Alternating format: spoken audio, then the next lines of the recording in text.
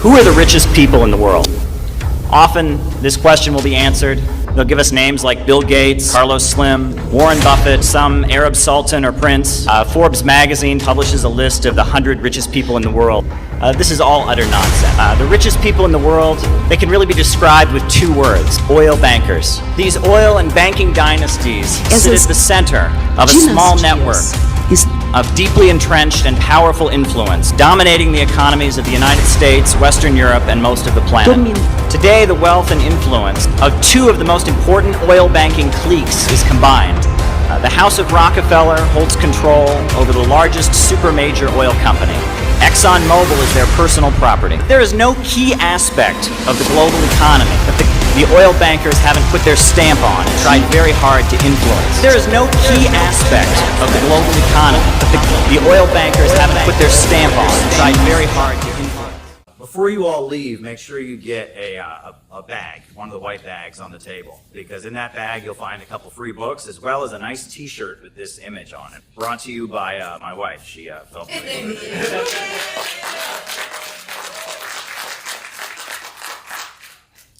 So, George Washington, first president of the United States. When I was in school, what they taught us about George Washington was that he had wooden teeth. He had wooden teeth. He was the guy with wooden teeth. And then I had a 6th grade teacher, and she said, well, actually, he didn't have wooden teeth. His teeth were made out of ivory. And so then I remember when I was in high school, I was on a church mission trip to Eagle Butte Native American Reservation in North Dakota. And I spent 2 weeks out in Eagle Butte, and we ran like a daycare in the neighborhood, and we also cleaned up some of their graveyards. And then the final night of the mission trip, we actually went to Mount Rushmore. And so we were all gathered in front of Mount Rushmore, and they turned the lights on, and they had the presents up there. And the park ranger said, "Is there anyone here who knows any interesting facts about any of the presidents?" And there was dead silence. I thought, no one here knows any facts. I raised my hand. They called on me. I said, what do you know? And I said, well, George Washington, they said his teeth were made out of wood, but they were actually made out of ivory. And so I won a prize. They gave me like a coffee mug or something like that. I felt, wow, okay, I'm the only one who remembered that. And from what I understand, that's contested. Now there's even other stories about where his teeth may have come from and such. So it's kind of stupid, and that kind of shows you how American education really kind of obscures things. I mean, you think the founder of the country, that's what we remember about him, is whether his teeth were made of wood or ivory or, that's the important thing. But, when he was leaving office, George Washington actually gave a farewell address that was a bit more poetic and important and deep than what we just heard from Joe Biden when he was leaving office. And there was a line in that speech. He said, "It is our true policy to steer clear of permanent alliance with any portion of the foreign world." That's what he said. And many people reference George Washington's farewell address when he's speaking about how we should avoid foreign entanglements and we should not have any permanent alliance. And that's interesting because NATO has certainly been a permanent alliance. U.S. support for Israel has certainly been a permanent alliance. Certainly flies in the face of U.S. policy, but it actually points to something a lot deeper, because the real question in the American Revolution was an economic question. We have a right to life, liberty, and the pursuit of happiness, we're told. What is the pursuit of happiness? It's the right to expand your economic condition, to get a better life, to have your children have a higher living standard than you have, to have economic opportunity. Pursuit of happiness meant economic growth and economic empowerment. And what's interesting is at the same time that we had our revolution in the United States, there was another country in our hemisphere that had a revolution, and that was Haiti. The Haitian slaves who were colonized by the French broke their chains. And some of the founding fathers were slaveholders, and they did not like the Haitian Revolution. But some of them did. And Alexander Hamilton was very outspoken in his support of the Haitian slave revolution. And he wanted the United States to diplomatically recognize the revolutionary slave government of Haiti. Alexander Hamilton. And Alexander Hamilton, he gave birth to an economic school of thought that was continued by one of the top advisors to Abraham Lincoln, Henry Charles Carey, which, according to some sources, is the originator of that plan to build a bridge over the Bering Sea. And Henry Charles Carey, he wrote a very, very important pamphlet opposing slavery. and opposing the economics of slavery and explaining what he believed was the basis of slavery and a slave system in the United States. And that pamphlet was read by Karl Marx, and he actually recommended it. He said that Henry Charles Carey was the only American economist of any worth, of any importance. And that pamphlet, the end of it says this: two systems are before the world. One looks to exporting men to occupy desert tracts, the sovereignty of which is obtained by aid of diplomacy or war. The other to increasing the value of an immense extent of vacant land by importing men by millions for their occupation. One looks to the concentration of wealth and power in a great commercial city, which shall rival the great cities of modern times and which has been supported by aid and contributions of exhausted every nation subjected to them. The other to concentration by aid of which a market shall be made upon the land for the products of the land, and the farmer and the planter to be enriched. One looks to increasing the necessity for commerce, the other for increasing the power to maintain it. One looks to underworking the Hindu and sinking the rest of the world to his level, the other to raising the standard of man throughout the world to our level. One looks to pauperism, ignorance, depopulation, and barbarism, the other to increasing wealth, comfort, intelligence, combination of action and civilizations. One looks toward universal war, the other toward universal peace. One is the English system, and the other we may be proud to call the American system, for it is the only system ever devised, the tendency of which was that of elevating while equalizing the condition of man throughout the world. And such is the true mission of the people of the United States. And Henry Charles Carey was describing how at the time that England was emerging as a colonial power, it was holding back economic development. British bankers were using their monopoly to keep countries in poverty. When he talks about underworking the Hindu, that's about the brutal colonization of India. Really there to promote Russian and North Korean foreign policies. She may not understand that, but she's being used by people like Dennis Kucinich and others to do that. She also has some connections to the Center for Political Innovation, which is a very pro-Russian outfit run by a man called Caleb Maupin, who used to be in the Workers' World Party. She's on the... All of this, the Russians fighting for the peoples of Donbass, the Syrian people suffering in the aftermath of the overthrow of their anti-imperialist government. All of this points to how important it is to build a revolutionary organization in the United States.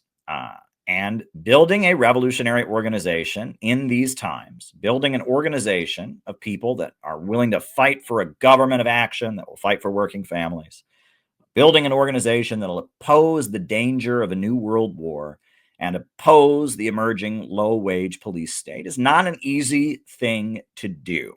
It's very difficult, but we do it. And we have a growing organization right now. CPI is growing. We have 3 functioning locals. We've got people joining us. I hope that you will become a member right now. If you join, your first month of membership is free. After that, we will begin charging you $15 a month. Not much. But I hope you will sign up and become a member. And building a revolutionary movement is not just difficult on the mass scale. It is also difficult on the individual and personal scale for reasons that we're going to talk about tonight. Tonight, we're going to have a conversation about how to stay on the revolutionary road. So here we go. How to stay on the revolutionary road. How are humans different from animals? What is it that separates human beings from animals?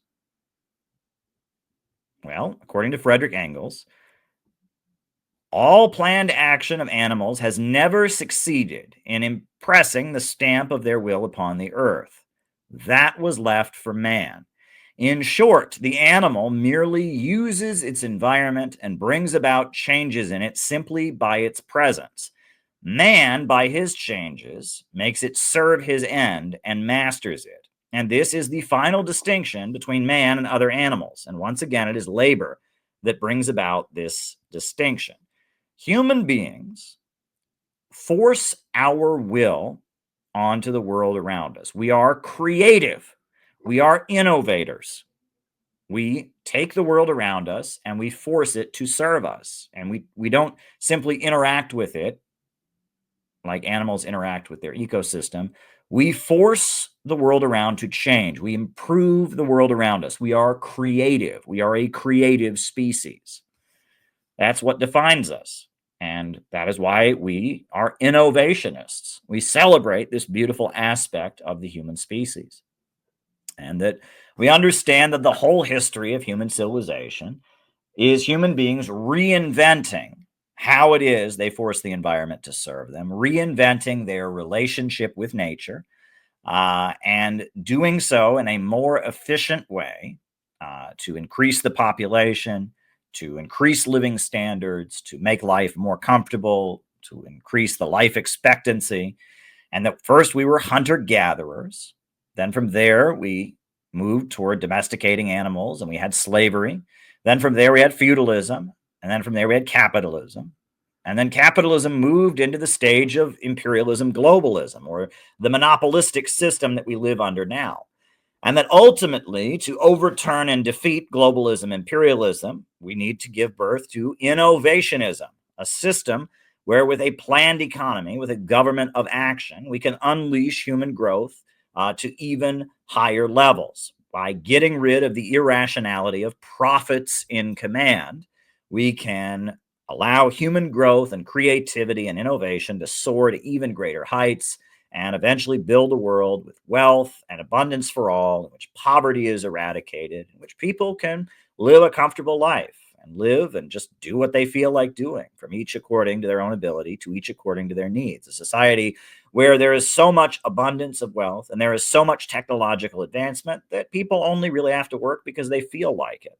A society where there's really no inequality because there's enough for everybody. A society in which there's really no need for a government because there's no need for coercion. We want to unleash human creative power to reach a higher plane. And that ultimate higher plane is innovationism. And the ideology that understands this trajectory is called innovationism. And we at the Center for Political Innovation, we are innovationists.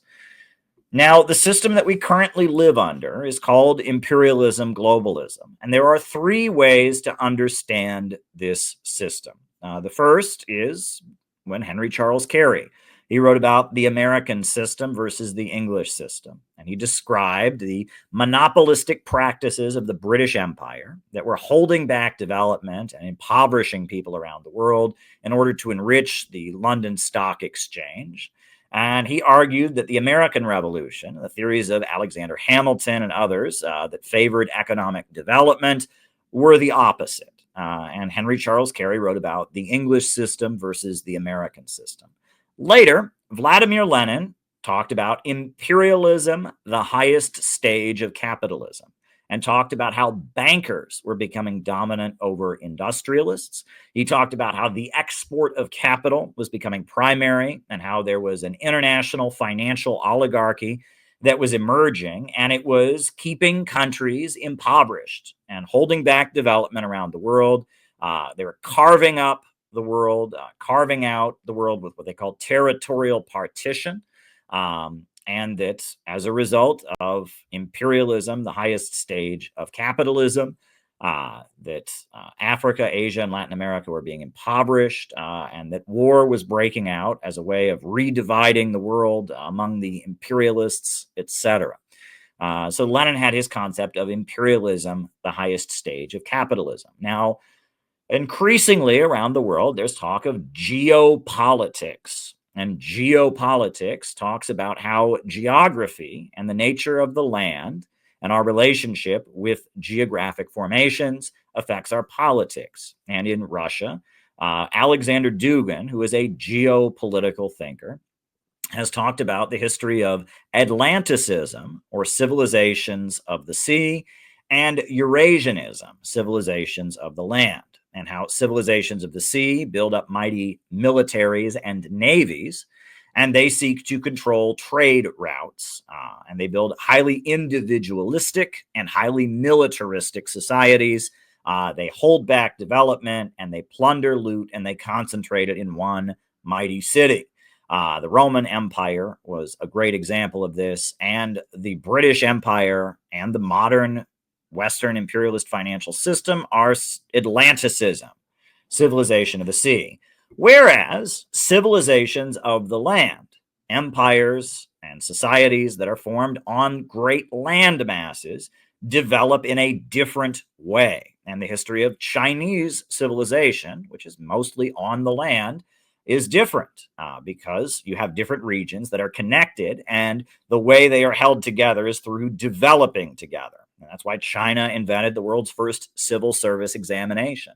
And that's why, China developed a language to connect the peoples of all the different regions, Mandarin. And you can talk about in Russia, the history of Russia. Watch the movie Ivan the Terrible, and you'll learn about a czar who unified all the peoples of the Russian Empire. And as a result, was able to increase their living standards and raise the people up. And you can talk about this with the history of the Persian Empire, that there are many examples of civilization of the sea and civilization of the land, and that civilizations of the land tend to have a more collectivist way of being, and they tend to encourage development as a way of holding great regions and nationalities and tribes and religious groups together. What's bizarre is she's trying to frame herself as Miss Black Lives Matter, when in reality, Kamala Harris was the queen of mass incarceration. Kevin Cooper was hours away from receiving lethal injection. Hours away from it. His lawyers asked that DNA evidence be acquired in order to make sure he was actually guilty of the crime. Kamala Harris's office tried to prevent DNA evidence from being acquired. They wanted Kevin Cooper to be executed, but the governor of California disagreed. They acquired DNA evidence, and the execution was stopped. The New York Times tells us that she feels really bad about it, for whatever that means. And people can also recall that while she was head of the California State Attorney General's office, over 1,000 people were locked up for smoking marijuana. She presided over jailing a lot of people. And on top of that, the drug labs in the state of California that were being used by the police were turning up false positive results. And yet, Kamala Harris's office did not tell the defense attorneys or the judges about this. They knew that the drug labs were turning over false positives, and people went to prison because her office concealed that their drug labs were turning up false positives. And another thing about Kamala Harris, I don't know if people saw, but there's a video of Kamala Harris where she's bragging about how she jailed the parents of children who were truant from school. I would not be standing here were it not for the education I received. And I know many of us will say the same thing. And I believe a child going without an education is tantamount to a crime. So I decided I was going to start prosecuting parents for truancy. Well, this was a little controversial in San Francisco. And frankly, my staff went bananas. They were very concerned because we didn't know at the time whether I was going to have an opponent in my re-election race. But I said, look, I'm done. This is a serious issue, and I've got a little political capital, and I'm going to spend some of it. Have you seen the clip? And she gets up there, and it's the same kind of thing. She's giggling. Yes, I had the idea that we could lock up parents who are truant from school. You know, I wouldn't be anywhere in my life if it weren't for my education. And so not giving a child their education is a crime. And so I jailed parents, and she's giggling about it. It's just so great. And, you know, I see so much in U.S. media. They like to trivialize incarceration. There's so many shows on Netflix and all of that where it ends towards the end where someone goes to jail, but it's part of the happy ending. It's okay. And they don't seem to realize what that means. You know, when one member of a family, when a father or a mother goes to prison, or a brother or a sister, it hurts the entire family. And when Kamala Harris is up there giggling about, I locked up these parents because their kids weren't in school. Yeah, kids need to be in school. If kids aren't getting to school, it's a problem. But the worst thing you could do is then throw their parents in jail. That's not going to help the situation in any conceivable way. But when she's joking about it, and she's laughing about it, Kamala Harris, she says, what did she say? She said, well, I wouldn't be anywhere if it wasn't for my education. It's about her. the big line when she was calling out Joe Biden, when she was trying to contend with Joe Biden in the presidential election? What did she shout at Joe Biden? She shouted, "That little girl was mean!" You know, there was a little girl in California who was part of the second class to integrate her public schools. And she was bused to school every day. And that little girl was me. And then her campaign started churning out T-shirts with the face of 10-year-old Kamala Harris on them. Do you remember this? Yes. It's almost like she wants us to vote for her because she was once a 10-year-old child. I mean, that's what it sounds like. What's particularly interesting is, you remember when Barack Obama was running for president. We knew everything about Barack Obama. We knew all about Barack Obama's pastor. We knew about Barack Obama's father from Kenya. We knew the school he went to in Indonesia. But Kamala Harris, barely anybody knows anything about Kamala Harris. Well, Kamala Harris's mother, who's now deceased, was from India, was a cancer researcher. And Kamala Harris's father, Donald Harris, was a Marxist economist and is a Marxist economist, a professor at Stanford University. He was an advisor to the government of Michael Manley in Jamaica. And he and Kamala are estranged from one another. He did not attend Kamala's inauguration as vice president. They're not on good speaking terms. But the more you look at it, it's very clear that Kamala Harris sees herself as a victim. The way Kamala Harris speaks, the world has been unfair to her. And she blames Donald Harris for that to some degree or other. We don't know why. We also, there's rumors, we don't really know what happened when she was in Quebec. We just know she never talks about the years that she spent in Quebec. But Kamala Harris thinks that she is a victim. And she wants the whole world to know that that little girl was her. And she wants vengeance. And she wants to make people pay. And she wanted to make Kevin Cooper pay. And she wanted to make those parents pay. That's what leftism is if it's stripped of economics. If it's stripped of class struggle, if it's stripped of a desire to have the people rise up and control the means of production, if it's just anger, if it's just revenge, it's just a call for destruction, a call for rebellion, that's what Kamala Harris is. Kamala Harris, she's very much a guillotine meme. That's what she is. It's the glorification of punishment, a desire for revenge, a desire for destruction. And that if you look at the history of socialism around the world, the strength of socialism wasn't the guillotines, it wasn't the firing squads, it wasn't the persecution. That's not what people remember the strength of socialism being. They just did a poll. 75% of Russians say that the Soviet Union was the best time in their history, but they're not thinking that because of executions. This was from a PBS documentary. They interviewed a woman named Tatiana Fedorova. Stalin set a task. Build this or build that. And thanks to the fact that people trusted him and this enthusiasm of young people, it was possible. Remember, this was a country where people were illiterate, lived in virtual darkness, wore birch bark shoes. Even now, I think it's like something out of a fairy tale. How was it possible at one of the most difficult times to raise these great construction sites? It was only possible through the unity of the people and the love of the people for their idol. And the reason Stalin remains wildly popular in Russia, it's not because he executed people, it's because he mobilized them to build that country up from nothing. This was a country...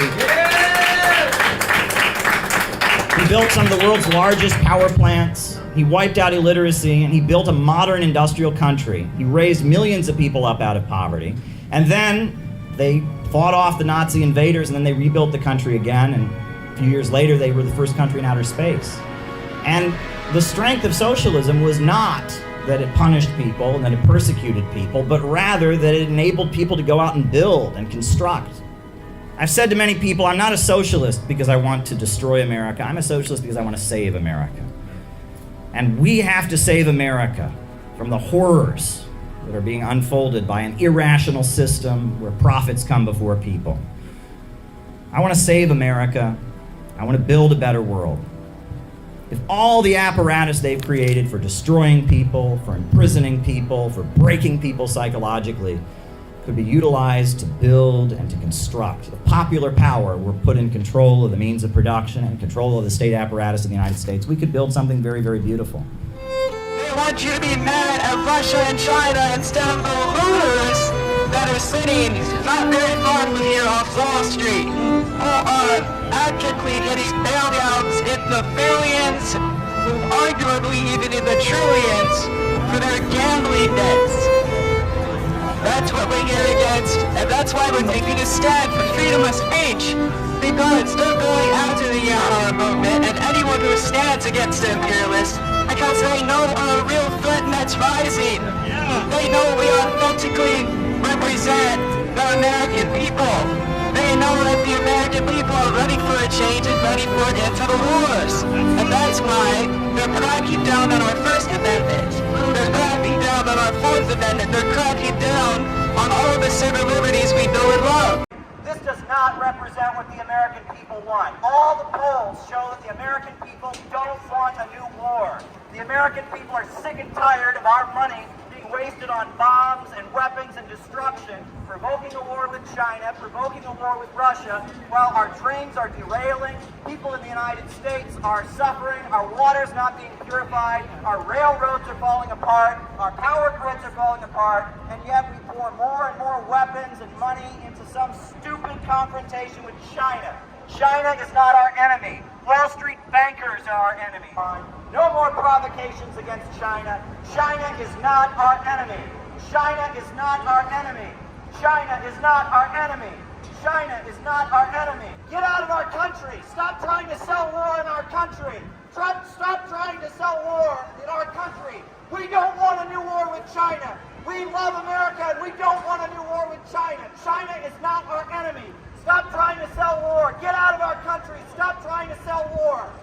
China is not our enemy. I'm a patriotic American. I love my country and I don't want World War III. Yeah, I think Musk is like the worst thing happening to Trump, in my opinion. I think in a number of reasons. Your thoughts on Elon Musk? You know, I've always wondered, they tell us he's the richest man in the world. And I always wondered why that was, because I never saw his cars on the highway. And I thought, this guy's supposed to be the richest man in the world, but where are all the cars, right? But then if you look at the history, his money comes from being a defense contractor. His money comes from all kinds of other stuff. Tesla is the brand that he wants to be associated with, but he's a billionaire who's been involved in all kinds of things. I do want to tell people, though, that there's a couple layers to this. First of all, they say he's the richest man in the world. He's not the richest man in the world. In fact, he's so poor, he has to keep his money in his own name. And that, when they publish lists of the richest people in the world, that's all a facade. When there was a member of the Rockefeller family who I think was being confirmed to be like vice president during the 1970s. And all the smartest journalists in America started trying to investigate how much money does he have. And they couldn't figure it out. And there's a great book called The Rockefeller Syndrome by Ferdinand Lundberg that goes into great detail. They couldn't figure out how much money he had because it was tied up in so many different trusts and foundations and all. The Rockefellers, their amount of money they have is so much more beyond anything we can even calculate. These people are like rich on a level we can't even imagine. If you talk about the DuPonts, the Carnegies, the really old money that is tied in with banks and oil companies and all of that. These are people that have absolutely no idea how much money they have. They have never thought twice about spending $1. I mean, they wake up every day and other people are managing their money. This is something we can't even imagine. Elon Musk, on the other hand, he's somebody who's a functionary in this imperialist machine and all of this. And he very much is a public face. He's somebody who's rolled out for the public. And what Elon Musk is, if you read Ayn Rand, right? You read Atlas Shrugged or there's The Fountainhead, right? They have these characters, these self-made men, these industrialists who are innovative and don't listen to anybody and are purely selfish, but that's what Elon Musk wants you to think he is. And he has spent, a lot of money has been spent, not just by him, but by media outlets and others, to create the image of this kind of ubermensch, innovative captain of industry. He's supposed to be Stark. Tony Stark. He's Tony Stark. He's John Galt, and he's that. And he's like the fantasy of what people in business school want to become. People that are getting their BMA and are reading those Ayn Rand novels. That's what they fantasize about being about. And it's about, there's a certain layer of the tech bros that have kind of, the very libertarian mindset. They believe they're smarter than everybody else. that we have a society that rewards the stupid and all of that and rewards the weak, but they're so smart and no one understands them because they're so smart, and maybe they'll die and the world won't get their greatness. You know, I mean, it's this kind of very individualist, loner, mindset of superiority. And he's there to pander to that mindset. He's the mascot, let me say, for that. And really what he's engaging in is called austerity, where you cut government spending, you get rid of the jobs of government employees and all of that. And what that's really about is that the economy is getting worse and the rich don't want to pay for it. They want to make us pay for it. So they're cutting back. And what they're doing is they're replacing a lot of government jobs with automation. A lot of government jobs are being automated. And that's a nightmare because, you could apply for your unemployment and you forgot to put the period or cross the T and the machine says denied. And then you appeal it and the machine says, we have looked over your case and it is denied. And you're like, but I'm supposed to get unemployment benefits. I lost my job. We have looked over your case and it is denied. I mean, this is a nightmare, but it saves a lot of money, right? And why don't we cut the Pentagon? Let's cut the Pentagon, right? I want to see some Pentagon cuts. It's being floated. Also, what was the idea? They mentioned a couple times that we might get checks in the mail. Did you hear that? It was a percentage. The last I heard, I was reading something the other day, and it was based on how much he had saved. Based on the amount that he's saved so far, if we got checks, it would be $124 and some change each. Oh, well, that'll save the economy. I mean, this Well, is what they had to fire all of these people that were like paying for their families and had health care coverage and a pension. Great, good thing you fired these people. You got enough to give everybody $124. Yeah, and we're never going to see that $124. And the economic consequences are going to be much more massive. I mean, it's not a good situation. I'm not a big fan of the Doge. I'll tell you that much. I'm not a big fan of it. I'm certainly happy to see the FBI not harassing people the way they once did. Pam Bondi says FARA is not going to be enforced the way it was. That Biden, that's good. The Department of Homeland Security, basically the looking into peace activists and others who are, as potential terrorists, that's being, scaled back. I like that. I'm not a big fan of USAID. So, there you go. But other than a bit of wisdom that was passed down to me, we can be critical of different figures, but Sam Marcy, an important leader of communism in the post-war years, he would often talk about how at the anti-war protests that happened during the 1960s, where you'd have hundreds of thousands of people marching against the Vietnam War, there'd be these beautiful puppets that they would build. They'd have puppets of, Richard Nixon with his money or whatever. They'd have puppets of the heroic Vietnamese people fighting for their liberation, these beautiful puppets.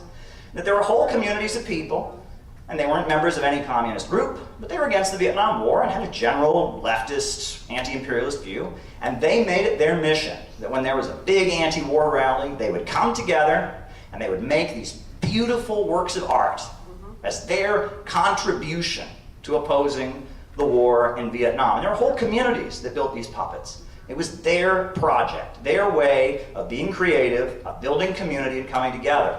And there were couples who met each other through the process of making those puppets. And a couple of years later, they were there making the puppets with their little kids that they had just had.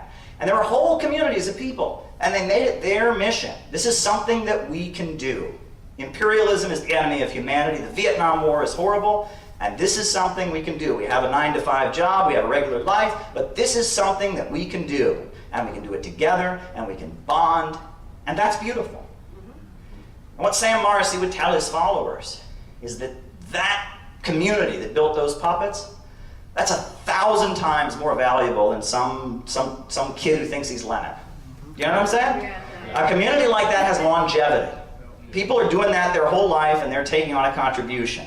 And that if you've been doing this as long as I have, which is, not that long, relatively speaking, but you realize that there are some people who come around and they see that they don't get the immediate result that they want. They see that they don't they don't fulfill their dictator fantasy that they have. They see that they see that this isn't exactly the way they want to resolve their parental issues or whatever, and then they go away after a year. They go away after a year. For a year, they know more than everybody. No one knows anything better. They can debate everybody, but they're gone. But those people who came together to build the puppets, and built community around it and learned to work together, they keep going. And generation after generation, year after year, they build those puppets.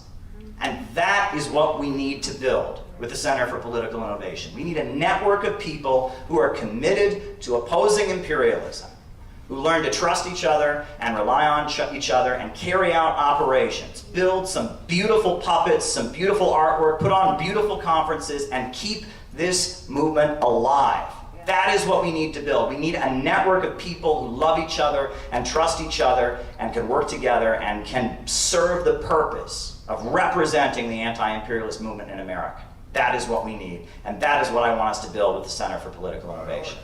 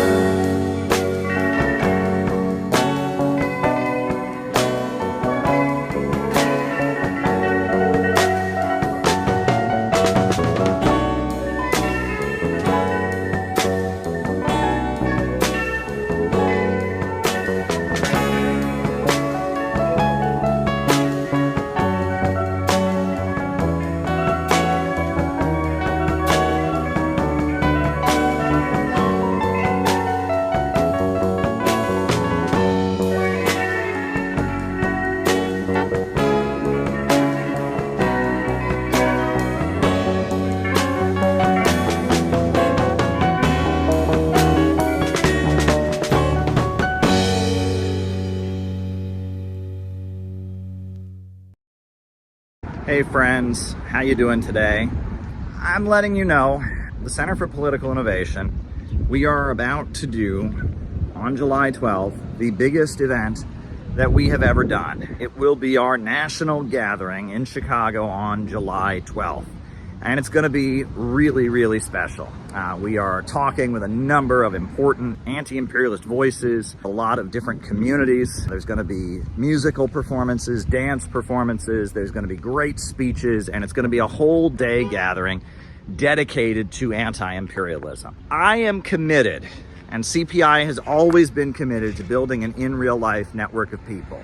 And we carry out real operations. We were at the inauguration of Trump with our Trump and Kim banner saying only peace can make America great again. We were on the streets of Chicago at the Democratic National Convention with a book exposing what Kamala Harris and who she really is and what she's really about, and it was really, really important. We have 1,000 copies of our book about the Houthis that are being distributed with the poster of the convention on the back to people who would never go looking for this. We are putting door hanger flyers on doors of people, again, that would never go looking for this. We're not performing and trying to make ourselves feel good. We're actually trying to build a network of people that can be anti-imperialists in America. And it's not easy to do. It's very difficult in these times to build a real in-life organization. People have their issues. We live in a very strange time, but we have to do it. And we are committed to continuing this project. This video is basically me telling you we need your support. In order to pull off our convention that includes our 7-day program for our members around the country to come to Chicago, includes our huge convention on July 12th, where we're gonna fill up the Midwest Convention Center, in order to have an effective national planning meeting and gathering in Chicago the day after on July 13th. In order to do what we need to do, we need to fill up that auditorium and we need money. And there's really no way around that. We need you to donate to the Center for Political Innovation. We have set up a GoFundMe, and a lot of people have already contributed. We already raised a couple $1,000, but it's not enough.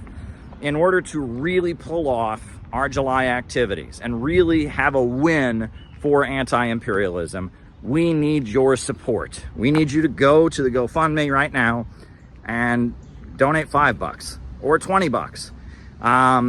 We need you to go to the donate button on the CPI website and send us $100 or $50, whatever you can do. If we're gonna do what we need to do in July and build the organization and have the mega anti-imperialist rally that needs to happen on July 12th and solidify the network that we're building to continue to carry out the great operations that we do, we need you to help us out. Every cent that we raise goes into building this group. I'm lucky I have a paycheck with everything that's going on. I'm surviving, and I have consistently put a huge amount of the money that I have, my own resources, my own funds, into CPI because I believe in it, because it needs to happen, because this organization is necessary. I'm looking at what I've got and my own resources and my own bills and all of that, and I'm looking at what's already been paid for, and it's not enough. I mean, it's just not enough. I can't just pay for everything myself. We have membership dues and other things, but we need a special gift. We need a special gift to make July happen.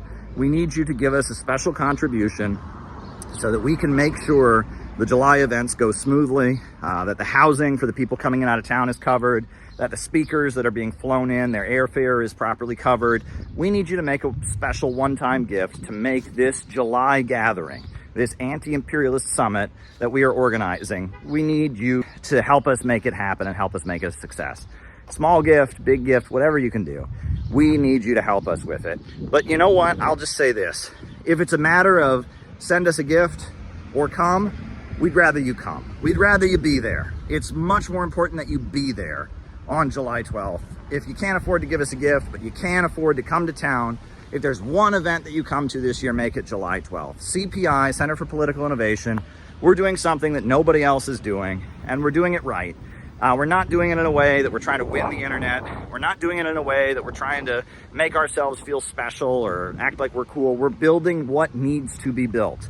We are building the real connections. And if you can understand why what we're doing is so important, if you can understand why anti-imperialism is the future, but we have to break out of the narrow niche circles and internet culture and get to the masses of people with real outreach, if you can understand that, please give us a gift. We're trying to build an actual movement to win new people to anti-imperialism and continue to carry out operations to change the conversation in America, so that we have a country where there's a mass movement demanding justice for working families and an end to these wars, that we're saying no to World War III, we're saying no to the emerging low-wage police state.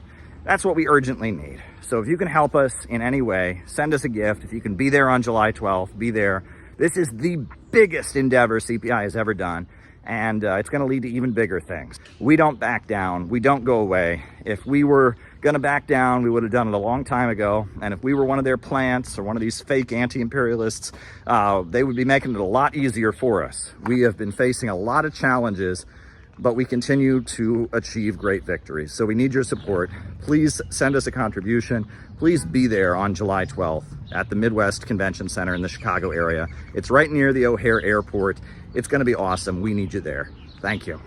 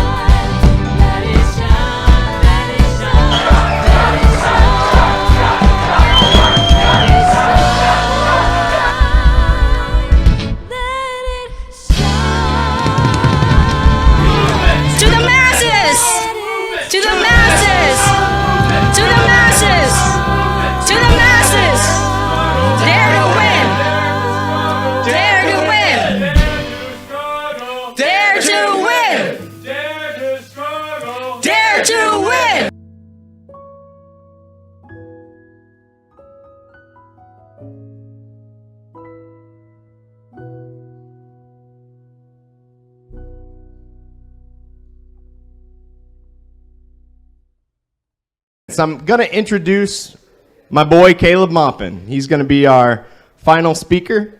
He's the leader of our organization CPI, and I'm going to tell you why he's important to me. These are 7 things that Caleb taught me, okay? If you haven't watched Caleb, he's got a YouTube channel. He teaches mainly history, and he broke apart some ideological ideas in my head that I couldn't find the answer to anywhere else. Nowhere else. And that's why I'm here today. One of the things we're always told is that the only way to get rich is capitalism. It's the only way to make any money. Socialism just leaves everyone starving in a rice field. That's how it works. Caleb actually wrote a book. It's back there, called Getting Rich Without Capitalism. I find it very interesting that Americans seem to know in the back of their mind that the Chinese economy is about to surpass the American economy. And then they do mental backflips to explain that that's because of capitalism. Capitalism led by the Communist Party of China. I don't wrap your mind around that. I don't know. You also heard growing up, communism never worked anywhere. Caleb taught me that is the greatest conspiracy in American history. That is brain poison. It's a great way for you to never link up with your fellow workers. Never realize that there's 99 of us and there's one of them, because that would be communism. And communism never worked anywhere. Well, those bullet trains in China are pretty interesting. I think they're mining helium-3 on the dark side of the moon. That's weird. How'd they do that, since they're so poor? Or maybe a slingshot or something. A balloon. There you go, a balloon. Well, I also find it really interesting that we're all here today pretty much to not go to war with Russia and China. And, just sit down and brainstorm for a second. What's something in the past 100 years that Russia and China have in common with each other? That? Karl Marx. Communism. We believe those same ideas, the same that has risen China from a complete backwater, same with Russia, to putting satellites into outer space, to mining helium on the dark side of the moon, could also be used to set the working class free here as well. Yeah. Okay? Caleb taught me that. CIA hasn't hacked my phone yet, so I appreciate that. Thank you. So this is interesting. Caleb taught me. You always hear about communism, they're a dictatorship. Okay? Well, imagine if our government was honest. Imagine if they were like, hey, we don't give about you at all. We're going to take your tax dollars and we're going to funnel them through the Ukraine FTX grift, okay? We're going to send it back to certain Democrats, and we're going to give it to military defense contractors, of which we all own stock right over there. And it's going to go in our pockets, and we don't care. And I would say, like Donald Trump said, we're in Syria for the oil. I'd go, well, at least they're honest. But that's not what they tell us, is it? They tell us they're for us.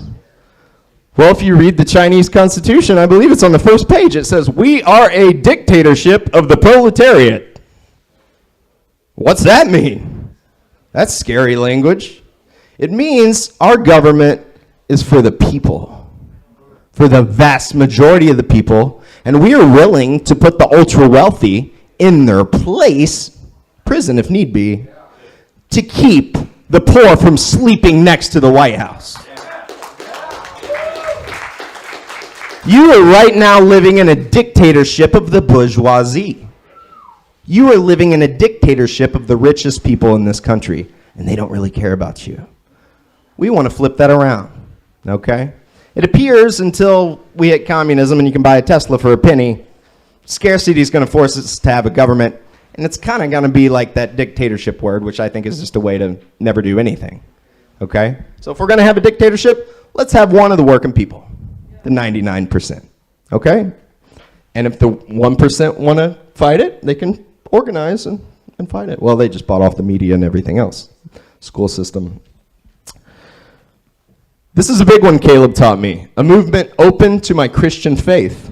I didn't really want to be a communist or a Marxist because I thought I had to rebuke Jesus and God and very important things to me. What is spirituality to me? However you define it, it's what gets you out of bed in the morning and makes you think you can make the world a better place.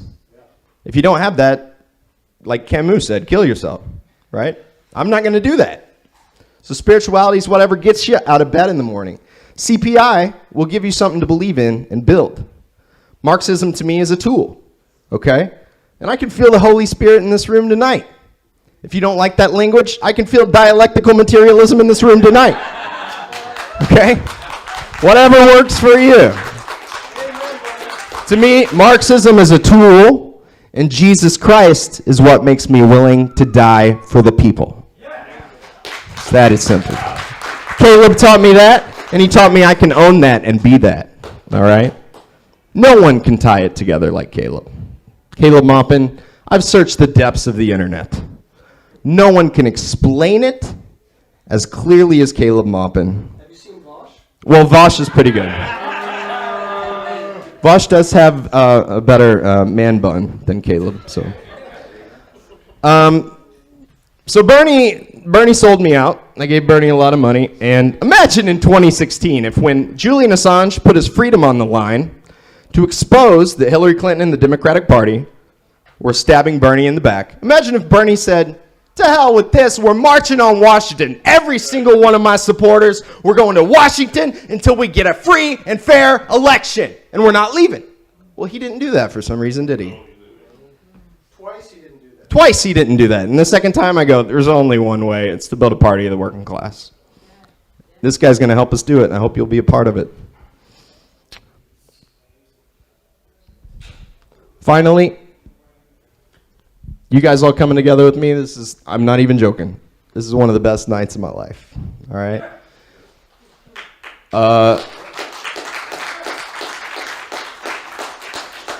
Caleb put it together.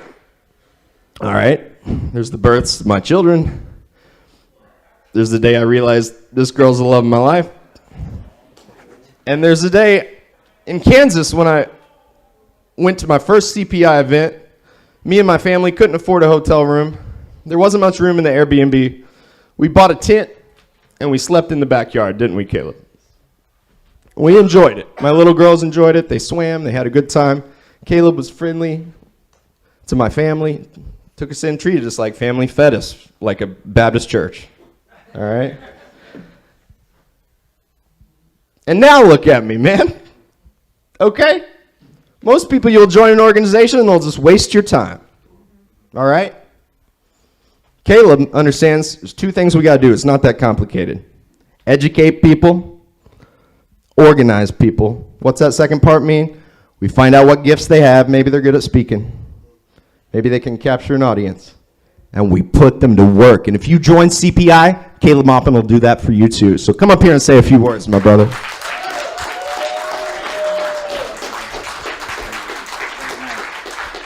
I want to start out by thanking you all for being here and thanking you all for making this so special, because people don't seem to realize sometimes how much work goes into making an event like this happen. You know, I've been on the other end many times, and I've walked in, but I want to thank Elizabeth for the hard work that she's engaged in. No one's worked harder than Elizabeth. I want to thank Brian for the great work he's done, with the music committee, and our other performers as well for the great, performances that they've done. I want to thank the other folks who coordinated and helped us set up and do everything. This took a lot tonight, but it happened, and it was a challenge, and it's really great that we're here. It's really, really great that we're here. Now, if you watch my live streams, you'll be familiar with this little mathematical formula. 100 years or so before Ayn Rand said A equals A, Frederick Engels, in a book called Dialectics of Nature, explained dialectical and historical materialism with this phrase: A does not equal A. And what does this mean? Well, this means that this first A can never be exactly the same as this second A, because the world is constantly in a state of motion. The world is constantly moving. The past is never the same as the present is never the same as the future. We are constantly in a state of motion. The world is changing. The philosopher Heraclitus, he said, "You never step into the same river twice." And it's this understanding that the world is constantly changing and in motion, and that things have the ability to reinvent themselves rapidly. That's what gives us the ability to be optimistic, because there's so much darkness and so much evil all around us. But when we realize that things can change and that our lives can have an impact on changing the world, that gives us the ability to see through the nightmare of the present. John Steinbeck, the author of The Grapes of Wrath, it's a very radical book if you actually read it. I don't know why they let us read it in school, because if you actually understood The Grapes of Wrath, he wrote, if you could separate causes from results, if you could know that Thomas Paine and Karl Marx and Thomas Jefferson and Vladimir Lenin were results, not causes, you might survive. But that you cannot know, for the quality of owning freezes you into I and forever cuts you off from the we. That's from The Grapes of Wrath. And he's explaining how it is the material conditions of the world that actually drives the changes that happen. Individuals emerge and they give voice to sentiments that exist already among the population. But they did not invent those sentiments. It is the conditions of the world that give birth to great heroes. People like Che Guevara, people like Hugo Chavez, people like Mao Zedong and Fidel Castro. They emerge as a result of material conditions, and they give voice to the sentiments that already exist. Now, there's a couple people here from Missouri tonight. Tyler's from Missouri, and Simon's also from Missouri. Is there anyone else here from Missouri tonight? Oh, very good, very good. All of you from Missouri have a special place in my heart, because my grandfather was from Missouri, and I used to go out and visit. In a few days, Joe Biden is going to have a democracy summit. And his democracy summit is about spreading war propaganda and lies. Trying to build the case for war against China, trying to build the case for war against Russia, trying to build the case for war against Cuba and Democratic People's Korea and all the socialist countries. They have backed brutal regimes and dictators all over the world. They've backed death squads and murderous counter-revolutionary terrorists. They have backed extremists all over the planet, and they justify it with propaganda about victims of communism.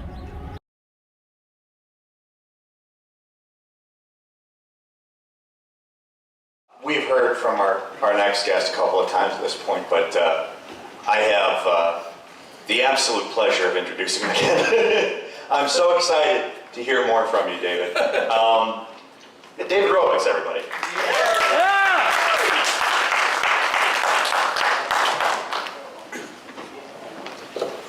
Well, there's been a bunch of things said that I keep wanting to say something about, and Caleb put in the program that I was going to say a few remarks here, so I'm going to take the microphone and say some remarks.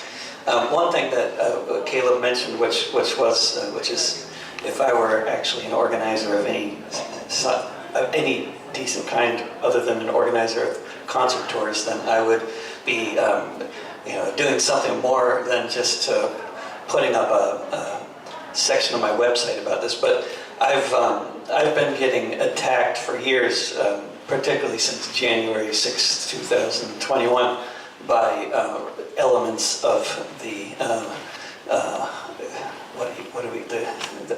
I call them the anarcho-Puritans, but I'm not sure what to call them. But since having since having coined the phrase anarcho-Puritans, I've learned that the folks who are actually trying to destroy my life are generally actually members of an organization in Portland called Rose City Antifa. Yeah, and they really suck.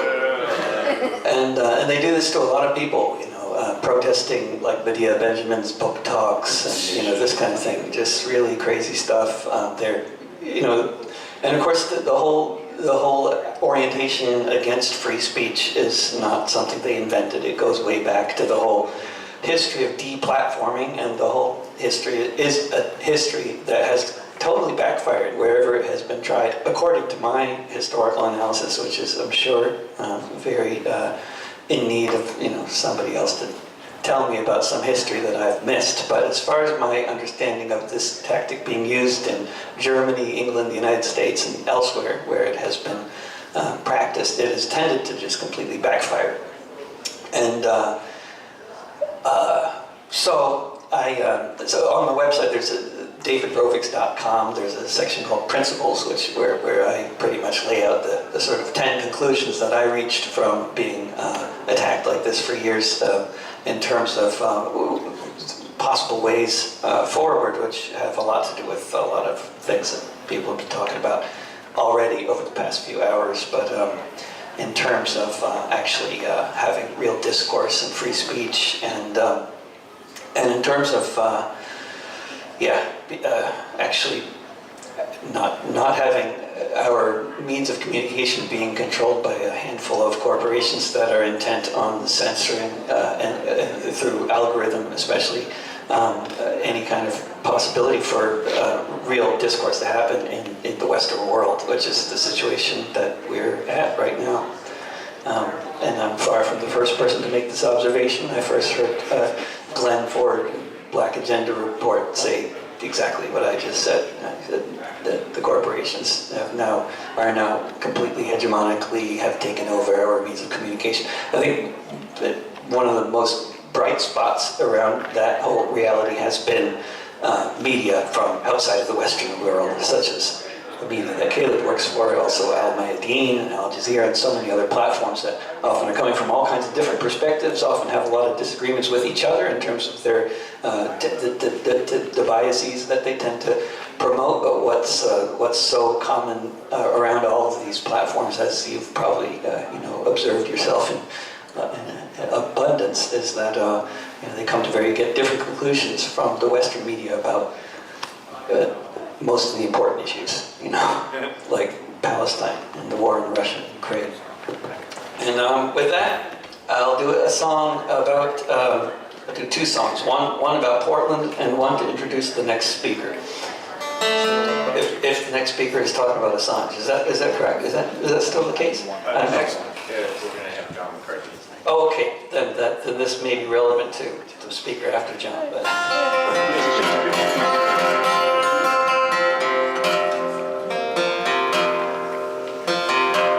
I wrote this song before the corporate social media platforms existed, which is evidence that there were problematic people ostensibly on the left before social media.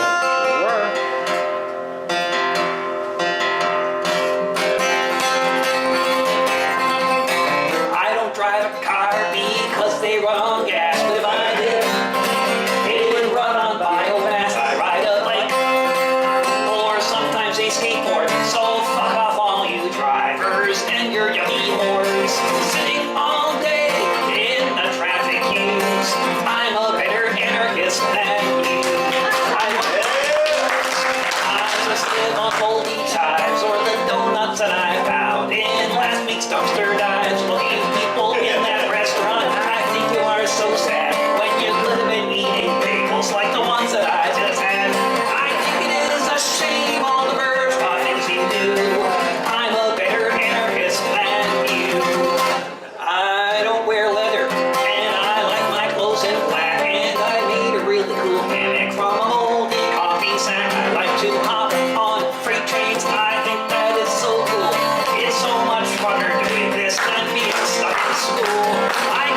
see you're wearing those brand new Chinese shoes.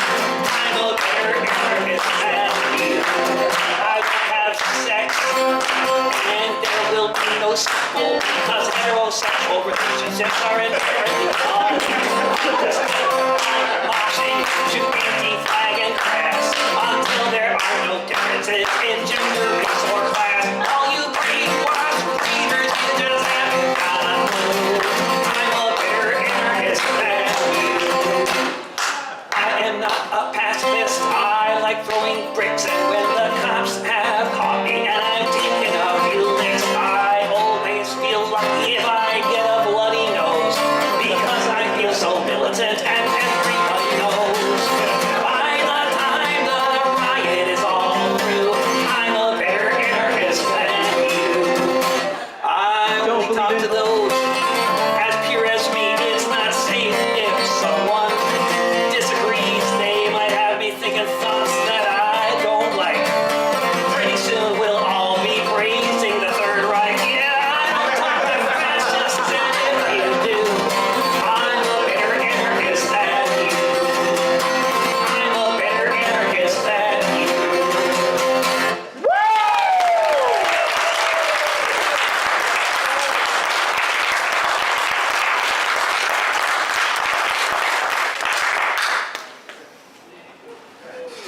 So, I'll just introduce this next song a little bit, and with a microphone. There's, I don't know how many other people are, have platforms where they're used to having audiences online. One thing I've noticed over time is that this is not common to everybody. We're not all broadcasters and podcasters. It's actually like only less than 5% of us or something. So, I mean, when social media that is dominating our means of communication for so many of us around the world, and when their algorithms change, a lot of people don't notice, like things like, it used to be that if you were promoting a tour and you had tens of thousands of followers on a platform, people would see your posts about it. That all changed a long time ago. But the way that it's changed, to the degree that it's changed in the past few months, is extremely dystopic and alarming and Orwellian and everything else. And the extreme is so intense, like since the war in Gaza, the war on Gaza, everything I've posted, I've written like 6 songs, right? And on Twitter, they'll get tens of thousands of views, and on every other platform I posted combined, it's in the low hundreds. And that's, and this is not just happening with those songs, it's happening with everything that I post. And one of the more extreme examples, like nothing ever goes viral for me on Facebook or on YouTube anymore, but one of the more extreme examples of something going viral that a couple of folks here used on their broadcasts as well was just last week, I guess it was.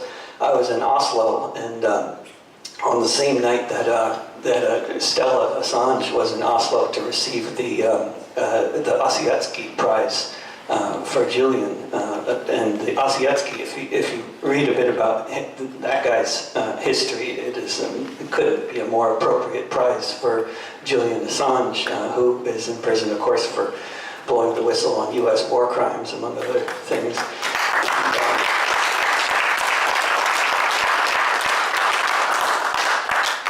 And then Stella, who is, along with her team, just absolutely spectacular organizers, and also just really savvy at using the media, social media. They did what used to work really well on a lot of platforms, a little bit of clickbait, Julian called while I was in the pub, and these musicians were playing, and then watch what happens next. Typical thing, right? So Julian Assange called her on her phone while she was sitting in the audience at the gig, and then we sang this song for Julian over the phone, which was beautiful, but it's also really good strategically in terms of getting people to click on a link, right? And it worked. Like on Twitter, I think it's been seen like 200,000 times now. On all the other platforms, hundreds of views in total. But this is a song I wrote so that Stella would have something to tell people who ask her, how did you meet your husband?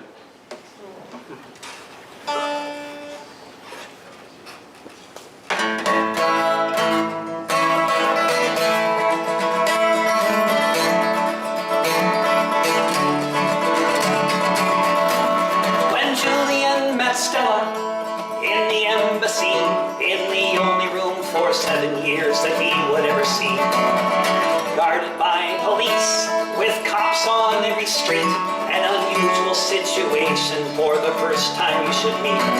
When Julian met Stella, the time they spent was increasingly within the walls of a little tent, where they could have some privacy from the ever-present haze, under which he was spending all his nights and days. When Julian met Stella, there was the chance of grace. Perhaps the president would decide to drop the case. They had 2 children beneath the watchful eyes of the Americans and British and all kinds of other spies. When Julian met Stella on Embassy Road was before he was abducted and forced to go to Belmarsh Prison without a chance to speak, awaiting the extradition that the USA seeks. When Julian met Stella, the folks at the UN and people all around the world spoke out then. This journalist belongs among the free, not in prison for exposing crimes against humanity. When Julian met Stella,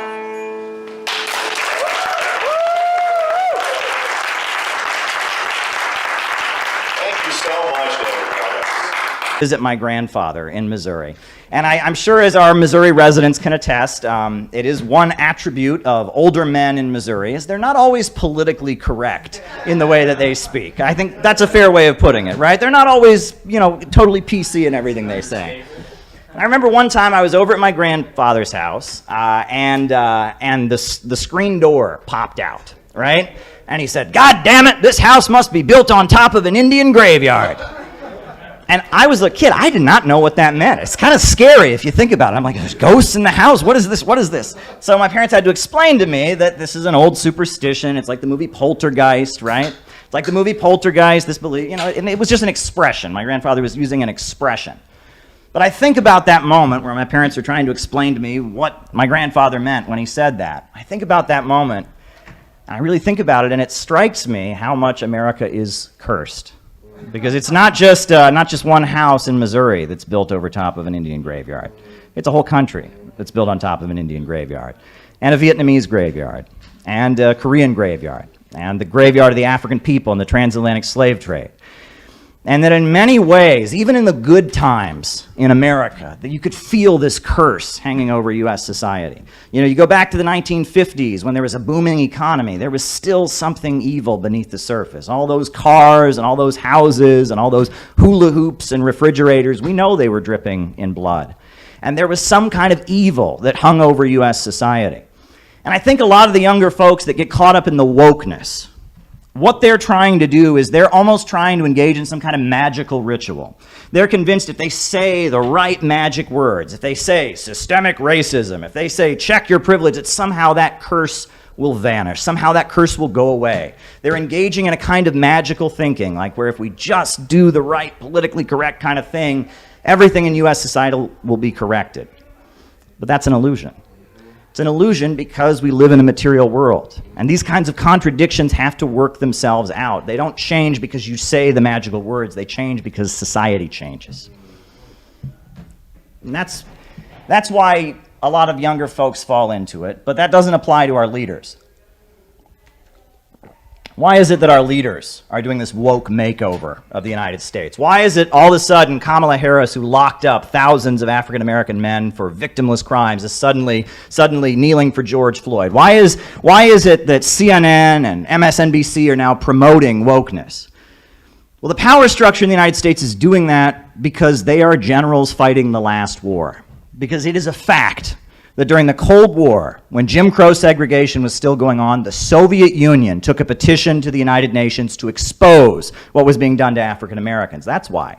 Mao Zedong welcomed black freedom fighters to China. The Black Panthers were welcomed to North Korea. And they've studied the history of the Cold War, and they've realized that the oppression of black people and the discrimination that other folks have faced was a bludgeon that the global anti-imperialist movement could use to expose the United States. They could say, the United States, you're going around the world talking about freedom and democracy. What do you do to black folks? What do you do to Chicano folks? What do you do to Asian Americans? They could use that to expose the United States. And so now, having studied the history of the last Cold War, in the new Cold War, what they're trying to do is they are trying to completely reinvent the image of the United States. To say, we are not the America of the Ku Klux Klan anymore. No, no, no. This is a completely new America. And with this new moral authority they want to give themselves, they feel that that will give them the justification to then attack Russia, or to attack China, or to attack Venezuela, or to attack Iran, because, oh, look, we are now the bastion of civil liberties and human rights. It is an attempt to wash and whitewash the image and the history of the United States in order to justify regime change around the world. And it's been a bit confusing for those of us who call ourselves leftists, because they have hijacked certain phrases and certain terms that we have used over the years, but they're using them for a very different purpose. And they're using them not to build working class unity, but to incite division. And they are using them to set sections of the population against each other so they can make us all poorer and grind us all into deeper poverty. And it was Rosa Luxemburg. I like Rosa Luxemburg. Back at the time World War I was breaking out, this is what she wrote. This world war is a regression into barbarism. The triumph of imperialism leads to the annihilation of civilization. At first, this happens sporadically for the duration of a modern war, but when we enter a period of unlimited wars, it begins progressing toward its inevitable consequences. Today we face the choice, as Frederick Engels foresaw it a generation ago, either the triumph of imperialism and the collapse of all civilization, as in ancient Rome, depopulation, desolation, and degeneration, a great cemetery, or the final victory of socialism, and that means the conscious, active struggle of the international proletariat against imperialism. This is the dilemma of world history. And so what is she saying there? She's pointing to the fact that capitalism and Western imperialism and the system we live under, if it just falls, there's no guarantee that what comes next is better. The Roman Empire fell, but was the Roman Empire falling something that was ultimately good for humanity? No, because it was replaced with something worse. It resulted in the population of Europe going down very significantly. The average person living in Europe, their height decreased by inches. Life expectancy went down. A brutal, barbaric, evil empire was replaced by instability and chaos, and it led to depopulation. In fact, the population of Europe didn't return to the level it had been at the height of the Roman Empire for 1,100 years. And it was actually after, around the time this country was being founded, that Europe was returning to the population level. And if any of you, had the opportunity to do any tourism, look at the buildings here in this city. Look at those columns. Look at the names of streets. There's a reason that the founders of the United States were almost obsessed with the Roman Empire and the fall of Rome. The most popular book at the time the United States was being founded was called The Rise and Fall of the Roman Empire by Edward Gibbon. And, Thomas Jefferson and Alexander Hamilton and George Washington, they were obsessively studying what went wrong in Rome. They were thinking, we're building a civilization again. How can we do it differently so we don't experience what happened in Rome? And so in order to understand why we're in the situation we're here now, we have to explain why the Roman Empire fell. We ought to just look at this. Why did the Roman Empire fall? You almost don't want to ask the question, right? When you hear a politician get up and say, well, the fall of Rome, you almost want to run away because of what they might say. But why did the Roman Empire fall? Well, it fell because of the fact that slavery is not only a brutal, barbaric, evil system, it's also highly inefficient. If you think about it, what incentive does a slave have to work? Not much. Basically, the slave master says, you work or I will beat you, or you work or I will deprive you of food. They have really no incentive to work. And in a small scale, if you have 5 slaves, the slave master can stay on top of all 5 of them and keep them going. You talk to people who lived in socialist countries. This is where it gets interesting. If you ask them, what they remember about the socialist countries that they liked, they'll tell you very strange things, things that sound a little bit weird. They'll tell you things like, quote, "We were happy all the time." Now, what does that mean? We were happy all the time. That can't be true. People must have lost relatives. People must have... But the state in the socialist countries cultivated happiness, right? The state worked very, very hard to try and keep people in an upbeat mood all the time, right? The state and this became even a thing that socialism was attacked for, right? They talk about some government bureaucrats saying the state orders you to be happy, the state orders you to be happy. But this was a reality, right? You listen to those Mao songs that people like, socialism is good, or without the Communist Party, there would be no new China. And they have this very upbeat, happy tone. The state was constantly working to make people happy, and it was constantly mobilizing people to get stuff done, to go out and build, to go out and construct, right? One thing I will say that I remember, and I'm very critical, I'm very frustrated with the communist groups I was in. But one thing that I thought was very, very good, I went to the memorial for a comrade who died. I'm not even going to say his name. But I remember that there was an individual who was in one of these parties that I was with for many years, and he died. And he was like 80 years old at the time that he died. And he was an older man, and he was Jewish, and he lived in New York City, and he was a communist. And he wore every day a ball cap, baseball cap, with Palestine on his hat. Every day, everywhere he went. He had an apartment in Manhattan, and he walked around, and he went to protests, and he volunteered, and he was retired. Everywhere he went, he wore a baseball cap with Palestine on it. And we know that in New York City, you're not going to get much love for wearing a Palestine baseball cap everywhere you go. It's not going to win you, a lot of friends and respect. But every time you saw this man, this older man, short, every time you saw him, he lit up. And he was constantly telling you, I just met someone the other day, 26 years old, and he told me that I was so cool for wearing this Palestine baseball cap, and he gave me thumbs up. You wouldn't believe it. You wouldn't believe it. Every time you saw him, I just gave the communist newspaper to somebody in Lower Manhattan, and he loved it, and he was going to get a subscription for his whole family. Every time you saw him, he was glowing with positivism. He would tell you positive things. Positive things. Moscow Does Not Believe in Tears movie. I haven't seen it. He would tell you positive things. And we know that when he was walking around Manhattan as an older Jewish American wearing a Palestine baseball cap, we know people went up to him and said, "You terrorist, you self-hating Jew, how dare you." But he never told us about that. Never did he ever tell us about that. Never. Never once did he ever tell us about that. You know that when he tried to give people the communist newspaper, people said to him, "Get that commie stuff away from me, you filthy, rotten communist." But he never told us about it. Never told us about it. Every time we saw him, every time we saw this older man, so upbeat, so charming, just a happy fellow. And he was constantly telling you, "Oh, I just gave the newspaper to this people." And he was giving you positive energy, right? And that was what made him such a special person. He gave you energy to keep going on the socialist project and keep getting things done because he was putting out positivism.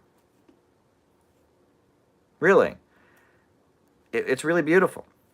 And again, right, part of what made socialist culture, right, so powerful was that these people in these socialist and communist groups would encourage each other.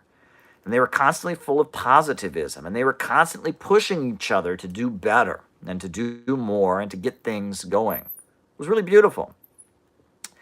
And that was when these groups were at their strength, right? Not where they're at now, as they're isolated and whatnot. But when these groups were at their strengths, they eluded this kind of positive energy.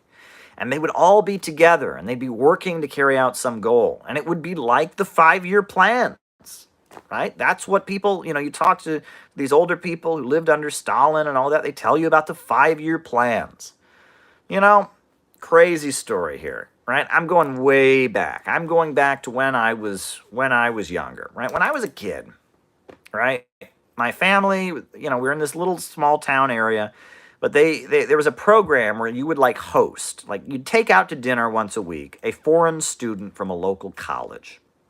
So when I was 10 or 11 years old, we hosted, that meant we took them out to dinner once a week, a foreign student from Bulgaria. And I was 10 or 11, and he was 22. He'd been in the military in Bulgaria already. We talked to him, and we would ask him about his country and all of that. And I remember this foreign student we hosted from Bulgaria. We asked about communism. And of course, he was anti-communist. Yeah, it was awful, repressive, totalitarian regime, whatnot. I was 10. I didn't really know much. But I said something like, well, did anyone support the communists at the beginning? And I remember this 22-year-old Bulgarian student said, yes, yes, yes. And then he proceeded to tell me that his grandfather was one of the most loyal communists until the day he died. And I said, why?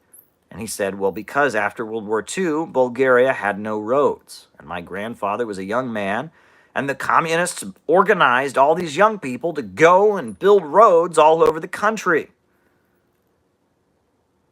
And he said that his grandfather and all the young men from Bulgaria had gone out and paved roads all over the country. And they felt great about it. And they were doing something great and working for the country. And that every time he'd seen his grandfather, when this, decades later, his grandfather would go on about how great it was when Georgy Dimitrov and the Communist Party mobilized them all to go and build roads.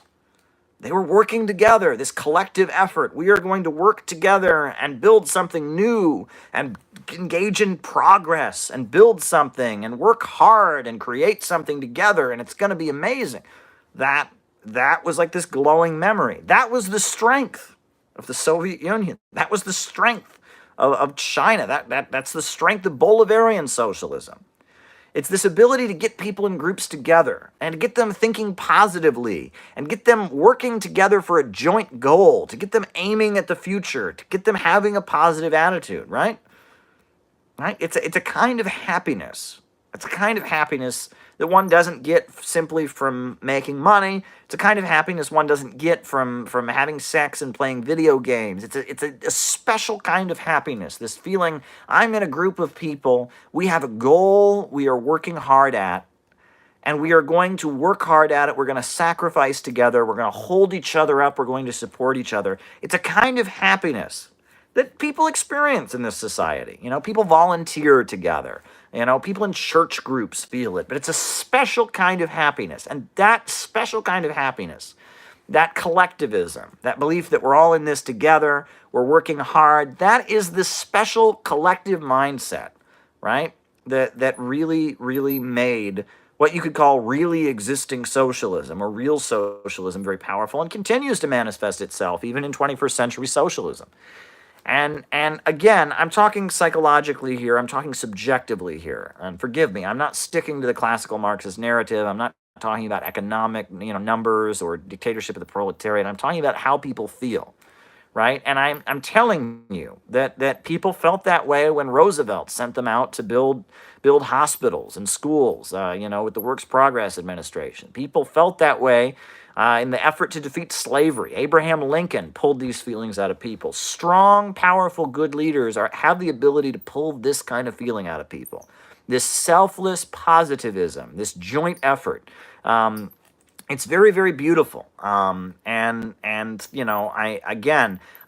about mindsets. I'm talking about psychology here. This isn't classical Marxist analysis, but I'm telling you that city builders, right? That's why I wrote this book, City Builders and Vandals in Our Age. The city building tendency has the ability to get people to experience a very special kind of happiness. The happiness, the love that comes from building and constructing and being part of a group and working very, very, very hard. That's what I'm trying to get at. Space Communist says, much love, brother, and thank you. I mean, I'm doing the best I can here, right? But this kind of mentality, this is what we're trying to do, right? This is very much what the Socialist Project is about. And I hope that I've addressed. They must find common economic interest in order to stay together, whereas Atlanticism is about might makes right and rule by sheer force. And that these two trends, Atlanticism and Eurasianism, civilization of the sea, civilization of the land, they very much exist throughout history.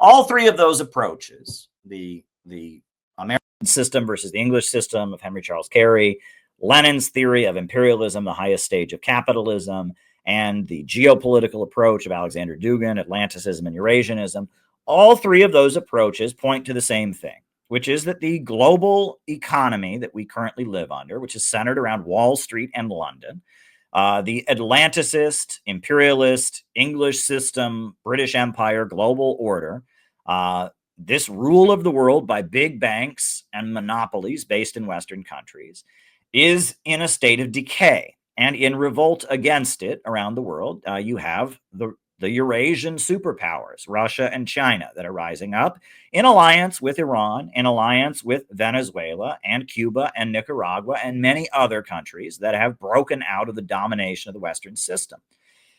And as the Atlanticist system is collapsing, I argued, and it was actually me, this is my concept that I put forward first in this book, We Are City Builders, which was the first textbook of the Center for Political Innovation. We Are City Builders. I put forward the notion of the Atlanticist pathology. And the Atlanticist pathology is mental illness as a mechanism of social control. And we're going to be talking about the Atlanticist pathology tonight, because in order to stay on the revolutionary road, you must combat the Atlanticist pathology in yourself and in others. And there is an individual, psychological, personal, spiritual journey that all of us have to embark on if we wish to stay on the revolutionary road. And that means actively combating the Atlanticist pathology, because we live in a society where mental illness is being cultivated as a mechanism of social control. And the mental illness that is being cultivated is the Atlanticist pathology. So let's talk about this. 1888, something happened that had never happened before in history. Right? We've always had murderers in history, right? It's in the Bible, the 10 Commandments, thou shalt not murder. People get mad at other people and kill them, right? Husband finds out the wife is cheating on him, goes and kills her, goes and kills the man she's cheating with.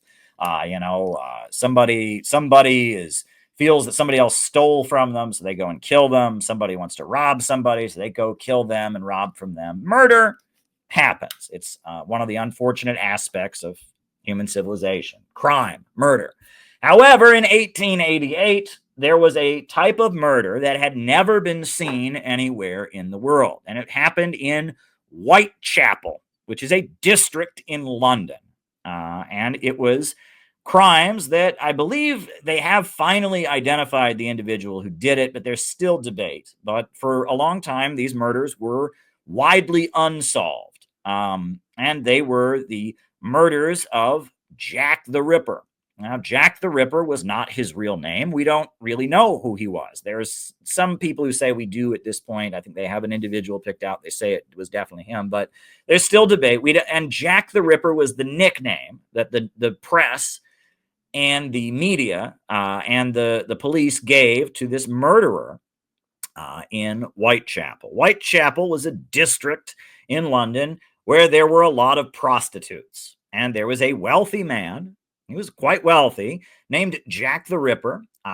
And he would go to Whitechapel and he would hire prostitutes And instead of just having sex with them, he would cut them into pieces. He would violently murder them. Sorry to pick International Women's Day to talk about a horrendous crime against women, but here we go. Jack the Ripper was the world's first serial killer. And that kind of murder had never happened before in history. Have people murdered people before? Sure. Have people murdered women before?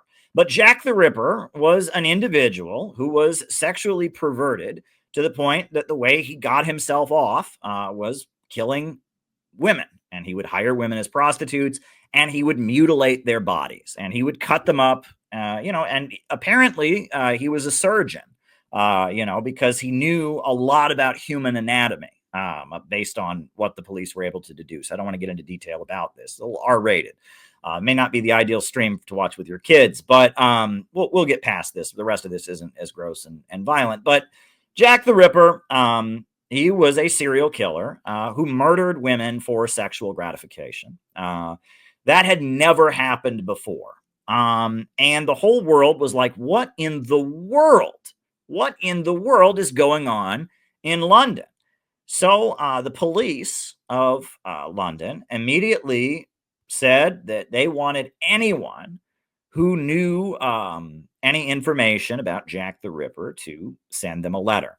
So the London Times, the Times of London, received thousands and thousands and thousands of letters from individuals claiming to be Jack the Ripper. Now, that was even weirder than the murder itself. It was weird enough. No one had ever committed horrendous crimes like this before.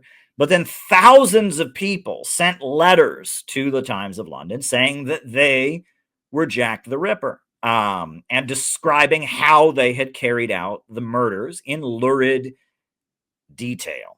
And that showed that while there was at this point only one Jack the Ripper, there were thousands and thousands of people in Britain who were sexually turned on by what Jack the Ripper had done and fantasized about engaging in horrendous crimes against women this way.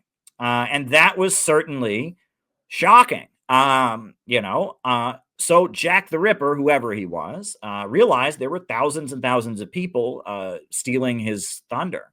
So Jack the Ripper sent body parts from one of the women he murdered in the infamous From Hell letter. He signed the letter From Hell, Jack the Ripper, and he sent the body parts of women that were confirmed to actually be from the bodies that he killed.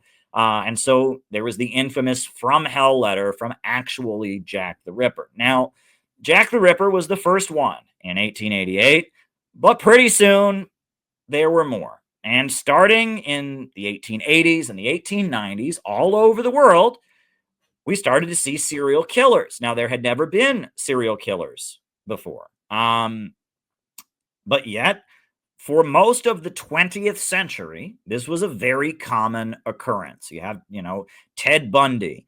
You have Jeffrey Dahmer. You have these people who are turned on by murdering other people, usually women, and they commit these horrendous crimes. Now, in recent years, there's actually been a downturn in serial killers. We don't see it as much anymore. But what caused this kind of insanity, this kind of violent criminal insanity that had never existed before? Well, the British Empire at the time was very much cultivating the population to be good imperialists. And they were actively changing their culture to make people effective imperialists.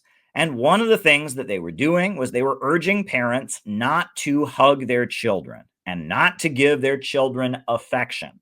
The belief was that, especially for men, if you hugged little boys, if you gave little boys presents on their birthdays, if you were kind to little boys, they would be weaklings. And so it was necessary to be cold with your children. That was the belief at the time. Furthermore, there was the introduction of violence in everyday life. Children were trained, especially boys, were trained to be military and were trained to think about war and killing constantly.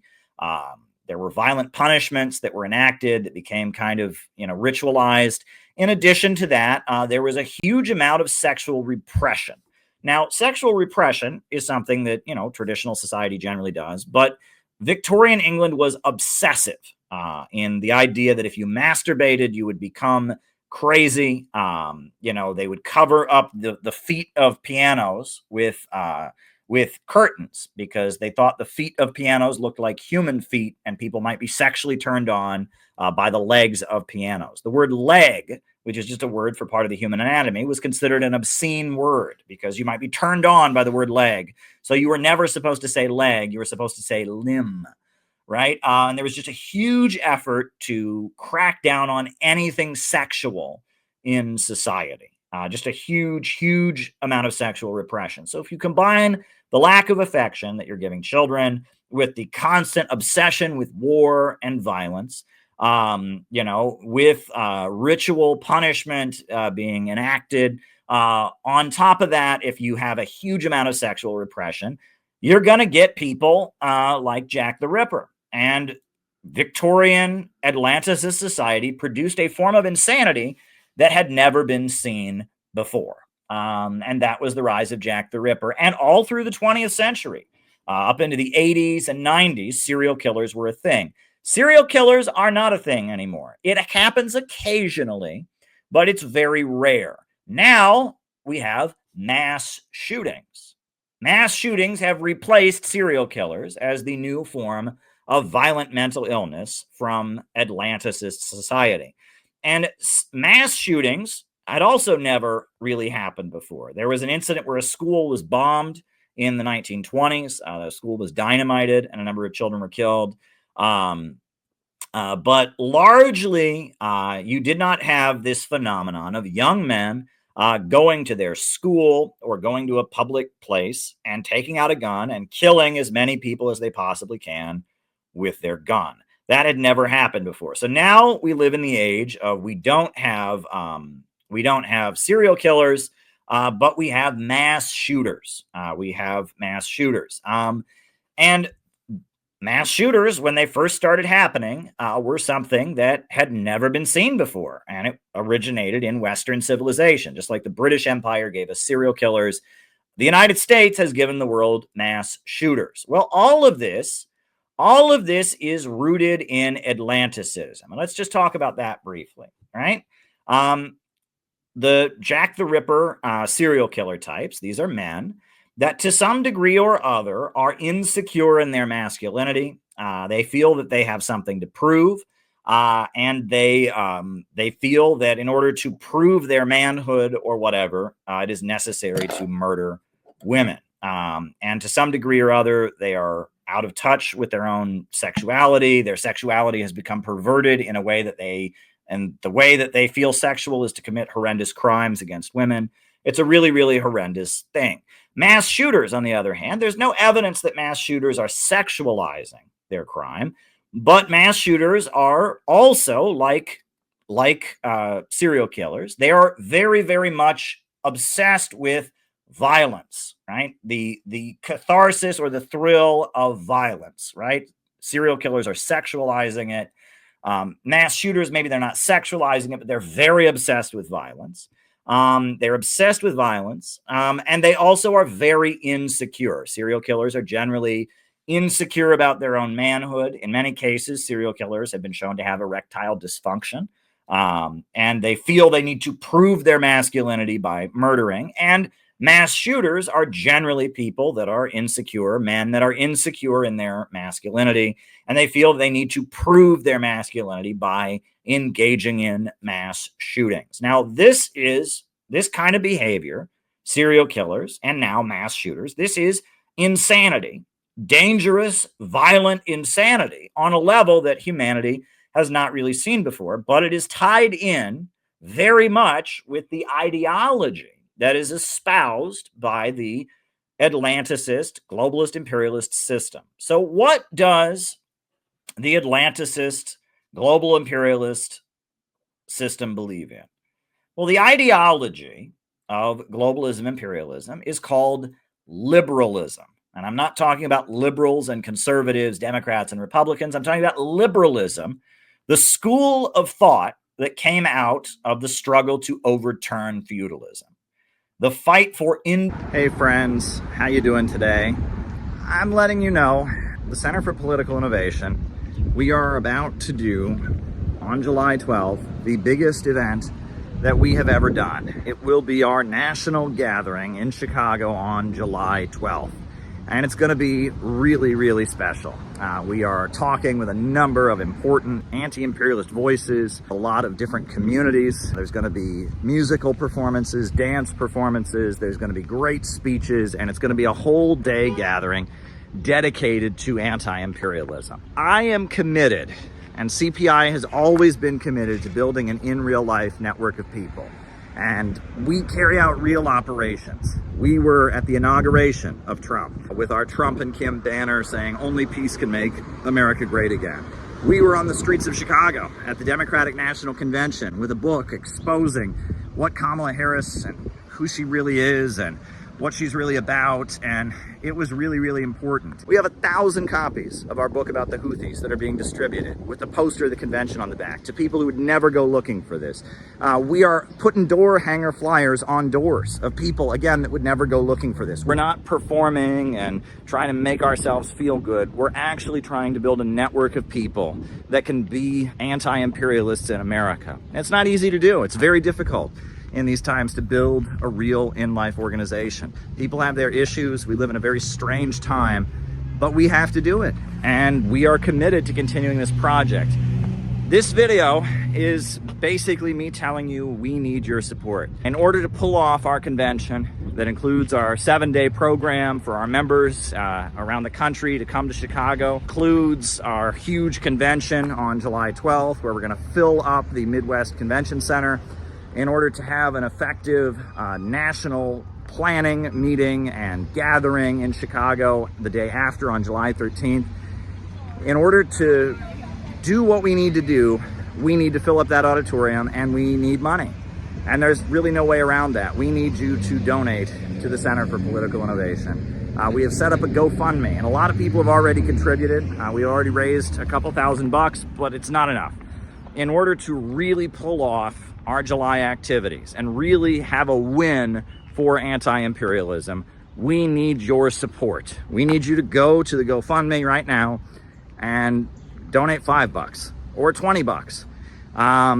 We need you to go to the donate button on the CPI website and send us $100 or $50, whatever you can do. If we're gonna do what we need to do in July and build the organization and have the mega anti-imperialist rally that needs to happen on July 12th and solidify the network that we're building to continue to carry out the great operations that we do, we need you to help us out.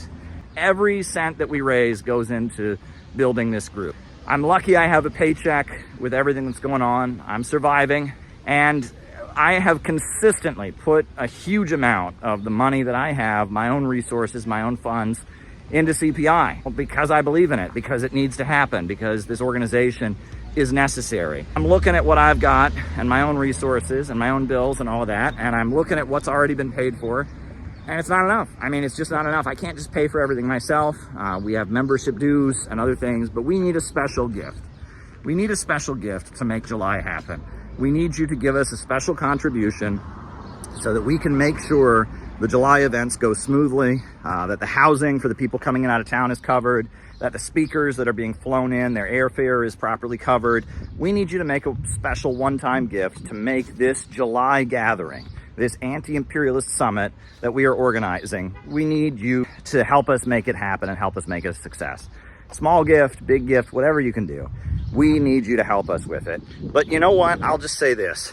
If it's a matter of send us a gift or come, we'd rather you come. We'd rather you be there. It's much more important that you be there on July 12th. If you can't afford to give us a gift, but you can afford to come to town, if there's one event that you come to this year, make it July 12th. CPI, Center for Political Innovation, we're doing something that nobody else is doing, and we're doing it right. We're not doing it in a way that we're trying to win the internet. We're not doing it in a way that we're trying to make ourselves feel special or act like we're cool. We're building what needs to be built. We are building the real connections. And if you can understand why what we're doing is so important, if you can understand why anti-imperialism is the future, but we have to break out of the narrow niche circles and internet culture and get to the masses of people with real outreach. If you can understand that, please give us a gift. We're trying to build an actual movement to win new people to anti-imperialism and continue to carry out operations to change the conversation in America so that we have a country where there's a mass movement demanding justice for working families and an end to these wars, that we're saying no to World War III, we're saying no to the emerging low-wage police state. That's what we urgently need. So if you can help us in any way, send us a gift. If you can be there on July 12th, be there. This is the biggest endeavor CPI has ever done, and it's going to lead to even bigger things. We don't back down. We don't go away. If we were going to back down, we would have done it a long time ago. And if we were one of their plants or one of these fake anti-imperialists, they would be making it a lot easier for us. We have been facing a lot of challenges, but we continue to achieve great victories. So we need your support. Please send us a contribution. Please be there on July 12th at the Midwest Convention Center in the Chicago area. It's right near the O'Hare Airport. It's going to be awesome. We need you there. Thank you.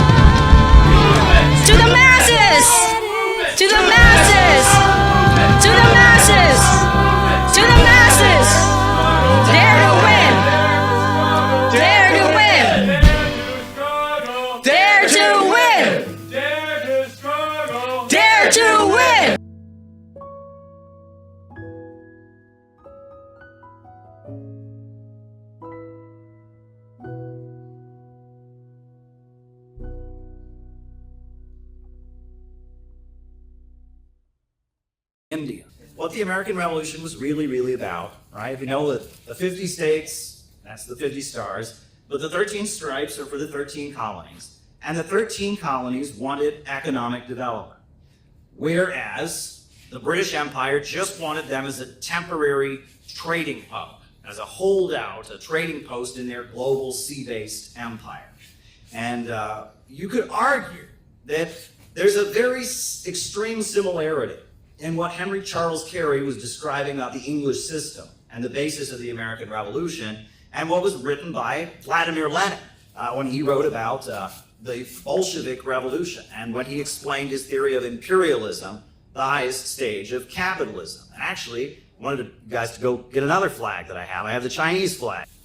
It also has stars on it, no stripes. But the Chinese flag, on the Chinese flag, this star represents the Chinese Communist Party. But these 4 stars, they represent what was called the block of 4 great classes.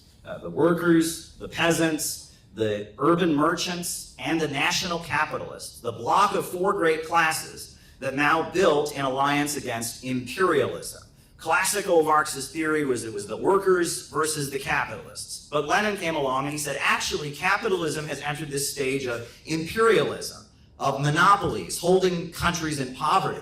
And that the revolution isn't going to come from the Western countries, and it's not going to be the workers versus the bosses. It's going to be nations that have been kept in poverty, fighting to break free and establish their economic independence. And that was the Leninist theory of how socialism would come into the world. So thank you very much. And what's also interesting is that now, if you go to China, you go to Russia, standard classical Marxist-Leninist stuff isn't as popular, but there's a rising school of thought called geopolitics. And geopolitics talks about civilizations of the East versus civilizations of the West, and civilizations of the sea versus civilizations of the land. And they talk about how there are empires in history that are sea-based, that build mighty navies and control trade routes. And there are empires and civilizations that are land-based, and they control great land masses. and that they have a fundamental difference in how they orient people. Because if you're simply controlling the trade routes, all you need to do is build up a mighty military. Whereas if you're developing on the land, you have to build roads, and you have to connect different ethnic groups and different nationalities and different religious groups with each other. And that if you compare the civilizations in China's history and the civilizations in Russia's history, if you compare the Persian Empire that existed in ancient Iran with the Roman Empire that was based on the Italian peninsula, a sea-based empire, or with the British Empire that later emerged, their economic relationship was different. And their culture developed in a different way. We associate the East with more collectivist ideas and a more collectivist notion of what it means to be a person, whereas we associate the West with more radical individualism. And that this school of geopolitics, how our relationship with the land affects how we relate to each other. This is being widely studied, right? You know, in the Cold War, they just talked about communism versus capitalism. But now, in the Eastern countries, they're saying it's much deeper than that, and that there are deep issues in civilization and global perspective that have a much deeper root. Now, at the time the Vietnam War was happening, Dr. Martin Luther King Jr., this is the holiday in his memory, Dr. Martin Luther King Jr., he came out against it in 1967. And he was condemned by the NAACP for coming out against it. They told him not to come out against it. It was hurting the civil rights movement. He should just focus on civil rights. Estimated that we spend $322,000 for each enemy we kill in Vietnam, while we spend in the so-called war on poverty in America only about $53 for each person classified as poor. The promises of the Great Society have been shot down on the battlefield of Vietnam, making the poor, white and Negro, bear the heaviest burdens both at the front and at home. And he went to Riverside Church in Harlem in New York City, and he gave a very powerful speech condemning the Vietnam War. And in that speech, he said the following thing: "These are revolutionary times. All over the globe, men are revolting against old systems of exploitation and oppression. And out of the wounds of a frail world, new systems of justice and equality are being born. The shirtless and barefoot people of the land are rising up as never before. People who sat in darkness have seen great light. And we in the West must support these revolutions." That was Dr. Martin Luther King Jr. a year before he was assassinated. And what he was really saying there was that the Vietnam War wasn't about capitalism versus communism. It was about Vietnam, which is a deeply impoverished country historically, fighting in order to industrialize, fighting to take control of its country and build itself up. That they were under the domination of the French, they were under the domination of American and British corporations, and they wanted economic independence so they could build themselves up. That was really what the issue was. And Noah and I, we got to attend the World Youth Festival in Sochi, Russia. And we actually got to meet people from Vietnam, representatives of the mass youth organizations of Vietnam. And right now, Vietnam is experiencing what the World Business Forum has called an economic miracle. They have given their country a high-tech upgrade, internet access all across the country. They have provided education on massive scale. Since the end of the Vietnam War, they've seen their life expectancy go up by 17 years, and it just continues rising. The Vietnamese government has proceeded to raise people up from poverty. And it's not just Vietnam. I mean, you go to another part of the world, part of the reason we're pushing this bridge is because there is individual rights, the ideology that celebrates the rights of the individual. This is called liberalism. And in our society in the West, everybody believes in liberalism. The so-called left emphasizes individual and personal liberalism, social liberalism, your right to be gay if you want to be gay, your right to use drugs if you want to use drugs, your right to not live according to a defined gender role, your right to be who you want to be without any obligation to society, etc.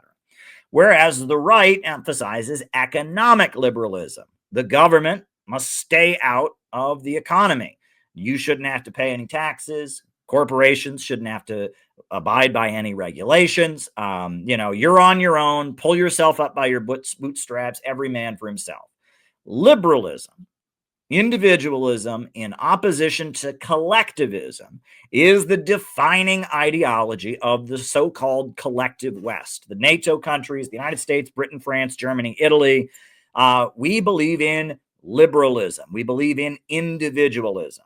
Now, on top of that, the British Empire in particular started believing in Malthusianism and the concept of overpopulation. And just as much as we believe in obsessing with the individual and individual rights in the West, Malthusianism is also becoming part of the ruling ideology in the West. Children in school are starting to have climate anxiety because they're being told that, oh my gosh, we're all going to die from global warming unless we reduce consumption. We are constantly being told that there's too many people on the planet. There's too much CO2. We're using up too many resources. We're a cancer on the planet, etc. So in addition to the radical individualism and liberalism, we're being told that the problems of the world are due to overpopulation and that there are too many people in the world. Now, in addition to that, the economics of the West is this belief that, again, the government shouldn't be involved in the economy. And it's this belief that the market will naturally solve things. Adam Smith called it the invisible hand. The invisible hand, right? The idea that the market will just naturally lead to the right conclusion. And then that combines with what's called social Darwinism, which is an economic and political interpretation of Charles Darwin's theories of biology. Survival of the fittest. Now, many people have pointed out that Charles Darwin's idea of what is fittest is just, is just having children. But regardless, social Darwinists generally argued that America and Britain and France were the richest countries because we're just the best. We're just superior. We're the fittest. And the poor countries, they're poor because they're inferior. And it was the invisible hand, and it was social Darwinism. It was survival of the fittest. Rich people, good. Poor people, bad. Poor people are just naturally inferior, so you shouldn't try to do anything to correct poverty. Rich people are just naturally superior. The invisible hand, survival of the fittest, might makes right, etc., etc. Right? And then that combines with Alfred Mahan and his concept of sea power, right? Alfred Mahan was the military theorist who argued that the way to dominate the world was to have a mighty navy, the first book of geopolitics that was ever written. So we have a gigantic navy to dominate the world. From there, you get Friedrich Nietzsche and his notion of the blonde beast and the idea that there is no real truth and that the only way to be heroic is to engage in deconstruction. This is philosophical irrationalism. Nietzsche is celebrating that Europe is becoming less Christian as it becomes a colonial power, and it's becoming much more beast-like. The blonde beast, might makes right. We're just brutally colonizing the people of Africa and Asia. And then from there, you get Leo Strauss and Irving Kristol, the founders of neoconservatism, who believe that there are some people that are just naturally superior. They're called the philosopher kings, and that they must control the inferior ones, and so that they can rule. And if the inferior ones get together, that's dangerous. And that the philosopher kings, the superior ones that are smart enough to understand things, they need to rule. This is neoconservatism, neocon thought. So if you combine all of that, you get the ideology of the Western world. Individualism above all else, anti-collectivism, belief that there's just too many people in the world, we're breeding too much, belief that some people are just naturally superior to others, and the invisible hand and survival of the fittest leads to the rich just ruling over everybody else.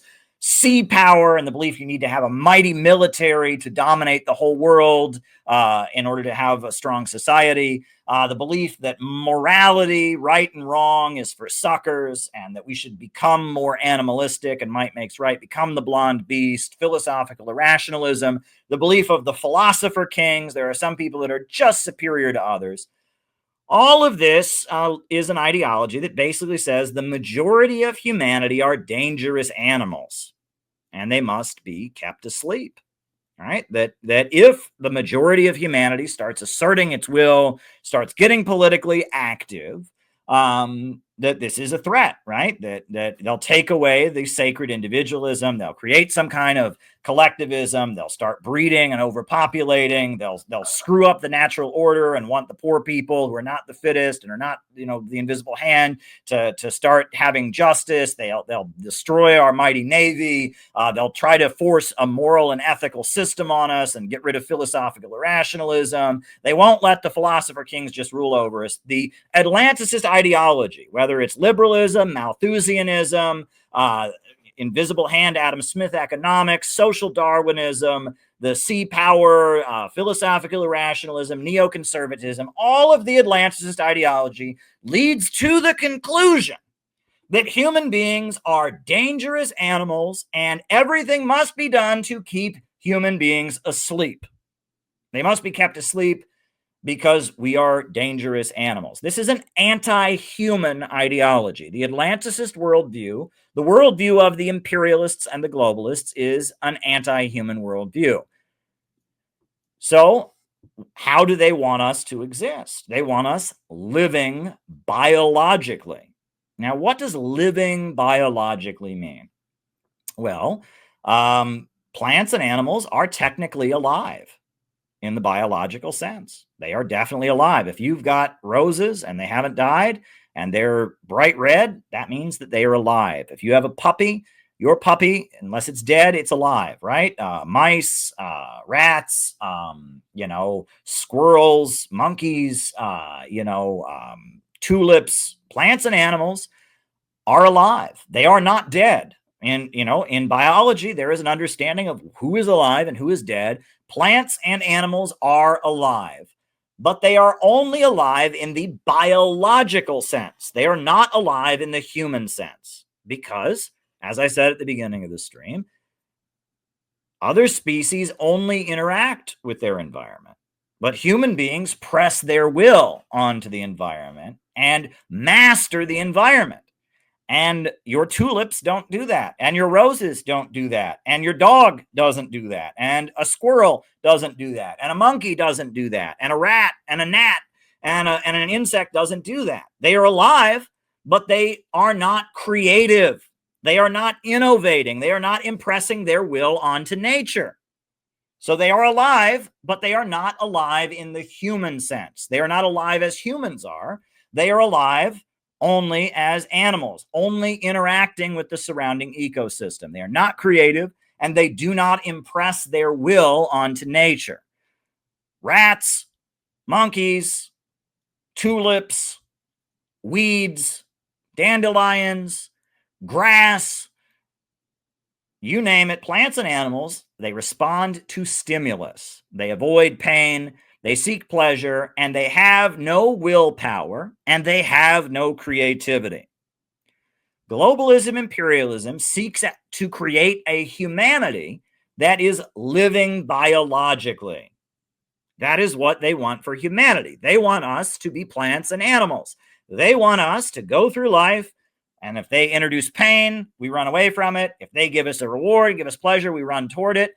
Not having any willpower, not having any consciousness, never stopping and saying, why are we doing this? How are we doing this? Not having new ideas, not having new innovations, just living the same way that your dog lives, the same way that a rat lives, the same way that a weed in the garden lives. They want you to be alive biologically, but they want you to be asleep in the human sense. This is very, very important. They want you living only biologically, whereas those of us who are revolutionaries, what do we seek to do? We seek to awaken people. We want you to wake up. We don't want you to only live biologically. We want you to ask big questions. We want you to see the world around you and try to change it for the better. We want you to engage in building an organization with your fellow human beings. We want you to understand how the world around you exists and struggle to make it better. We want you to be an innovator. That's what we want. We want you to awaken, and they want you to be asleep. We want you to be alive in the human philosophical sense, and they want you to be only living biologically. And this is really important. because I'm sure you all know people, you walk by them every day, people that are only living biologically. They're alive. They are absolutely alive. They are not dead. They have feelings. They have emotions. They've got wives and kids and husbands and houses and apartments, but they are only living biologically. They are going through life on autopilot. They are avoiding pain. They are seeking pleasure, and they don't ask big questions, and they don't engage in creative thought, and they don't seek to make the world around them better. They are going through life on autopilot, seeking pleasure, avoiding pain, like rats in a maze, right? And we all know people. Most of humanity has been subdued to the state of living biologically. And our job as revolutionaries is to wake people up. We are giving people pamphlets and books because we want them to wake up. We are out in the streets yelling about the danger of New World War because we want to wake people up. We are not brainwashing people. Humanity is already brainwashed, and we are trying to unbrainwash people. We are trying to awaken them from their slumber, and that is what we are doing. We are struggling to teach people to think, to use their minds and wrangle with the big questions around them, to think and to assert their humanity and to press their will onto the environment. We are struggling to prevent people from living biologically and get people to start living as humans are meant to live. However, the Atlanticist system works very, very, very hard to keep humanity in a state of living biologically because they view humanity in such a negative way. It fits their ideology. They view humans as very dangerous. And if we all wake up and if we all start asserting our will and if we all start demanding our rights, that screws up their natural order, right? The Atlanticist, globalist, imperialist worldview says we need to be asleep. We need to be living biologically. Whereas our worldview says we need to be awake and that human creativity and human brilliance, this is what makes humanity great and that we want to awaken humanity. So we just loaded up the banner and the PVC pipes, and we're headed up to Central Park. Let's see how this goes. Away, away, away, away, away. We have the banner out, and now we're getting the zip ties on. How's it going, guys? All right. All right. 1, 2, 3. Beautiful. Nope, it's not gonna hold.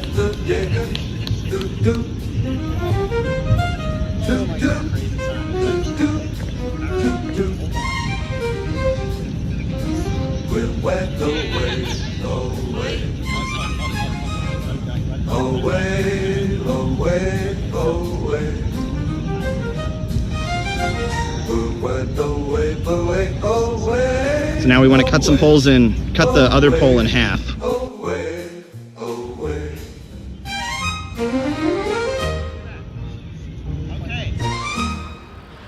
All right, so we're here at Trump Tower. Noah and I made it. We seem to have lost track of Phil along the way. He stopped to buy some water. Hopefully he's with us soon, but mission is accomplished. We got the banner to Trump Tower. Only peace can make America great again. This is the man that we want Donald Trump to be. Here on this banner, you will see the greatest thing that Donald Trump did in his entire presidency. He went and became the first president to ever visit the Democratic People's Republic of Korea, North Korea. This is a country that's been technically at war with the United States since the 1950s. Donald Trump shaking hands with oligarchs told you we're our enemies. They told you these people are horrible. They told you these people are terrible, that they will never do anything good for us. There's a reason for that. It's called money. It's called power. They want to weaken you mentally. They want to capture your spirit, stomp you out, and tell you, why bother? Why get out of bed in the morning? Why do anything worthwhile? No. Understand, peace is possible, but you must give it a chance. Giving peace a chance is giving yourself a chance. You're here to say that only peace can make America great again. And that what Donald Trump did on North Korea, that was awesome. And we want that to continue. We want more peace negotiations. We want more trade. We want more diplomacy. The real America is not with the bankers, it's not the criminals on Wall Street. We don't control our government anymore. that our republic is being run by powerful forces that very much are unelected or subverting our democracy. Rebuild America. Rebuild our country instead of bombing countries around the world. We need Donald Trump to stand up to the military-industrial complex. We need Donald Trump to stand up to the war lobby. We want to put America first and not the criminals who are lining their pockets on Wall Street with American taxpayer money to go bomb children overseas. Believe the oligarchs at your own peril. Believe them and sleep under a bridge. Believe them and not have a job. Believe them and understand you'll never have health care. Believe them and see what you get. Let's believe in one another. Let's believe that peace is possible. It's going good. I mean, people have been reacting well. Small crowds will form when we have the bullhorn out, and then we'll take a break for a little bit and they'll disperse. Earlier, the Secret Service came by.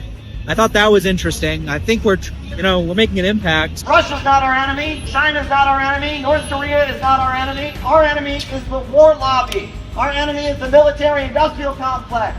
And if we really love America, we should demand that they take all the money they spend on bombs and tanks and weapons and rebuild this country. Only peace will make America great again. We need to go back to this moment when Donald Trump, the President of the United States of America, went to a country that we have technically been at war with since 1952 and said, let's give peace a chance. We want Trump to be a peace candidate. Every poll says that the American people want peace. We're out here doing amazing work today, speaking out loud and proud about what we should be doing about making the world a better place.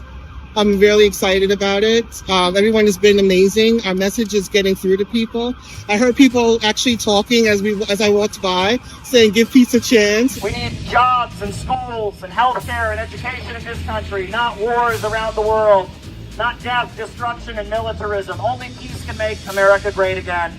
Why is it that people in North Carolina are left stranded while the National Guard is in the Middle East? America's working families have been left behind while our leaders focus on wars in other countries. America first means working families first. It means no more wars. It means offering a hand of friendship and cooperation to countries around the world. We are out here in front of Trump Tower today to say we deserve that and we do not want World War III. That's right. They want to weaken you mentally. They want to capture your spirit, stomp you out, and tell you, why bother? Why get out of bed in the morning? Why do anything worthwhile? No! Americans don't want their tax dollars to be dumped into a hole, funding wars around the world so that bankers on Wall Street can play a game of dominating the economies of the world, while Americans are starving in ditches all across this country, while there are homeless people sitting 3 blocks from the White House. In the richest country on the face of the earth, so-called, you have homeless people on every block, on every street, on every city. Why is that? Only peace can make America great again. Only peace can make America great again. Only peace can make America great again. If Donald Trump wants to get back in the White House, he's saying that he needs to do what the American people want him to do, and that is to make peace around the world. Let's stand up for each other. Let's believe in one another. Let's believe that peace is possible. Only peace can make America great again, and this is the man that you want Donald Trump to be. This brought tears to my eyes. I was so moved when it happened. To see the President of the United States and the President of North Korea shaking hands. This is what the new world could be. This is who we want Donald Trump to be. We want him to be a peace president. We want him to be a peace candidate in this election.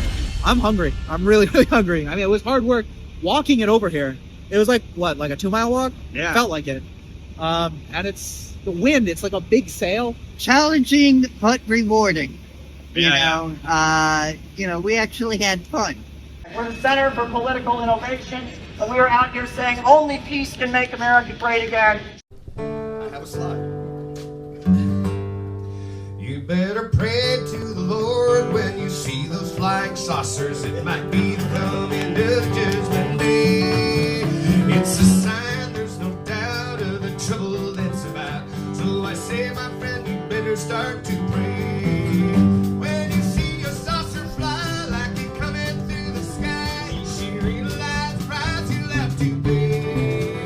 You better pray to the Lord when you see those flying saucers. Might be the coming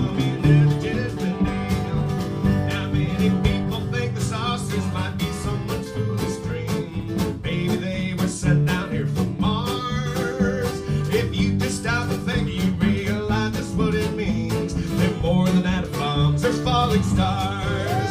And though the war may be through, there's secrets and trouble brewing, and those flying saucers may be just a sign that if peace doesn't come, it'll be the end of some. So repent today, you're running out of time. They're a terrifying sight as they fly on day and night. It's a warning that we'd better mend our ways. You better pray to the Lord when you see the flying saucers. Might be the coming of the judgment day. Get your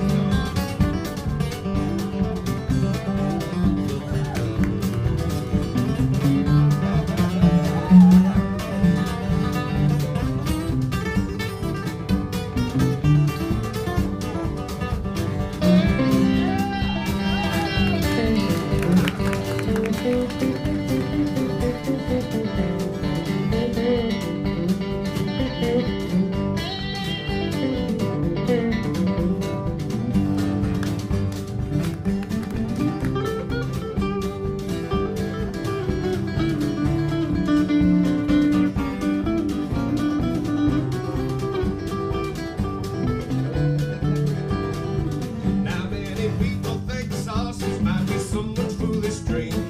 Maybe they were sent down here from Mars. And you just stop and think, you realize that's what it means. They're more than atom bombs, they're falling stars. And though the war may be through, there's resistance and trouble brewing, and those flying saucers may be just a sign that if peace doesn't come, it'll be the end of some. So repent today, you're running out of time. They're a terrifying sight as they fly on day and night. It's a warning that we better mend our ways. You better pray to the Lord when you see the flying saucers. Might be the coming of the judgment day.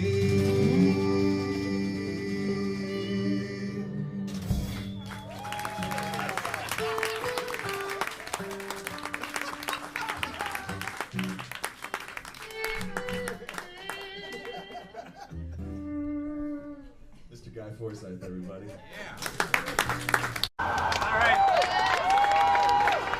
You know, every single day, $18 million of our tax money goes to fund the criminals in that building over there and in occupied Palestine, the Israeli regime. Every single day, $18 million. And I have a copy of today's issue of the Wall Street Journal, and it says here that 1 in 4 bridges in the United States are not secure. It says here that urban highway congestion costs over $100 billion annually. The United States is crumbling. People are unemployed. They are closing hospitals and they are closing schools, but yet they have more and more money for the murderers in Tel Aviv. That's unacceptable. As the U.S. becomes more and more of a police state, and the civil liberties the U.S. government is always bragging about get stripped and stripped away, you can't help but admit that the U.S. is starting to look more and more like Israel. The cops who choked Eric Garner to death, the New York City Police Department is trained in Israel. The same corporation that manufactured the rubber bullets that were fired against protesters in Ferguson, Missouri, manufactures the bullets that were fired on protesters in Palestine.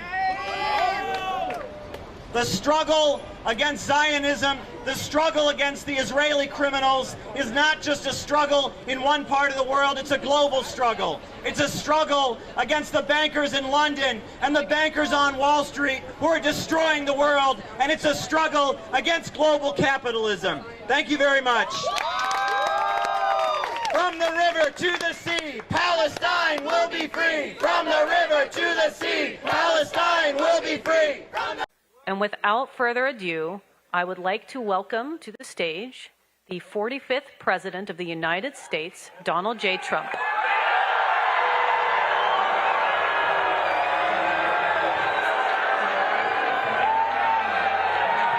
We just got to the Libertarian Party's National Convention. Look at that. Look at that. Here at the Washington Hilton. What do you think, Peter? This is pretty swell. This So far, it's been pretty awesome. Met a lot of great libertarians. Trying to find a home here, seeing if there's a place in this party for me.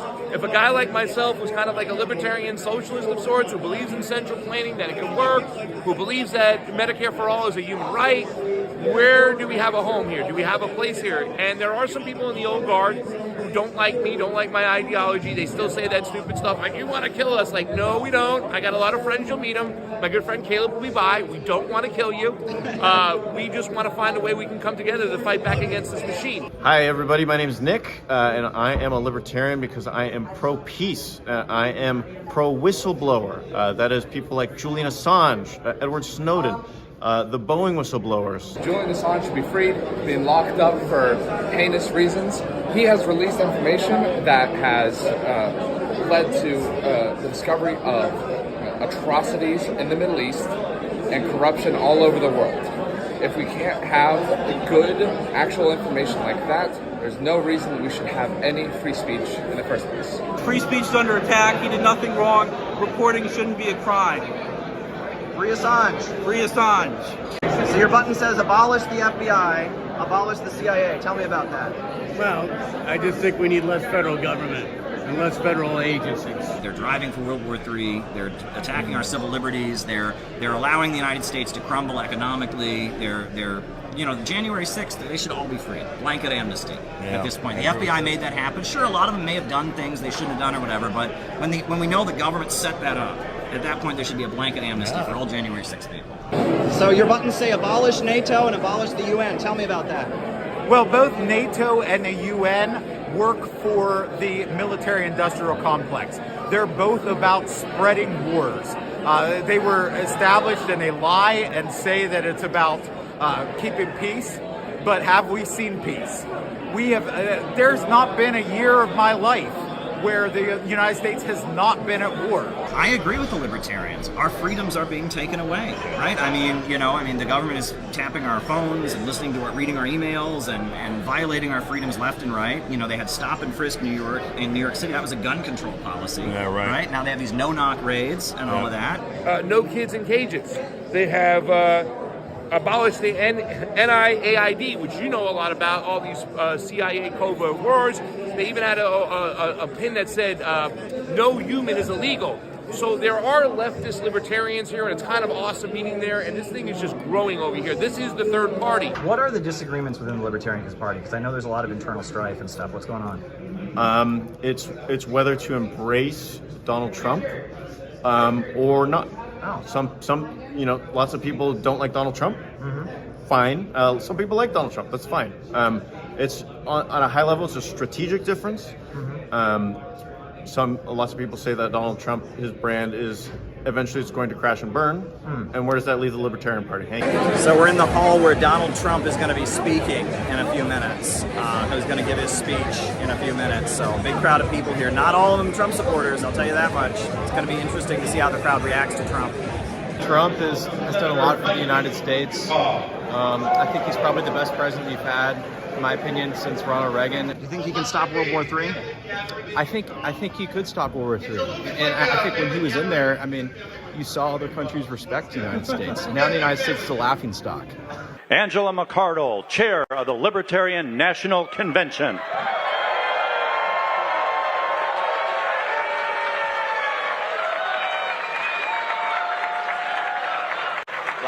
Loud. What a beautiful crowd. Thank you guys so much for being here tonight. You know, I also invited Joe Biden, and he did not attend.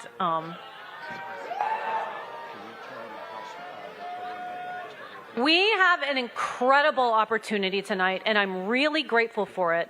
Never in the history of the Libertarian Party has a former president and front-runner candidate for the presidency come to speak specifically to our concerns.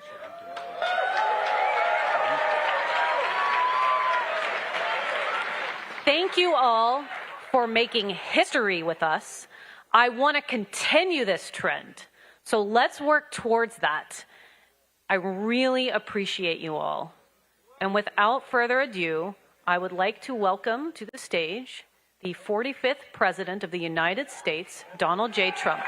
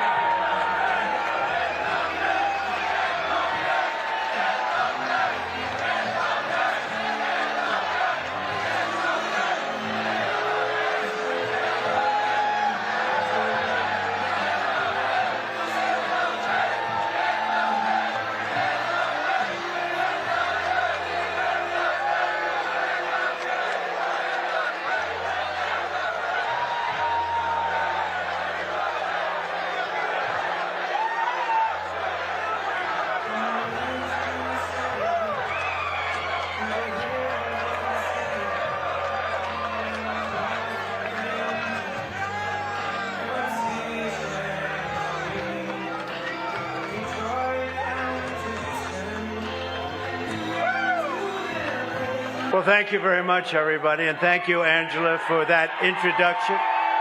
And I am truly honored to be invited here tonight as the first president in American history to address the Libertarian National Convention. We believe that the job of the United States military is not to wage endless regime change wars around the globe, senseless wars.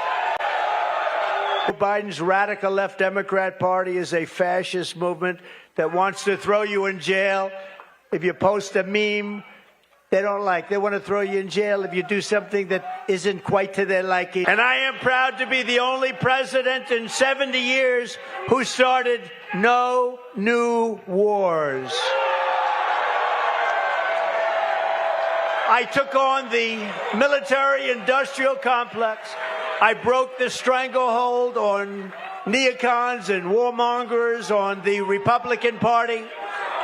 And instead of war, I made peace in the Middle East, something nobody thought was possible, and dealt with Kim Jong-un of North Korea, where a nuclear war was guaranteed to start in a very short period of time if Hillary Clinton became president.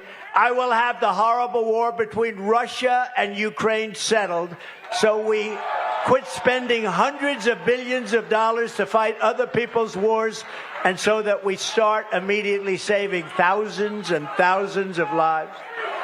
And I am committed to restoring peace and restoring stability. And if you vote for me on day one, I will commute the sentence of Ross Ulbricht to a sentence of time served.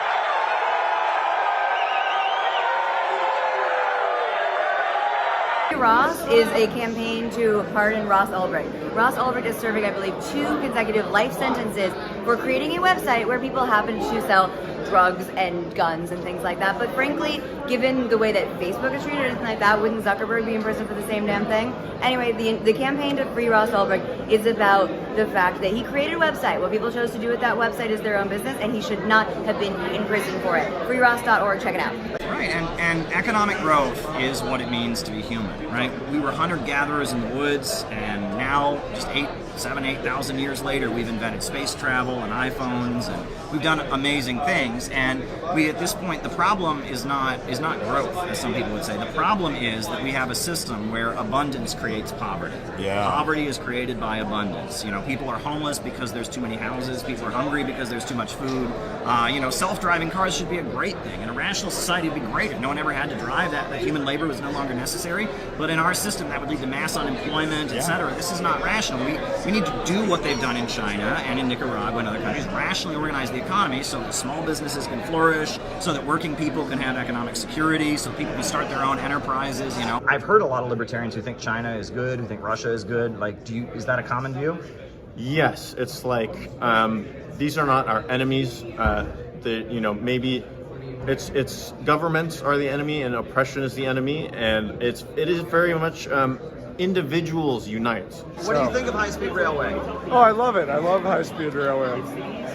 I would love to ride a high-speed rail from LA to Las Vegas. Very good. Yeah. All right. Be good for our economy, right? Yeah. Amen. Do you like fusion energy? Yeah, I love it as well. I've dipped my hand in the cooling tower reactor of 3 Mile Island. It's interesting because, years ago I wrote an article really criticizing libertarians. And I said, how can libertarians like Russia and China so much when both those countries have a very state-run economy? And I got a very astute response from a libertarian. And they said, well, Caleb, yes, Russia, their economy is centered around state-controlled oil and gas. China has 5-year plans and state-run industries. But you have to admit, both Russia and China have a way bigger middle class and way more small business owners than America does. And they treat their middle class and their small business owners way better than America does. And I thought that's actually a really good point. All right, so we're out of all the pamphlets we have. We got the last stack of them in the car. It's been going really, really well out there. A lot of sympathy. What did you guys hear?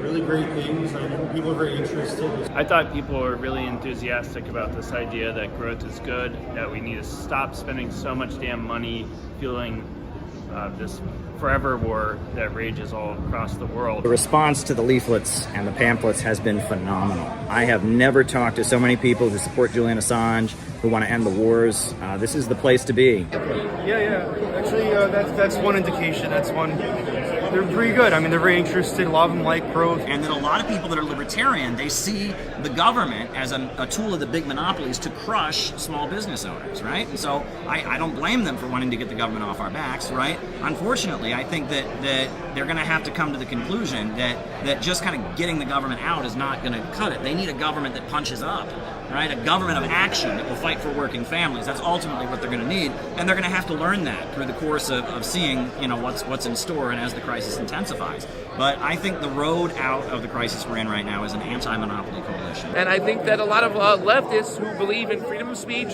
freedom of press, and they're non-interventionists, they can find a home here in this party here. This is the third party, and this is the party of nuance, is at least what I say. Angela, I think that these are the people that are worthy of a certain level of, hey, can we allow ourselves to give these folks that are working very, very diligently a little bit more grace, empathy, energy, and support. I mean, I want to run that back.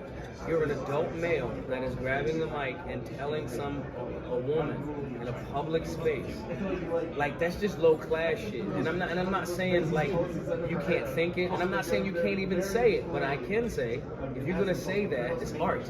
You're putting your art up, and the world can critique your art, and we're gonna critique your art. You may not like the outcome, so those people are kind of special to me. It does kind of confound me that you consider yourself a communist, and I really want to try to understand you, and I'm going to do my best not to put words in your mouth. I really want us to be an example for other people on how to have a productive dialogue, and I hope that if the communist revolution ever happens, you'll remember that, and I'll be one of the last ones up against the wall. Sure. But why don't you tell me a little bit about yourself and your background, and let's kind of dig into just kind of the basics. Well, I guess I'll start out by saying I don't think it's just opposing war that we agree on. I'm also against the vaccine mandates. I'm also against tech censorship. I'm against the surveillance that's going on and the violation of our civil liberties. I'm against the emerging police state. I'm against a lot of these trade deals that hurt American jobs, et cetera. So I think that there is quite a bit of overlap beyond simply the issue of anti-war. But I'm an Irish American. I'm from a small town in Ohio. Are you Irish as well? I am. Yeah. I years ago, I met an Irish cop in Cleveland, and he said that he heard an expression that when an Irishman gets off the boat in a new country, the first question he asks is, does this country have a government? And if the answer is yes, he says, well, I'm against it. So I think we're both true to our heritage in our own way. Correspondent with Press TV News. And in the last couple days, there have been reports in the U.S. media quoting figures from the Mujahideen Khalq, which is a terrorist organization, alleging that Iran is developing nuclear weapons. And it has been leaked that the Israeli government has cooperated with Mujahideen Khalq to assassinate Iranian nuclear scientists. And my question is that a violation of international law? And why is it that Israel is cooperating with what was at one point universally recognized as a violent terrorist organization? Violation of international, we can debate this or that fact that's not yet accepted and agreed, but there are gross violations of international law which are proclaimed openly and publicly and presented with self-praise. So, for example, suppose that when President Obama, or any Western, any American diplomat or journalist, says that with regard to Iran, all options are open, as is said constantly, what does that mean? All options are open means force is open, means nuclear attack is open. Those of you who may recall an obscure document called the UN Charter might remember Article 2, which bans the threat or use of force in international affairs. The threat or use of force. Next. So that brings us to Sigmund Freud. Now, Sigmund Freud, I'll just tell you straight up, I don't think Sigmund Freud was a good person.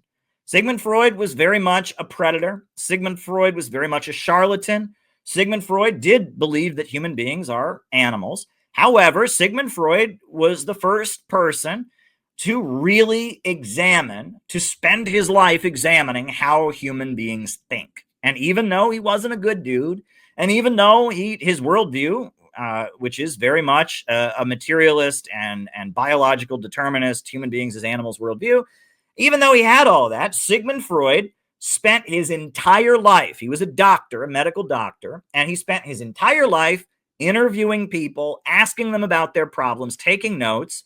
And after decades of doing this, he developed a system for understanding how people think.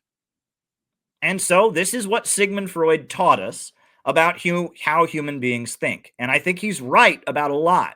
He's very, very much correct in how human beings think. He may interpret it differently, but he understands how your brain works. According to Sigmund Freud, your brain has three parts: the id, the ego, and the superego. Your id is your bodily desires. If you're hungry, if part of you is hungry and wants to eat, that's your id.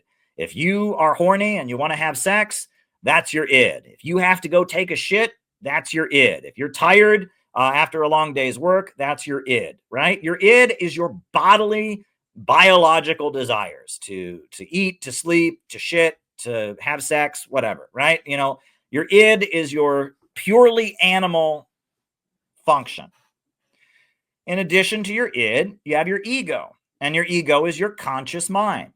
And that's your thoughts, right? You know, if you're thinking, hey, you know, I think I might do this. Hey, I think I might do that. The thoughts that you have that are your conscious thoughts where you think, you know, I think blank. I liked this movie. I didn't like this book. I want to go fishing. I want to go to college. I want to be a biologist. I am interested in Pokemon. Those thoughts in your mind, that's called your ego. Now, in addition to your ego, you have your superego. And your superego is your conscience. It is the voice of someone you look up to. It is the voice of your parents. It is the voice of your teacher. It is the voice of somebody who you view as superior to you, someone who you want to impress, someone you want to be proud of you. That's your superego. It's not you. It's somebody that is judging you, right? And your superego is the part of your brain that is pressuring you to do what is right, what you believe is right. It's your conscience, right? It's that voice in your head that says, don't steal the cookie. Don't steal the cookie. Don't cheat on that test. Oh my gosh, you could have worked out so many times this week, Caleb. You could have gone to the gym and exercised, but you didn't. You're letting us all down. Your superego is the conscience, the judging part of your mind, right? It's not your regular thoughts. It's that conscience, that parental voice, that superior voice in your head. And these are the three parts of your brain. When you are thinking, you have an id that is thinking, you have an ego that is thinking, and you have a superego that is thinking. Now, in addition to your conscious mind, you have what is called your subconscious mind. And those are all the things that you are feeling and thinking and remembering that you're not aware of. At this very moment, you are remembering something, but you're not aware of it. At this very moment, you have a desire that you don't know you have. At this very moment, you're angry about something that you don't know you're angry about. In addition to the thoughts that actually enter your mind, right? When you're hungry, you think, I'm hungry. You're conscious of your hunger. When you are bored, you're consciously of the fact that you're bored. When you are, making a decision, you're conscious of that decision. But in addition to that, you have your subconscious mind. There are all kinds of feelings and desires and memories and drives that you have that you're not aware of because you just can't handle it, right? It's a memory that you've tucked back into your mind. You've repressed it. It's a feeling that you have that you don't really feel good about. You feel like you shouldn't want it, so you suppress it. It's an anger that you have at somebody that is just too dangerous to deal with. Imagine, say you have a coworker and you really hate them. Well, if you're going to be able to be successful at your job, you can't be thinking all day about, I hate my coworker, I hate my coworker. So what you will do is you will repress that anger. You will just put that anger aside, and it's still there. You still hate your coworker, but all day long, you don't sit there at your cubicle going, I hate my coworker, I hate my coworker. No, you repress it, and it's still there in the back of your mind, but you've repressed it. It's in your subconscious. You're not consciously thinking, I hate my coworker, I hate my coworker. That's your subconscious mind. And your subconscious mind is full of all kinds of things. You remember everything. From the moment you were born, even before you were born, you have subconscious memory of everything that has ever happened to you. Even when you were in your mother's womb, you have subconscious data of that. There is memories of before you were born in your mind. Everything is there, but you don't draw it up. You can't draw it up all the time because it's in your subconscious. So in addition to your conscious memories and your conscious thoughts, you have a subconscious mind. That's very, very important. Now, Sigmund Freud goes on to point out that as a result of the traditional family, we all have subconscious impulses and drives that naturally occur. If you grow up in a traditional family with a mom and a dad and brothers and sisters, if you grow up in our society, which is, where things are changing. There's a lot of single parents out there. There's all kinds of different things. But for the most part, everyone who grows up in our society, there are certain feelings that you will have over the course of your life. And they are natural and they all serve a normal purpose. One is called libido, and that's excitement about aggression and sex. We human beings, we love to fight. Even though many of us are very afraid of fighting, even though many of us do everything we can to avoid fighting, we're excited by violence. It's just a reality. That's why we go to movies that are full of violence. That's why we watch sporting events where the two teams fight each other. Human beings are aroused and excited by violence and aggression. That's just the reality, right? We enjoy a good fight. Sometimes we enjoy just watching it. Sometimes we enjoy participating in it. Violence, in addition to being something many of us are very afraid of and traumatized of, we are aroused by it. In addition to that, sex, right? It's one of the most basic natural desires is to have sex. People have sex. The drive to be aggressive and the excitement about aggression and the sex drive are called libido. And it's a good thing we have libido because if we didn't have libido, no one would reproduce. If we didn't have libido, people wouldn't go out and defend their family and communities. If we didn't have libido, you wouldn't be able to go and enjoy a good movie, right? A good movie involves conflict, right? Involves people fighting each other. You wouldn't be able to enjoy that movie. You wouldn't be able to sit in that movie theater and eat the popcorn and enjoy, watching the Avengers fight, Thor fight, Mega Man or whatever his name is. You wouldn't enjoy it if you didn't have libido, right? So libido isn't bad. It's natural, right? If people didn't have sex, we'd have no children. If people didn't have aggression to some degree or other, life wouldn't be normal. There's nothing inherently wrong with libido, but it exists, and that sex drive and violence are connected. In addition to that, you have your Oedipal feelings. When you are a teenager, you want to kill your parents, right? When you're a teenager, you want to be independent. You want to show that you're not a child anymore. When you're a child, you're okay with being a child. But when you get to be a teenager, you really want to assert your independence. And generally, you tend to have resentment and anger at the parent of the same gender. If you're a young man, you don't like your dad. If you're a young woman, you don't like your mother. And that part of you wants to kill your mother or kill your father to show that you are independent, to assert that you are not a child, you are not their property. You want to kill your parents, and that's just natural. And It's good that teenagers feel that way because that's what inspires them to go out and start their own jobs and their own careers and move out and assert their independence, right? You can't be a child forever. And so the Oedipal feelings are you just naturally, your body, your mind is saying, I need to be out on my own.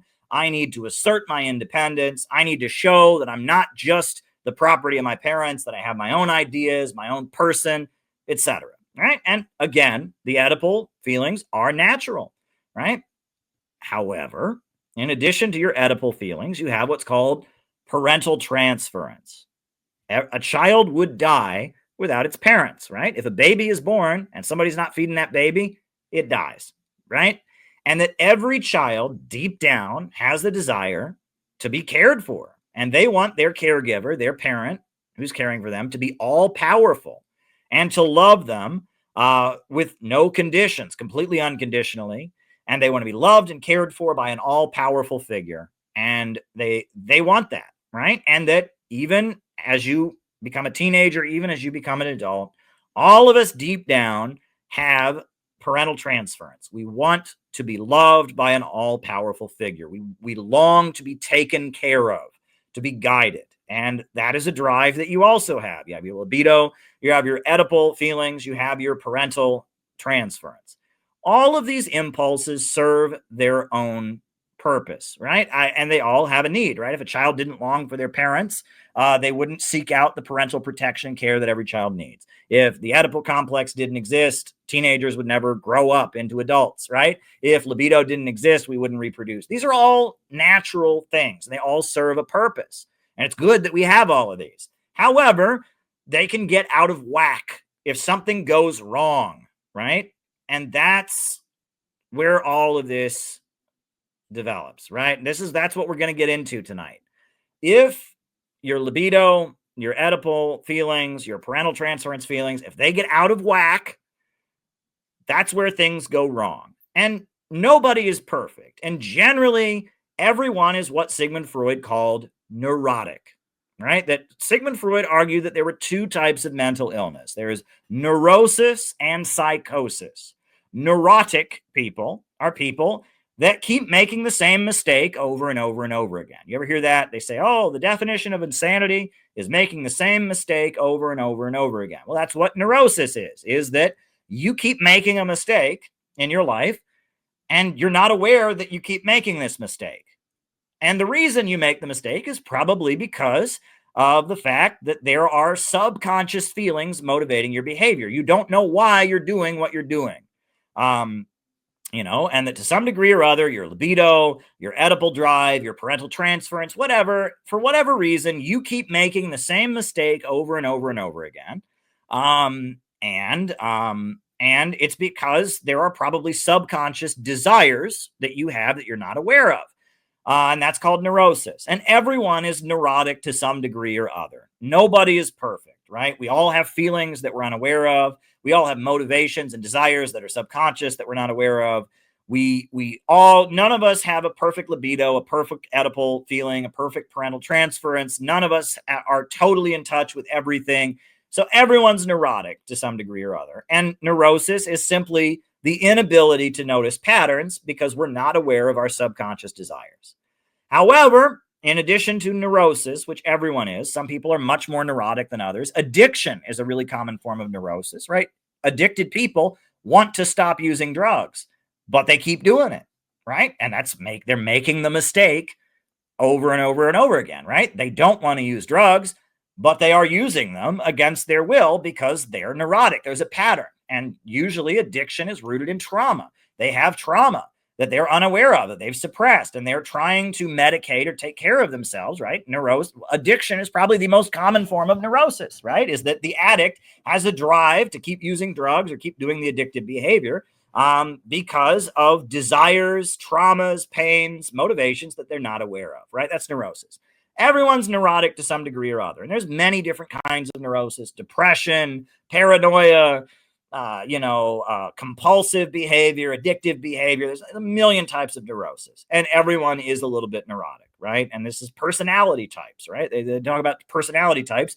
Basically, it's how you're neurotic, right? If you're a really controlling person, that's one type of neurosis, right? If you're a really creative and messy person, that's another type of neurosis, right? And then all the personality types is basically just measuring how neurotic you are, how your neurosis manifests itself, right? However, in addition to neurosis, there's what's called psychosis. And psychosis is very, very different than neurosis. Psychotic people are people that are in so much pain that they lose touch with reality. They start seeing things that are not there, and their ability to process information is gone. They are hearing things that are not there. They're seeing things that are not there. They believe things that are not true. They hear sounds. I mean, they're out of touch with reality, and that basically they're so stressed out by whatever has them upset, whatever conscious or subconscious impulse they have, that they check out of reality. Suddenly they start hearing things and seeing things. And generally, psychosis is generally manifest in the form of what's called schizophrenia. And schizophrenic people, they don't make eye contact when you see them. And they don't interact with the environment around them at all because they're in their own psychotic world. They have kind of withdrawn from reality. They don't hear things the way normal people do. Great example of psychosis is, I interview people on the street for my job. I go out and I do what's called Vox Pops, where I interview random people on the street. I try my hardest to never interview homeless people because homeless people tend to be psychotic and they can't answer your questions, and many times I've asked a homeless person, what do you think of Donald Trump and his policies? And then I point the microphone at them and they say, in China, the trains have a lot of urine on the floor and that's why we need motorcycles to go really fast. And I say, I'm sorry, but what do you think of Donald Trump and his policies? And then they get upset and they say, I told you in China, the trains go really fast and there's urine on the floor and that's why we need motorcycles. And you're just like, okay, they're not communicating with you. When I asked them about what do you think of Donald Trump and his policies, they didn't hear that. They heard something else. And then they said to me, the trains go really fast in China and there's urine on the floor and motorcycles go really fast. And to them, that makes perfect sense. They're not processing information correctly. They are psychotic, right? And people that are schizophrenic, psychotic, they can't communicate with you, right? They're in their own universe where words don't mean the same thing, So an email has recently come to light, an exchange between Jeffrey Leeds and former Secretary of State Colin Powell, in which he acknowledges that Israel has, quote, he says 200 nuclear weapons. And the Nuclear Non-Proliferation Treaty has not been signed by Israel. Under U.S. law, the United States should cut off support to Israel because it's a nuclear power that has not signed the Nuclear Non-Proliferation Treaty, according to Colin Powell, correct? Shouldn't you ask Colin Powell that? I'm not going to speak to this particular traffic, and I'm certainly not going to discuss. Israel doesn't have nuclear weapons? I'm certainly not going to discuss matters of intelligence from the podium. And I'm not. I have no comment on that. Okay. Well, the email says the boys in Tehran know Israel has 200, all we targeted on Tehran, and we have thousands. I mean, that seems to indicate that there's a knowledge of an Israeli nuclear program, which would make U.S. aid to Israel illegal. I think I've answered your question. Okay, well, let me ask, is that, do I have the correct understanding of U.S. law that we're not allowed to support a nuclear power that has not signed the Nuclear Non-Proliferation Treaty? Look, we obviously support the Nuclear Non-Proliferation Treaty. I'm not a legal expert on all the tenets of it, and I'm certainly not going to speak about the details that you've revealed here in this email traffic. That would be inappropriate for me to discuss one way or the other. I'm not going to do it. There are sanctions imposed on North Korea in response to their nuclear proliferation. There were sanctions put on Iran in response to allegations of nuclear proliferation. And now we have this email from Colin Powell saying that Israel has 200 nuclear weapons. Why is Israel not facing any consequence for this? That's a very colorful way of getting back to the same question you just asked me. But I'm going to refer you back to the transcript when you see it this afternoon to what I said before to your question. Saeed? You're familiar with this email, right? I'm not. Oh. I have not seen it. I can't speak to the email, and frankly, even if I'd seen it, sir, I wouldn't engage in that kind of a discussion from the podium. I'm reading to you from the New York Times. Under NAFTA, as a result, 20 million Mexicans live in food poverty. 25% of the population does not have access to basic food, and 1/5 of Mexican children suffer from malnutrition. As the U.S. heavily subsidized corn and other staples poured into Mexico, producer prices dropped and small farmers found themselves unable to make a living. Some 2 million people have been forced from their farms, right? Mexico's not producing its own food. It's a captive market. It's importing American food, and it's devastated the country. Mexico is poor, and American agribusiness stays rich. That's capitalism. That's why we had the American Revolution. The British Empire was trying to tell us here in the United States that we couldn't develop our own industries. We had to buy from the British. And as a result, we had a revolution so that we could develop our own economy. And the same thing the British Empire was doing to us, capitalism and the huge multinational corporations are doing around the world, keeping countries like Haiti, countries like Nigeria, countries like India captive markets. And countries are constantly fighting to try and break out of this. And the socialist revolutions of the 20th century, they didn't happen in Western Europe as Marx had predicted. They happened in the developing world because capitalism was keeping these countries as impoverished captive markets without their own industries, without their own economic growth, and keeping them as basically vassals, as dependent states, client states that are impoverished and suffering. And socialism was those countries breaking out, planning their economy, and industrializing. Because I talked with Kyle Kalinske about this. I don't know. I would love to read where these bizarro anti-NAFTA studies are coming from.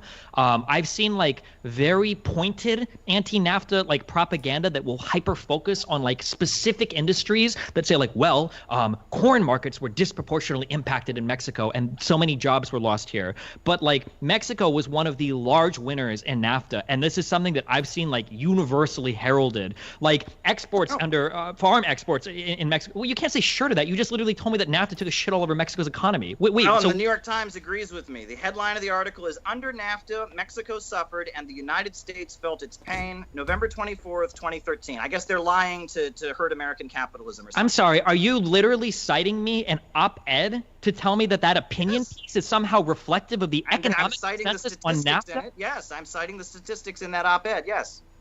I'm citing something that even the New York Times admits, that Mexico has been The New York very Times, badly hurt by free trade. The New York Times is not an economic journal. Why are you telling me that even the New York Times? Also, wait, is this, I'm sorry. Wait a second. Is this article, what's the author of this article? The author is Laura Carlson.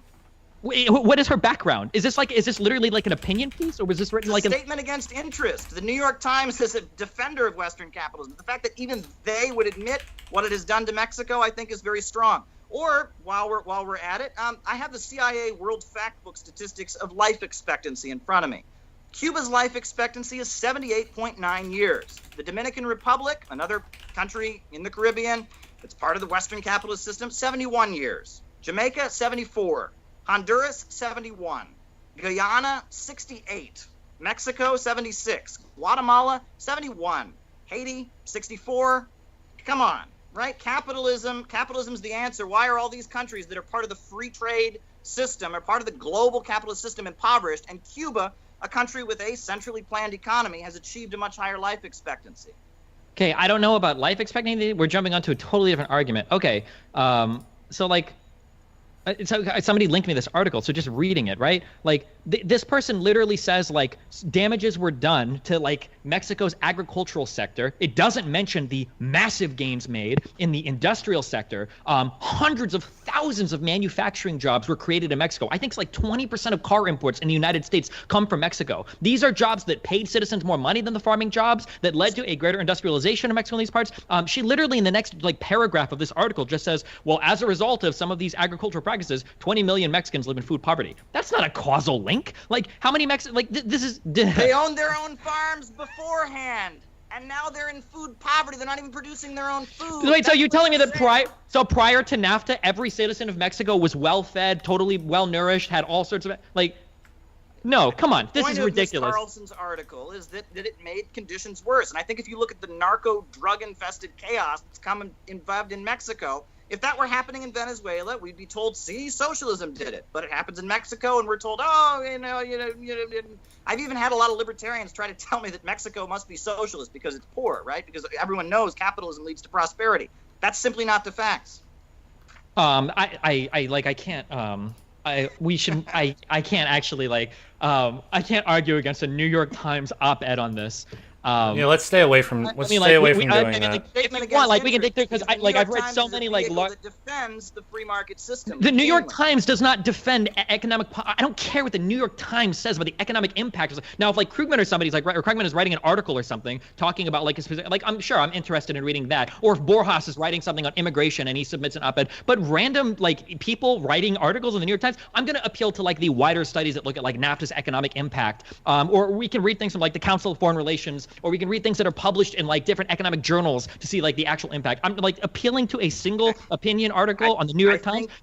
I think that people throughout those sources you listed would agree about the conditions in many of the capitalist countries of the world. I mean, this is the CIA World Factbook. I just read you the life expectancies throughout the countries nearby Cuba and compared them. What? What does that prove? What does life expectancy prove? What is? Yeah, right. Who cares if people die sooner? I mean, okay, all right. It doesn't matter, right? Life expectancy, who cares about that? Wait, what do you think I just asked? Wait, what was the question I just asked? You said, what does life expectancy prove? Okay. Do you think that means I want people to die early? No, but apparently you're saying it doesn't matter how long people live, right? No, what I'm asking you is, what do you think? What I'm asking you is, what do you when you're improving people's life expectancy and their access to healthcare and their quality of life, that's a good thing. But what does it prove? Oh, okay. What does it prove? Well, what I'm saying is that just because you see an increase in life expectancy... We're going around in circles here. Honestly, I don't know if we should keep going. I mean, we're just kind of repeating ourselves. But okay, just as a quick thing, just because life expectancy improves, one, that's not even necessarily reflective of positive underlying things. And two, it doesn't necessarily mean you can attribute it solely to an economic organization or a particular government. So, for example, one country might have access to more food than another country. That country might become more obese, and you might see a decrease in their life expectancy. Type 2 diabetes can lead to anywhere from a 7 to 13-year decrease on your lifespan, right? So if you were to compare the life expectancy of two countries like that, this is just one example out of 50 trillion potential hypotheticals. Maybe the increase in immigration to the United States, the lower average life expectancy of, say, African Americans or Hispanic people are keeping the life expectancy of the United States down compared to other socialist countries. Just appealing to one stat and saying, well, the life expectancy in Cuba is higher than the life expectancy in the United States, that doesn't prove anything. So when I ask, well, what does that mean? That stat is totally meaningless. I don't think Cuba's life expectancy is higher than the United States. I think it's pretty close, but I don't think it's higher. I'm reading to you from The Guardian, November 27th, 2016. Quote, Cuba's literacy rate is at 100%, and its life expectancy parallels first world nations, despite limited funding and supplies. The country's ratio of doctors to patients, its proactively community-centered approach to healthcare has long been the envy of Western countries, not the least the UK. I think that's an example of central planning improving people's lives. Okay. Okay. I don't think so, but I guess it's another argument. I have some questions from chat if we want to do that. Economic expansion happening very, very rapidly. The rise of the BRICS countries. There's whole sections of the globe that we were taught about in school that they just kind of glossed over. It was like they weren't even important. Big sections, big land masses in Russian Far East, Mongolia, Central Asia, all these places that they just didn't used to matter. They're becoming electrified.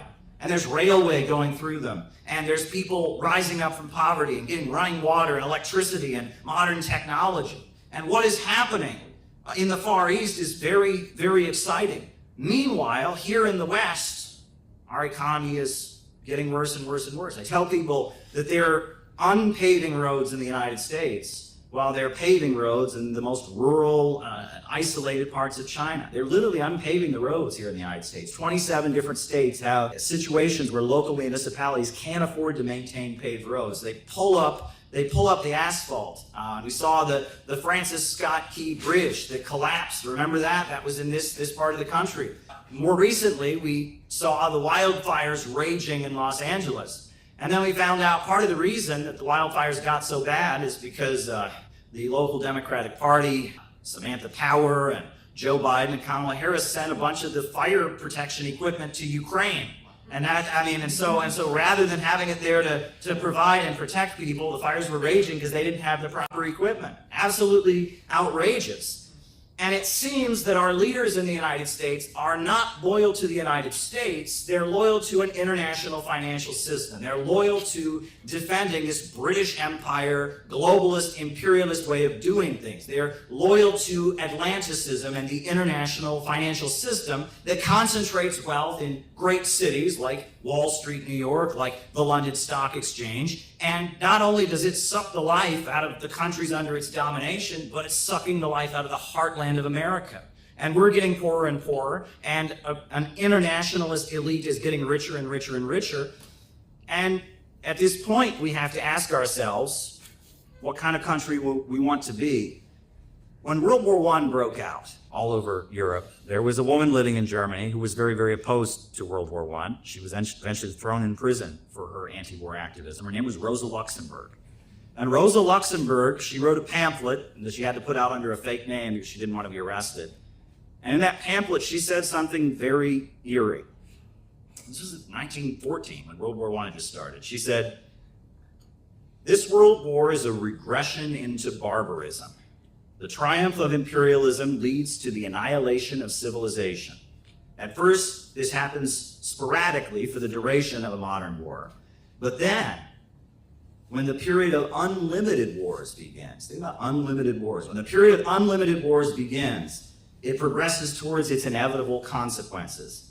The triumph of imperialism and the collapse of all civilization, as in ancient Rome. Depopulation, desolation, degeneration, a great cemetery. She was saying that if the trends that began at the time of World War I were allowed to continue, the West itself would come apart, and Western civilization and Western society would deteriorate. And she compared it to the Roman Empire. As this war-based society became more and more individualistic and more committed to this global international financial system, eventually it just collapsed from within and deteriorated. And I think if we want to understand the role that we have to play as anti-imperialists and anti-globalists and people who want to see a new America where working families come first and speaking out against imperialism, I would like us to look at something very, very old, a very, very old text. Some of you might be wondering what this painting is. Well, this is a painting from 1844, and this is from Horace Vernet, the American painter, and it's his depiction of the Hebrew prophet Jeremiah from the Old Testament of the Bible. This is Jeremiah, the weeping prophet. And this is his depiction of this Hebrew prophet, Jeremiah. And if you read the book of Jeremiah, Jeremiah was born in the year 650 BC in the kingdom of Judea. And at that time, the kingdom of Judea was experiencing a lot of injustice, I guess you could say. At the time, the gap between the rich and poor in the kingdom of Judea was rising very significantly. And the rich people were becoming more and more ruthless. They were finding loopholes in the Hebrew law through which they could utilize poor people as slave laborers to build their great mansions. They also, according to the Hebrew law, they had provisions to care for widows and orphans, but those were being ignored, and widows and orphans were being left destitute and hungry. And at the same time, the rich were also engaging in human sacrifices, and they were burning infant babies, and they were engaging in all kinds of rituals and such. And Jeremiah was not from the priesthood. He was just an ordinary person. And he spoke up against the rich and powerful in the kingdom of Judea. And I want to point out something about that, because it's very, very easy to speak up against people who have no power. It's very, very easy to condemn people who have no power. And I hear that when you turn on CNN. You know, they'll sit there, some Hollywood celebrity. "I'm so morally opposed to these people who vote for Donald Trump. These people in Texas and Alabama, they're bad people. I condemn them. I morally oppose them. It's just so wrong." And they sit there, and then the cameras go down, and they're like, "All right, time to go party with P. Diddy. Time to get on Jeffrey Epstein's airplane." It's ridiculous. It's so easy to grandstand against people who have no power. But if you start calling out the rich, and you start calling out the powerful, that's when the consequences begin. And Jeremiah did that. And in fact, one of the people who was the most opposed to Jeremiah was the priesthood. Why? Because he was calling out the priesthood. He was saying that the priesthood, they were complicit in the crimes of the rich. They were complicit. They were enabling the rich to get away with what they were doing. And so he called out the priesthood, and he built a movement. And all kinds of people in the kingdom of Judea started gathering outside the temples to listen to Jeremiah's preaching, to put on sackcloth. And the message was, we've got to change our ways. We've got to repent. If not, we're going to lose our country.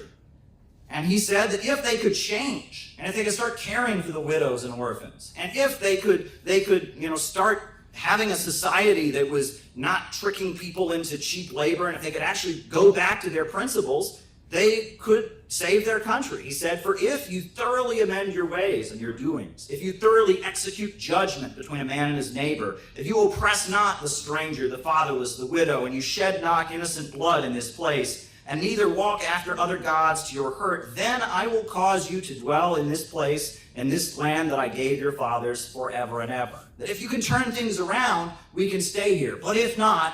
After the rioting was done, U.S. media kind of forgot about those communities. Well, Uhuru, they went out there because they saw black and brown people like themselves that were out there protesting and rioting, and they stayed there. And they've been there since 2014, providing services in the community, giving these young people in the community something constructive to do, not just go out and break shit to raise awareness about the conditions they're in, but ways to actually feed people and serve the community. And they've been there in St. Louis since 2014 doing constructive work.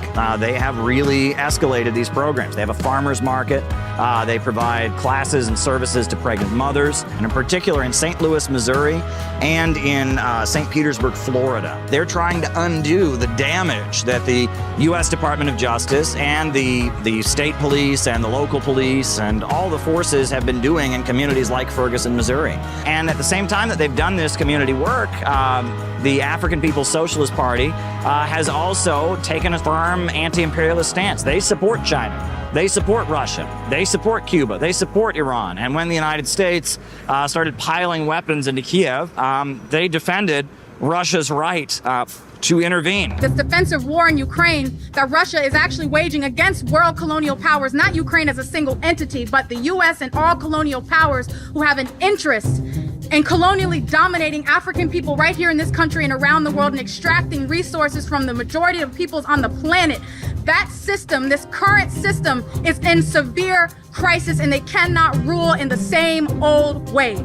Because of that, their homes were raided. Then months later, the federal government came out with an indictment, and it's charging them with being Russian agents. And it's trying to allege that the election campaign that they ran in St. Petersburg, Florida, was somehow interference in the U.S. electoral process. 4 activists associated with the People's Democratic Uhuru Movement and the African People's Socialist Party have been indicted by the U.S. Department of Justice. The indictment from the U.S. Department of Justice accuses them of spreading Russian propaganda and cites simply some web conferences that they had, some Zoom meetings, some emails they sent out, as well as the fact that they have run routine election campaigns. Is this of concern to the Secretary General as an attack on human rights, freedom of assembly, etc.?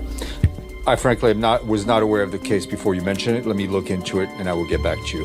What's going on in Africa is directly connected to what's going on here. What's going on in Ukraine is connected to what's going on in Harlem. You know what I'm saying? It's an international global economy that's all connected. Because they go to conferences in Russia, this constitutes Russian meddling in the elections. The whole thing is ridiculous. It's completely, utterly ridiculous. They've been running these campaigns for years, since before I was born. Back in the 1970s, they were running people for office. Their platform of reparations, I mean, Marianne Williamson, she's a major Democrat candidate. She also says she believes in reparations. I mean, it's not a unique message that they have in that sense, but they have been targeted because they're doing what you're supposed to do. I mean, you know, at all of our meetings, we have a picture of Fred Hampton up on the stage because Fred Hampton, he built a free breakfast program. He organized what he called a rainbow coalition, uniting low-income people, white, black, brown, Arab, Latino, into one organization, you know, trying to build up community empowerment, trying to do community service projects while teaching Marxism and socialism.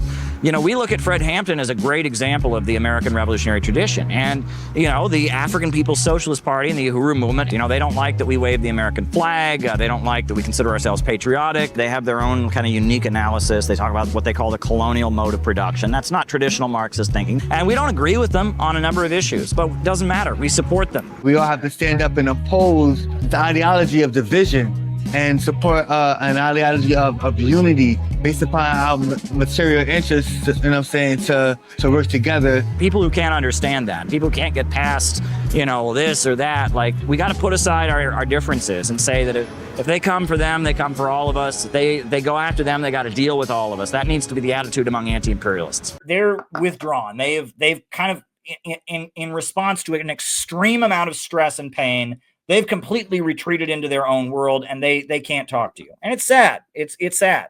That's what psychosis is. So this is Sigmund Freud's understanding of how the human mind works. And so here we go. So what is leftism? What is leftism? Leftism is a political movement that started at the time of the French Revolution. During the French Revolution, those who were, you know, they overthrew the king, and those who were loyal to the king sat on the right, and those who were loyal to the Jacobins and the Girondists and the revolutionaries, they sat on the left. And leftism was the ideology of revolution, of social progress, etc. And it really had no real meaning other than if you were for the old world, you sat on the right. If you were excited about the new world, the birth of the modern world, you sat on the left. But what was the French Revolution? The French Revolution was very much an explosion of libido, right? It was that in feudalism, sex is very carefully controlled. Who you can have sex with is very heavily controlled. If you have sex outside of marriage, you can be burned at the stake. You can be killed, right? And that sex is very controlled. And if people are in charge of you, they can abuse you and mistreat you, and you just have to take it, right? If you're a peasant, you cannot look a landlord or a noble in the face. And if he verbally abuses you or kicks you around, you just have to take it. You're not allowed to have any anger or display any aggression if you are a peasant or most of society, and you can only have sex under certain circumstances. Everyone's sexual desires and everyone's aggression and anger is heavily packed in. And if you have sex in a way they say you can't, they kill you. And if you talk back to the landlord or, disrespect the king, they kill you. And it's this very, very heavily controlled way of existing. Well, as capitalism was coming along, as the emergent mercantile classes came along, and they wanted to overthrow feudalism. So what did they do? They said, let it out. Let out your anger. Let out your sexual desires. And the French Revolution was an explosion of sexual freedom and vengeance. Now, the peasantry of France, they were humiliated in many different ways. They were degraded. In fact, one thing that existed in France was called prima nocta. I don't know if you've ever heard of this, but Frederick Engels mentions this in Socialism, Utopian, and Scientific. One of the ways that the nobility in France would humiliate the peasants was that if you were a peasant, right, you had a landlord or a noble who lived over you. And before you got to have sex with your wife, the noble before any peasant man, when he got married on his wedding night, before he got to have sex with his wife, the local noble did to humiliate him, right? And that was a thing that happened. Imagine how degrading, right? Sex is already so controlled. You're not allowed to have sex until you get married. Well, finally, you as a peasant man are able to have sex, and then before you get to have sex, the noble rapes your wife. That's how degraded the peasants were. And they were constantly humiliated. They couldn't look a landowner in the face. They couldn't express their sexual desires. They could not speak up. If they felt mistreated, they couldn't say so, right? And so the French Revolution comes along and says, let your anger out, let your rage out, right? And let your sexual desires out. So much so that people forget that one of the main agitators of the French Revolution was a guy named the Marquis de Sade.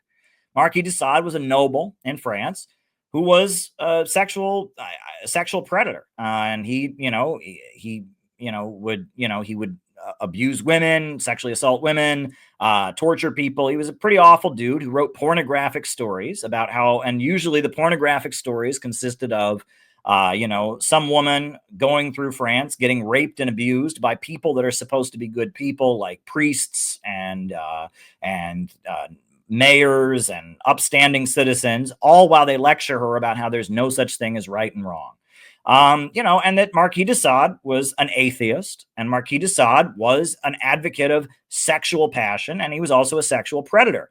And at the time of the French Revolution, Marquis de Sade and his pornography was everywhere, and he was considered one of the main thinkers of the French Revolution.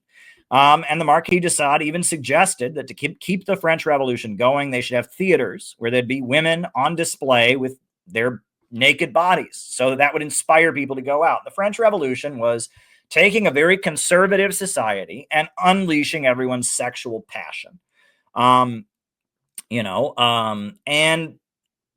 the symbol of the French Revolution was the red cap, right? The peasants wore red caps, and eventually the red flag, which became a symbol of the left, the red flag became the symbol of the French Revolution. And red is what? It's the color of blood.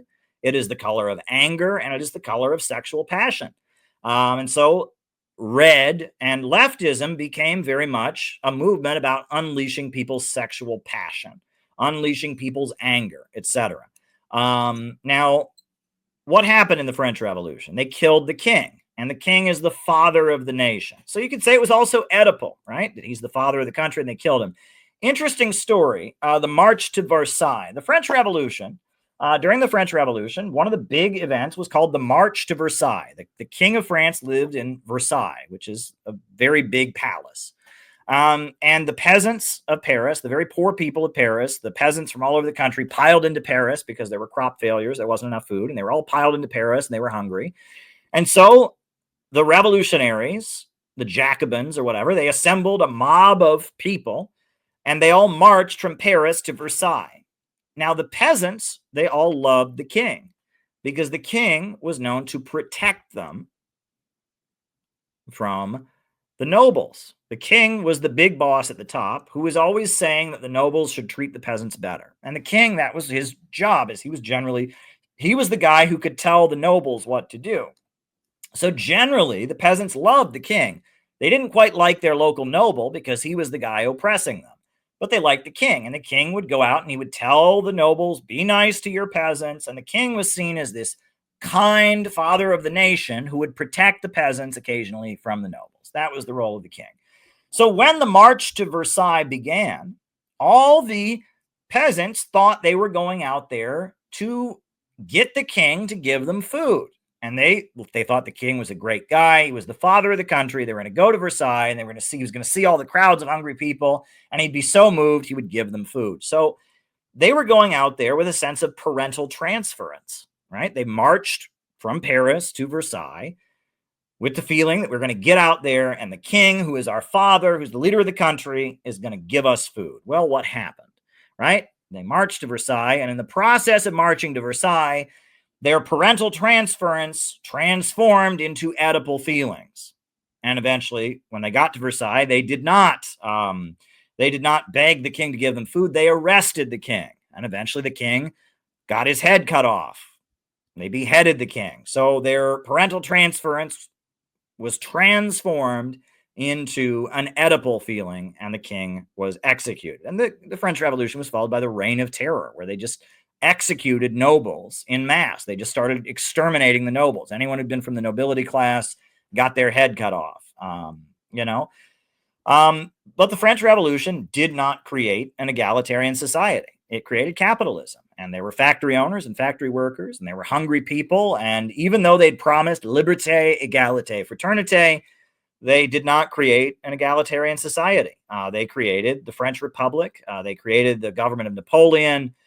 They created the French Empire. They created a society which was full of injustice, which was, even though there were no kings and even though the rights of man had been declared, there was still injustice. So there were a number of people in Europe who were inspired by the French Revolution, and they called themselves the left, and they wanted another revolution to make things more fair and free.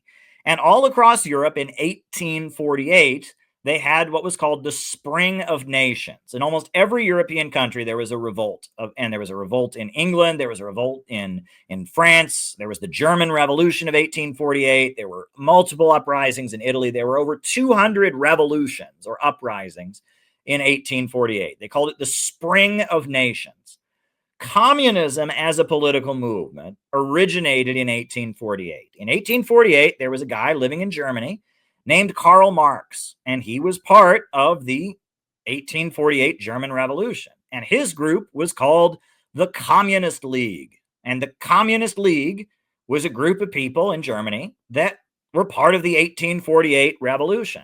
And in 1848, the people that were rising up all across Europe that wanted to keep the spirit of the French Revolution alive, that wanted to actually create liberty, égalité, fraternité, that the French Revolution hadn't created, they were kind of keeping the passion of the French Revolution going. They were called the Red Republicans. Red Republicans, meaning that they waved the red flag and they were fighting against monarchy and against feudalism. They were fighting for a republic. Interesting fact. The Republican Party of the United States got its name from the Republicans, the Republican uprisings of 1848. And a few years after the Spring of Nations in 1848, in the 1850s, they formed a new political party in America that was against slavery and was for freedom and justice for all. It was called the Republican Party, and it had small farmers in it, and it had labor unionists. And, you know, Karl Marx was a big supporter of the Republican Party. He even wrote for the New York Tribune, which was the Republican Party newspaper of New York City. And the Republican Party was part of the left. It was part of the revolutionary movement that wanted to carry out and make the ideals of the French Revolution real. It wanted to kill the kings. It wanted to create liberty and justice for all, liberty, égalité, fraternity. Leftism is largely based on libidinal and Oedipal feelings. And that's not bad, right? Look, if you want to overthrow feudalism, sucks. Feudalism absolutely sucks. Peasants have no rights. You can't think for yourself. You can't, have your own religion. If you speak up against the Pope, if you think a thought about religion that goes against what the Pope says, they burn you at the stake. Peasants have no rights. The king rules with absolute authority. They don't have a very high level of technological development. Feudalism sucks. So ripping apart feudalism was a good thing. And in order to rip it apart, you had to really tap into people's teenage desire to kill their parents, right? Kill the king. He's the father of the nation and he sucks. We're going to cut his head off. And you have to let people unleash their rage, right? I'm a peasant. I've been oppressed. I've been exploited. I'm going to let my anger out. I'm going to kill the nobles, right? And you have to let people unleash their sexual desires. I've been holding it in and I want to have sex. And so it makes sense that in order to topple feudalism, you would have to unleash libidinal and Oedipal feelings on a massive scale. That makes perfect sense, doesn't it? Now, in response to the left in France, you had what were called monarchists. And monarchists were people who wanted to bring the monarchy back. And in France, the monarchists, they were called the Party of Order because they saw the left as being a movement of disorder and chaos and revenge. And the conservatives, they were the Party of Order, and they wanted to bring back the king who was the father. So parental transference became associated with the right, because they want a king, they want stability and order, they want a kind, caring parent there who will provide them, will love the nation and provide them with safety and security. They're all powerful and all of that. And the left, they want to unleash libido, they want to unleash their Oedipal impulses. Well, the right is appealing to parental transference. And the right also tends to be associated with nationalism. What do people generally call the country? Russia is Mother Russia. It's the motherland. And what is Germany? Germany is the fatherland, right? And, the nation is, it's our country is like a parental figure. Nationalism plays into parental transference, right? Uncle Sam, the image of America, is a fatherly figure. He's an old guy with a red, white, and blue hat and a beard. He's a fatherly figure. And the Statue of Liberty, right? That's Columbia, right? Early in American history, the icon of America, you had Uncle Sam, who was like a fatherly figure, but you also had Columbia, the gem of the ocean, right? And it was this goddess-like motherly figure, right? And what is the Statue of Liberty? She's a woman, a caring woman, and she says, "Give me your tired, your poor. Come, I will take care of you." She's the mother. right? That's what the Statue of Liberty is. She's your mother, right? And that nationalism and patriotism are associated with parental transference, as is the party of order, as is conservatism. So conservatism is pushing parental transference. The left is pushing Oedipal feelings and libidinal feelings. This is all very, very important, right? And this is how politics develops, right? So that then brings us to the Russian Revolution, right? The first communist revolution to ever be successful is you have the Russian Revolution. And the Russian Revolution is, the Tsar is overthrown by the provisional government. The provisional government is then overthrown by the Bolsheviks. And the Tsar is brought down, and the Bolshevik party comes to power in Russia. And the Bolsheviks are technically a leftist movement, right? They're social democrats, Marxists. They study the French Revolution. They're part of the revolutionary movement, the left, that is spread across Europe. But even before the Russian Revolution, everybody notices that there's something about the Bolsheviks that just doesn't seem normal for leftists. They're a little bit out of touch with leftists. For example, the Bolsheviks build a party of new type, only for people who give the whole of their lives. Now, generally, revolutionary organizations in Europe are debating societies, where as long as you agree with 3 or 4 main principles, you can sign up and join. And there's fierce internal debate, and it's constant debate and all of that. They're debating societies, and they're very loose. Everyone can think whatever they want, etc. Well, Lenin says, no, we're going to be a party of new type for those who give the whole of their lives. And the Bolshevik Party is very much modeled on the secret societies that exist in Russian history. The Old Believers, the Decembrists, and in Russia, there's a whole history of secret societies existing, of people that want to change Russia, taking oaths and forming very disciplined secret societies. So that's not very leftist, right? Leftists want total freedom and individualism and all of that, but the Bolsheviks are saying, no, we're going to have a very disciplined organization only for those who give the whole of their lives, etc. In addition to that, the Bolsheviks, they're very much considered to be a weird cult by European Marxism. People say that they're much like a monastic order of monks. People say they're a religious cult, and that's one way they're described, as a religious cult. And the European Marxists hate them, and they hate the European Marxists. And when World War I breaks out, Lenin is so angry that he declares that they shouldn't even call themselves social democrats anymore. They should use the word communist to describe themselves, so that nobody thinks that they're the same. Lenin absolutely hates the Second International, the social democrats who sold out and supported World War I. And he says, we're doing something completely new. We have this theory of imperialism, the highest stage of capitalism. We support nationalism, right? Whereas leftists were against nationalism. They said, workers of the world unite. Lenin says, well, no, we support nationalism. Lenin even writes an essay about why they support great Russian patriotism.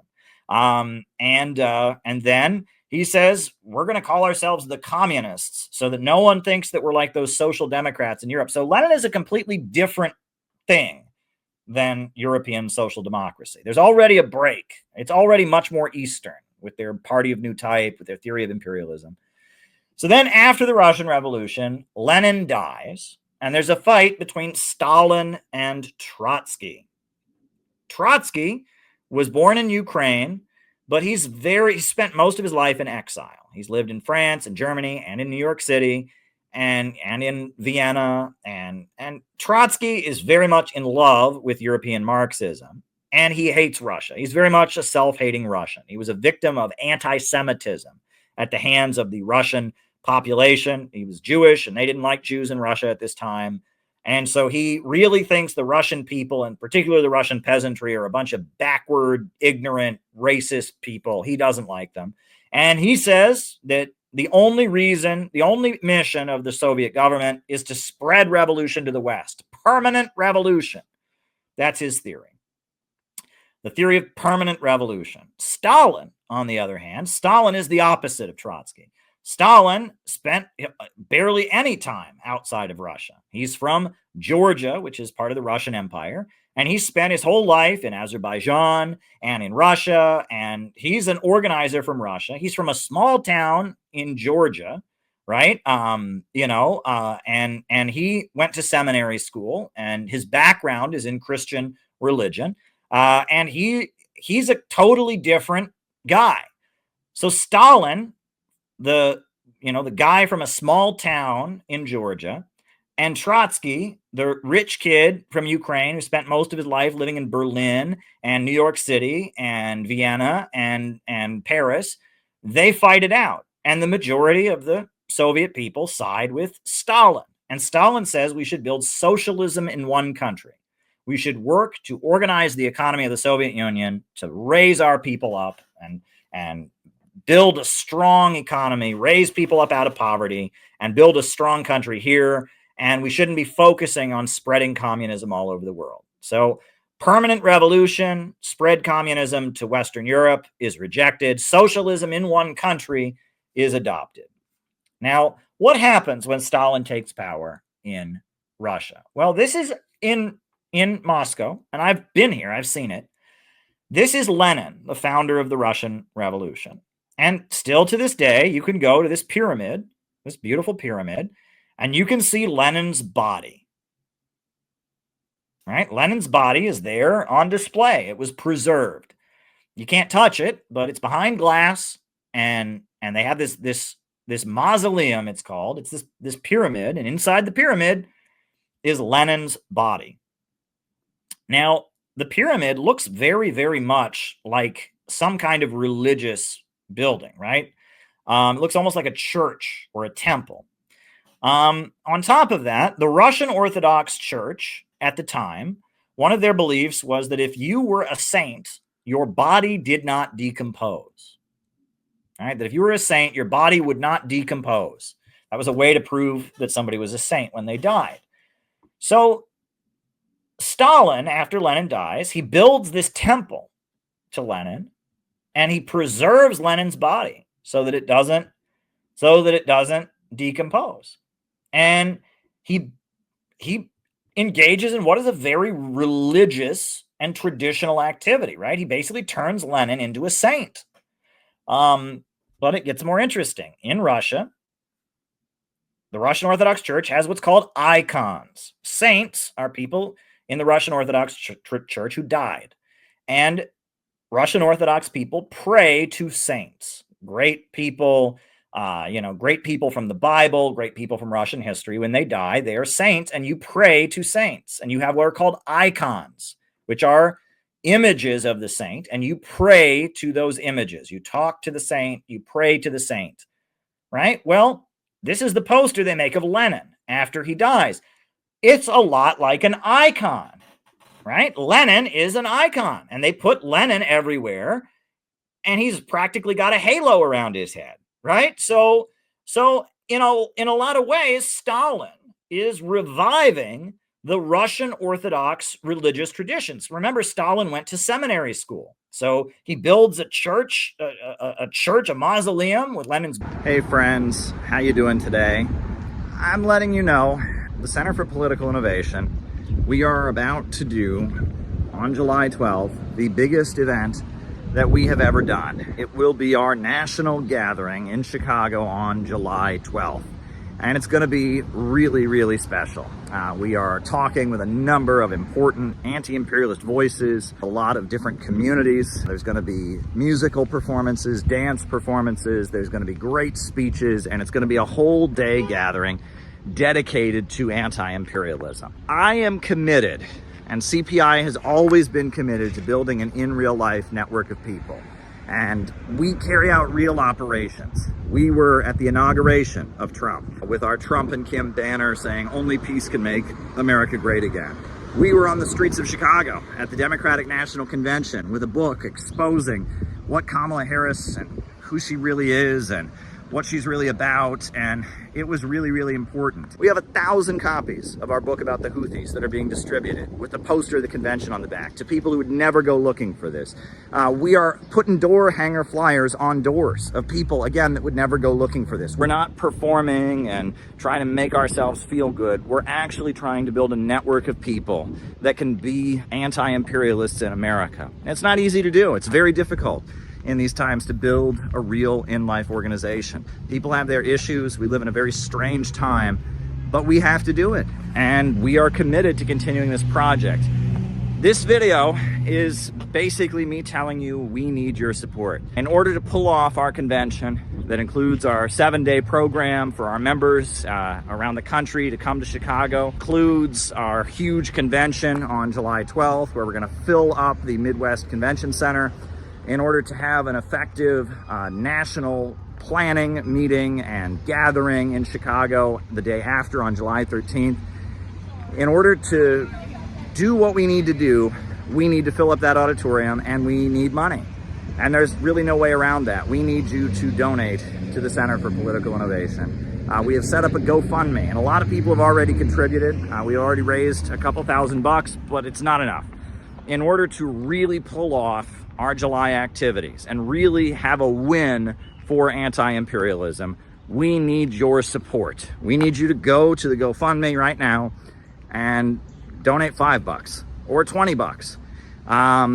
We need you to go to the donate button on the CPI website and send us $100 or $50, whatever you can do. If we're gonna do what we need to do in July and build the organization and have the mega anti-imperialist rally that needs to happen on July 12th and solidify the network that we're building to continue to carry out the great operations that we do, we need you to help us out.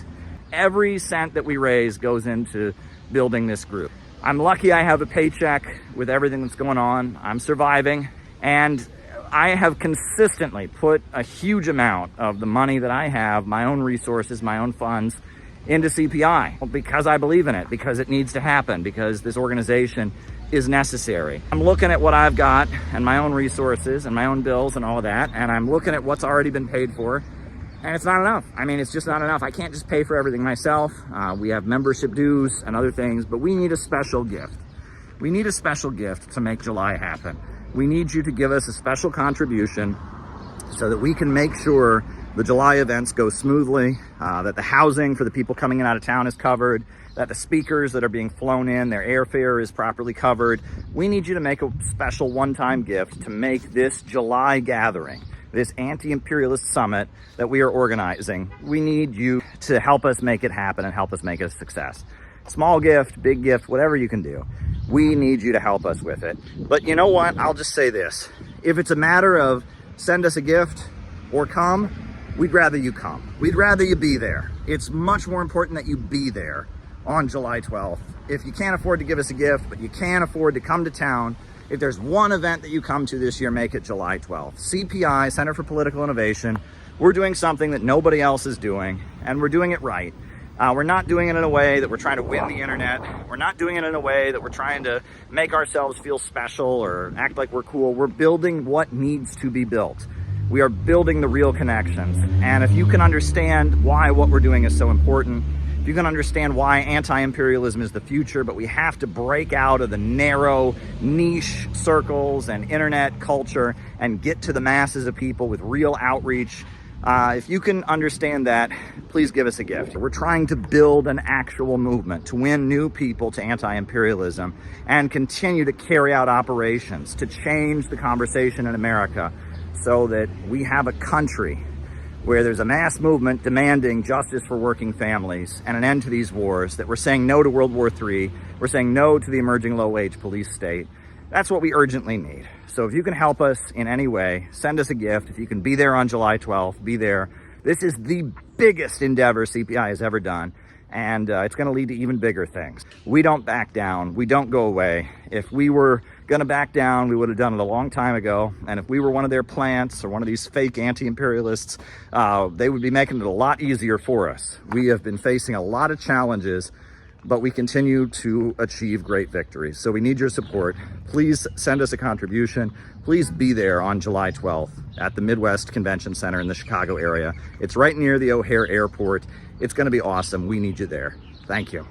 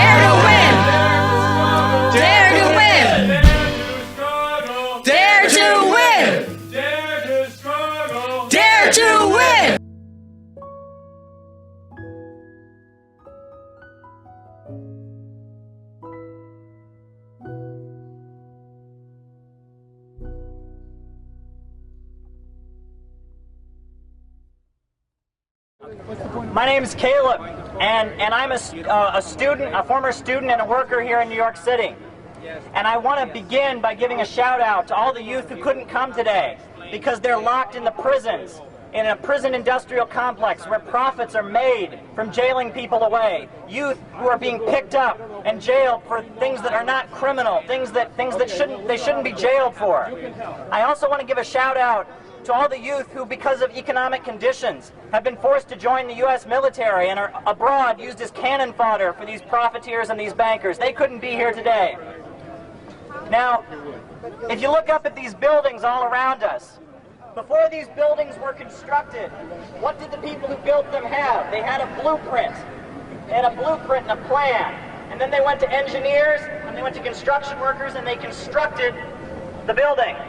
Well, right now, Wall Street and the banker class, the people who actually run this country, they have a blueprint. And it's written in all of their Ayn Rand and Milton Friedman textbooks. Their blueprint is the destruction of the future of this generation. Their blueprint is the end of free public education. Their blueprint is the end of decent schools. Their blueprint is low wages. Their blueprint is massive unemployment. Their blueprint is massive home foreclosures. Their blueprint is massive destruction of the future and the end of the social programs that keep people alive. That's their blueprint, and they're mobilizing around it. They've got their Tea Party thugs mobilizing around it. They've got their police mobilizing around it to repress us and cage us in pins for speaking out. They've got their Democrats and their Republicans mobilizing around it. And if we're going to resist their program, we have to learn from the generations in the past who've done it before. In the 1930s, not far from here in Union Square, there was a demonstration of 10,000 people. And they gathered, and their slogan was "Fight or Starve." And they gathered in Union Square by the hundreds of thousands. And when the police told them they couldn't march, they said no. And they said, "This is our street, and we're going to march." And you know, they had a banner at that march. And you know what the slogan that was on the front banner of that march back in 1932? You know what the slogan was? Remember it. Remember it. Take it with you. If you remember a phrase, remember it. The slogan was "Class against class." And that's what we're talking about. Class against class. Say it with me. Class against class. Class against class. It's not about Democrat versus Republican. It's not about a liberal program or a conservative program. It's about the banker program versus the people's program. That's what's going on. If we're going to resist, we need a blueprint of our own. We need to design our own blueprint, and we need to start implementing it in the streets.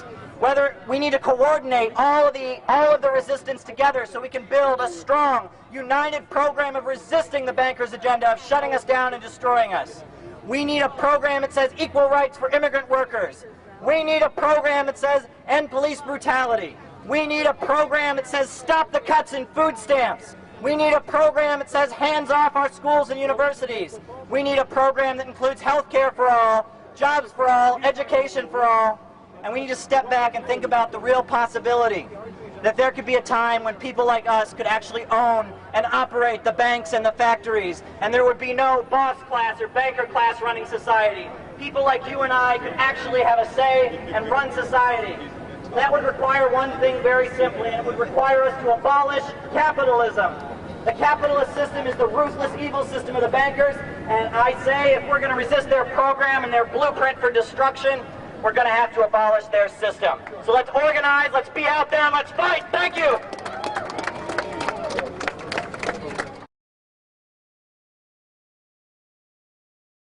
So as Congress makes up its mind on whether to take military action against Syria, anti-war groups are getting ready to stage protests in Times Square today. Rosa Flores joining me live now from New York. So Rosa, tell us more about the protests unfolding there in New York. Yeah, well, those protesters are making their way here to Times Square, and I'm actually here with one of the organizers, Caleb from the International Action Center. And I know that you guys are expecting dozens, if not hundreds, of people here. But first of all, explain to us kind of what is your mission? Why are you guys here? The last thing we need right now is a new war against Syria. Right now, they're cutting food stamps, hospitals are closing, schools are being shut down. There's a budget crisis in this country. We do not need more money for a new war against Syria. Every one of the cruise missiles they would send would cost over $1 million. That could be teachers that could be hired. That could be hospitals that could be opening. But instead, it's blowing up and killing people in another country, and that's not right. Now, let me ask you about the support that you're getting, because from what I understand, lots of organizations are coming out of the woodwork and asking to be involved. Tell us a little bit about the involvement of other organizations that perhaps would not be, in this case, participating in something like this. Well, 89% of the U.S. public is opposed to this war. People in this country overwhelmingly oppose an attack on Syria. But that won't mean anything unless people do something about it. If people aren't in the streets and organizing and demonstrating and making clear to the government that they will not let this war pass, that won't mean anything, because we've seen so many times the government not listen to the people and go to war. I don't believe what's coming out about this chemical weapons attack. I have a lot of questions about it. There are a lot of facts that just aren't adding up. And we've heard about weapons of mass destruction before. There's so many lies to take us into war. We don't need a new war. We need jobs, schools, education, and not a new war against the Syrian people. And these rebels that our government and our tax dollars are paying for, they're not good folks, and they're doing awful things there in Syria, and we should not be supporting these rebels in Syria. Right now in this city, hospitals are closing, schools are closing, all kinds of resources that people in this city use to survive are being shut down. Well, what are they talking about doing? They're talking about a new war against Syria. How much money is every single one of these missiles going to cost? At least $1 million. That could be teachers, that could be nurses, that could be doctors. But instead, it's going to a war. Do we want that? No. And now, you know, there have already been 100,000 people killed in this war in Syria. And they've been killed because our tax dollars are going to fund the Syrian rebels. Yes. A lot of these Syrian rebels aren't even from Syria. Yes. They're from places like Qatar, places like Jordan, places like Libya, and they've been shipped in. Syria was a peaceful country, and now there's a civil war going on. And the United Nations has reported that these rebels in Syria, funded by our tax dollars, are recruiting children as young as 11 and 12, and they're recruiting them and using them to kill people in Syria. Chemical weapons have been used by the Syrian rebels. They've used them. Carla Del Ponte from the United Nations has confirmed that. They're using sarin gas, and they're killing innocent people in Syria with our tax dollars. Yes. And the reason that they're talking about striking Syria right now, the reason they're talking about striking is because those rebels are losing. Why are they losing? They're losing because the people of Syria don't support them. They don't support foreign importing insurgents trying to tear up their country. And that is why Obama wants to send the missiles to do what the rebels can't do, because they don't have support on the ground. We want the people of Syria to run Syria. We want money for jobs and schools and education, not a new war. I'm with FIST, Fight Imperialism, stand together, and you can check us out. Thank you.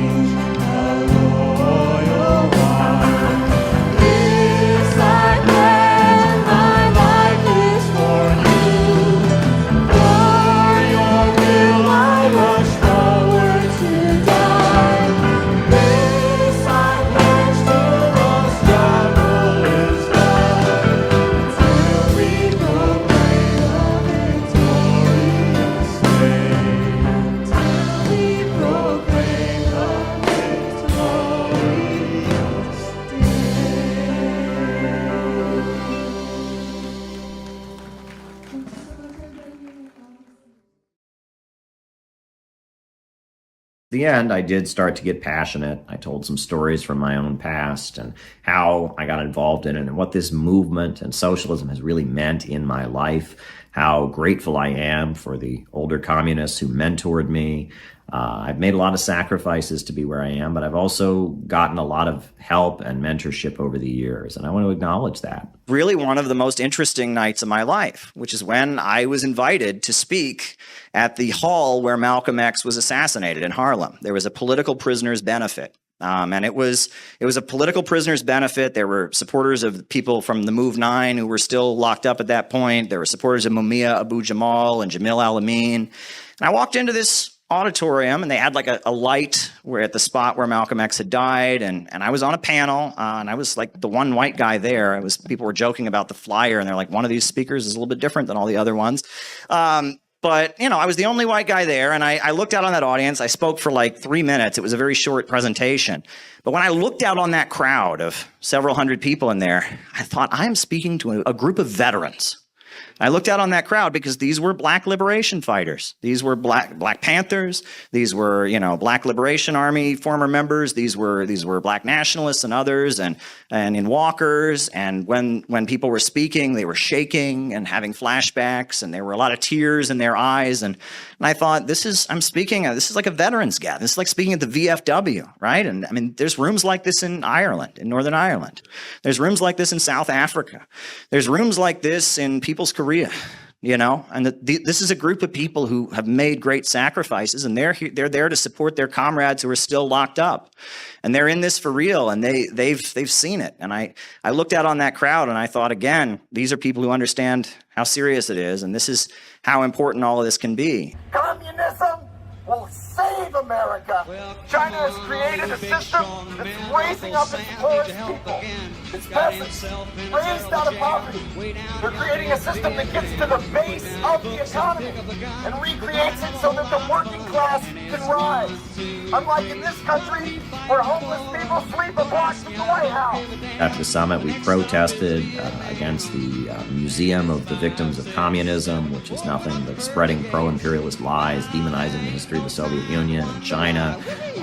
So trying to fight something that literally causes circumstantial change. Well, instead of fighting against people around the world, we should be fighting against those bankers who set up that situation. We should be building a coalition of people with different perspectives. We're going to stand up against big banks and corporations. That's what I think. You're looking at Country Joe and the Fish. Little known fact, there was a band that played at Woodstock called Country Joe and the Fish Band. And the reason they have that name, according to every source that I can check, is because their parents were members of the Communist Party USA, and they picked the name for some pretty interesting reasons. Now, this guy was Country Joe because he was from Georgia, from the countryside. He grew up in a small village. He was the son of a bootmaker. And this guy was the Fish because one of his most well-known quotations, before he even started his organization, he just walked 300 miles through the countryside, talking to every person he could meet, asking them about the conditions of their life, engaging with them. He says, how should we judge whether or not a youth is a revolutionary? How can we tell? Well, there can only be one criteria, namely, whether or not he's willing to integrate himself with the broad masses of the workers and the peasants, and he does so in practice. The masses are the water, and the revolutionaries are the fish. Country Joe and the Fish. The next stop is Vietnam. We are educating, we're agitating, we're demonstrating, and we're normal people. That's the best part. Pretty normal. Let's fix our government right here at home to provide for working people before we go 7,000 miles away to waste young, precious lives over something as dumb as anti-communism. Afterwards, a few of us went to New York City to protest against Tsai Ing-wen, the Taiwan president. All the polls show the American people don't want a new war. The American people are sick and tired of our money being wasted on bombs and weapons and destruction, provoking a war with China, provoking a war with Russia, while our dreams are derailing, people in the United States are suffering. Tsai Ing-wen came to the United States to beg for more weapons and to demonize China. And the Center for Political Innovation, we were in the streets of New York City confronting the Taiwan president and her effort to spread war. China is not our enemy. China is not our enemy. China is not our enemy. Get out of our country. Stop trying to sell war in our country. Stop trying to sell war in our country. We don't want a new war with China. We love America and we don't want a new war with China. China is not our enemy. Stop trying to sell war. Get out of our country. Stop trying to sell war. You know, what we did with Sa Ing-wen, that went viral in Chinese media. Over 1 million shares. I was interviewed about it by Global Times. The Global Times, one of the main publications in China, made a point of highlighting the Center for Political Innovation, finding out about our work and why we do what we do. That was really, really great. I'm a patriotic American. I love my country and I don't want World War III. After all is said and done, Summit for Hypocrisy was a great success, and we can see that success. Look at all of the leftoids tailing us. They were calling us fringe, they were calling us cringe, and then a week later they all shut up, and then they started copying our organizing tactics. And I'm glad that they do. We know what the problem is, we are offering solutions. In my eyes, CPI represents faith in humanity and the belief that there's an optimistic future to fight for, that your neighbor and the people around you aren't just stupid and in your way, but actually the hope for the future is in building relationships. We're going to lose our country. And Jeremiah was building this movement of people in the kingdom of Judea, calling out the rich and powerful, and he got a great boost in social media terms. There was somebody who really liked what Jeremiah had to say, and that was the king, Josiah. The king Josiah was seeing that they had enemies and that there were other countries that could attack them, and that the way the rich were behaving and conducting themselves was tearing apart the social fabric they would need to resist a foreign invader. So King Josiah, who was himself from the rich and powerful class, decided he was going to boost Jeremiah. So he began promoting Jeremiah and encouraging people to listen to Jeremiah's speeches and promoting him. And Jeremiah was able to thrive and build this mass movement because he was trying to hold the country together. But then the king died. And after the king died, the new king who came in was somebody who was in with the rich and their human sacrifices and their parties and didn't want to hear what Jeremiah had to say. And so this new king did not protect Jeremiah from the priesthood. And the priesthood moved in to very ruthlessly begin to persecute Jeremiah. Jeremiah was publicly flogged, and he was placed into a pillory in front of the temple. And his family abandoned him and denounced him. And the priests even forbid him from ever getting married because they wanted to just stick it to him, right? Imagine such an awful thing to do to somebody, to deny them the right to get married.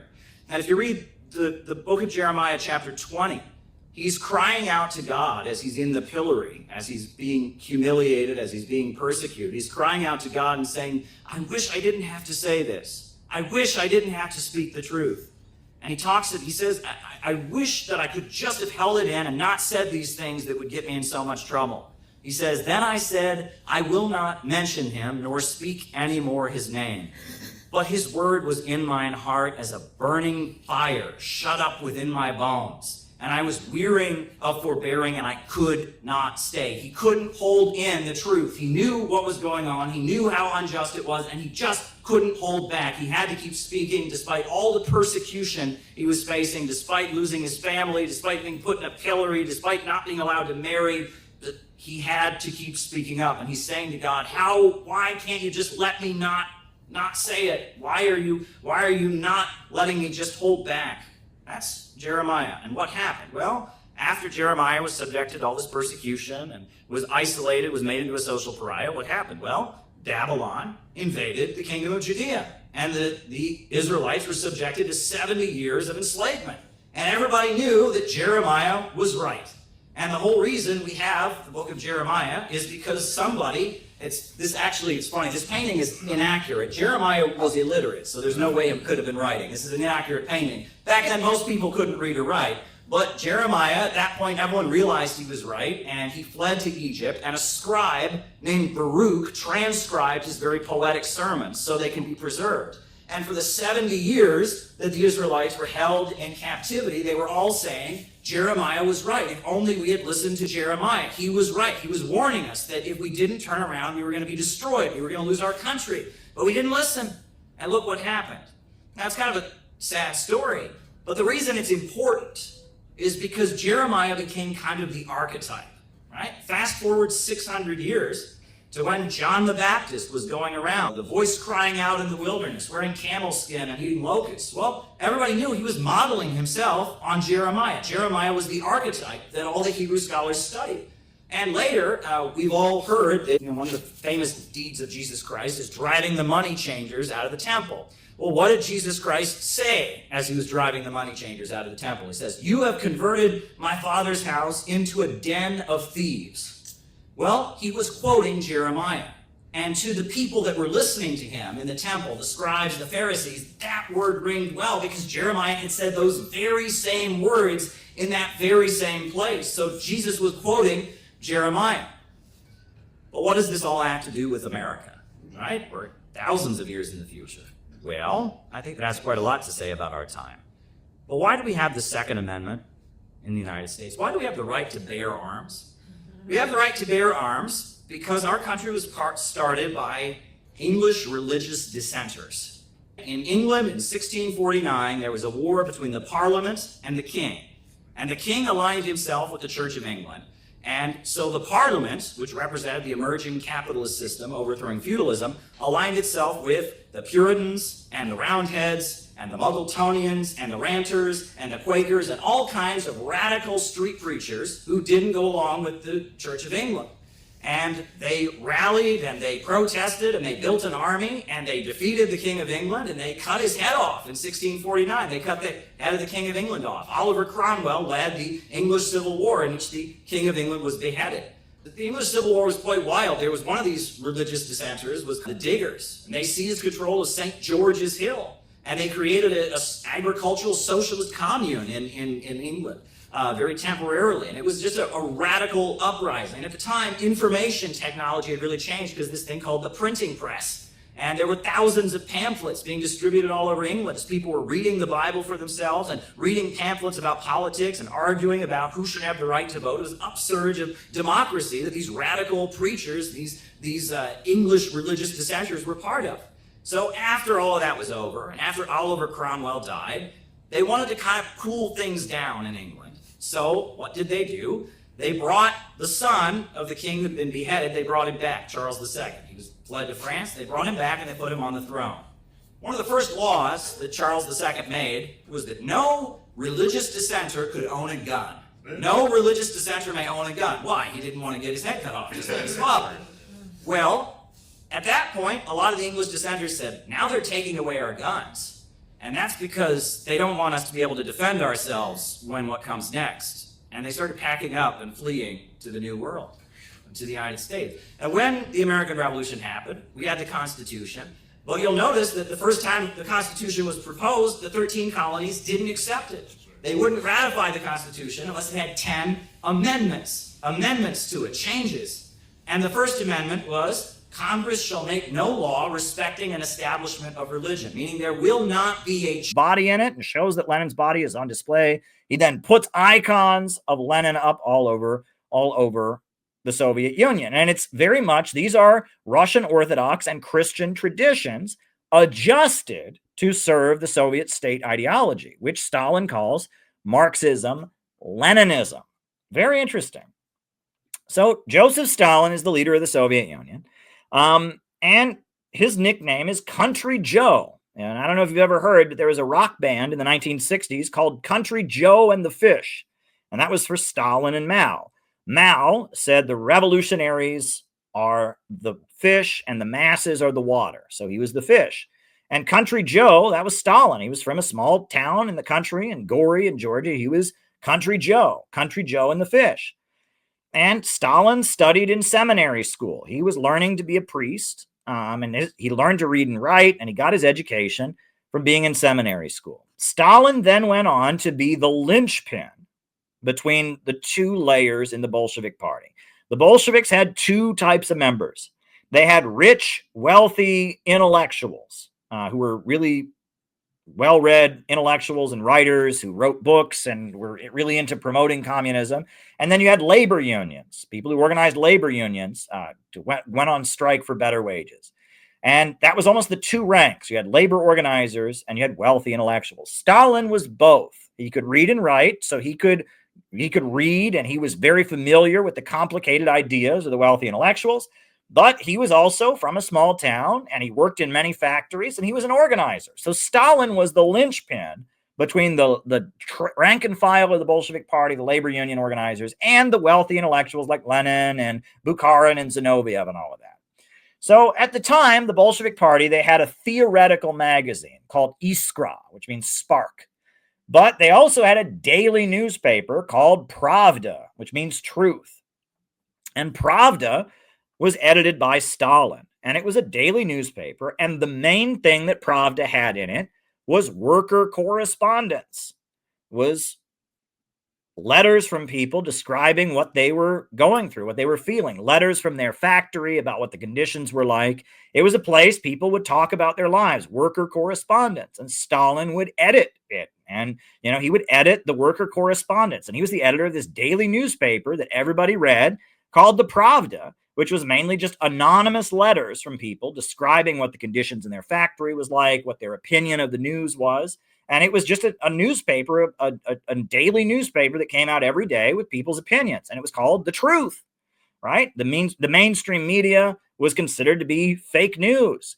But you could read The Truth by Stalin, which was letters that people wrote about how things really were and what the conditions were like. My boss at our factory is making us work extra hours. Yeah, well, this war that they're going to make us go fight against the Germans is bullshit. It was the truth, as told from the mouths of worker correspondents, everyday people. During World War II, Stalin brought back the Russian Orthodox Church, and now in Russia, many people believe Stalin was a Christian. Now, I am not convinced, right? But you will see, like, that is a picture from contemporary Russia of a young man there. He's got an icon of Stalin with a halo around his head. He believes Stalin was a Christian. There are many Russian nationalists who are opposed to communism and hate Lenin, who love Stalin, and they believe that he was a Christian, and they believe he was a great czar, and that Stalin was very much the father of the country, right? Stalin, as he's putting Lenin in the mausoleum, as he's putting icons of Lenin everywhere, Stalin is very much appealing not to people's libidinal and Oedipal desires, but rather to parental transference. He's the father of the country. He's making Lenin into a godlike, saint-like figure, right? Stalin is very much appealing to parental transference. Stalin is like the monarchists in France. He's conservative, and he brings the Russian Orthodox Church back, and he makes films glorifying Ivan the Terrible and Alexander Nevsky and the great czars. Stalin, in a way, is appealing to parental transference rather than libidinal feelings, right? That's Stalin. It's very interesting. Very, very interesting. So what happens? Well, after World War II, the Soviet Union greatly expands in huge numbers. Communism is rising all over the world. Eastern European countries join the Soviet Union and the Eastern Bloc. The Chinese Revolution happens. There's North Korea, and communism is rising. And so the U.S. intelligence agencies are trying to fight back against it. In 1949, the CIA published a book called The God That Failed. The God That Failed. That is the name of a CIA, I've got it somewhere, a CIA anti-communist book published in 1949. And it's written by ex-communists, people who were in the Communist Party, and it didn't go well for them. And so they write their complaint. It's Richard Wright, who's an African-American writer in the United States. It's there was a guy who was in the German Communist Party. There's a couple other people. And they published this book, The God That Failed. That's the name of the book. It's all about how communism says it's going to create heaven on earth. Communism and the Soviet Union, they say they're going to create a perfect society, but they failed. They're the God that failed. Now think about that language, the God that failed. The God that failed. Now, what does that sound like? The God that failed, right? What's going on there? Denouncing God, denouncing the Heavenly Father, right? This is appealing to Oedipal impulses, right? Kill your parents, right? Your parents are phonies. Your parents are fraud. The God that failed. Very interesting. So then, after that, George Orwell is a British guy who was kind of a leftist, who fought with Trotskyites in Spain, had been involved in all kinds of labor union struggles. During World War II, he was hired by the British Ministry of Information to run war propaganda. And as World War II was ending, he published a book called Animal Farm. And then a few years later, he wrote a book called 1984. And those books are required reading now in American schools. Everybody reads Animal Farm, and everybody reads 1984. And 1984, I will say, is a little bit more clever. 1984 is kind of a science fiction novel about totalitarianism, but Animal Farm is just crap. Animal Farm is just utter crap. Both of them are anti-communist books. 1984 is a little bit more intense and fun, and it makes some interesting points about propaganda and stuff, so I'll give 1984 a little bit of credit. But Animal Farm is just complete crap. And Animal Farm is this novel about animals, barnyard animals who overthrow the farmer. They kill the farmer, and they start trying to create an egalitarian society in the barnyard. However, it doesn't work. And there's the pigs are the people who started the revolution. They're supposed to be the party. And then it is using barnyard animals as a satire for the Russian Revolution. And there are things in Animal Farm that are evil, that are just downright evil. For example, one character in Animal Farm is Boxer the horse, and he's supposed to be the big, strong workhorse on the farm. And Boxer the horse is portrayed as stupid. He's a stupid horse. And, the pig who is like the Stalin figure is called Napoleon. And Boxer the horse is just so big and stupid. He starts the slogan, Napoleon is always right. Napoleon is always right. That's the slogan. Dumb Boxer the horse does that. Well, Boxer the horse is supposed to represent the industrial working class of Russia. Right? He's supposed to represent the people who saved humanity from fascism. He's supposed to represent the people who mobilized to build their country up into an industrial superpower, the people who invented space travel. And the way George Orwell portrays Boxer the horse is so vulgar. It's this dumb, true-believing horse who says, Napoleon is always right. It is the most vile elitism that you could ever see. But then it gets worse. So Boxer the horse gets old, and he can't work anymore because he's old. So the pigs, the party, they send him to the glue factory, and he gets turned into glue. They kill him, and they turn him into glue. Now, the idea is supposed to be the evil communist leaders. They worked the Russian working class to death, and then they killed them. That's not what happened. And in fact, in the Soviet Union, they took very good care of elderly people. They had a much earlier retirement age than Western countries did. They got paid vacation and a really nice pension. They didn't kill all the older people. The way older people were treated in the Soviet Union was actually pretty good. But that's not what it is. Apparently, the Russian working class were just stupid true believers. Napoleon's always right. And then the evil communist leaders sent them to the glue factory. And that just shows you how vile the propaganda is. It's hatred for the Russian people and the Russian working class, but also just lying. The life expectancy of the Russian people went up. The elderly people had amazing retirement and treatment. I mean, it just completely misrepresents the experience, right? But regardless, that's Animal Farm. And this is starting to show you that long before Stalin died, anti-communist propaganda was starting to refine itself, right? You had something called the Congress for Cultural Freedom, which was the CIA hiring leftists, communists, socialists, Trotskyites, and paying them to write leftist stuff that was against American imperialism, but also against the Soviet Union. And we'll see that. But anyway, long story short, 1956, Stalin died. Well, Stalin died in 1953, but 3 years later, they have the 20th Party Congress. And at the 20th Party Congress, Khrushchev gives the infamous secret speech, the secret speech. And the secret speech is the leader of the Soviet Union, Nikita Khrushchev, gets up and gives a tirade against Stalin. And he says everything they said about Stalin was totally true. Stalin was a dictator. Stalin was a murderer. Stalin was a selfish, tyrant, authoritarian, awful person. Now, a lot of people dispute the secret speech, and some of the contents of the secret speech are ridiculous. For example, it claims that Stalin was so scared when the Nazis invaded the Soviet Union that he started crying and hid under his desk in fear. Stalin was a bank robber at one point in his life. Did you know that? Stalin would literally walk into banks with a gun. The idea that Stalin, the man of steel, was so scared when the Nazis invaded that he just started crying, that didn't happen.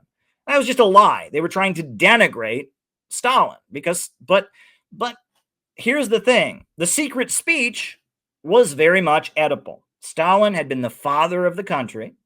Stalin had been the guy who had led them through World War II. He brought back the Russian Orthodox Church. Stalin had this parental transference role. So Khrushchev got up in front of the whole Soviet Communist Party and he killed their father. He engaged in an Oedipal murder and he killed the father of the country. Right? That has psychological value. And in the secret speech, Khrushchev introduced the phrase cult of personality. And that's what he accused Stalin of, building a cult of personality. And the speech, the secret speech, the actual name of it is On the Cult of Personality and Its Consequences. And it's all about how you should not worship individuals. You should not look up to great leaders like Stalin because that's not scientific and that's not Marxist. And you should be on guard against this deviation called the cult of personality, right? So he commits this Oedipal act. He murders the father of the country. And then he says, we've got to not have parental transference. We've got to have the cult of personality gotten rid of. We cannot have cult of personality. This is all very, very interesting. Now, a couple years later, right, 1956, so, about 8 years later, there's a TV show in the United States. It's called The Twilight Zone. The Twilight Zone. And there's an episode of The Twilight Zone that is really, memorable. And the reason that it's very memorable is it's called To Serve Man. To Serve Man. And the episode of The Twilight Zone, it's basically these aliens come to the planet Earth and they're really nice. And they're feeding people and they're giving us all these medical secrets, so the human life expectancy expands and they cure cancer and they cure all these diseases. And these aliens are just really, really kind and they're helping human beings and they end all the wars and they feed us and they cure us of disease. And so the aliens, they're just so kind and they're helping people. And they decide that, they want to start taking human beings back to their home planet. And whenever they ask the aliens why they're doing all these nice things for people, they point to this book that they have called To Serve Man.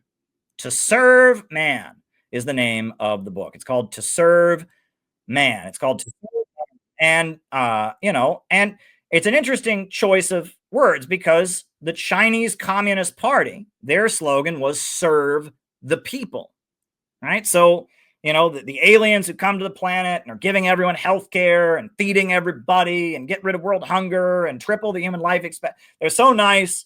And they have a little book, a little book. They have a little red book. I'm just kidding, but there was no red book at the time. But, they have this little book they always point to about why they believe in helping people. And it's called To Serve Man. To Serve Man. So at the end of the episode, the human beings are just so excited to go and visit the home planet of the aliens. They're just so excited to do it. And how does the episode end? I'm sure there's many people in the chat who've seen it before, but I'll just put it on the screen so that we can all see. This is the last 41 seconds of To Serve Man as the people are getting on the spaceship, excited to go visit the home planet of those really nice aliens who gave everyone free health care, etc. What happens? Mr. Chambers! Mr. Chambers! Don't get on that ship! The rest of the book To serve men, it's a cookbook.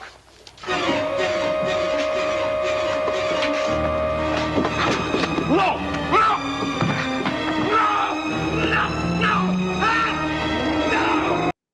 It's a cookbook, right? It's a cookbook. Now, that's obviously anti-communist propaganda because the Chinese Communist Party's slogan was serve the people, and the Soviet Union was going around the world giving people health care and education. And the idea is that if somebody is doing nice things, and if someone is offering you care and compassion and kindness, they're a fraud. They're fooling you. They're tricking you. It's a cookbook. It's a cookbook, right? Communism is the god that failed, right? They sent Boxer the horse to the glue factory. Stalin was an evil man who was building a cult of personality. And, and what is it? What is it? Tip, rest of the book. To serve men, it's a cookbook. It's a cookbook. So you shouldn't believe in compassion, and you shouldn't believe in kindness, and you shouldn't, anyone who comes along trying to make your life better, anyone who's offering you parental transference, anyone who's trying to get you to believe in something, it's a cult of personality, right? It's a cult of personality. It's they're going to send you to the glue factory. It's the god that failed. It's a cookbook, right? That's anti-communist propaganda. And this is much more effective anti-communist propaganda than has ever existed before. Prior, they just said communists are atheists. They just said communists, they don't believe in God or whatever. But this is sophisticated anti-communist propaganda. That some people came here knowing not a single word in Russian, and now they know many. One young person from Kamchatka is sitting in back rows. He's probably unaware of what has been talked about. Please introduce yourself. I'm the leader of the United States delegation. I'm representing the Center for Political Innovation. And I would like to just thank you from the bottom of my heart for that dynamic interview you gave to Tucker Carlson, in which you showed many, many young Americans a different kind of leadership, because our politicians and our leaders in the United States, they speak in sound bites, they speak in terms of scandal and gossip, but you presented a long-term vision, a scientific view of statecraft, and by getting through to young Americans, you made a difference. Many people who would never have listened to anything you had to say or heard another perspective heard you because of that interview. Now, getting to my question, things between our two countries are not good at this point. Before we left, we had to have a press conference at the United Nations. We are concerned about being prosecuted. There are 3 Americans that have already been charged and are facing prosecution, possibly 15 years in prison, simply because they attended a conference like this in Russia, the Uhuru movement, they're called. And we are concerned because I know that I speak for the majority of the American people when I say that we do not want our tax money dumped into this conflict in Ukraine any longer. We do not want our country to continue to deteriorate internally while our leaders waste money on prolonging this war. I'm frightened by what the Biden administration is doing, not just in Ukraine, but also on Taiwan and on the Korean Peninsula. And I really do see gatherings like this as a potential road to peace. And what I have seen at this festival has blown my mind. The amount of young volunteers that you have here, people who have stepped up, who love their country and want to just come forward and put together dynamic events like this. What kind of role can events like this and young diplomacy activities like this play in helping set the stage for maybe changing the dangerous direction our leaders in the United States are taking things against the majority of the wishes of the majority of the people of our country? Thank you.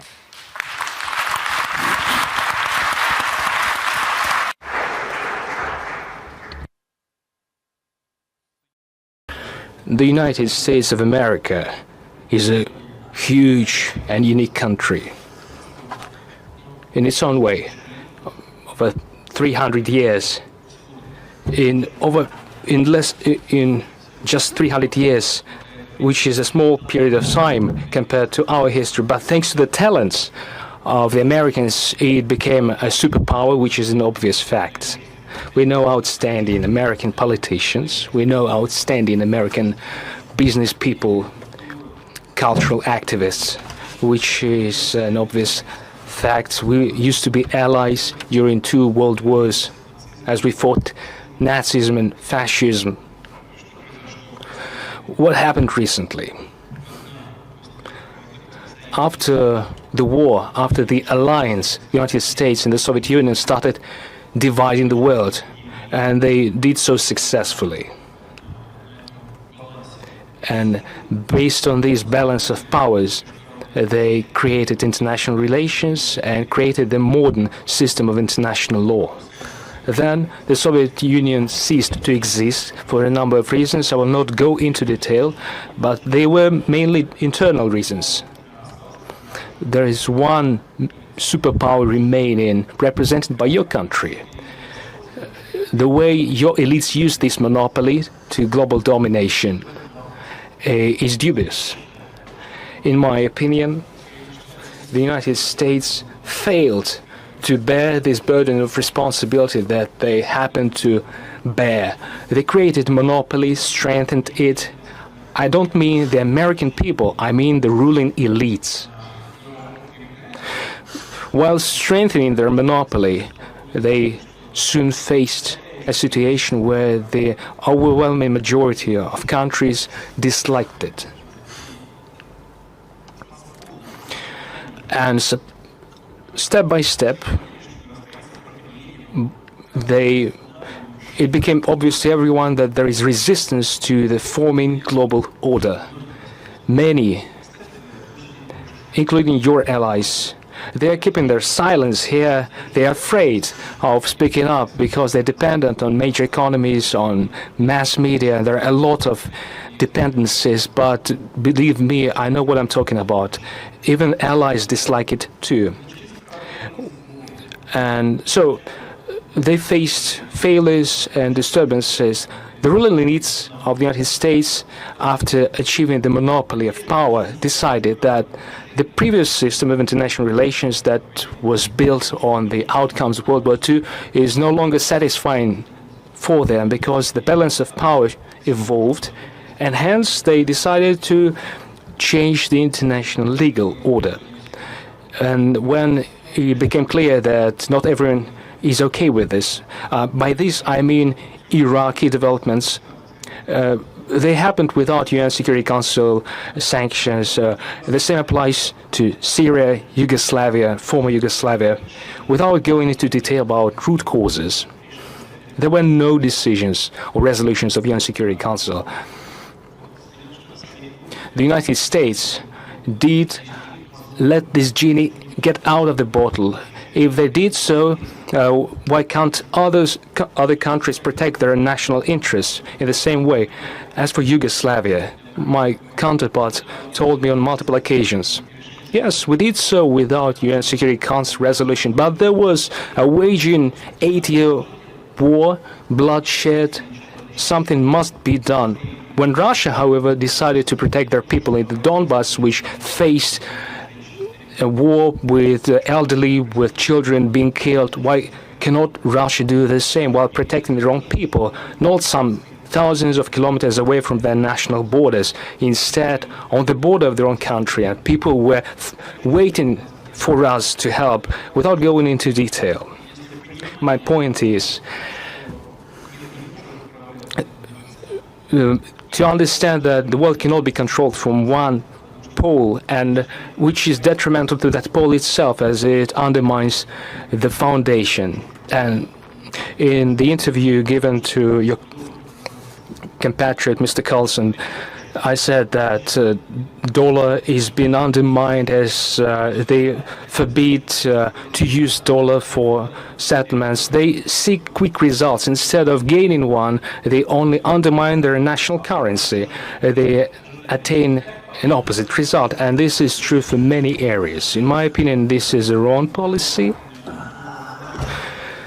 But the youth, returning to your question, can do many things. without interfering in domestic processes, without describing or giving descriptions of the behavior of presidential candidates. It is just a part of the national culture, but youth can contribute in building state-to-state relations. What would be the procedure? They can just speak up domestically, within law, within their constitution. It is the only way, the only option. In no way do we call upon any activities of disobedience, but it is a possibility to speak up in their own country. And I think this is a way to go. In my opinion, this is going to pave the way for non-state forms of contact in order to create conditions for improving relations on state-to-state level too. Thank you very much for your question. Anti-war groups are getting ready to stage protests in Times Square today. Rosa Flores joining me live now from New York. So Rosa, tell us more about the protests unfolding there in New York.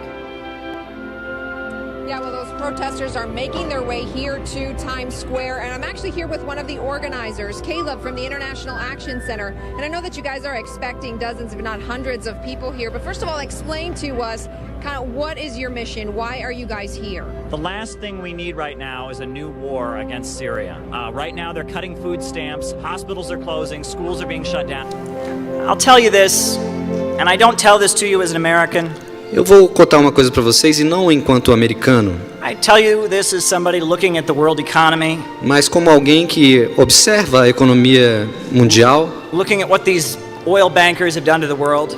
E observa o que os banqueiros do petróleo fizeram com o mundo. And I've got to give you some advice. E eu preciso dar um conselho para vocês. I've got to humbly urge you. Eu humildemente peço Don't give up Petrobras. Que vocês não desistam da Petrobras.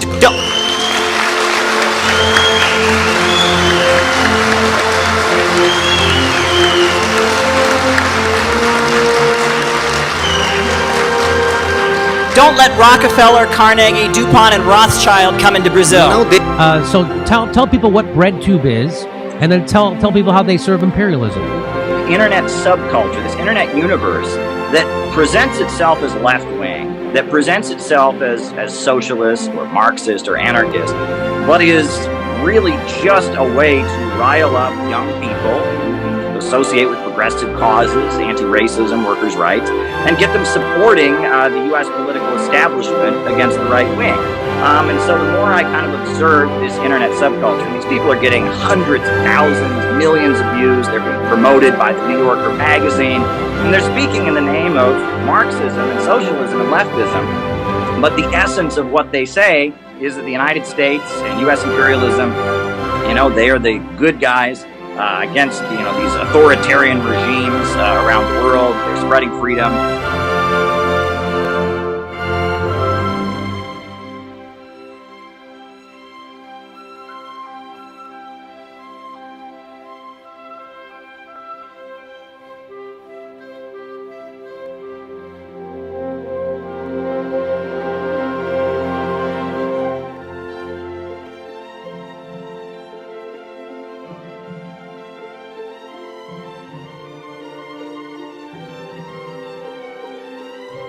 It is really an honor tonight to bring forward our guest of honor, a real hero, someone who deserves to be heard from the heavens. Everyone should hear what this man has to say. Scott Ritter is here. Scott Ritter is here. We are proud that Scott Ritter is here. This is a hero. This is a hero right here.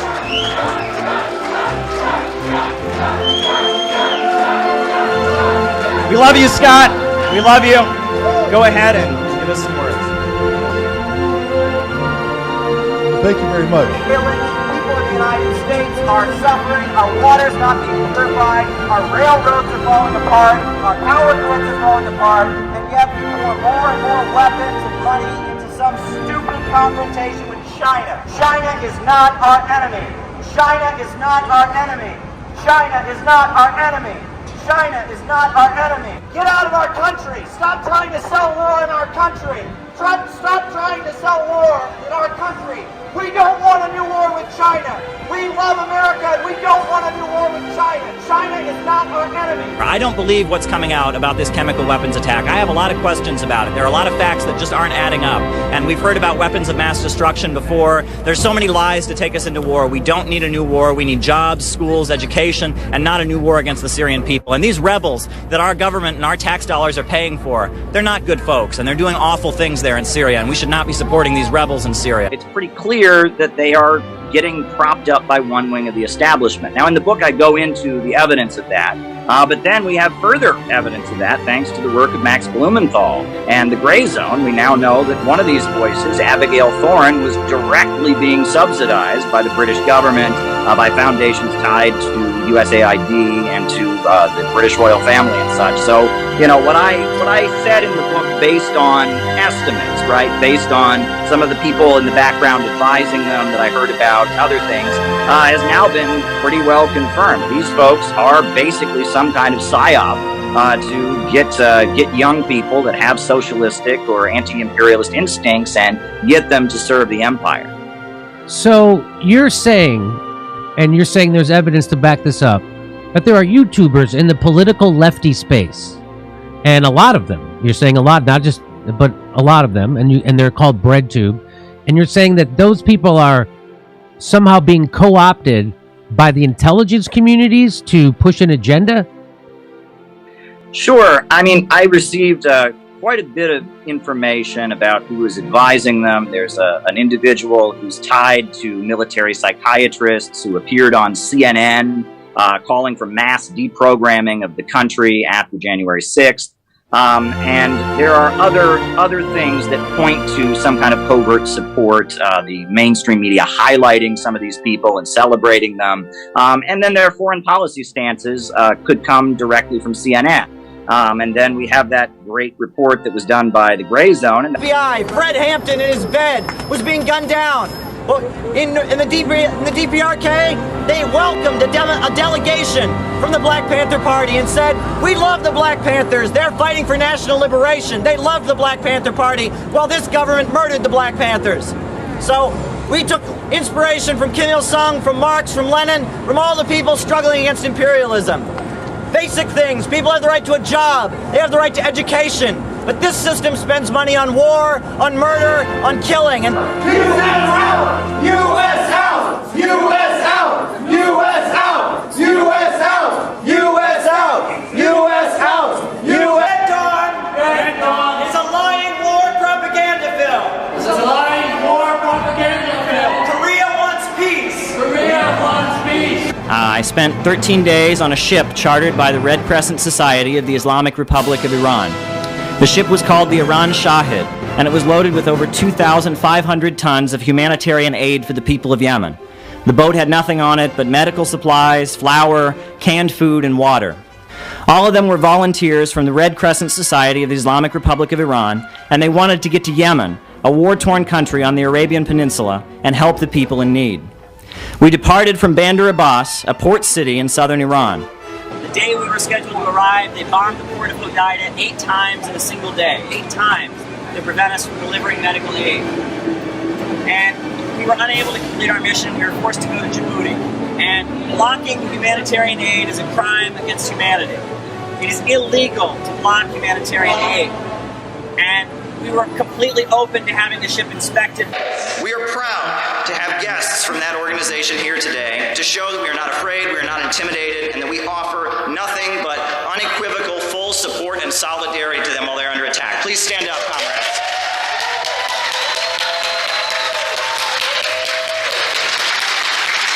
Come on the stage, please. Fist up! Fist up! Fist up! Fist up! Fist up! Though Martin Luther King Jr. was shot down and killed for his brave, dedicated work, after his death, he has been reduced to a harmless, patriotic icon. School children throughout the United States are now taught that MLK is proof that the United States is, quote, the greatest nation in the world. I say you're not a revolutionary unless you recognize that black people constitute a nation, and that as a nation they have the right to self-determination, to choose separation or integration for themselves. But the United States is far bigger than that. In the heartland of the United States, what Sarah Palin demagogically called the real America, there are millions of young people who are very unhappy. The U.S. economy has been wrecked by deindustrialization.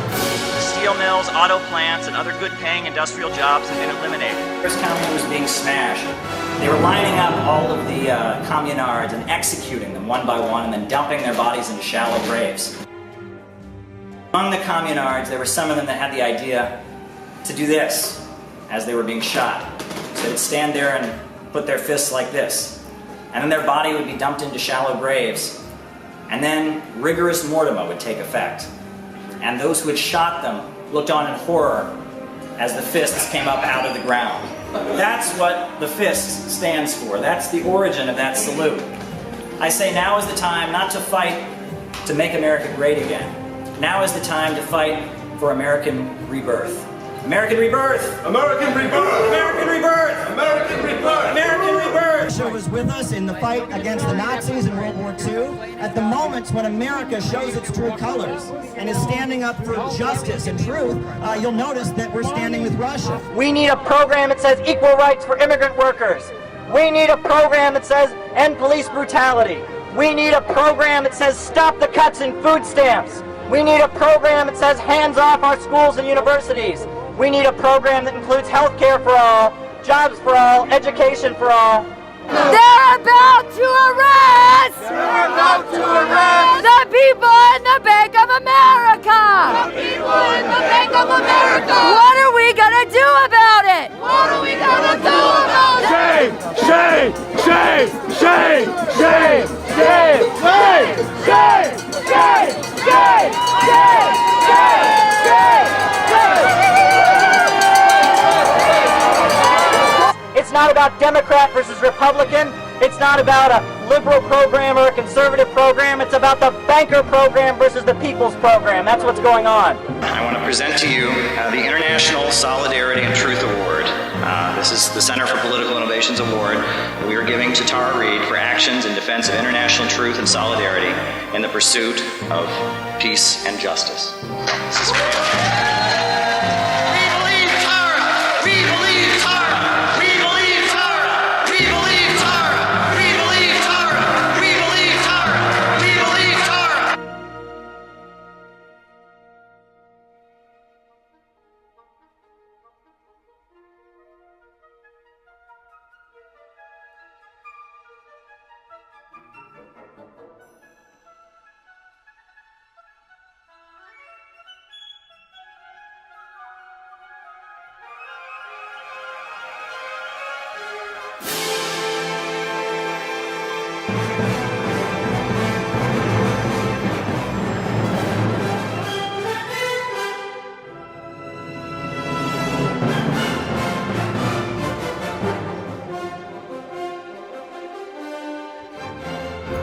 Russia is not our enemy.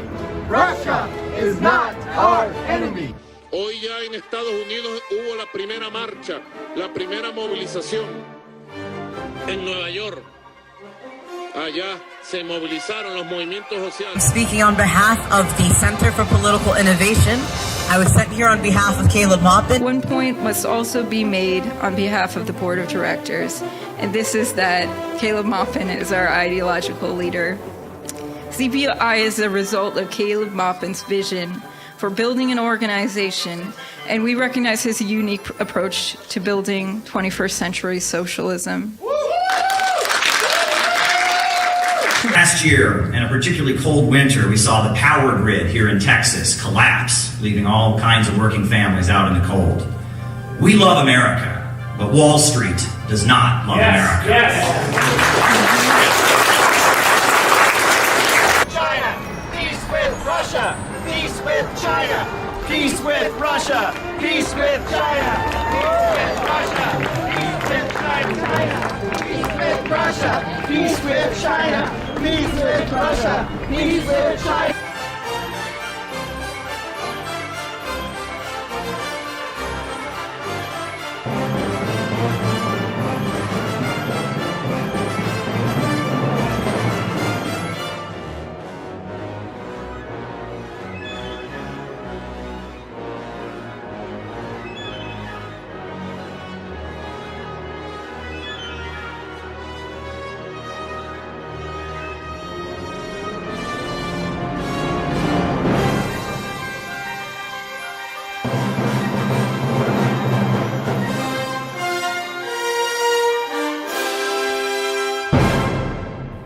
And I would say that there's a lot of Americans right now who are saying, we're tired of this shit.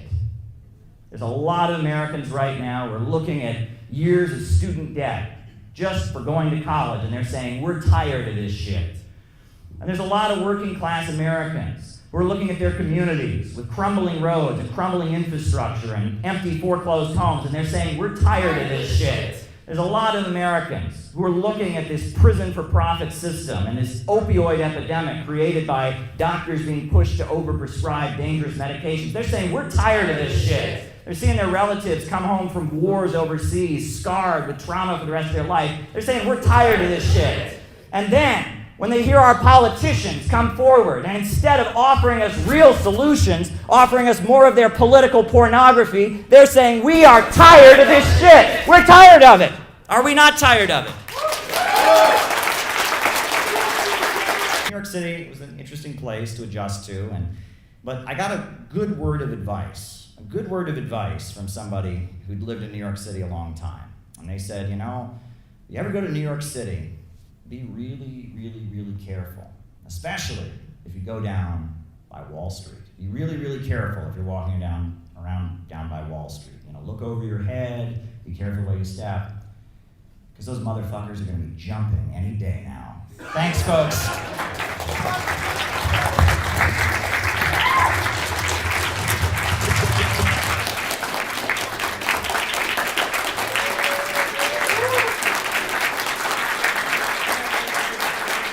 Church imposed on you. No church in England imposed on you. You have the right to be religious in your own way, and you will never have a state religion imposed on you, or restricting free exercise thereof, meaning we will never repress your right to practice your religion as you choose. And then the Second Amendment was, you'll never take our guns away, and you'll never render us defenseless. That, we fast forward to the time we're living in now, and we think about the moment that we're in now, where it seems like the question of the American Revolution, and a question that has hung over U.S. society, is once again back. Are we going to be an imperialist country, or are we going to be a country where working families come first? Are we going to embrace the English system, or are we going to embrace the American system? Or are we going to be a civilization of the sea, or a civilization of the land? Because the rich and powerful, they look at the United States, and they don't see a country full of vast resources and population. They see overpopulation. Too many people. We need to drive down the population, reduce consumption. And they don't look at the population as having potential and having the ability to innovate and invent new things. They see us as an obnoxious horde that needs to be managed. And there is a real divide. Donald Trump gave a speech before he came back to office during his time during the Biden administration. He gave a speech where he talked about the quantum leap, and he talked about building cities all across the American heartland.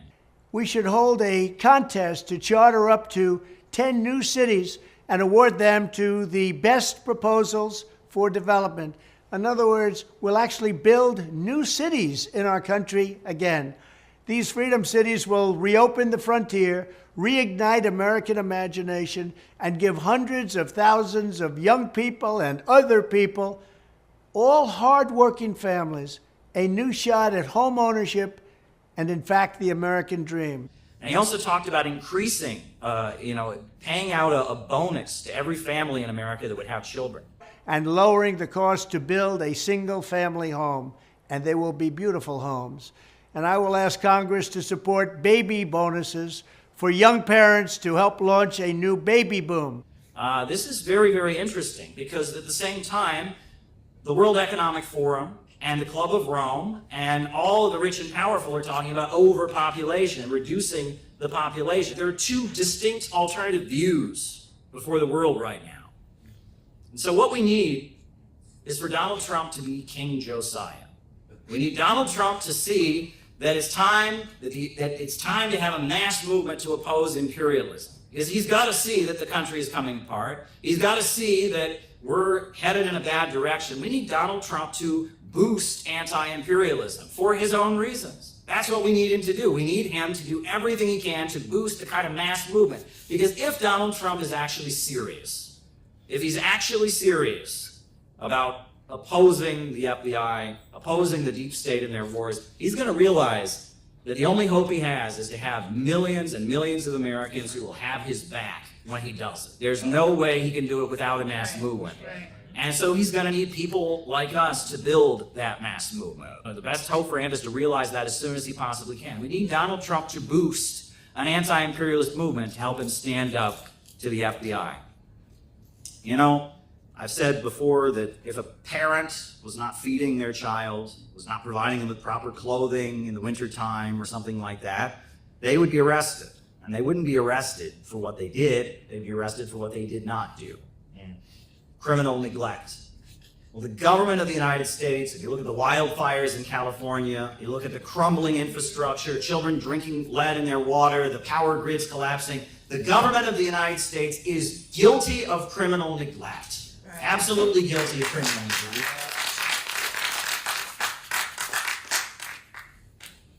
And we've put forward a 4-point economic plan that you can look at on our website. Public control of banking, public control of natural resources, a mass mobilization to rebuild the country, an economic bill of rights. If you implemented those 4 things, you could transition the United States toward being a healthy, prosperous society.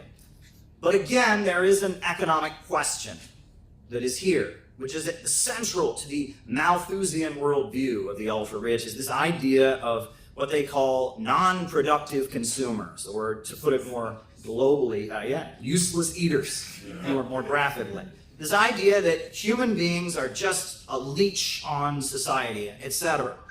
Well, the reason that we're innovationists is because we celebrate human creativity. Yeah. Ants have been making their ant farms the same way for thousands of years. Beavers have been making their beaver dams the same way for thousands of years. But in just 5,000 to 6,000 years, human beings have gone from hunter-gatherers in the woods to space travel, iPhones, and artificial intelligence. And it is human creativity and our ability to reinvent our relationship with nature that defines what it means to be a human being. Human innovation is beautiful and it should be celebrated. We have a piece of godlike creativity, a gift within us. That's beautiful.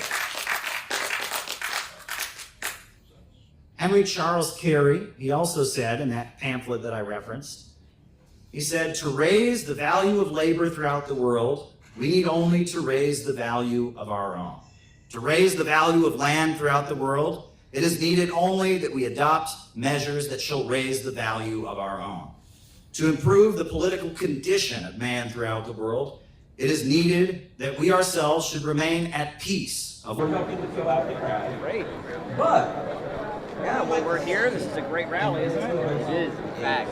Yeah. Well, we're here because we want peace. And that the big banks and corporations that have been trying to push us into a new war with China and a new war with Russia, they are also trying to destroy this country. They're setting up a police state here at home, mass incarceration, our roads are crumbling, our schools are falling apart, living standards are dropping. Our enemy is on Wall Street, our enemy is in London, our enemy is in Washington, D.C., in the Pentagon, our enemy is not in Russia, it's not in China, it's not in Cuba, it's not in Venezuela, it's not in Iran, our enemy is right here at home. It's time for the working people of this country to realize who their real friends and who their real enemies are.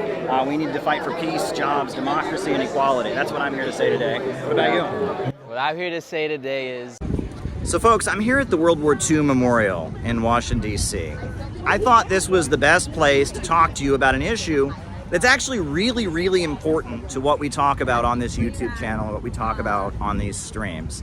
And it's a long story, but I feel like you all need to hear this. And it shows how strange the political world we're in is. Nothing seems to make sense. I'm here at the World War II Memorial because during the Second World War, my grandparents, your grandparents, if you live in the United States, we teamed up with the Chinese people, with the Russian people, with the Korean people, with the British and the French to fight against fascism.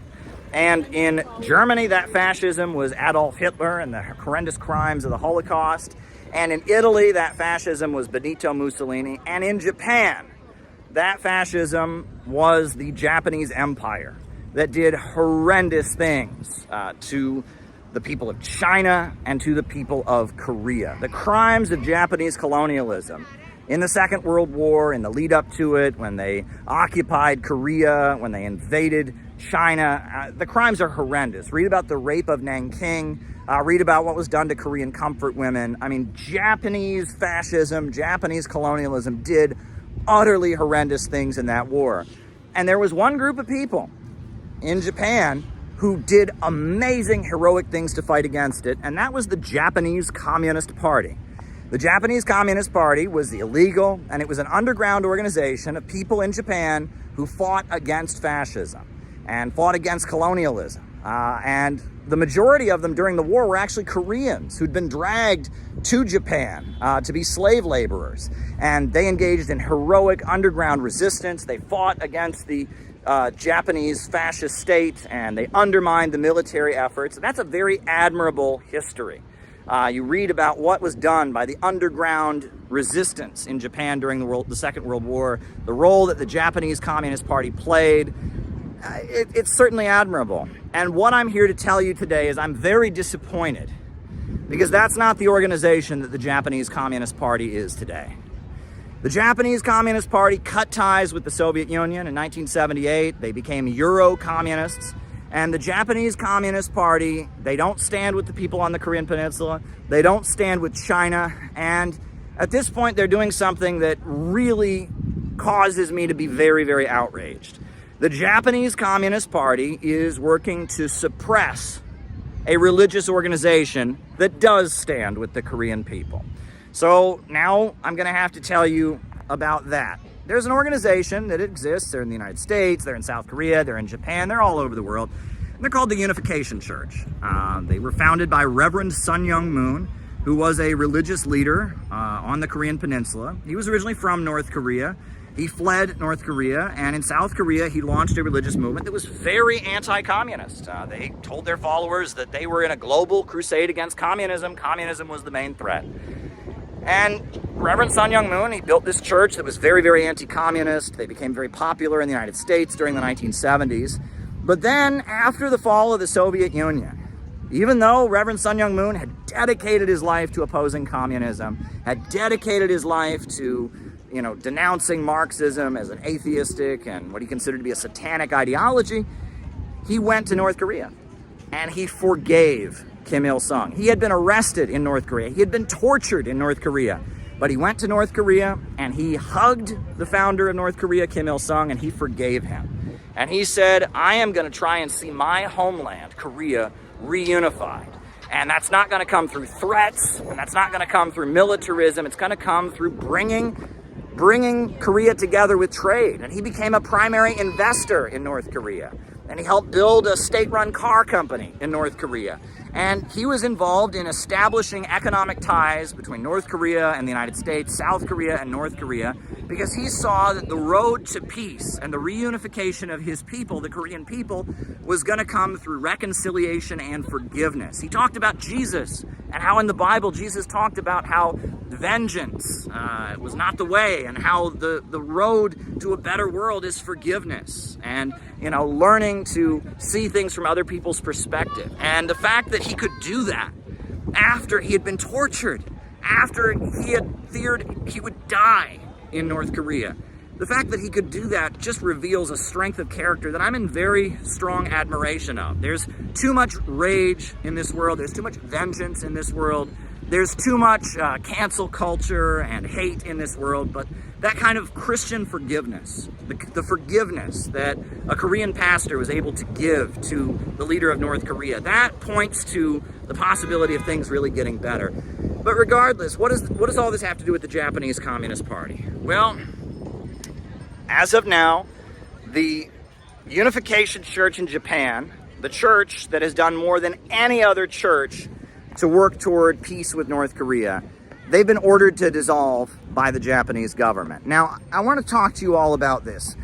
Reverend Sun Myung Moon died. His widow, Hak Ja-han, who goes by the name Holy Mother Han, she is the one who's primarily responsible for Donald Trump visiting North Korea in 2018. And her church has worked overtime to try and make peace between America and North Korea. And she's the primary voice And she's gone all over the world. She's gone to Africa. She's gone to Germany. She's traveled all over the world to try and spread this message of peaceful reunification with the Korean Peninsula. She's a personal friend of Donald Trump's spiritual advisor, Paula White-Cain. And she is dedicated to peace with North Korea. And now the Japanese government is outlawing this church. Now, whatever happened to freedom of religion, right? This church isn't accused of any crime. This church is just a church that operates in Japan, and there are questions about some of their fundraising practices, and they've admitted they made mistakes in the past with how they fundraised, and they've changed a lot over the years. It's a complicated story. You can read all about it, but regardless of what you think of them, this is outrageous. And the fact that the Japanese Communist Party is doing more than any other group in Japan to outlaw the main voice for peace with North Korea, one of the main defenders and allies of North Korea in Japan and in the United States, that's outrageous, right? The Japanese Communist Party should be standing with the Korean people. They should be the ones that are helping bring investment into North Korea.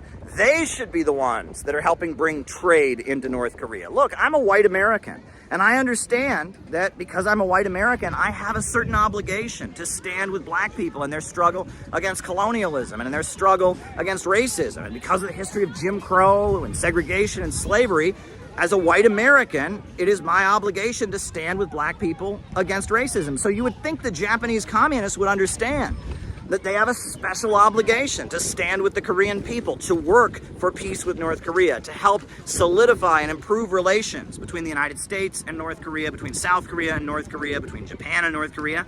But they haven't done that. In fact, they're working to outlaw a religious group that is doing that, and that's wrong. I just have to speak against that. I have to say that's wrong. It's reprehensible that the Japanese Communist Party is trying to outlaw and suppress an organization that wants to bring about peace and has worked so hard to bring about peace with North Korea. I have to call that out. Now, what I'm asking you to do, and, think about it. I urge you to just seriously consider it. I'm asking you to sign a petition for religious freedom in Japan. Now, I know a lot of people, have a lot of strong opinions about the Unification Church. A lot of people have, and I'm not asking you to like the Unification Church. I'm not asking you to support Reverend Sun Myung Moon or embrace many of the things that he's said and done over the years. I'm telling you that this is an organization that has worked for peace with North Korea that is being outlawed right now. And if they can do this to them, they can do it to anyone else. This organization has never been charged with any crime, and they are being outlawed by the Japanese government because they advocate peaceful reunification of the Korean Peninsula. And if they can do it to them, they can do it to anybody. So I'm asking you to take this time to sign this petition. Prevent the Unification Church from being outlawed in Japan. Stick up for religious freedom in Japan. The people of Japan have the right to pick their own religion. The Unification Church has not been charged with any crime. Look, we all know about some very prominent churches in this world that have had child molesting scandals, that have, committed very serious crimes, and a lot of them are still operating in Japan. Well, the Unification Church, because there's some questions about their fundraising, because there's been a demonization campaign against them in Japanese media since the assassination of Shinzo Abe, now they are being forcibly dissolved by the Japanese government, and that's wrong. And if they can do it to them, they can do it to anybody. Advocating peace is not a crime.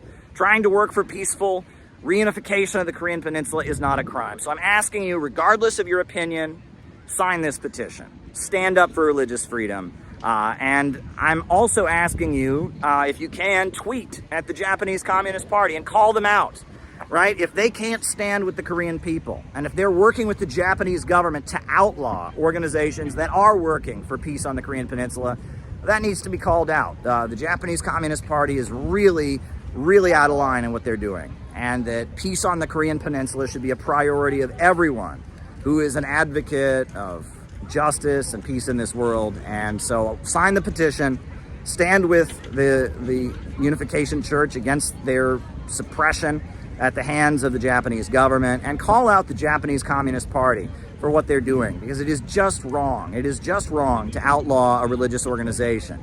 You might disagree with them, you might have your issues, but if they can do it to them, they can do it to anybody. So sign this petition.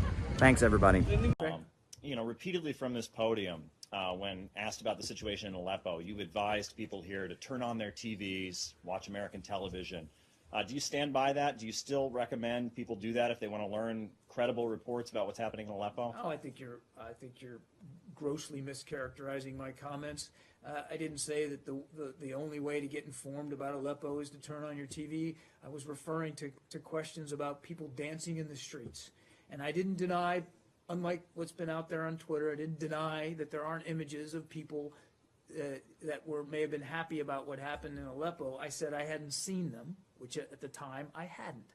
But I also encouraged people to look at news coverage, the broad swath of news coverage about what's going on in Aleppo, and I think you can see that through the imagery that's being conveyed, mostly by television news coverage, but not only, you can see the devastation that's being wrought on the people of Aleppo and the innocent men, women, and children that are still there, that still are trying to get out and still haven't received any humanitarian aid. So let's not oversimplify what I said.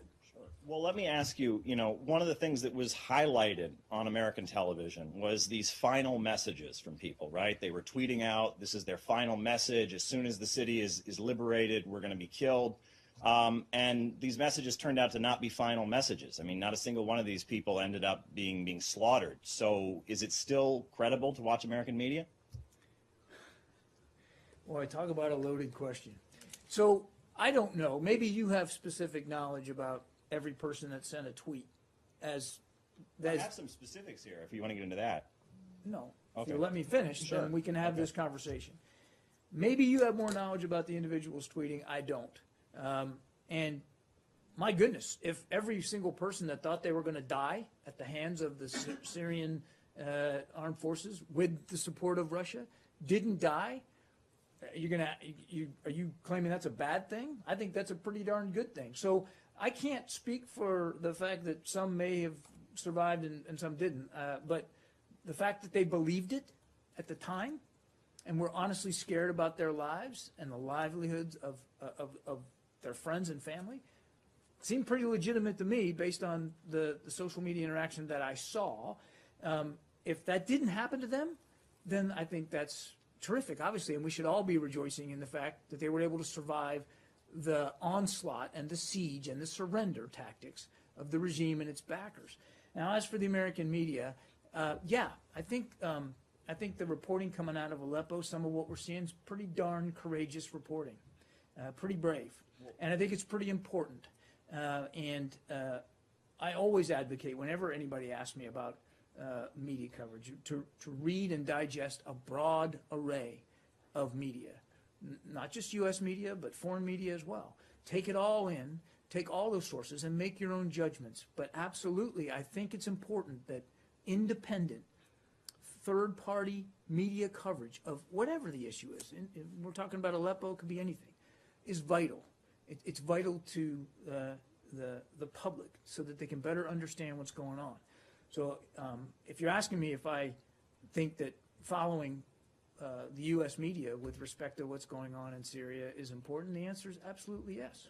One of the journalists who was quoted and featured across American mainstream media is Belil Abdul Karim. Here he is being interviewed. And this individual, we also have some of his other journalism. And here he is with someone, this is what he, in his words, describes as an explosive vest. And this is an interview he did with a fighter in an explosive vest. He reports, "The fighters are now preparing to leave the city. This is an explosive belt. This is what many fighters are wearing because they don't feel they can trust the regime." Is this an unbiased, credible source, this person standing next to what looks like a potential suicide bomber?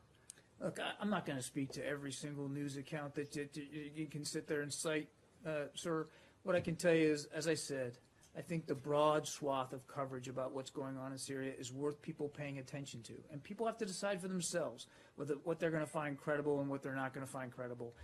But if by the tone of your questioning or by the questions themselves you're trying to imply that what's going on in Aleppo is nothing more than a liberation festival or a parade of proud, happy people that they're being liberated, I think that is ludicrous. And I think it is not backed up by any stretch of normal independent reporting that we've seen coming out of there. Now, I'm not going to debate each and every account with you. I'm not going to get into an argument over each and every story that's been filed. But I think the travesty that has become Aleppo is clearly and should be squarely put on the regime's doorstep, as well as their backers in Russia and Iran. No one denies that carnage.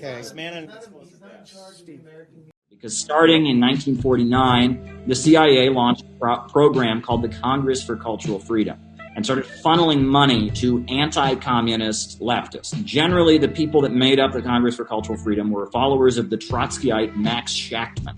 And Shachtman, after World War II, his followers, one of them being Irving Kristol, who is the father of neoconservatism, started working for the CIA. And Irving Kristol was actually the director of the CIA's Congress for Cultural Freedom program, where they started covertly giving money to leftists in order to put out an anti-Soviet message. The magazine Partisan Review, which was purported to be a communist socialist magazine, and it was all over the college campuses. Every campus you went to, you could find Partisan Review, and it was this subversive communist magazine, except it like every issue was devoted to exposing the Stalinists. And a lot of what was done in Partisan Review magazine was equating the Soviets with the Nazis, right? And saying that it's basically the same system.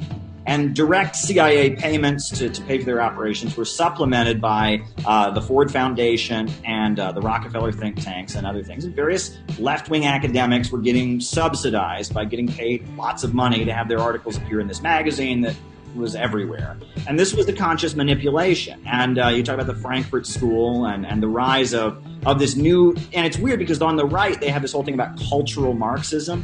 Right? Well, what they're missing is that a lot of these cultural critics that really emphasized Gramsci really downplayed the idea of class struggle. Emphasized. You had Herbert Marcuse, who said that the working class was not revolutionary; the intellectuals were the revolutionaries. All of this was being covertly supported as a way to kind of direct intellectuals and leftists away from Marxism. And in the process, they changed really the nature of what leftism was. The anti-populism came out. Susan Sontag is a really important voice in this milieu. And so Hannah Arendt also comes out of this. And anti-populism, the idea that average people are the enemy, that average people are dangerous, and if they ever get together and start fighting for their rights, that's basically the same as Nazi Germany. That became a big theme in what it meant to be a leftist, this kind of intellectual nonconformity. Avoid taxation for the maintenance of fleets and armies and become rich and prosperous. To raise the condition of woman throughout the world, it is required us only that we pursue a course that enables men to remain at home and marry, that they may surround themselves with happy children and grandchildren. To substitute true Christianity for the detestable system known as Malthusianism, it is needed that we prove to the world that it is the population that makes food come from rich soils, and that food tends to increase more rapidly than population, thus vindicating the policy of God to man. Perfect obedience to the greatest of all commands, do unto others as you would have others do unto you. This is the object and the results of the mission of the United States. Now that was Henry Charles Carey. And that's a patriotism and a view of what it means to be an American that I can get behind. I look at this painting that hangs in the state capitol of Kansas. This is the mural. And that's John Brown.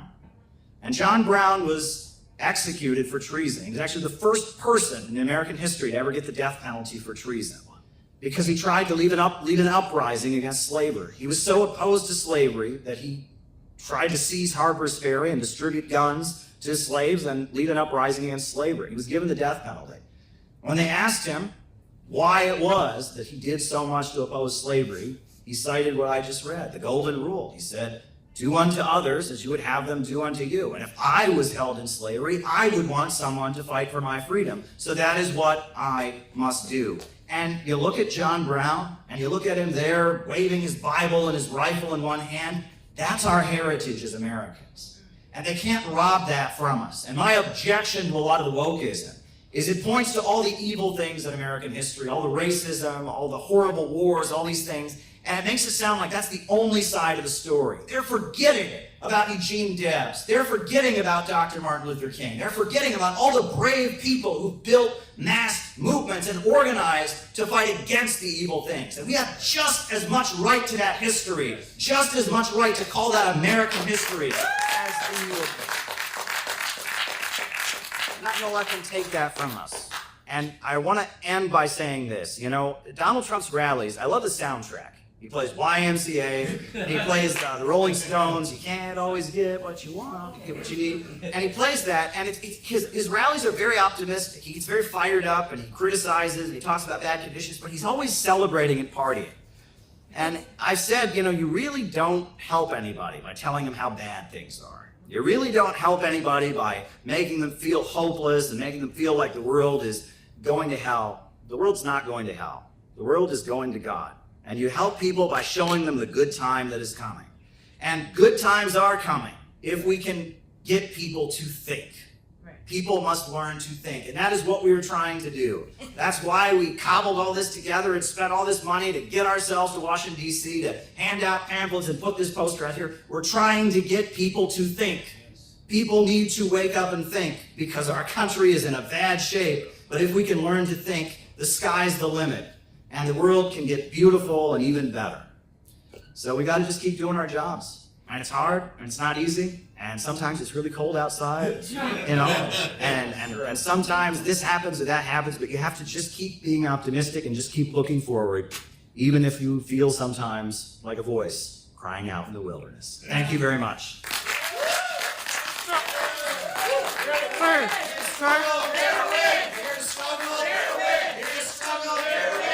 This is Dare to Win. Dare to struggle. Dare to win. We pledge that we shall remember this unity. We pledge that we shall remember this unity. Forged at the end of the Second World War. Forged at the end of the Second World War. Not only today, not end of this week, this year, but always. Not only today, not only this week, this year, but always. Until we have built the world we have dreamed of and fought for. Until we have built the world we have dreamed of and fought for. We pledge ourselves to build the unity of the people of the world. We pledge ourselves to build the unity of the people of the world. All races, all colors, all nationalities, all beliefs. All races, all colors, all nationalities, all beliefs. To eliminate all traces of fascism from the earth. To eliminate all traces of fascism from the earth. To build a deep and sincere international friendship among the peoples of the world. To build a deep and sincere international friendship among the peoples of the world. To keep a just, lasting peace. To keep a just, lasting peace. To eliminate want, frustration, and enforced idleness. To eliminate want, frustration, and enforced idleness. We have to come to confirm the unity of all people. We have come to confirm the unity of all people.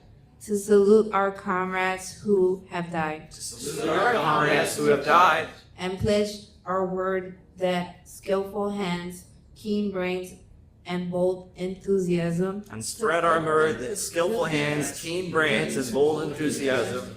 Shall never more be wasted in war. Shall never more be wasted in war. Dare to struggle, dare to win. Dare to struggle, dare to win.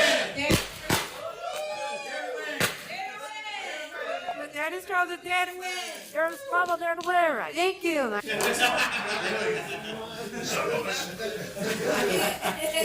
Are you still tired? Or are you awake now? Thanks for coming, everybody.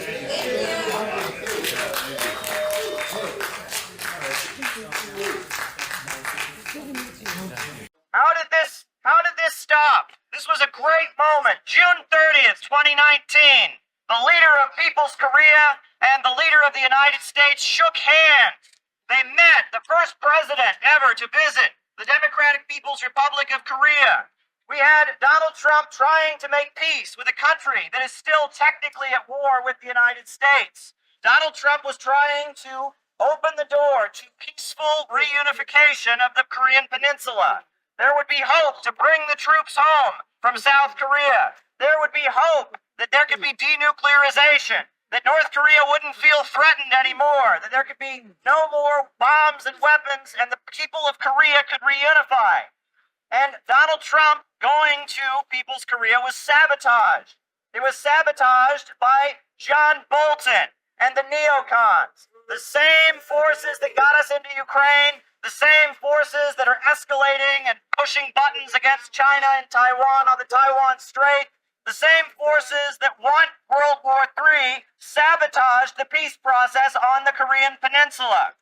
We're here to say, finish what Trump started. We want peaceful reunification of the Korean Peninsula. We want U.S. leaders and the leaders of People's Korea to sit down. We would like to see trade between the United States and People's Korea. We would like to see those railroads in South Korea that have been built. We'd like to see them in action and see the Korean people trading with each other. We don't want war. We don't want money wasted on international confrontations. And we also don't want a police state. And at the same time that the big bankers who control Joe Biden, the Silicon Valley monopolists and fascists, the same forces that control Joe Biden, are waging a war not just around the world, but against the American people. They are driving our country into poverty. Our trains are derailing. People are breathing in deadly chemicals. The water is not properly purified. Jobs are falling apart. Schools are falling apart. It's a nightmare. They have waged a war against us. And instead of rebuilding America, they're trying to move toward a low-wage police state. That's what they're doing here in the United States. They're trying to move toward a low-wage police state. We saw what happened, what's been revealed about January 6th. That was a setup. We saw that those people were led to do what they did for propaganda purposes. We call for an amnesty. We don't endorse what the people did, but they were enabled to do it and set up to do it by the American government. The FBI, the Secret Service, other agencies enabled what happened on January 6th to happen. Those folks were entrapped. And we say that until they're going to be honest with the public about what really happened on January 6th, there needs to be an amnesty for those who've been arrested. And the same goes for the Uhuru movement. A group of black revolutionaries, black activists, had guns pointed in their faces, drones flown into their homes. They were terrorized and accused of being Russian agents. Why? Because they were organizing for the rights of black people, organizing for the rights in their community, providing services that were not available in their community. They're waging a war against us. At the same time, they're waging a war against China, Russia, Iran, Venezuela, Cuba, and any country that dares break out of their financial system. And it is our responsibility to oppose it and to join arm in arm with the people of the world against imperialism.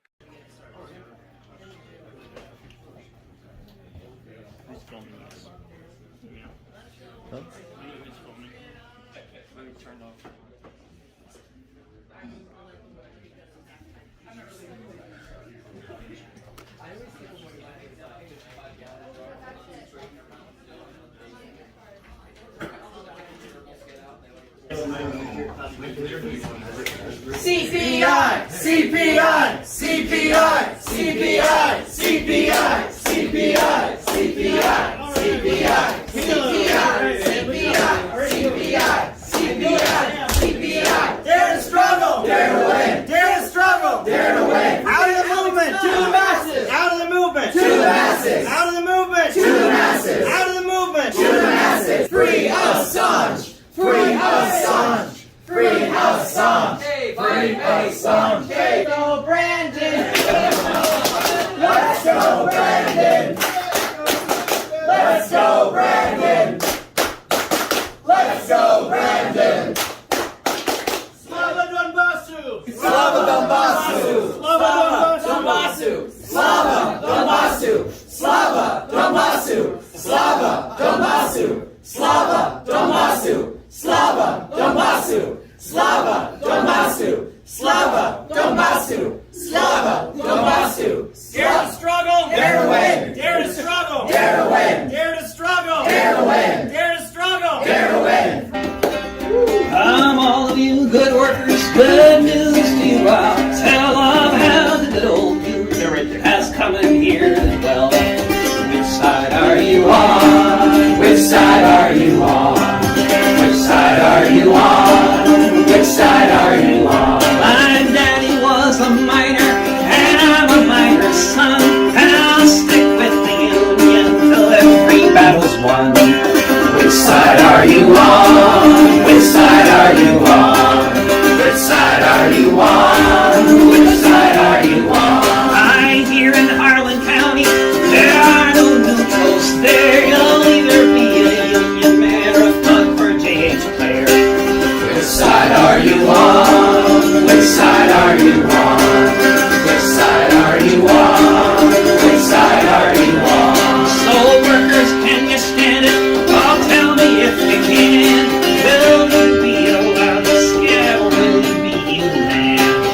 Which side are you on? Which side are you on?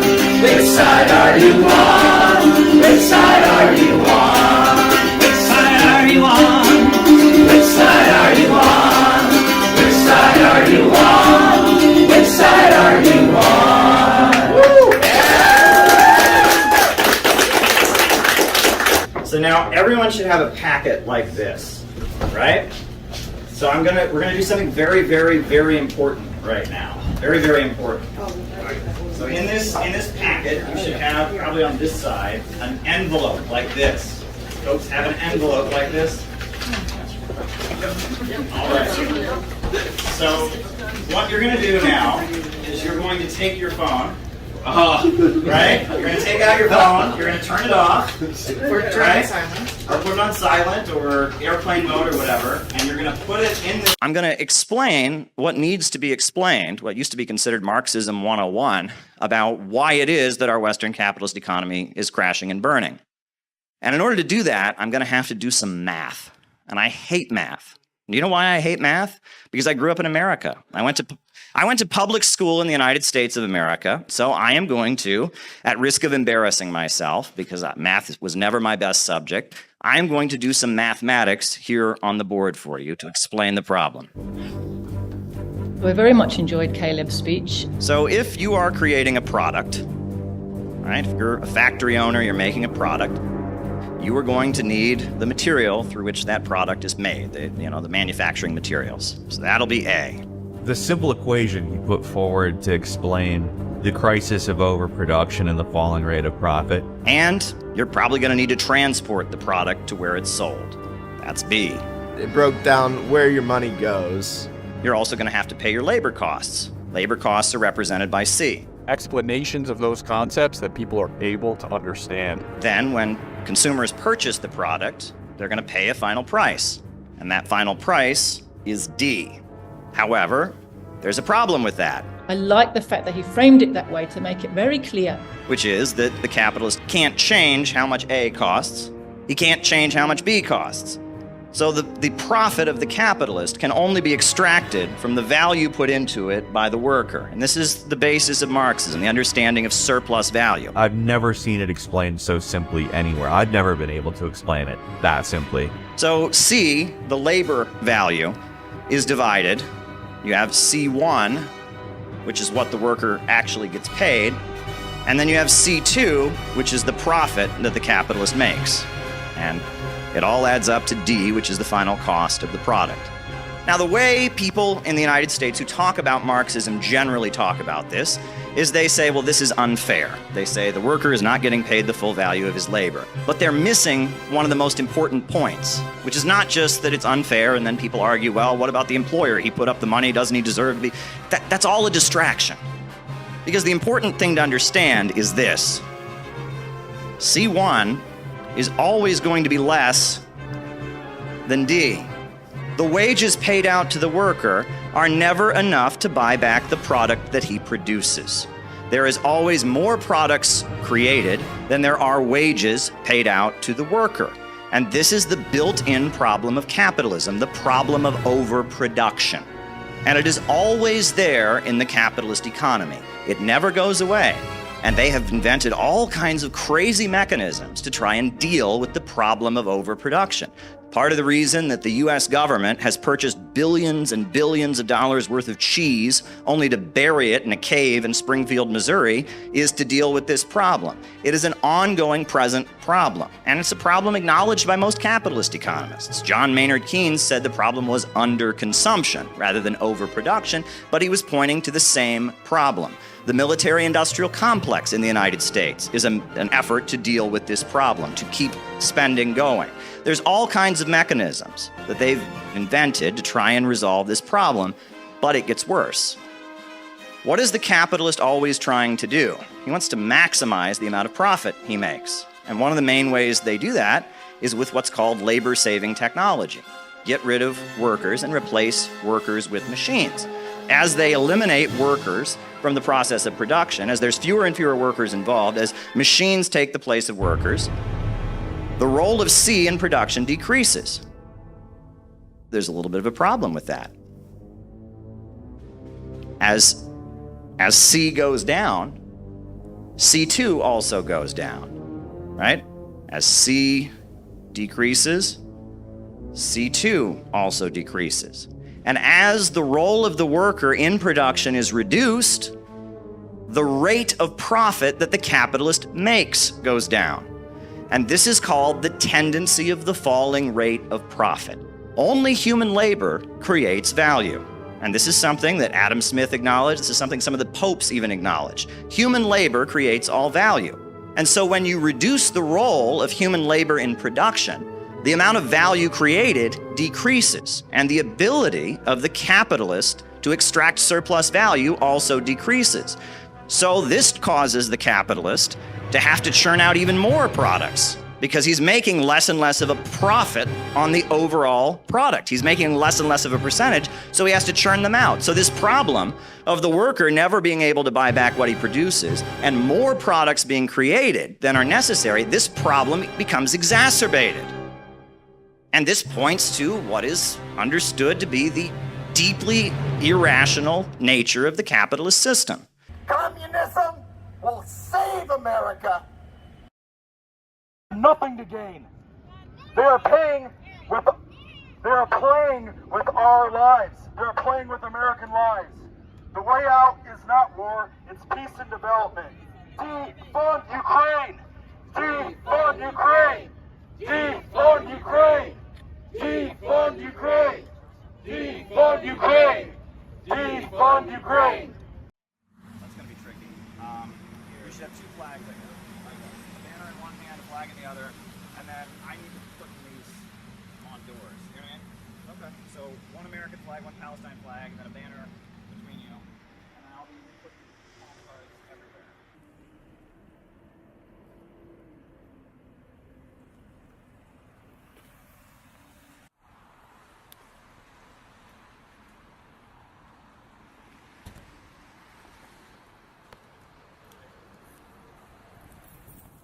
Here's, I guess, the question.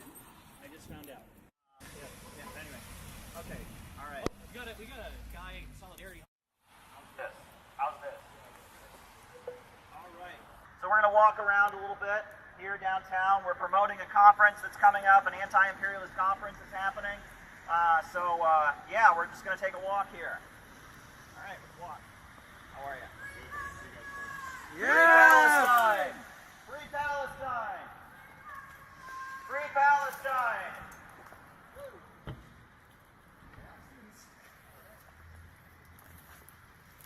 Free Palestine!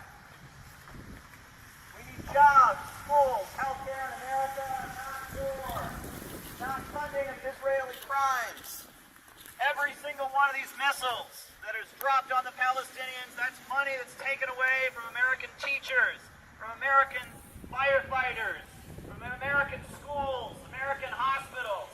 Our government is letting this country fall apart while they spend more and more money on bombing and destroying the Palestinians. They are more concerned about enabling Israel to kill Palestinians than they are in making sure that Americans have hospitals to go to when they're sick or have paved roads.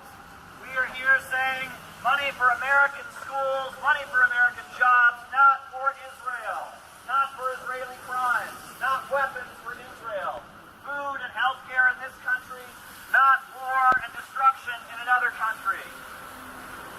That's what we're here to say. We are here to say that the American people and their needs should come before the needs of the occupiers, of the Israelis. That's what we're here to say. That's what we are here to say today. Somebody else want to do what I'm doing? Want me to switch with one of you? I'm good for just holding. Okay. Very good. Okay, so we go. Yeah, couple blocks up and around. And yeah. Then, all right. Cool. I'm just trying to get palm cards out. Getting ready to plop them on the cars? Yeah. That's what we're doing. Because we need to get the banner stretched out so it's readable. Yeah. I think we may need to get in the street at some point when the traffic is.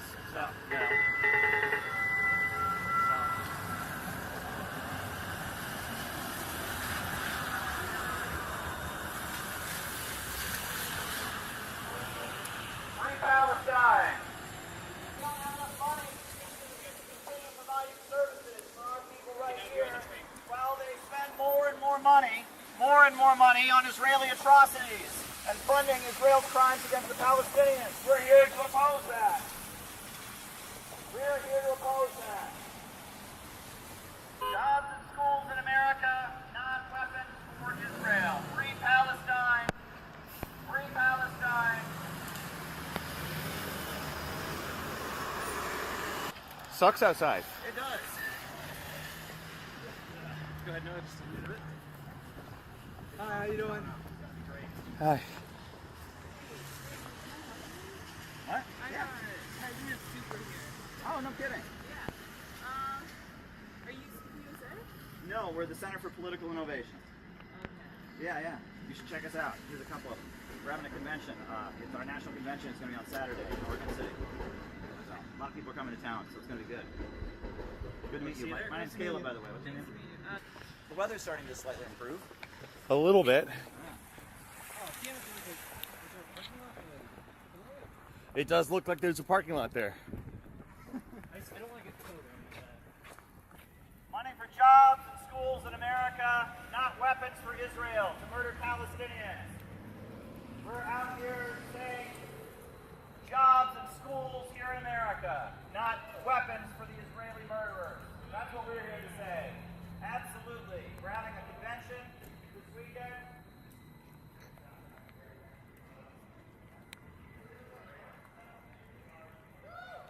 We're out here saying free Palestine. Free Palestine. We're here to say that this country could have a whole great future beyond imperialism. Beyond the rule of the big corporations and banks and monopolies, we can rebuild this country and make it into something beautiful. The global imperialist system is oppressing people across the planet, and it's also oppressing people right here. We are against the imperialist system. We are for a new America where working families have what they need and growth and innovation is promoted beyond the rule of profiteers. We are opposed to the system that spreads war and spreads destruction across the planet to enrich a small group of billionaire monopolies. And that includes backing up Israel and its crimes against the Palestinian people. We are for a whole new society, a new America, where the working class controls the means of production, the banks, factories, and industries. A new America where human needs come first, not the profits of a wealthy few. A new America where innovation and scientific advances are being carried out and promoted. That's what we're for. A whole new America under the rule of working people. That's what we're out here to promote today. Decolonizing the Starbucks here. Oh, this is Starbucks. Decolonize Starbucks, eh? We're having our national convention this weekend in Oregon City. Some great speakers are going to be there, and we are here to stand up. We believe we could have a new America beyond the rule of billionaires and bankers, beyond the rule of monopoly corporations. Sorry. A center for political innovation, jobs and schools for America, not weapons for Israel. Free Palestine, solidarity with the people of the world in their struggle against imperialism. That's what we're out here to say. Join us. It's going to be a great event in Oregon City this weekend. Dare to struggle, dare to win. A world beyond imperialism. Money for jobs and schools in America, not for Israeli crimes against the Palestinian people. Join us. Center for Political Innovation. Hey friends, how you doing today? I'm letting you know, the Center for Political Innovation, we are about to do, on July 12th, the biggest event that we have ever done. It will be our national gathering in Chicago on July 12th. And it's going to be really, really special. We are talking with a number of important anti-imperialist voices, a lot of different communities. There's going to be musical performances, dance performances, there's going to be great speeches, and it's going to be a whole day gathering dedicated to anti-imperialism. I am committed, and CPI has always been committed to building an in real life network of people. And we carry out real operations. We were at the inauguration of Trump with our Trump and Kim banner saying only peace can make America great again. We were on the streets of Chicago at the Democratic National Convention with a book exposing what Kamala Harris and who she really is and what she's really about, and it was really, really important. We have 1,000 copies of our book about the Houthis that are being distributed with the poster of the convention on the back to people who would never go looking for this. We are putting door hanger flyers on doors of people, again, that would never go looking for this. We're not performing and trying to make ourselves feel good. We're actually trying to build a network of people that can be anti-imperialists in America. And it's not easy to do. It's very difficult in these times to build a real in-life organization. People have their issues. We live in a very strange time, but we have to do it. And we are committed to continuing this project. This video is basically me telling you we need your support. In order to pull off our convention that includes our 7-day program for our members around the country to come to Chicago, includes our huge convention on July 12th, where we're gonna fill up the Midwest Convention Center, in order to have an effective national planning meeting and gathering in Chicago the day after on July 13th. In order to do what we need to do, we need to fill up that auditorium and we need money. And there's really no way around that. We need you to donate to the Center for Political Innovation. We have set up a GoFundMe, and a lot of people have already contributed. We already raised a couple $1,000, but it's not enough. In order to really pull off our July activities and really have a win for anti-imperialism, we need your support. We need you to go to the GoFundMe right now and donate $5 or $20.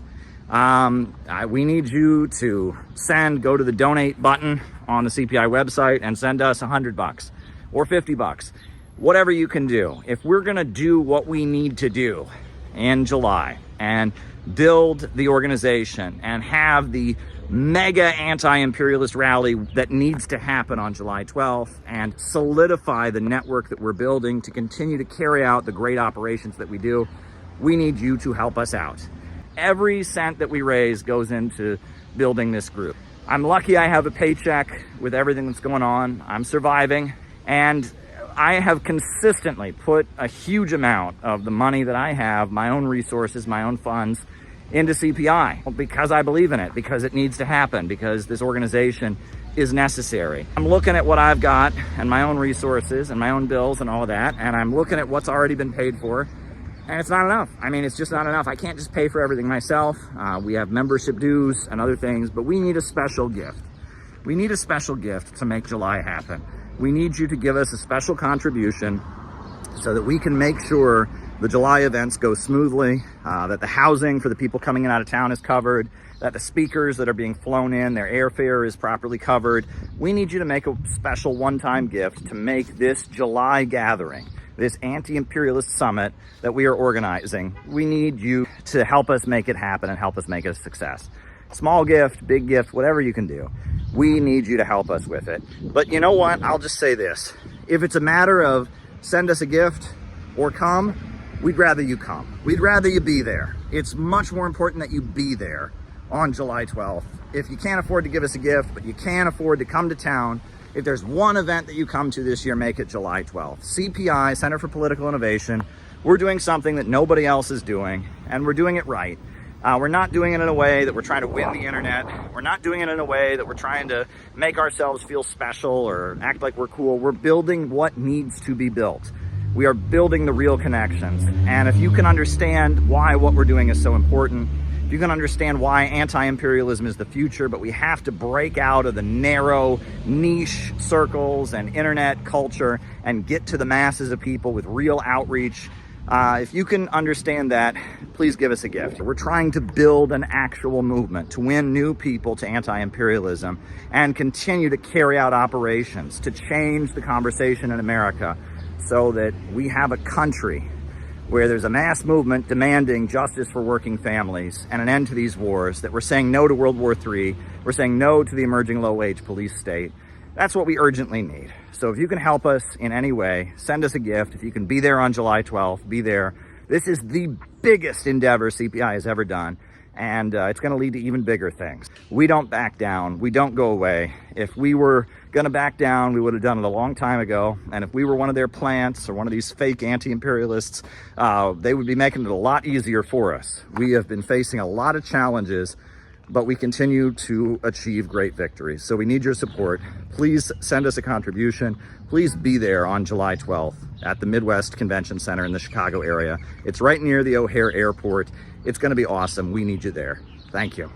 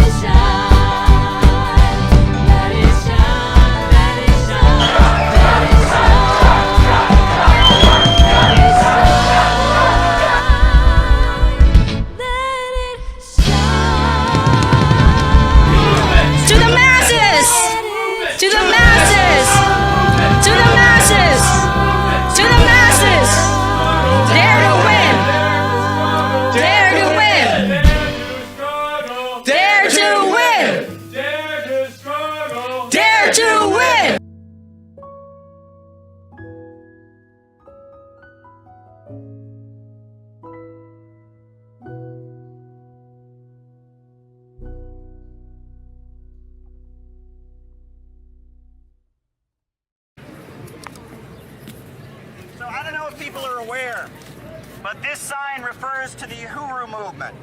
These are 4 African-American activists from the African People's Socialist Party and the Uhuru movement.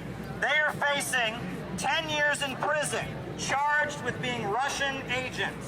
All they did was speak up, all they did was have some Zoom calls, and the American government wants to throw them in prison for 10 years for speaking up, for exercising free speech. And all kinds of civil liberties voices have spoken up and said that what's going on, the charging by the U.S. Department of Justice, the criminal case against the Uhuru movement is a huge attack on freedom of speech and freedom of assembly. If they can charge them just for having some Zoom calls and, writing some articles about Ukraine, if they can make that a criminal offense, they can come for you. They can shut down our civil liberties. So we're saying, hands off Uhuru. Drop the charges. Hands off Uhuru. Drop the charges. Hands off Uhuru. Drop the charges. Hands off Uhuru. Drop the charges. But when you say that socialism has never worked anywhere, and statements like that get very widely made on American television. Wait, real quick, because you're about to, I don't care. I know you have a prepared answer to that. I'm not using the meme, socialism has never worked anywhere it's tried. What I'm saying is, I don't think central planning has worked. My critique is much more specific here, and I would be, if you have, I'm curious, because I would have to go read more on them, because every time I've tried to read on places, so the only places I'm familiar with are, Vietnam, or a lot of the older Soviet Union, or some places in, Cuba. My understanding is that when we try to socially plan a lot of stuff, you just can't do it. There's so much for a government to keep track of. It's bureaucratic, it's slow, you can't respond to changing market conditions. So I'm saying central planning specifically doesn't seem to be a solution to an economy. That's what I'm saying specifically, not like the socialism has never worked meme. Okay, I'm glad you're being more specific than that. But I would encourage you to read Maurice Dobbs' book, Soviet Economy Since 1917. Maurice Dobbs was a lecturer at the University of Cambridge in Britain, and I have, quotations from the book right in front of me. In 1928, they launched the 5-year plans in the Soviet Union. By 1938, coal production had multiplied by 3.5 times. They had increased the rate of electrification tenfold. There were 20 new tramway systems. The number of hospital beds in rural areas had doubled. The Soviet Union at that point was the largest tractor producer in the world, and they were the largest locomotive producer in the world, right? This notion that socialism has only resulted in people getting poorer or making everyone equally poor is false. In 1917, Russia was an impoverished agrarian country. By the mid-1930s, they were an industrial superpower. They were a country that was strong enough to defeat Nazi invaders. They were a country that eventually invented Hold on. A space lot of travel. this is just not true. So the Soviet Union was not strong enough to defeat the Nazi invaders. Firstly, in the early part of the war, the Nazis were involved in lending a lot of things like rubber and other materials to the Soviet Union. And later on, the Lend-Lease programs from the Western capitalist nations were a large part of the reasons of why the Soviet Union was able to field as much armor and everything as they could. These aren't controversial claims. Lend-Lease was a huge program that was massively successful to supplying the USSR with supplies. It was a global alliance, an anti-fascist coalition. Sure, but it's Britain disingenuous to say that it's Nazis on their own either. Sure, they but had help as well. The United States had help. I'm not saying that these are sure, these are what about, sure, I understand that. These are whataboutisms that aren't relevant to what I'm saying, is that the idea that the USSR was some strong superpower that on its own could stand up to the Nazis, that is absolutely not true. They absolutely needed outside help. First from the Nazis themselves, and then once Hitler turned on Stalin, then from other Western nations via Lend-Lease. Firstly. Secondly, you're talking about like how the Soviet Union was able to accomplish so much in terms of like getting electricity out to rural areas and hospitals and all of this. This is just industrialization. Lots of countries have done this under capitalism, under other economic systems, under socialism. And also part of Russia's rush to industrialization led to massive famines that are to this day debated about whether or not they're considered genocidal. So I don't know if I like the idea of like, well, I can modernize a country if I tell everybody to stop growing crops, starve to death 10 million people, and make some of them work in factories. I don't know if that's a good argument, saying like, well, look how quickly we industrialized our country. I don't know if I agree that that's a success of central planning. I think you can look all over the developing world today and see a lot of free market countries that have not industrialized and have not done what Russia and China both did during the 20th century, right? This notion that socialism never creates growth, it's never worked anywhere, all it leads to is people being poorer. Look at Russia in 1917. Look at Russia by the mid-1930s. Okay, hold on. We're backing up to Russia by the 1970s. Look at China in 1949. Look at China today, the second largest economy in the world. That's a big fat lie. And I am sick of hearing it because it contradicts reality. Socialism has raised countries up out of poverty. Meanwhile, all over the developing world, this is like literal. These are like still illiterate, where people don't have a basic electricity. Right? I feel like I'm running down. Let's down like a dialogue tree right now. I'm talking about central planning. I'm not. I understand that you've probably heard a million times, socialism makes people poor or whatever. I would never make that claim. That's false. Well, no, but I would say that like the industrialization of the world. So much the same way when people say like, oh, capitalism is what's causing global warming. I don't think that's true. I think it's industrialization is what's causing global warming, right? We consume a lot of stuff. We produce a lot of emissions as a result of that. Like it's industrialization. When you talk to me about how like, well, the living standards from the 1900s to the 2000s has increased. I'm not going to sit there and say, well, capitalism did that. And I'm also not going to say in socialist countries, socialism did that. Technological innovations, medical innovations, agricultural innovations, like these are the things that have driven a lot of this. So I'm not giving you the meme that socialism hasn't helped any country. I'm sure that we can find, whether we want to bring up Catalonia or other types of like smaller socialist societies that have existed to thrive for small periods of time. I'm sure we can find examples of that. What I'm saying is that central planning as a means of controlling an entire economy doesn't seem to be a realistic policy. If you want to talk more specifically about the USSR, we can, but I feel like that is not a good example for you to go to show off the successes of central planning when millions of people starved to death in that society as a result of central planning. I think millions of people starved to death prior to the Russian Revolution. As an agrarian economy, when there was a famine, people starved to death all the time. Now, you're talking about specific famines that took place, but prior to the Soviet Union, Soviet agriculture didn't have, or Russian agriculture and the surrounding countries, Estonia, Latvia, Lithuania, they didn't have tractors, right? It was the Soviet Union that mechanized agriculture. It was the Soviet Union that electrified the entire place. They actually had the biggest hydroelectric power plant in the world in 1931, the Dnieper Dam. The fact that you gloss over the transformation of a deeply impoverished country into a country that was a superpower and is widely acknowledged to be a superpower, and you just say, yeah, but there were a bunch of famines, so none of that counts. That's completely disingenuous, right? The whole world realizes what happened there, and the whole world realizes what's happened in China. And furthermore, if you want to see countries that have been part of our global free market capitalist system and how they've flourished, take a look at Haiti. That country has NAFTA-style trade agreements with the United States. People eat dirt mixed with oil, right? The amount of poverty there is pretty big, right? And that's a free market country. But no one ever says Haiti's problems are because of capitalism. But all of Venezuela's problems are because of socialism. Take a look at Nigeria. This is the top oil-producing country in Africa. They have been doing business with Chevron and Shell Oil for decades, right? I mean, if oil and wealth and selling on the market would make them prosperous, they'd be a wealthy country. Their life expectancy is only 59.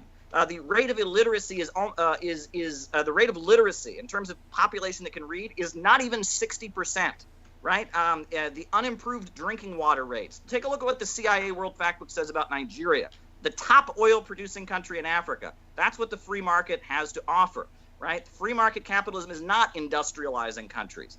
Why don't you compare India to Russia and China, for example, right? India did not have a socialist revolution. It had a nationalist revolution. It got its independence from the British. That was a good thing. But it did not have socialist construction or central planning. And compare it to Russia and China throughout the 20th century. Compare the conditions of the people in India to the people of Russia and China, and you can look pretty clearly there. And in fact, a lot of the industrialization that has happened in India happened because of the Soviet Union and China, right? It was the Soviet Union built steel mills in India. China is now doing a lot of business there. So this notion that capitalism is industrializing countries, you can talk about the Asian tigers. I'm happy to address the Asian tigers. That's an example.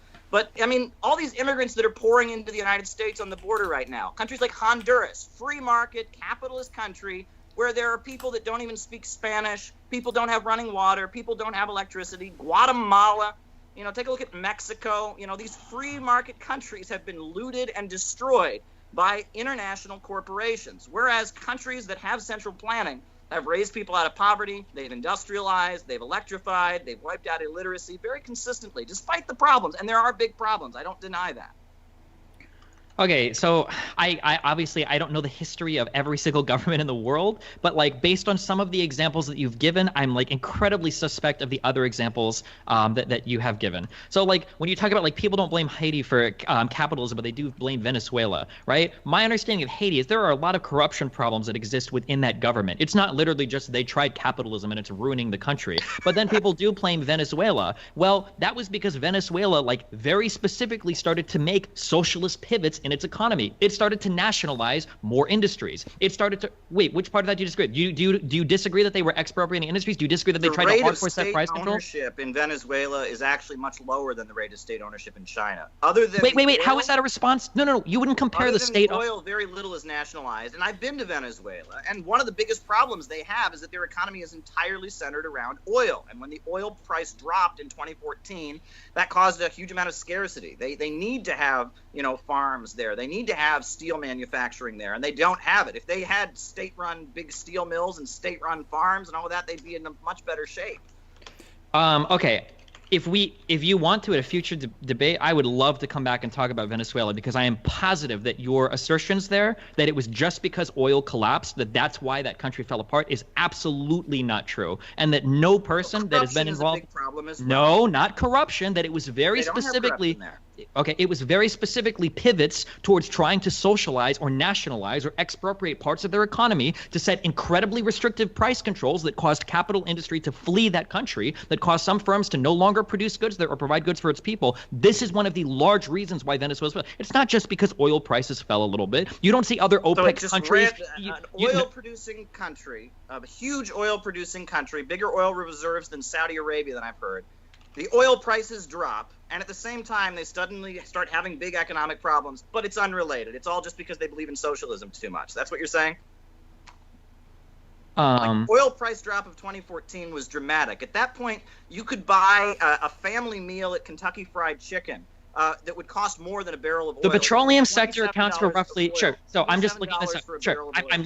I'm looking this up on the fly because I know you're very incorrect. The petroleum sector accounts for roughly 87% of Saudi's budget reserves, 90% of the export earnings, and 42% of GDP. That's petroleum in Saudi Arabia. And Venezuela, oil is. Saudi Arabia had big economic problems as well. Saudi Arabia didn't have pictures of families eating rats off the street because their economy tanked so hard. I don't have people. You're not allowed to. From Saudi Arabia, crying that they're of the country that are guest workers, slaves. Saudi Arabia, you couldn't take a picture like that, and Saudi Arabia has had big economic problems during that time. Sure. Okay. So look, I'm very curious. I'm just curious. Nigeria had problems. Oil-producing countries all suffered as a result of 2014. They did suffer. Go ahead and let Destiny. Go ahead and get your point in. The fact that Venezuela didn't.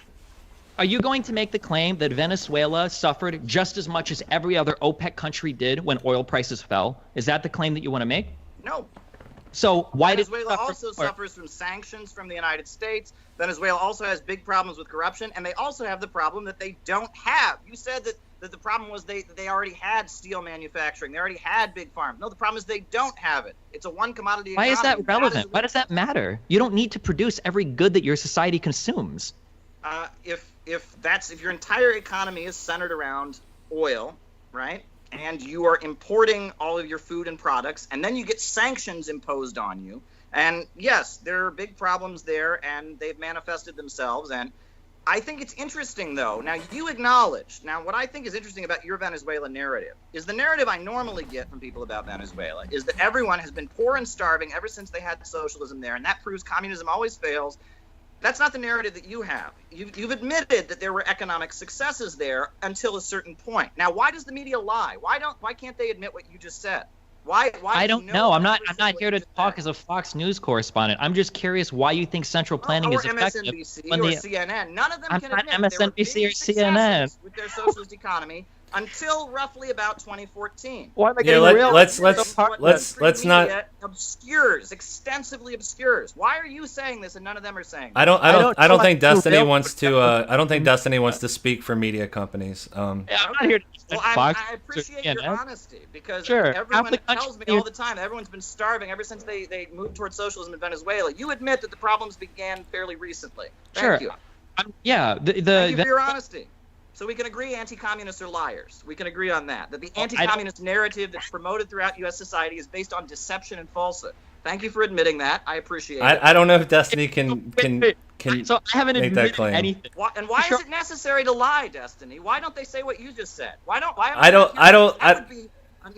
Destiny can't speak for media companies. Destiny, go ahead and respond. Because most of the people that were alive in the United States probably either have parents or grandparents that were involved in some crazy dumbass U.S. war against communism and the idea that like all commies are trying to destroy the world and blah blah blah blah blah. And like that is a lie, and it's stupid. It's incredibly stupid. The way that Americans view, if you ask the average American what is socialism, the answer they would probably give you is stealing money from the rich and giving it to the poor. Okay, I'm not here to defend the average American sentiments for socialism or communism. That's absurd. However, your counterpoints are just as propaganda laden to try to say that industrialization in the Soviet Union was successful, even though these were done on the backs of massive famines that were a great showcase of the failures in central planning as a support for central planning.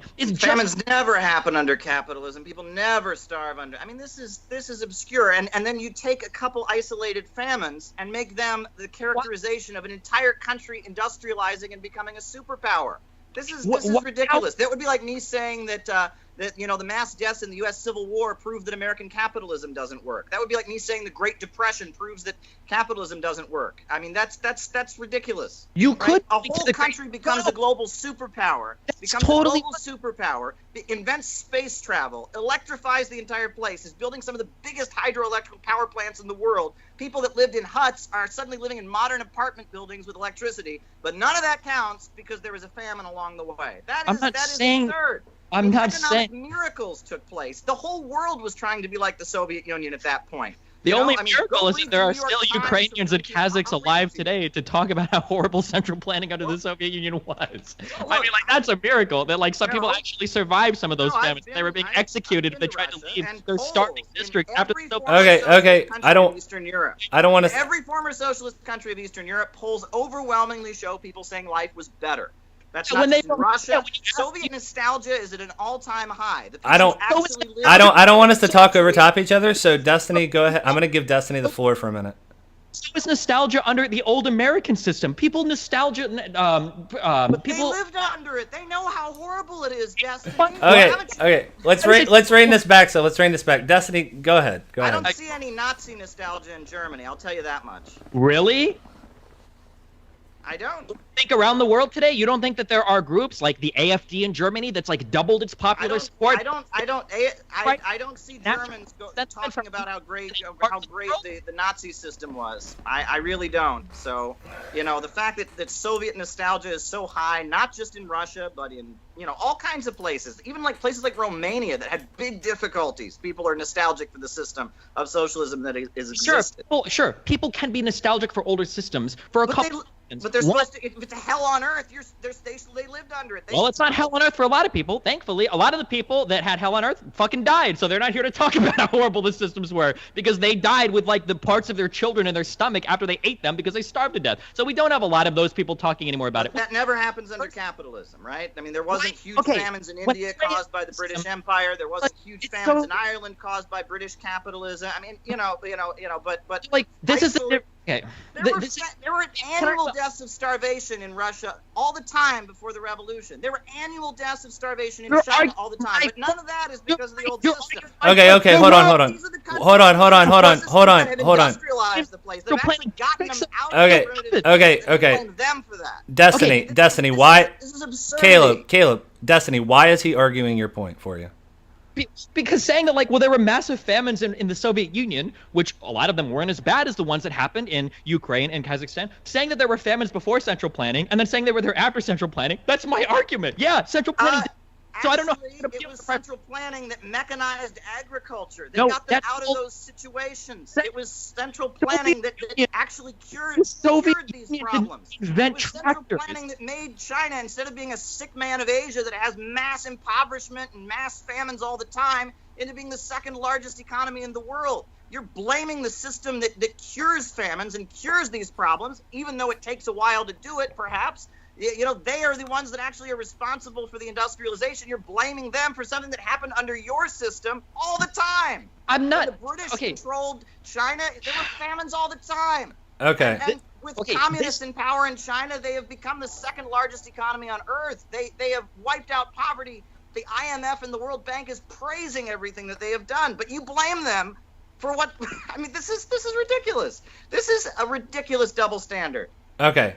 So firstly, it's not, you can't pivot to saying, what about capitalism? Every time I bring up an issue with your system, this isn't strengthening your arguments. It is a hardcore non sequitur. It feels like when I argue with conservatives and I say, hey, Donald Trump's foreign policy is absolutely fucking horrible. And then somebody says, well, what about Obama's foreign policy? Yeah, that was horrible too. What do you expect me to say? Do you sit here and expect me to defend when people starve to death or can't find houses in a capitalist system? These are massive failures within my system. The difference is that, one, I'm not married to capitalism as some like emotional point that it's like part of my personality. Like I don't give a fuck about capitalism. If there are better economic systems that work, then move us there. I am all for that. So in your 4-point plan, of which we're only at point 2 of, when you talk about things like rebuilding our crumbling infrastructure, pouring money into public projects like that is great. It gives people jobs. It makes our public utilities more accessible. Hopefully it makes it so things like Flint, Michigan don't happen again, which are horrible. A country of this much wealth should not be pumping lead into fucking children. That is absolutely fucked up. So if you're going to sit here and say, well, there are failures of capitalism, yeah, of course I'm going to agree with you. I'd be an idiot not to. I lived under a lot of those failures. But it's not fair when I say, hey, your system failed to address this or failed to do this, for you to point and go, well, these are still some problems under capitalism. Sure, but we're not having everybody in the state of Arkansas or Texas die because of some famine and then killing people when they try to escape the country. Somebody finds out about it, right? One, there's a difference in scale, and two, I'm not claiming that capitalism on its own in the purest, most libertarian pipe dream system will fix all of these problems. Capitalism needs to be heavily regulated. The profit interest doesn't always work in the public favor. But I don't think you can just say, well, because there are problems with capitalism, let's try central planning, when central planning has not effectively worked for any economy ever. You even brought up India earlier as an example that failed for a long time under central planning and only started to boom and develop when economic liberalization started to take place there. So it's not fair for you to say like, oh, well, you know, central planning can work because there are problems in capitalism. That's not an argument. Well, that's not my argument. My argument is economic miracles happen because of central planning, and you don't credit them because there were hardships also. That's my argument. In 2004, the head of the World Bank, Robert Zoellick, said, quote, between 1981 and 2004, China succeeded in lifting more than 500 million people out of extreme poverty. This is certainly the greatest leap to overcome poverty in history. But it doesn't count because there was a famine, according to you, right? That doesn't matter. 800 million people lived out of poverty. Well, there was a famine in the 60s, so therefore it doesn't count. This is ridiculous. This is ridiculous. Your argument is you are taking problems in socialism and painting them as if they are the entire socialist experience. And I'm saying socialism has resulted in huge successes, and there have been successes of central planning. And you are obscuring that and denying that. And then you're pointing to the problems in socialism, and I'm pointing out that these very problems you list are probably more prevalent under capitalism. That's what I'm saying. And that's so I'm kind of curious. So the first huge central planning didn't improve things. And I'm pointing out, yes, it did. And the things that you're faulting central planning for happen far more frequently under capitalism. Do you think that China would have succeeded as the way that it did today? You mentioned that from 1981 to 2004, that was when they had their big economic boom. Do you think that it's a coincidence that in 1979, that's when the U.S. and China established normal trade relations? Do you think that China was able to grow in large part due to the horrible capitalism of the United States and the fact that we have such a massive trade deficit that has grown and grown and grown over time, that we power a lot of that economy, both with the foreign investments they make in our currency and our property over here in the form of capital and in the form of the goods that we import from that country? You don't think any of that has helped China at all? Or you think it was all just the magic of socialism? I think it was absolutely necessary to introduce the market reforms. Absolutely. And that when Deng Xiaoping, established trade relations with the United States, that was a very good thing. And I think it's also false to characterize China as a capitalist country. When I didn't characterize them as a capitalist country. I know, but that's a common argument that's made. Wait, why are you talking about common arguments that's made? I don't care about the note card Yeah, you're let's- preparing. let's- It's like the Fox News talking. Let's stay. Here in a bar, Destiny.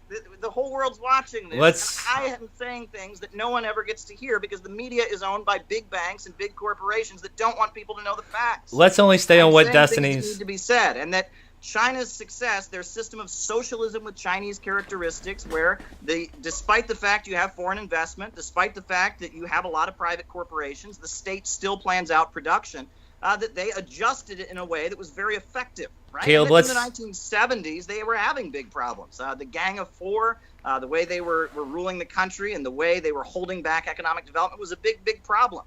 And the Soviet Union was unable to adjust. That's why, despite the fact that they had huge amounts of tremendous economic growth and really achieved real big miracles, in the 80s, they needed to adjust. And rather than adjusting, the result of perestroika and glasnost was a collapse. They were they were not able to bend, so they broke. Okay. But the notion that capitalism Okay. is somehow responsible for China's growth, well, you could argue that. They've traded with capitalist countries, but they've pulled themselves up by their bootstraps. I think China's achievements are an inspiration to the entire world. What they I'm have kind of achieved. Caleb. Let's only address points that people Sure. are making So and not like a hypothetical. So Destiny, So go ahead. I'm very curious. So because we talk about how people are dying under capitalism due to hunger and whatnot, right? So we have had millions, tens of millions of people die in the USSR due to famines. Millions of people died under Maoism. Has this happened under capitalist countries that are major superpowers that aren't like these very tiny, very small, African countries? Has the United States or Great Britain experienced these same types of mass famines or mass starvations as some of these socialist countries? May I speak? Go for it. Prior to 1917, prior to 1949, China was one of those poor countries. You're missing the point. The global capitalist system keeps these countries in those situations. That's the point, right? Okay. You're missing the point entirely. A major country.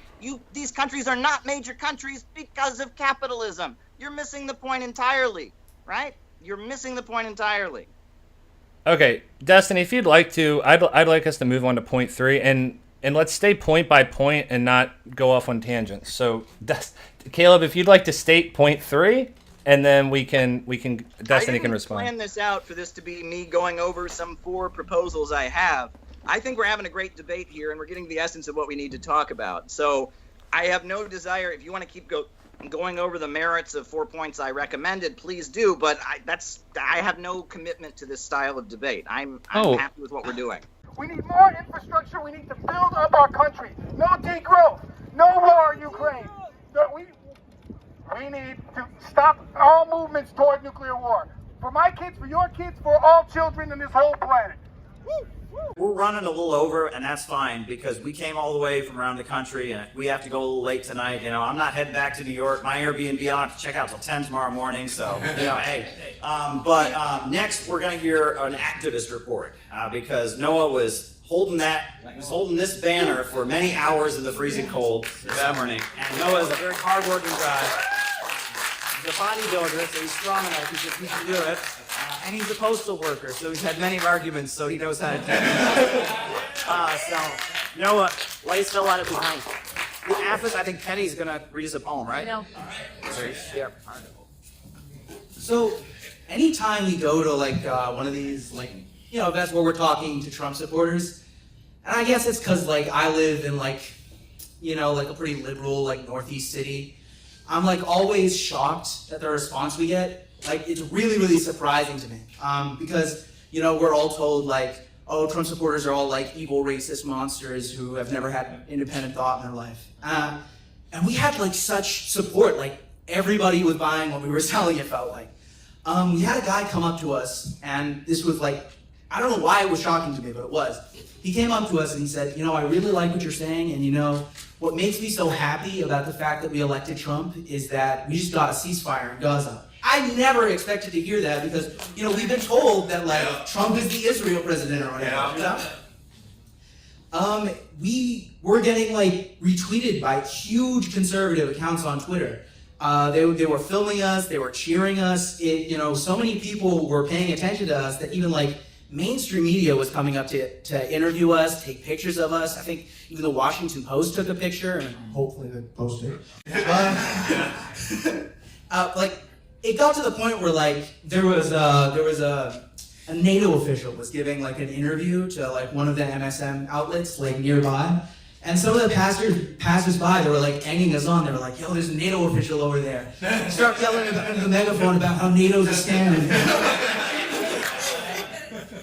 So, I guess I was shocked by it, but I really shouldn't have been. And I was thinking about, why it is that we got all the support it is, and beyond all the things you guys are saying about how, the economy's shit, and people are tired of the wars, et cetera, et cetera.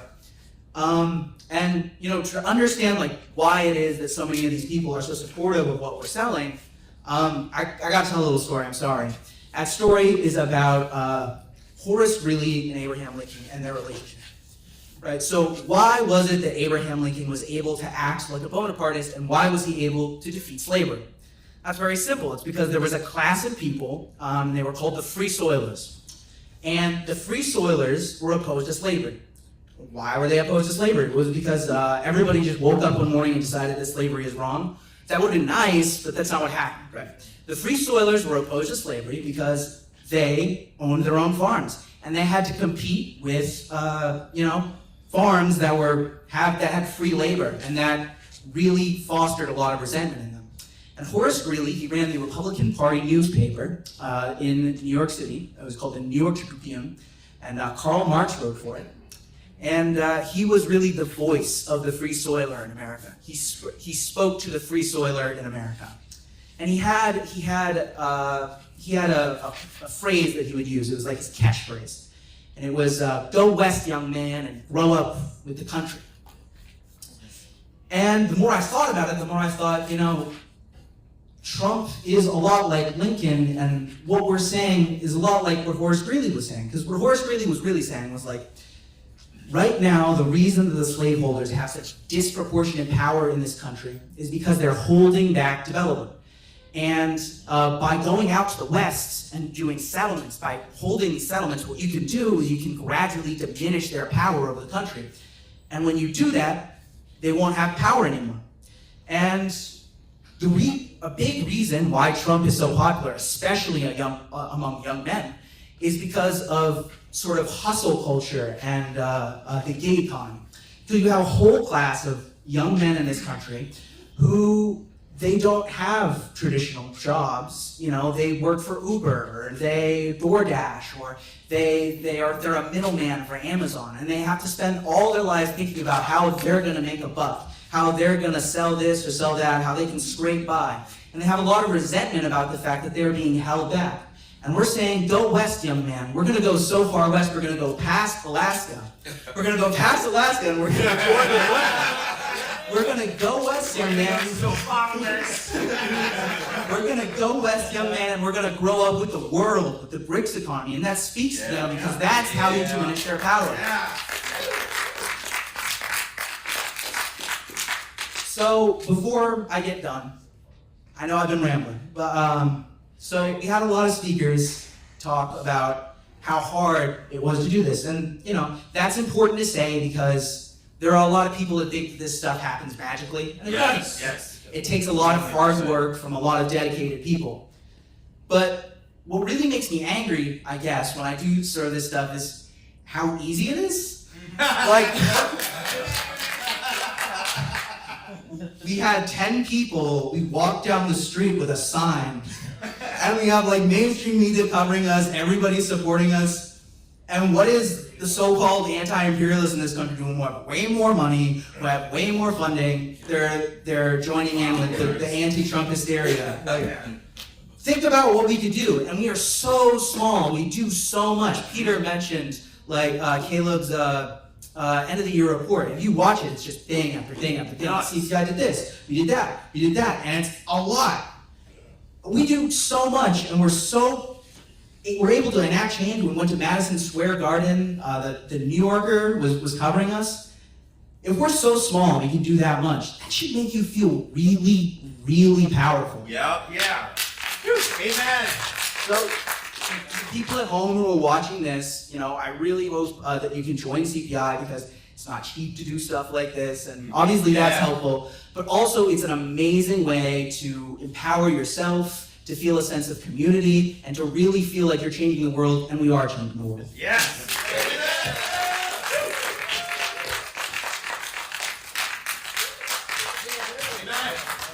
That was tremendous. This government and its ruling class wants us to hate China. They want to send, I'm a high school teacher, they want to send 17 and 18-year-old poor boys and girls from rural America to go die in a war for Taiwan. Taiwan's a long ways away, all right? China has created a system that's raising up its poorest people, its peasants, raised out of poverty.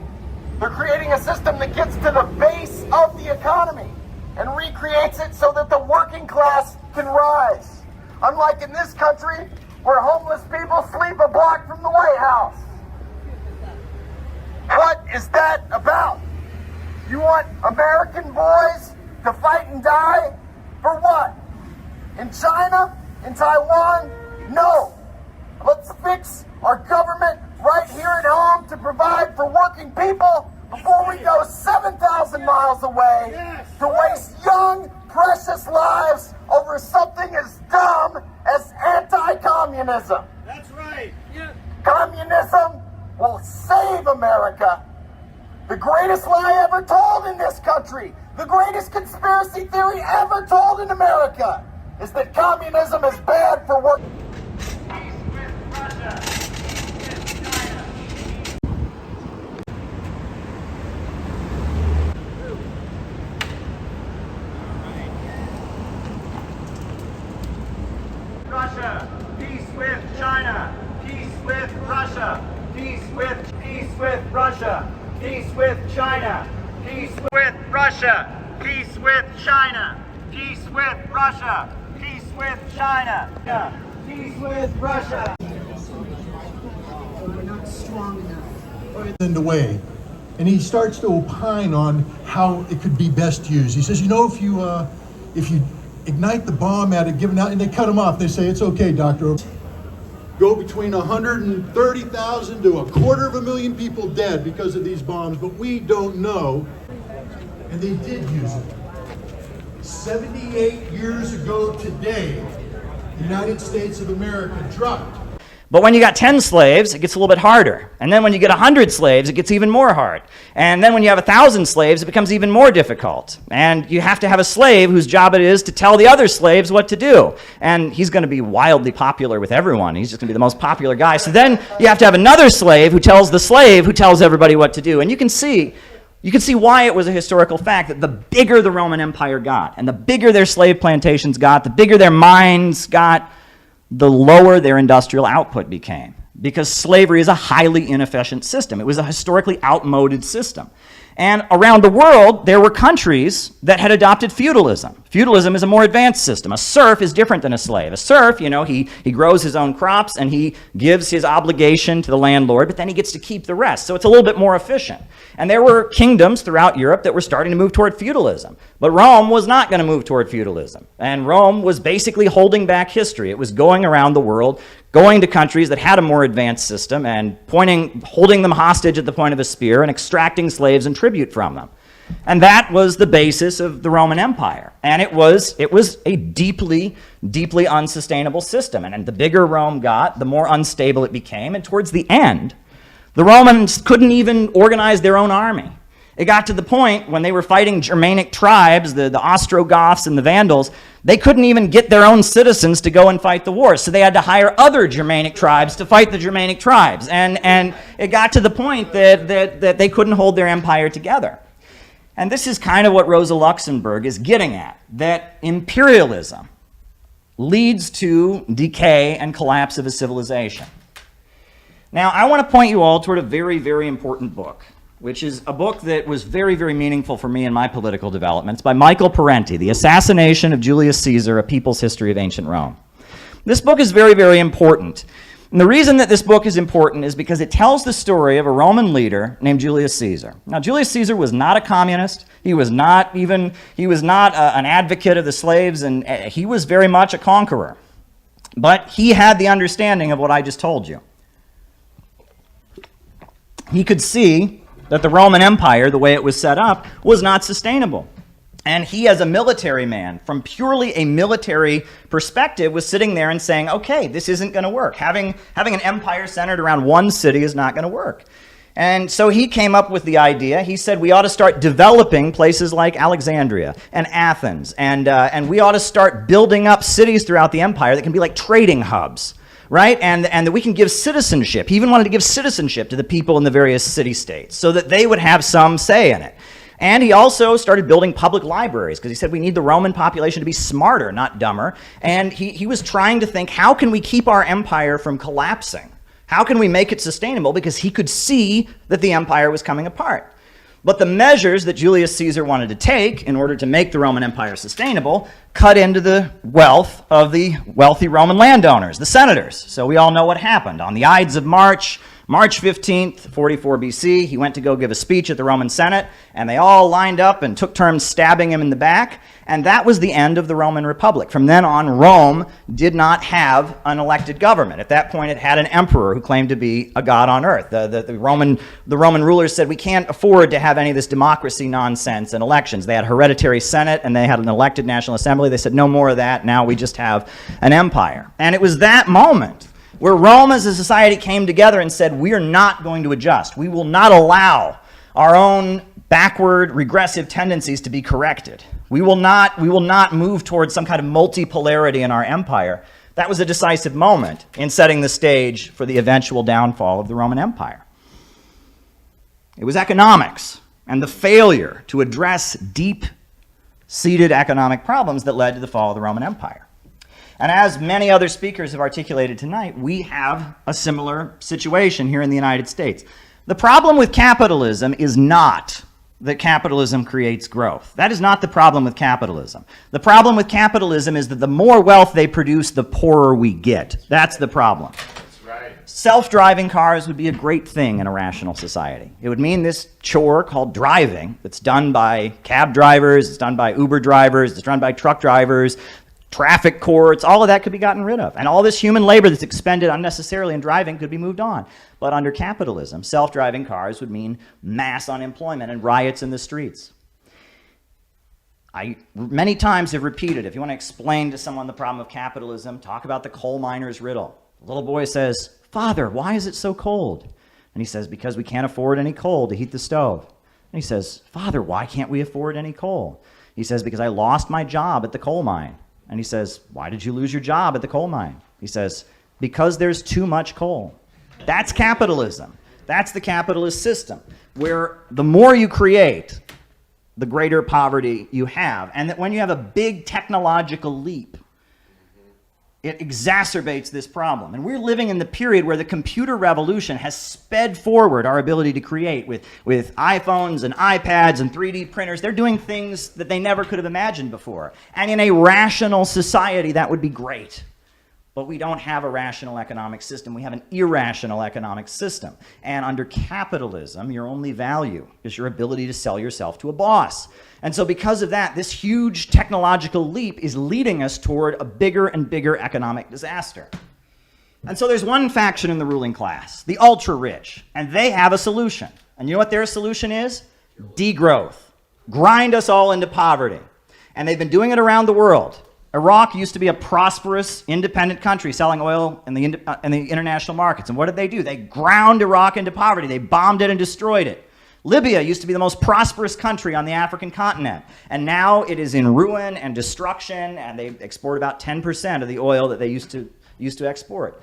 Afghanistan was kept in chaos for 20 years. The USA didn't stabilize Afghanistan. The USA kept Afghanistan unstable. They kept the drug lords operating. They helped the terrorist groups continue to do what they're doing. They were not trying to stabilize the country. And this degrowth, which is really what imperialism is. Imperialism is about holding back economic development. It's about keeping the world poor. They have decided that to save their system, it's not enough just to do it to Africa now. It's not enough just to do it to Asia and Latin America now. Now they're going to do it to Ohio and Pennsylvania and Texas and every corner of this country. And this middle class that they propped up to stabilize their society, they've decided they can't afford it anymore. That's what they've decided. They've decided they're going to terminate the middle class. And they're doing it to save their system. But not all the capitalists agree about this. There's many capitalists who say, no, I don't want my profits to go down. No, I don't want people to be too poor to buy my products. On the street face to face anymore, not very often. But if you are studying in a university, there will be a Trotskyite-led Marxist society for studying Marxism and, propagating Marxism, whatever. And really, I think this role, is a particularly insidious an important one as far as, insidious as far as our movement is concerned and important as far as the state is concerned, because, of course, radical intellectuals and radical students have always played a really important role in successful revolutions. And I don't think it's an accident that when the Trotskyite movement is shrinking in on itself, where it gravitates to is the universities to catch the revolutionary-minded young people and make sure they don't end up in the arms of the real revolutionaries. So I'm going to hand over to Caleb for your last thoughts and then Harpal. Well, I guess I'll say this. I just want to quickly mention that, among Trotskyite groups, you can divide them into three. There are three categories at this point among Trotskyite groups that you'll see. The first is what you call neo-Trotskyites or third camp Trotskyites. And these are people... it's mainly an academic, campus-based, trend, and their critique of all the socialist and communist governments around the world is they're not democratic enough. They think the Soviet Union was state capitalist. It was an evil state capitalist regime, and they are obsessed with spreading quote unquote human rights around the world, and they're involved in NGO liberal activism, and they tend to be based on the campuses. They tend to really focus on the LGBT movement and things like that. That's called neo-Trotskyism. The second current that you get is what you might call mainline Trotskyism. And in Britain, these are the folks that joined the Labour Party. In the United States, we have a group called Socialist Alternative, that was big in supporting Bernie Sanders.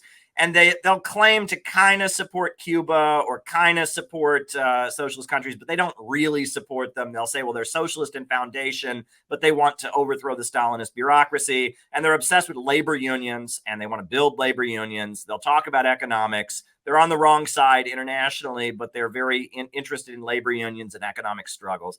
And then you have a third category of people that they call orthodox Trotskyists. And these are Trotskyists that I jokingly say, these are Trotskyists that are just nuts. These are Trotskyists who will say things like World War II is still happening because Trotsky said World War II can only end with global revolution. So it clearly must be happening still because Trotsky said, there's some of them that believe in UFOs and space aliens. There's some of them that want to legalize pedophilia and will go to great lengths arguing about why child rape should be legalized because of something that Trotsky said or Lenin said. But to the credit of some of these weird, Orthodox Trotskyists, some of them will actually take stances that are against U.S. imperialism because they're nuts. They're so hyper sectarian and crazy. Some of them do support Russia and Ukraine. Some of them will defend the DPRK a little bit or something like that. But they're a very obscure, even more obscure wing of things. But those are the three camps of Trotskyism that you'll see. You'll see they divide into those three categories. But what brings them all together? And I think this is what I would like to end my contribution today with. What is the essence of Trotskyism? It's that when Lenin developed his theories, he said that the main danger to humanity is imperialism. Capitalism has become imperialism, a global system of monopoly capitalism that is holding back development and impoverishing people all over the world. And the duty of revolutionaries is to oppose imperialism. And Trotskyism, all of its different manifestations and interpretations, is always an attempt to say, no, it's not about fighting the imperialists. It's about fighting for pure workers' democracy. It's about fighting the Stalinist bureaucracy. It's about, it's about this, it's about that. It's never a fight against the imperialists, right? Trotskyism is a way that you can claim to be a Marxist or a socialist or a revolutionary, but not focus on fighting the imperialists. Fight some other battle, but not against imperialism. That is the essence of what Trotskyism is. Beautiful. Thank you, Caleb. And of course, that explains why Trotskyism is so anti-Leninist, right? Propel. Peace with Russia. Peace with China. Peace with Russia. Peace with China. It's time to stand for peace here at the United Nations. We are marching up to the religious rally. Russia and China are not our enemy. Peace with Russia. Peace with China. Peace with Russia. Peace with China. Peace with Russia. Peace with China. Peace with China. Peace with Russia. Peace with China. Peace with Russia. Peace with China. Peace with Russia. Peace with China. Peace with Russia. Peace with China. So next up, we'd like to welcome up the founder of the Center for Political Innovation. We're here today to do something that brings us all together. Republicans, Democrats, conservatives, liberals, leftists, rightists, whatever your ideology is, war still kills you. War still destroys you.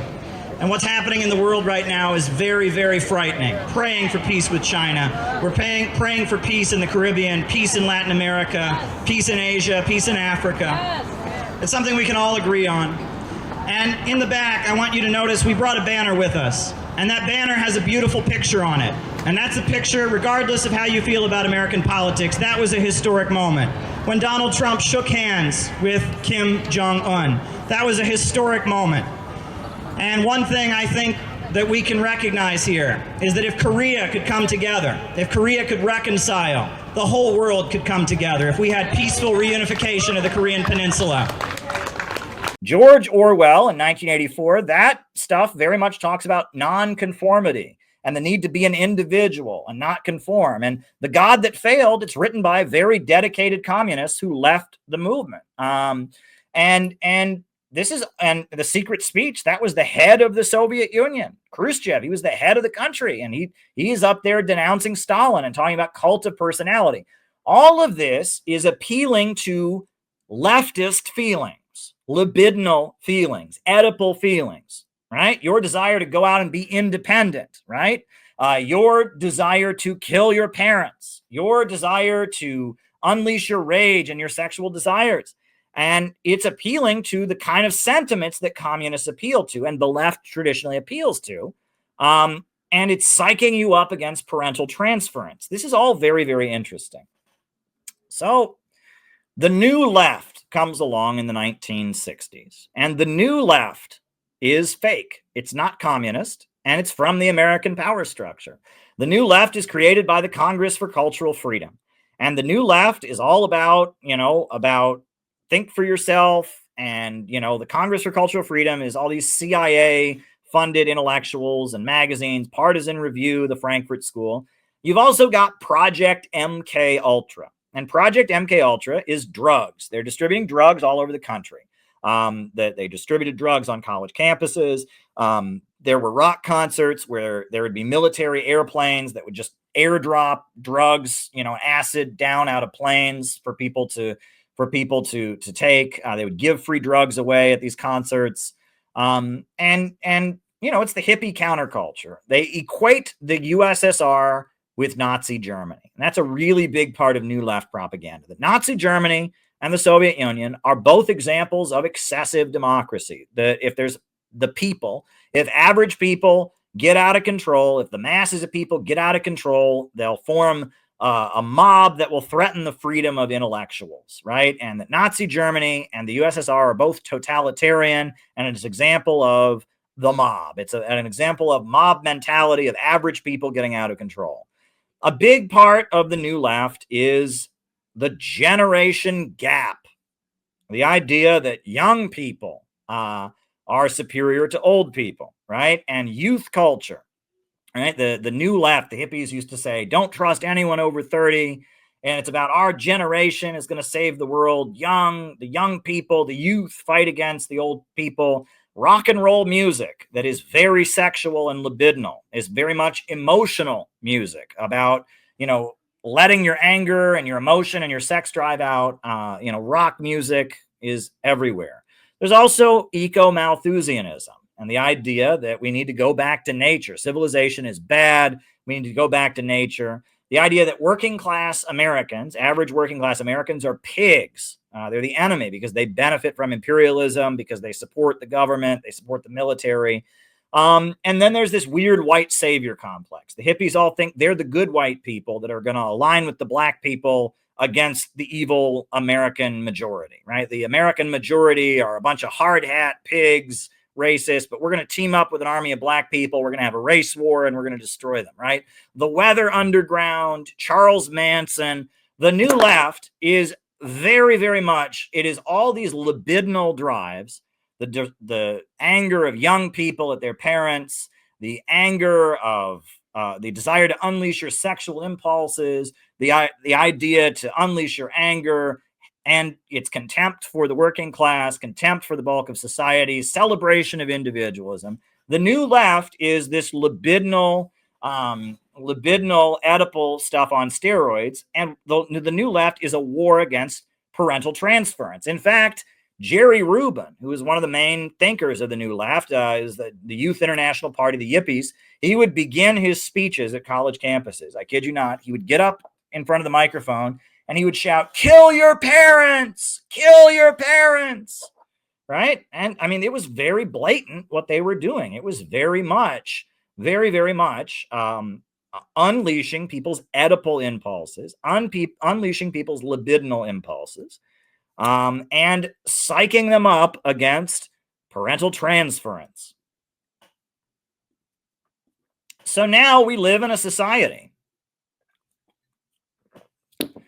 where basically, as a mechanism of social control, they have amped up all of our libidinal and Oedipal desires.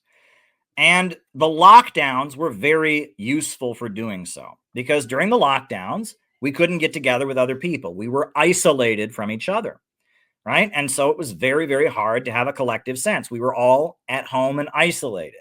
And while we were at home and isolated, what were we doing during the pandemic? We were looking at social media. Social media became the medium through which we all connected with each other. And so the algorithms that are very carefully controlled got to dictate how we interact with each other. They became the middleman to define our social interactions. And the big tech monopolies, through their control of the algorithms, decided what went viral and what didn't. And they got to regulate how we interacted with each other. And so now the Oedipal desire to destroy and rebel is amped up. Meanwhile, due to our economy and the lack of good paying jobs, the gig economy, the service sector economy, Many adults are stuck living as permanent teenagers. They don't have the dignity of adulthood, of going out and having their own home and paying their own bills and having children of their own and getting married. They're stuck living with their parents as semi-permanent teens, right? And so obviously, if you're still living with your parents as an adult, you're going to have Oedipal feelings, right? Meanwhile, television and media has amped up our libidinal desires. TV and media is all about sex and it's all about violence. Lots of violent movies, lots of pornography. You can get pornography on your phone. Every ad has naked bodies on it. You know, they are pumping you with sex and violence and libido all the time. Meanwhile, many young people are stuck living with their parents. They're telling you to never trust any leader, never trust any movement, because if you do, you're in a cult, you're brainwashed, you got to be on guard against parental transference. So we live in a society where basically we are being pumped full of libidinal sex and violence all the time. And we're also having our suspicion and fear of authority and our resentment toward our parents and our resentment toward anyone who would tell us what's right and wrong amped up at all times. We are taught to have very short attention spans, not to learn political concepts, but to just have our emotions appealed to, right? So is it any surprise that we're having a widespread mental health crisis? Of course not.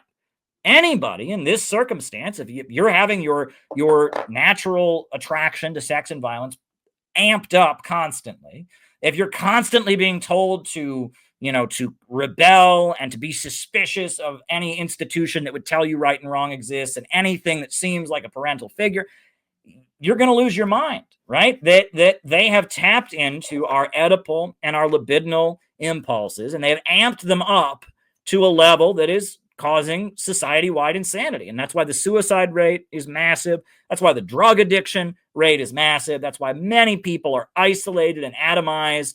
They talked about there was a trend in Japan of these young guys who never went outside, right? They never went outside, and they didn't know how to have real connections with other people. And that we have really developed a society where people are atomized, isolated individuals who are being constantly manipulated by social media, who are constantly having their Oedipal and libidinal desires amped up, who have short attention spans. This is like a perfect recipe for a suicide epidemic, for a mental health epidemic, for a drug epidemic. I mean, we have been mind fucked, okay? So if you have a mental health issue, you should not feel ashamed, okay? And I will just say that, right? If you have a mental health issue, you shouldn't feel ashamed, because how could you not go insane in a society like this? Anyone who is subject to this level of social atomization, to this level of pornographication, etc., is going to go crazy. And I mean, it makes sense that our young people are going crazy, because everything is being done to psychologically manipulate them to lose their minds. And mental illness is being used as a form of social control. And this is what I talked about, the Atlanticist pathology. So anyway, that leads me to demagogy. All right. What is demagogy? Demagogy is political. This is the definition, the dictionary.com definition. Demagogy is political activity or practices that seek support by appealing to the desires and prejudices of ordinary people rather than using rational argument. And basically, demagogy is where they don't teach you anything. They just appeal to your emotions, right? And demagogy is not helpful because you don't learn anything. Demagogues just tap into how you already feel, prejudices that you already have, desires or feelings that you already have, and they just amp them up for their own gain. And the best example of demagogy that I've been able to come across recently is the definitions of capitalism. What is capitalism? Well, every example, every definition that you will get from people is not a definition. It is simply an appeal to their emotions. If you talk to people on the right, you ask conservatives, what is capitalism?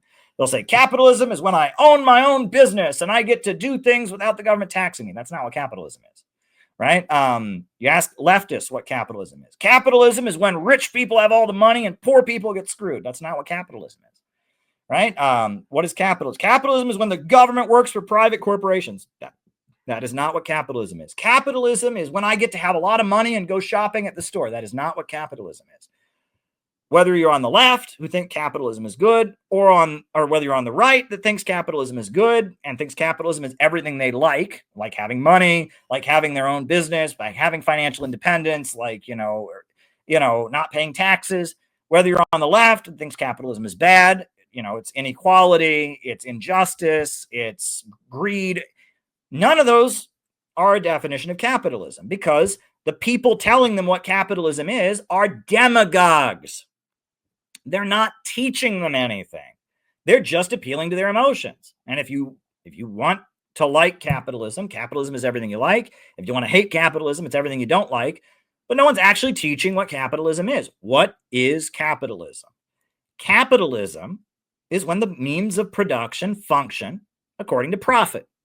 Capitalism is the anarchy of production. It is the chaos of the market. It is profits in command. That's what capitalism is. Capitalism is a system where the banks and the factories and the industries are privately owned and operated to maximize profits for those who own them. That's an actual definition, and I'm teaching you something.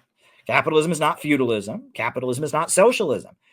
Capitalism is not hunter-gatherer civilization. Capitalism is a system where the means of production only function as preliminary transformation into capital.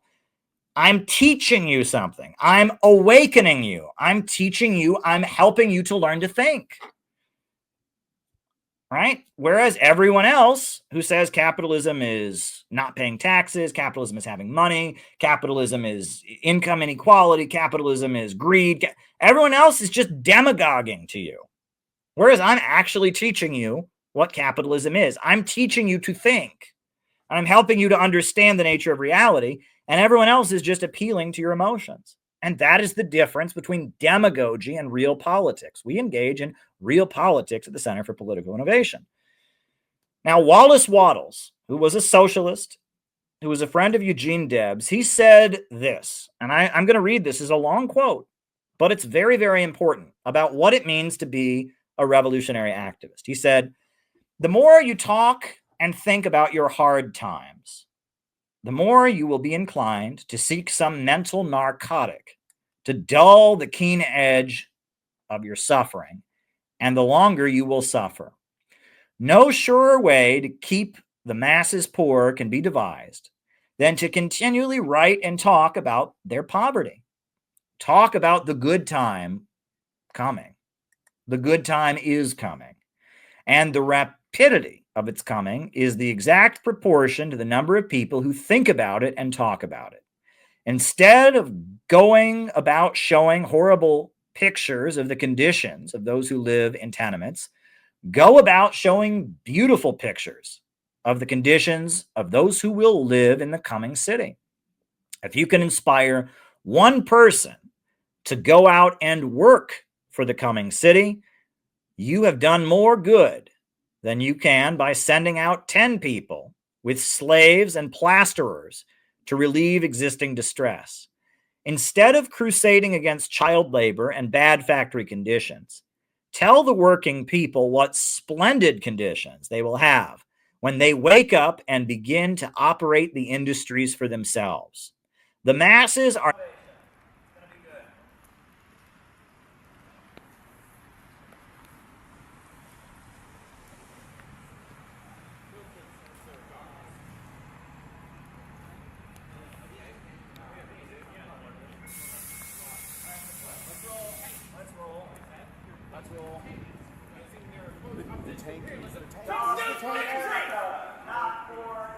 Hi.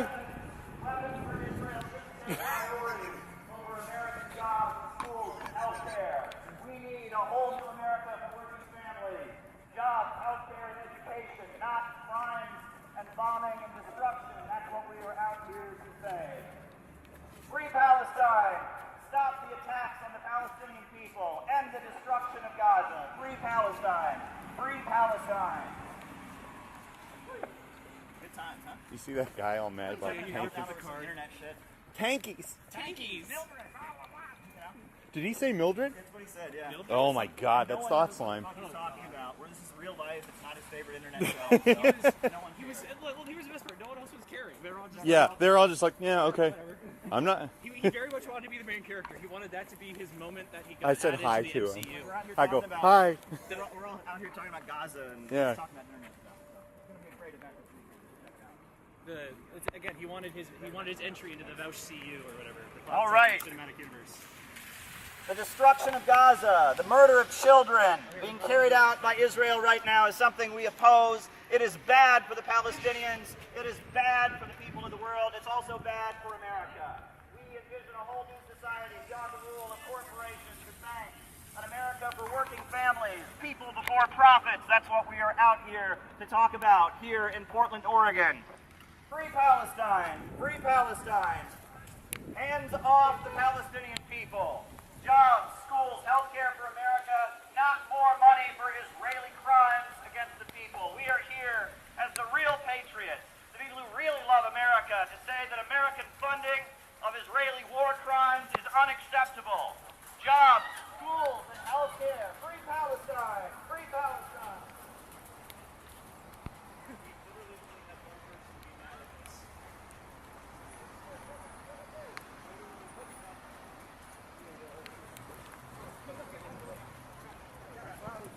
Free Palestine!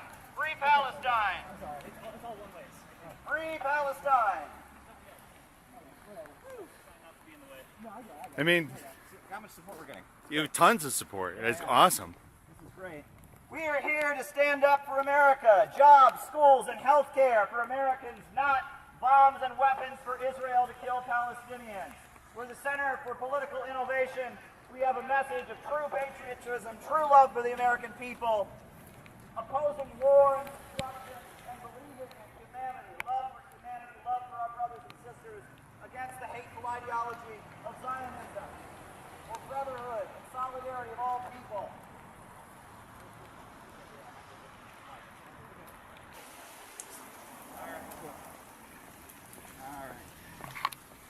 Free Palestine! Free Palestine! Free Palestine!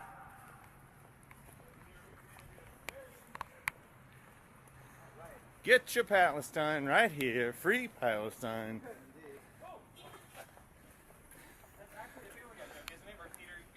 I'll take it. China, I got to do one. That's right. All the tea.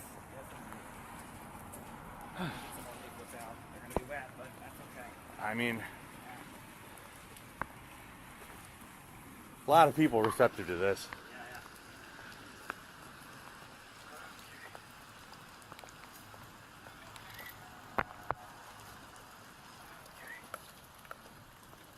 Slow down, guys. Slow down. Free Palestine! Money for jobs and schools in America, not Israeli crimes against the Palestinian people.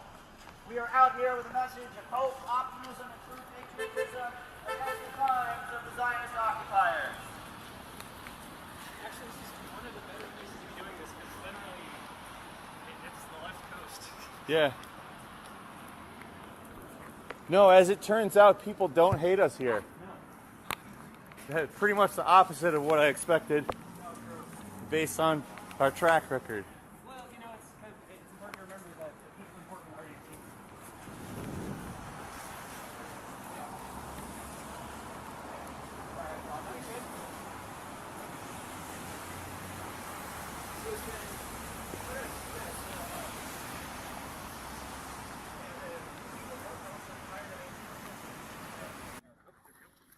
Careful with the American flag. Products. It's the ultra rich, the bankers, the oil monopolists. They're the ones that have this degrowth agenda. They're the ones at the World Economic Forum. But there's a lot of lower level capitalists who don't want to go along with it. They just want to make money. It's not that they're good. It's not that they're moral. It's just that they just want to make money. And that gives us a great opportunity. At the beginning of the Cold War, the Communist Party of the United States, William Z. Foster, they all came out with a statement about what they were for. And if you asked them what they were for, yeah, they were for socialism down the road. But they understood that the road to socialism in America was the construction of an anti-monopoly government. A government combining the forces that were against the big monopolies. A government that represented the working class and the labor unions, a government that represented the small farmers, a government that represented the small business owners, a government that even represented members of the capitalist class that were anti-war and against the big monopolies in their drive. And the Communist Party, they said, we want to build an anti-monopoly government and an anti-war government, a government that does not want to engage in war. And if you're a serious Marxist, you understand that that is your responsibility. Your responsibility isn't to just scream into the void and be angry. Your responsibility is to try and build an anti-monopoly government, an anti-monopoly coalition. And if you take your job seriously, that is what you should be doing. Now, I want a couple volunteers to come up and unfold something I've got here. Yeah, unfold that, yeah. All right, so now we know what this is. This is the Chinese flag. But it has a particular meaning, and this is what we need to remember. These 4 stars, they represent what was called the block of 4 great classes, the block of 4 classes. And it was the peasants, it was the workers, it was the middle peasants, those are like small farmers, people who owned their own land, and it was the national capitalists. And the Communist Party unified all of them. And that's what this big star here, that stands for the Communist Party. And the Trotskyites and the ultra-left elements, they looked at the Chinese Revolution when they were victorious in 1949, and they said, well, that's not real communism. That's not real Marxism. Marxism is a dictatorship of the proletariat, and you're talking about a block of 4 classes. That's not real. That doesn't count. But the Chinese communists, they had a response. And what was their response? And they said, well, China, the majority of our population are peasants, and the main contradiction is imperialism. So we have created a block of 4 classes, but it is real socialism because it is led by the Communist Party. And they said the Communist Party has a proletarian ideology. Proletarian ideology. You guys can sit down now.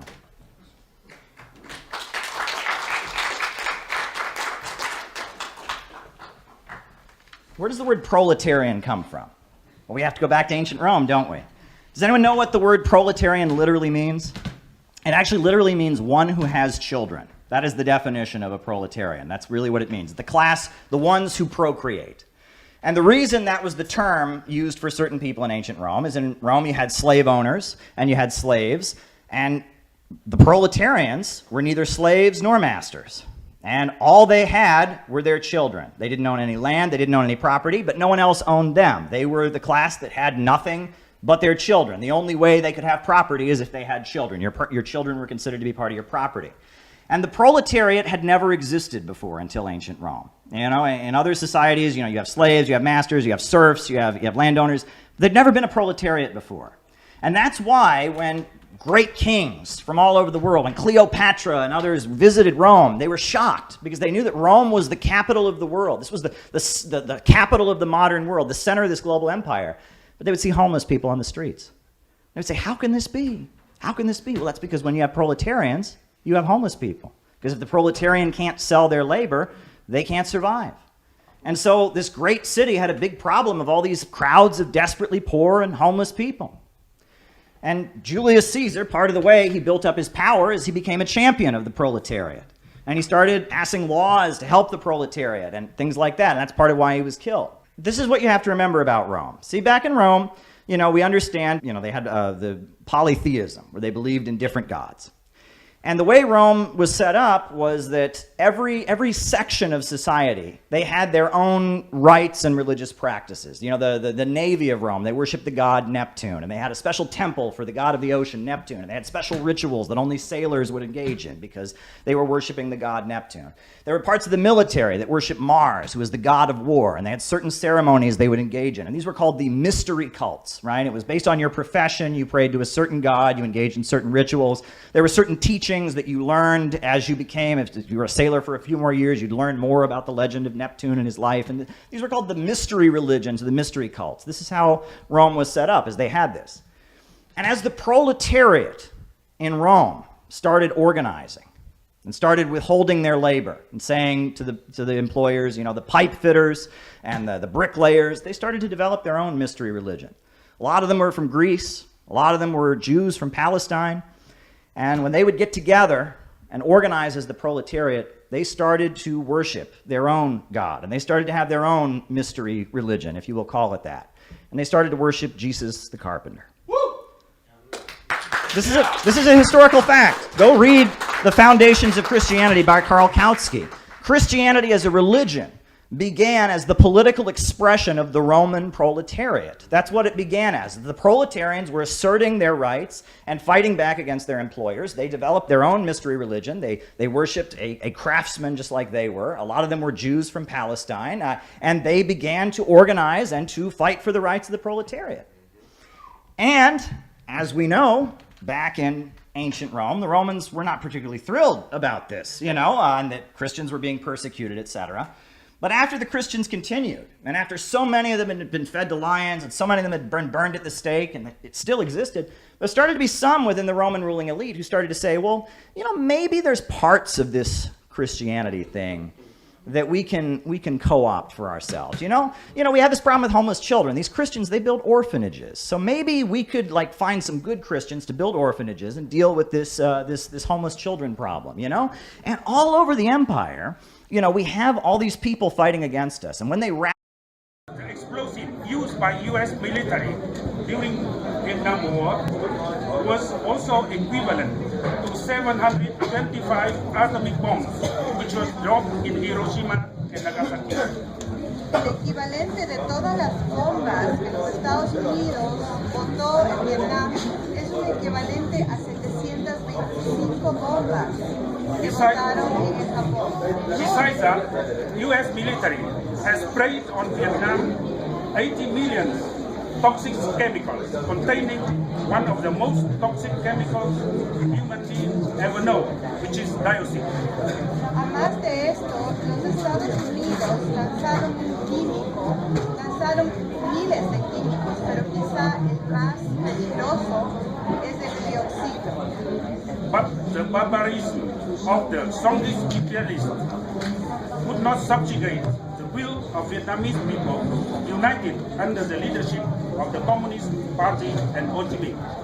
Pero el barbarismo de los Estados Unidos no pudieron subyugar la voluntad del pueblo vietnamita que estaban liderados por el presidente Ho Chi Minh. The Vietnamese people united under leadership of the party and with international solidarity have carried out the resistance war throughout more than 2 decades. El Partido Comunista, con el liderazgo del presidente, han podido enfrentar este grupo. ¿Aló?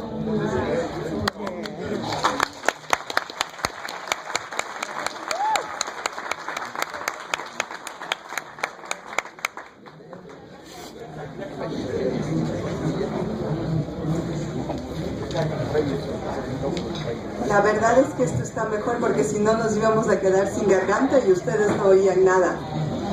En todo caso, lo que estaba diciendo es, ¿aló?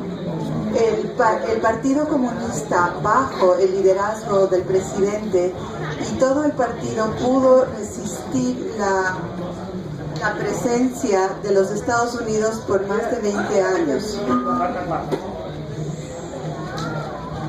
One example, more than 4,000 U.S. planes were shot down in the north of Vietnam. Uno de los ejemplos, más de 4,000 Más de 4,000 aviones volaron sobre Vietnam y atacaron Vietnam. And finally, Vietnamese people succeeded to liberate the country at the 40s, 30s, 1975. Finalmente, el pueblo vietnamita logró la victoria en abril de 1970.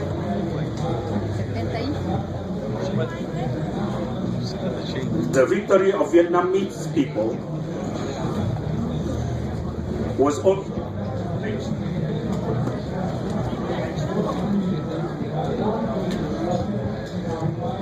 was was also thanks to the very strong international solidarity. And many of you here are representing those movements. And on this occasion, we would like once again to express our sincere thanks to all of you, to your people, to your comrades, for solidarity and support of the struggle of Vietnamese people for national independence. Sin embargo, la victoria del pueblo vietnamita también se la debemos a todos ustedes, a la solidaridad internacional, a todas las personas que nos presentaron su ayuda. Así que estamos el día de hoy aquí para agradecer por todo su apoyo y solidaridad con el pueblo vietnamita. After the liberation, we had a situation that the country was destroyed heavily. Después de la liberación, el país quedó totalmente destruido. The war left behind on Vietnam very heavy legacies. La guerra dejó unos legados demasiado difíciles al pueblo vietnamita. 3 million people were killed. 3 millones de personas fueron matadas. 4 million people were injured. 4 millones de heridos. 4.8 million people were exposed to dioxin. 4.8 millones de personas fueron expuestos al dioxin. Unexploded bombs and mines remained in Vietnam and were in huge quantity. Y las bombas explosivas o las minas todavía permanecen en Vietnam. Experts concluded that Vietnam needs another 300 years. Vietnam needs another 300 years in order to clean up the country from unexploded ordnance remains from the war.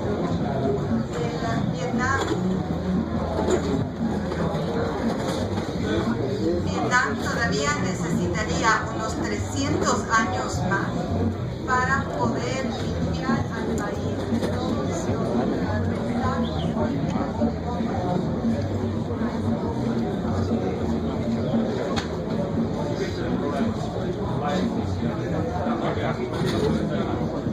Pido disculpas porque ya se me sale de las manos, es cuestión de la energía eléctrica. Tuvimos que hacer una conexión lejos y hoy tenemos los problemas.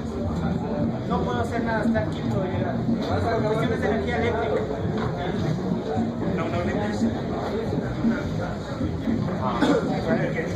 Sorry for technical problems.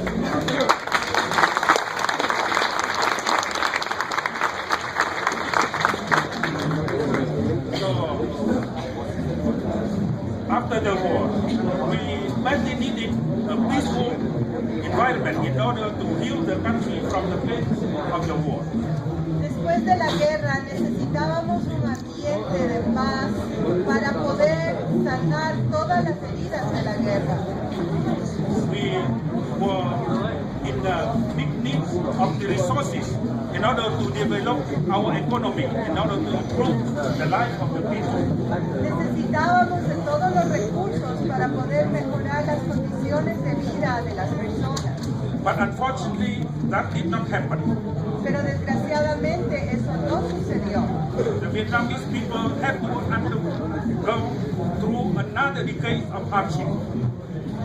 Desgraciadamente eso no sucedió y el pueblo vietnamita tuvo que sufrir otra década de penurias para poder seguir adelante. The U.S. imperialism imposed economic embargo against Vietnam for another nearly 2 decades. El imperialismo norteamericano impuso un embargo económico en Vietnam por 2 décadas más. They also organized various types of the sabotage activities against Vietnam. También organizaron una serie de actividades de sabotaje en contra de Vietnam. Khmer Rouge took power and started genocide in Cambodia and started attacks against Vietnam.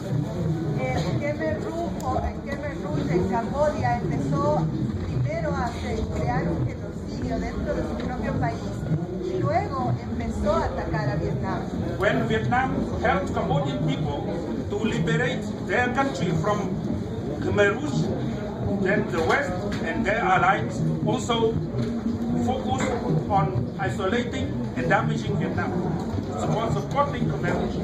Cuando Vietnam empezó a ayudar a las personas de Camboya para que pudieran liberarse del Khmer Rouge, entonces los Estados Unidos y sus aliados empezaron a atacar a Vietnam para que no ayude a Camboya. This struggle lasted for more than 10 years. Esta lucha duró más de 10 años. At the same time, inside the country, since due to the model of development that we applied at that time in Vietnam, we had faced also another problem of economic development. Es entonces debido al modelo económico que se aplicó en el país, tuvimos también que enfrentar otros problemas económicos. Productivity was very low. La productividad era muy baja. Being mainly agricultural country, but we face chronic shortage of food. Every year we have to import about 1 million tons of food in order to supply to our people on a minimum basis. A pesar de que éramos un país y somos un país agrícola, teníamos una gran escasez y tuvimos que importar 1 millón de toneladas de alimentos para poder ayudar a la hambruna que había en el país. And shortage was not only concerning food, it was concerning all kinds of essential goods for the people. La escasez no solamente tenía que ver con los alimentos, sino con todas las necesidades básicas de las personas. People's life was in a very bad shape. Poverty was 75% in the country. La vida de las personas realmente estaba en muy mal estado. La pobreza en ese entonces tenía un porcentaje del 75%. Since the middle of 1980s, the Communist Party of Vietnam has started process of, we call it Vietnamese đổi mới, and in English, the renewal policy. Desde a mediados de la década del 80, el Partido Comunista empezó una política que se llama la política de la renovación. The process of renewal during the past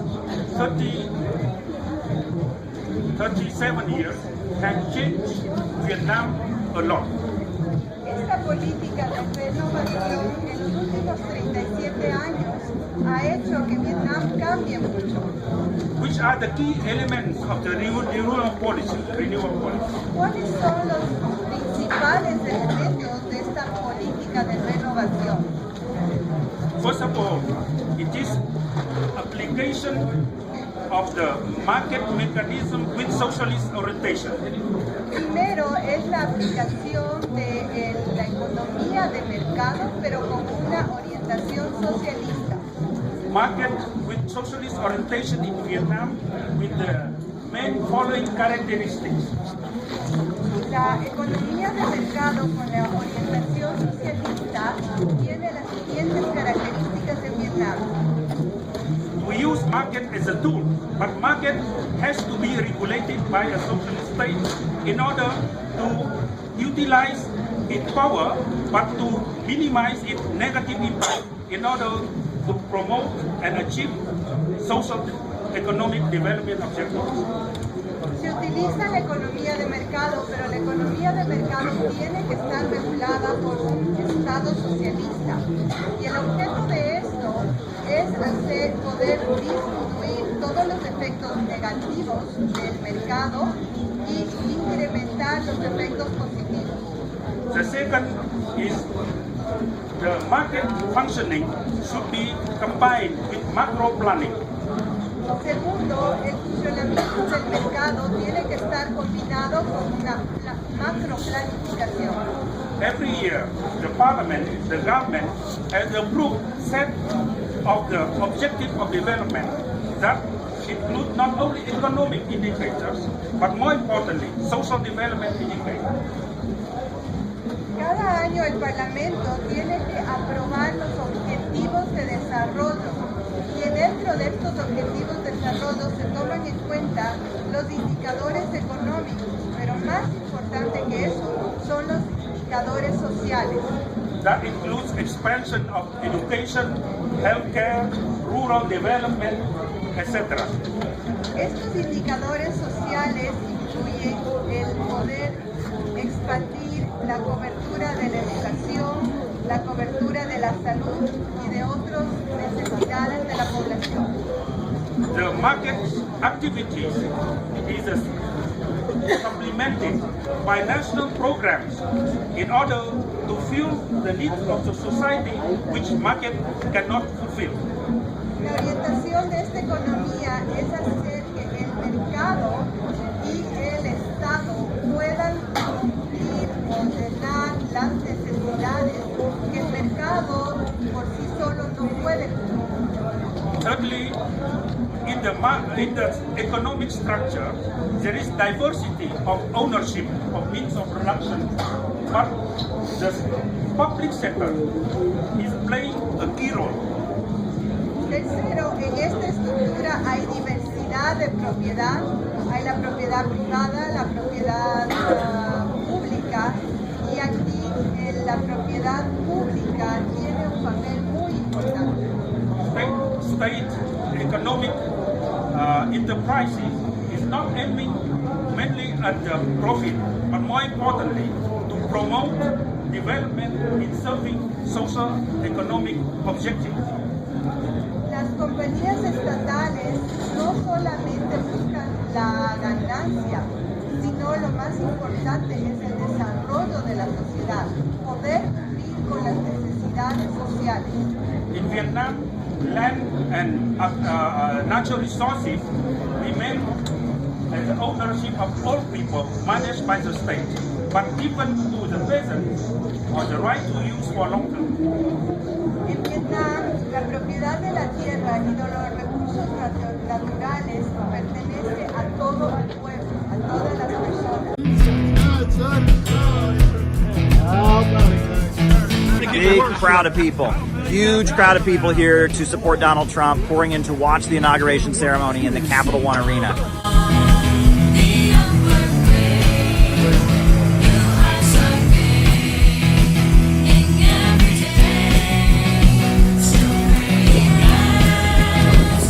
Yeah, set up here, over there. How you feeling? How you feeling? I'm good. I'm good. It was fun to pass out pamphlets at the hotel there. Everybody was asking for more. Great. Excellent. We need to heal America as well. We need to pray for America. We need to make our country great again. We need to take over. The people need to take over to make our country better again. And I hope Trump can help us with that. Donald Trump for one of the greatest moments of his first presidency, when he went to a country that America has technically been at war with since the 1950s and gave peace a chance. We want to make peace around the world. You're with Russia, Iran, Brazil instead of EU, traditional American allies.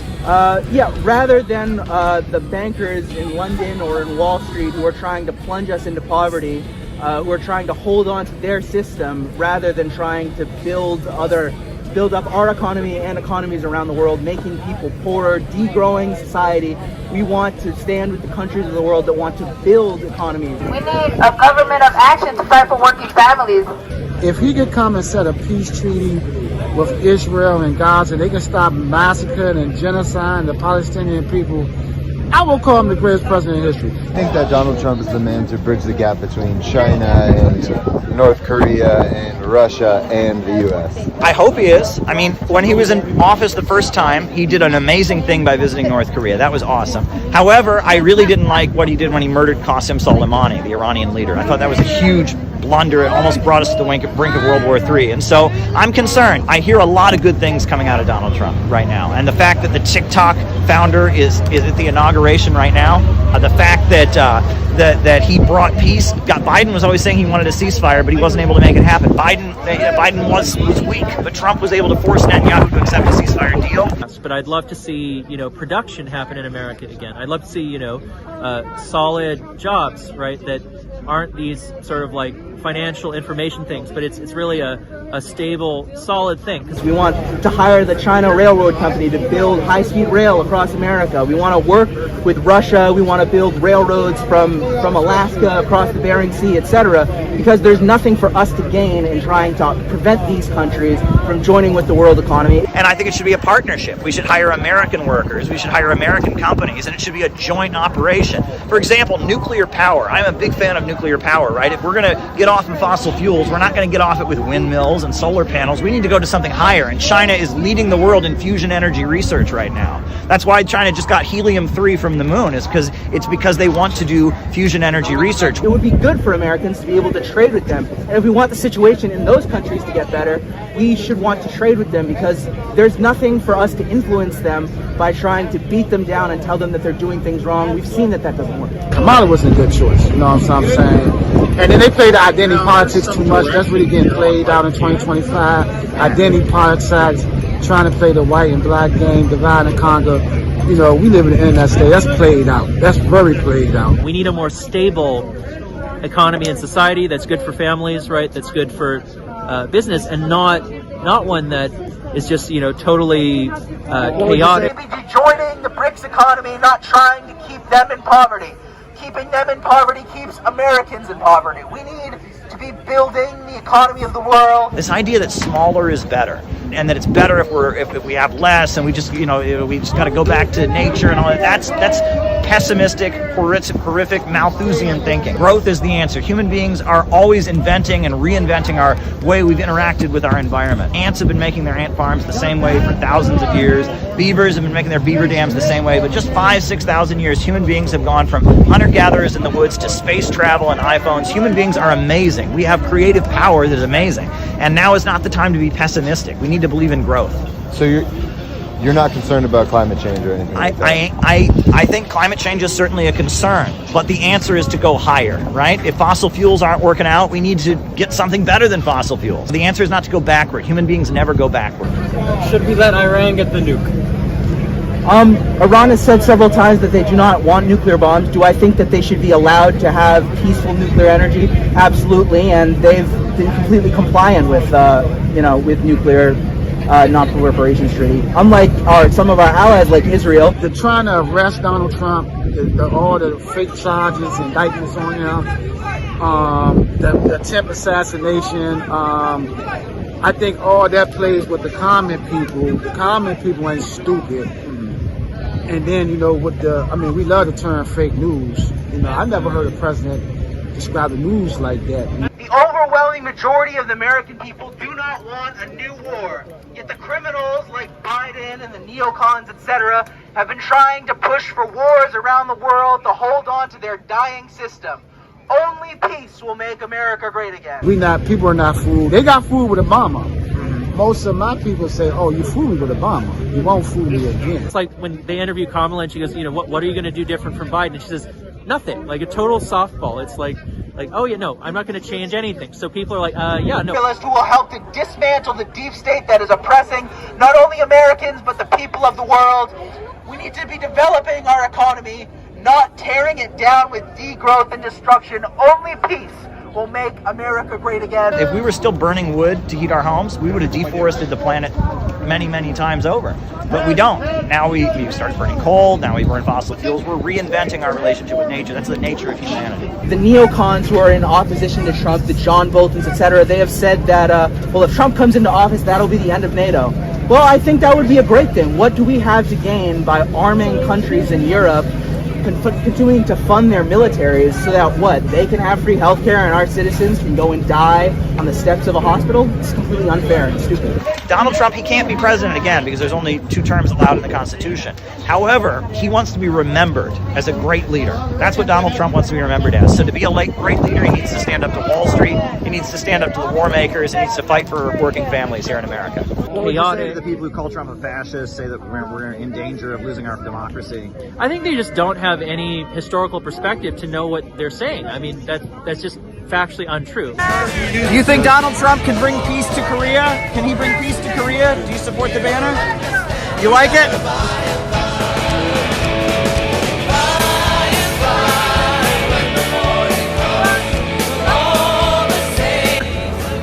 hope that President Trump can contribute to denuclearize North Korea and talk to Kim Jong-un and have some, the conversation, and then bring the peace on the Korean Peninsula. Yeah, you're happy to see this? Yeah.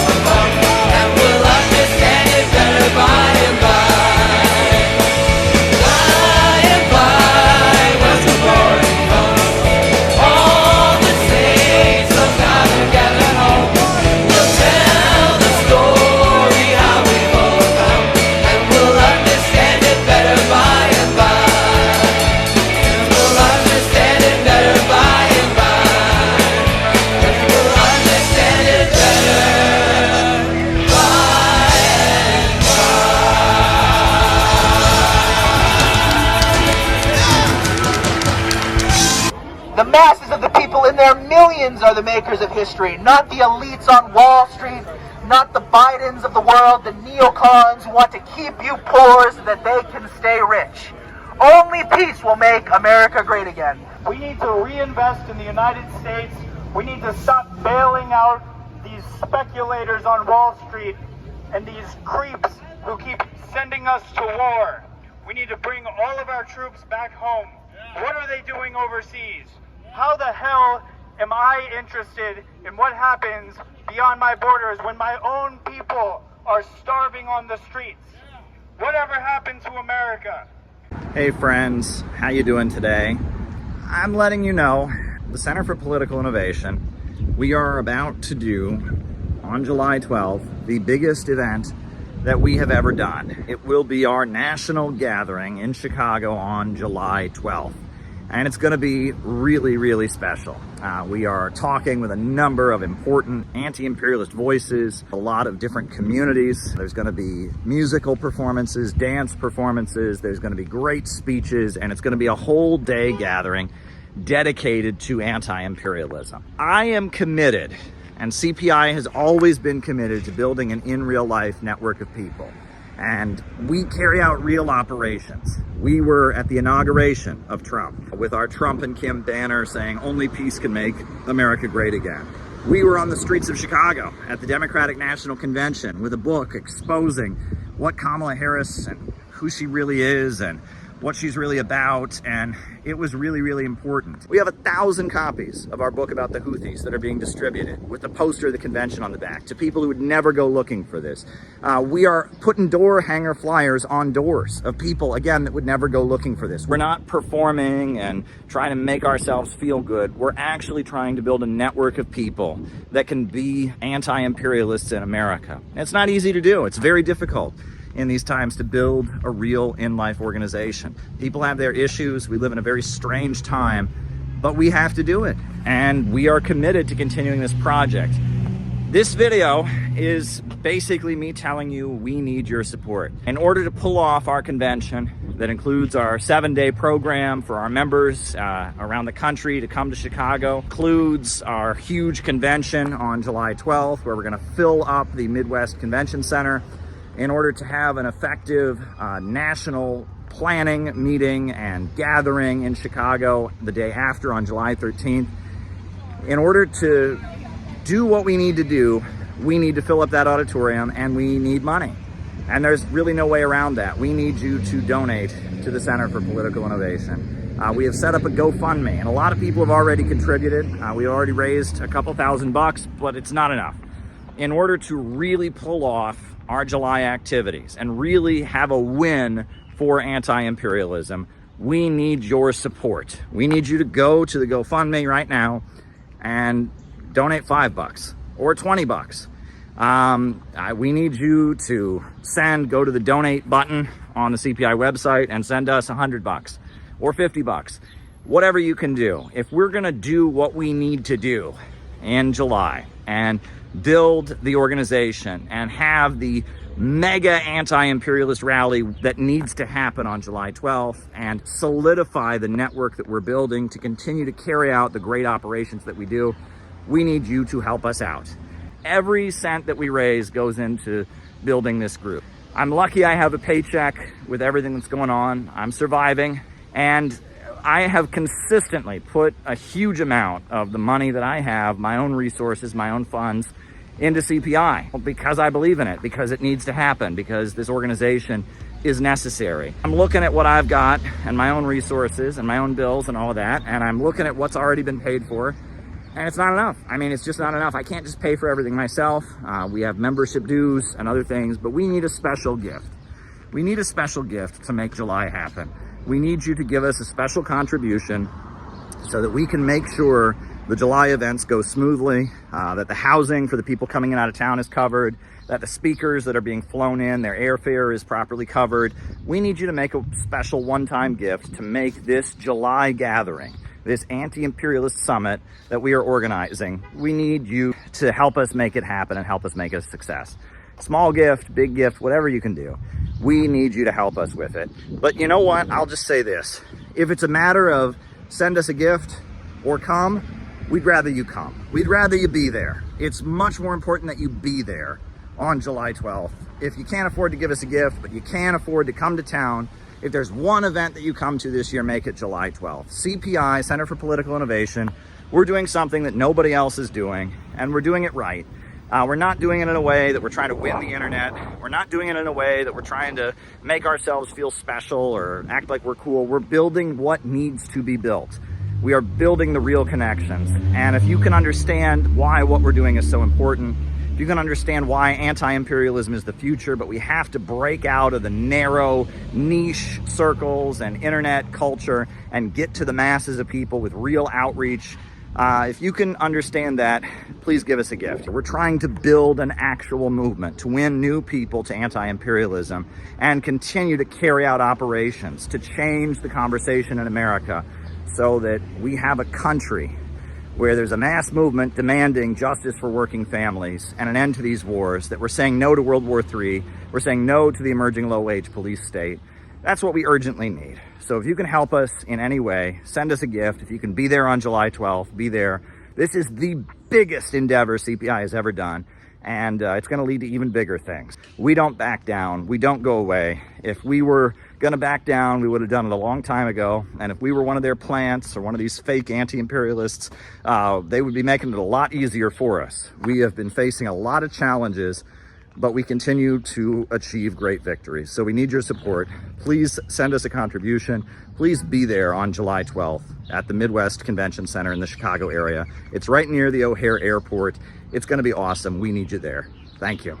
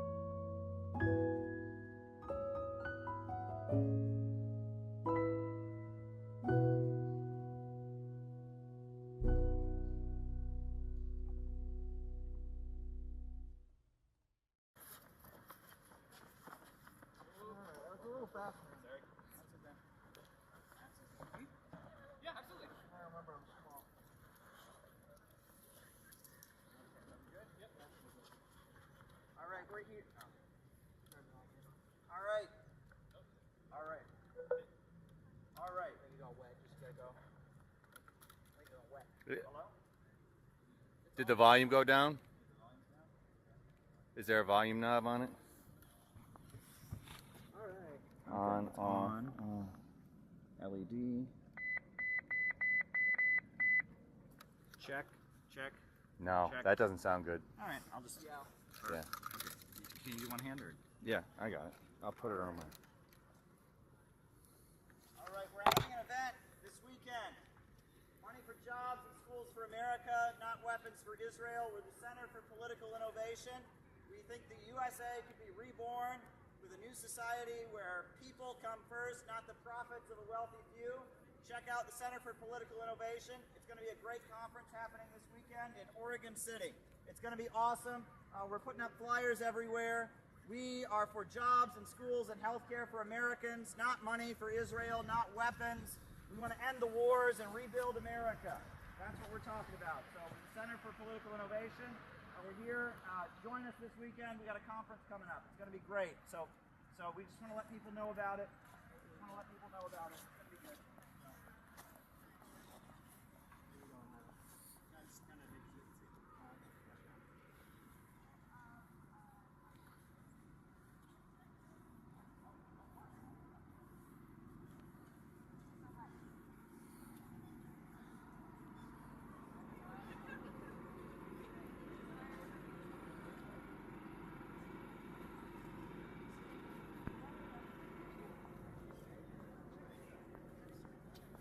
Free Palestine! Free Palestine! Free Palestine! Yes! Free Palestine. It's going to be good.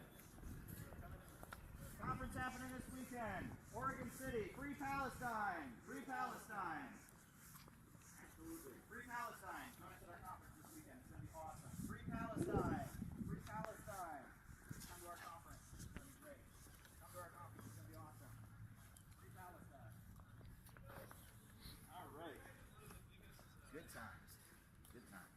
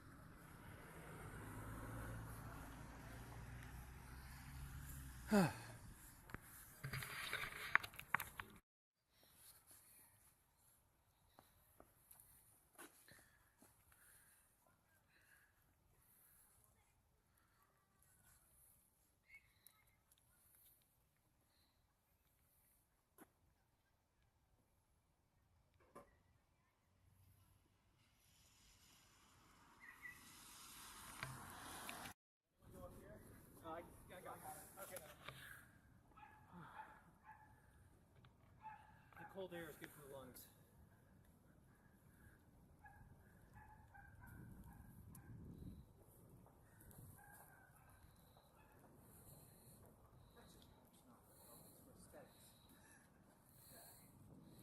Good? Okay, so if we go there, are we like in the campus now? Very good.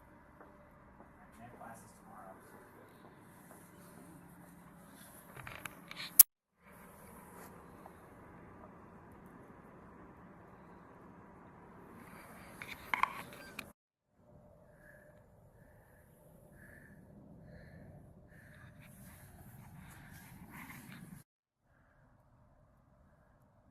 Rally against us. They always have their own God they rally around. But these Christians, they believe in only one God. So we could outlaw all the other gods and just have one God.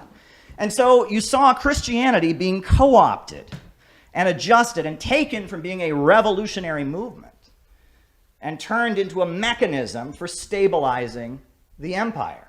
And the Christians, when the early Christians were talking, they were talking about how one day Jesus was going to return and he was going to tear down the empire. And they were going to create a society where the last shall be first and the first shall be last. And those who were loyal reigned for 1,000 years. However, as Christianity was getting watered down and adjusted, it started to become, well, you should obey the Roman Empire because, look ahead to the next life. Think about the next life, be obedient and submissive. And Christianity was being watered down and adjusted to serve the needs of the Roman Empire. And if you think about it, that's a lot like something that's happened to our movement. There are elements that have taken socialism, the movement of the proletariat, and turned it into a mechanism for trying to stable their empire.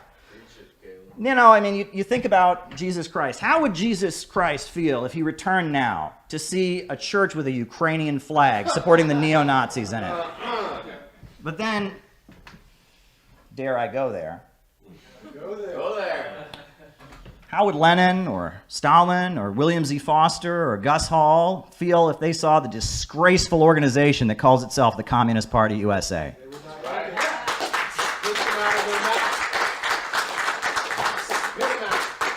So much evil is being done in the name of our movement right now. What began as a movement to liberate the proletariat and destroy empires has been hijacked as a mechanism for trying to stabilize their empire. And people say, well, Caleb, don't be sectarian, don't be divisive, don't talk about this. We have a responsibility to talk about this. We have absolutely a responsibility to talk about this. If you want to read some angry writing, go and read the writings of Vladimir Lenin when World War I was breaking out. Because World War I would not have happened if it weren't for socialists who sold out and let it happen.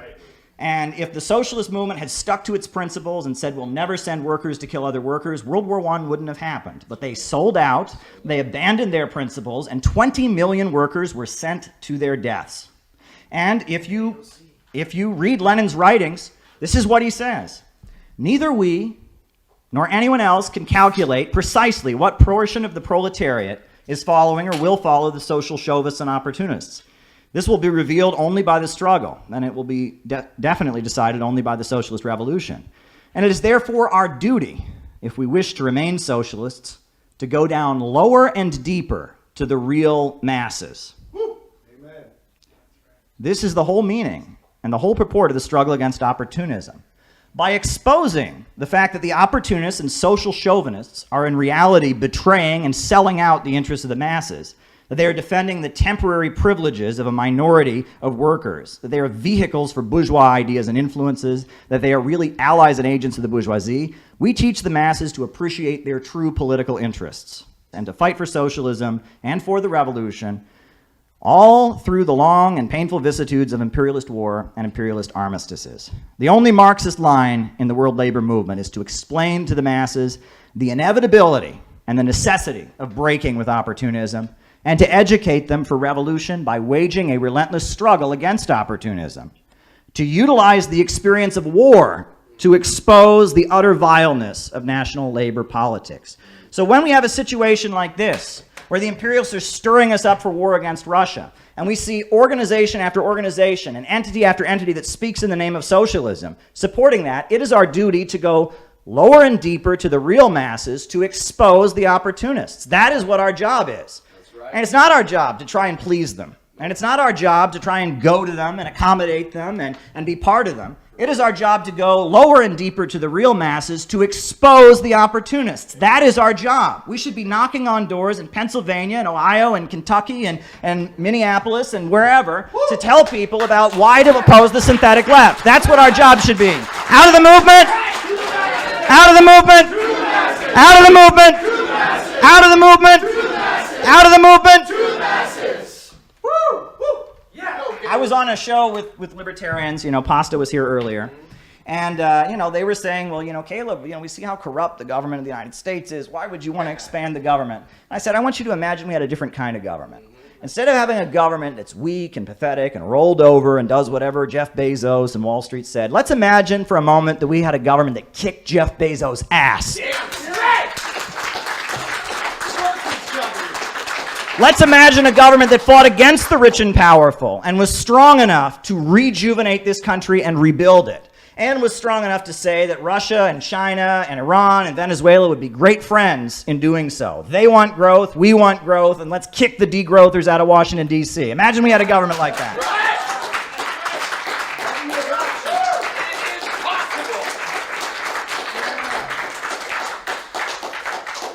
And let me also add that Che Guevara, he very famously said that true revolutionaries are motivated by great feelings of love. And that's a cliche. It gets thrown out by socialists a lot. But it's really important for us to understand it now, because you can't organize people if you hate them. You can't organize people if you look down on them. You can't organize people if you think you're better than them. And that a lot of what passes for socialism these days is academic elitism, and it's contempt for the masses of people. They don't love the masses of people. So of course they can't organize them. We have to learn to love people, and it's hard. And there's a lot of backward ideas out there. But an old communist once said to me, it's the only working class we got, Caleb, and this is our responsibility. This is our responsibility. We have to do the hard work, and the hard work is not staying safe in our movement safe spaces and accommodating them and compromising our principles in order to appease them. The hard work is going out of the movement to the masses. That's right. You know, AOC, good night.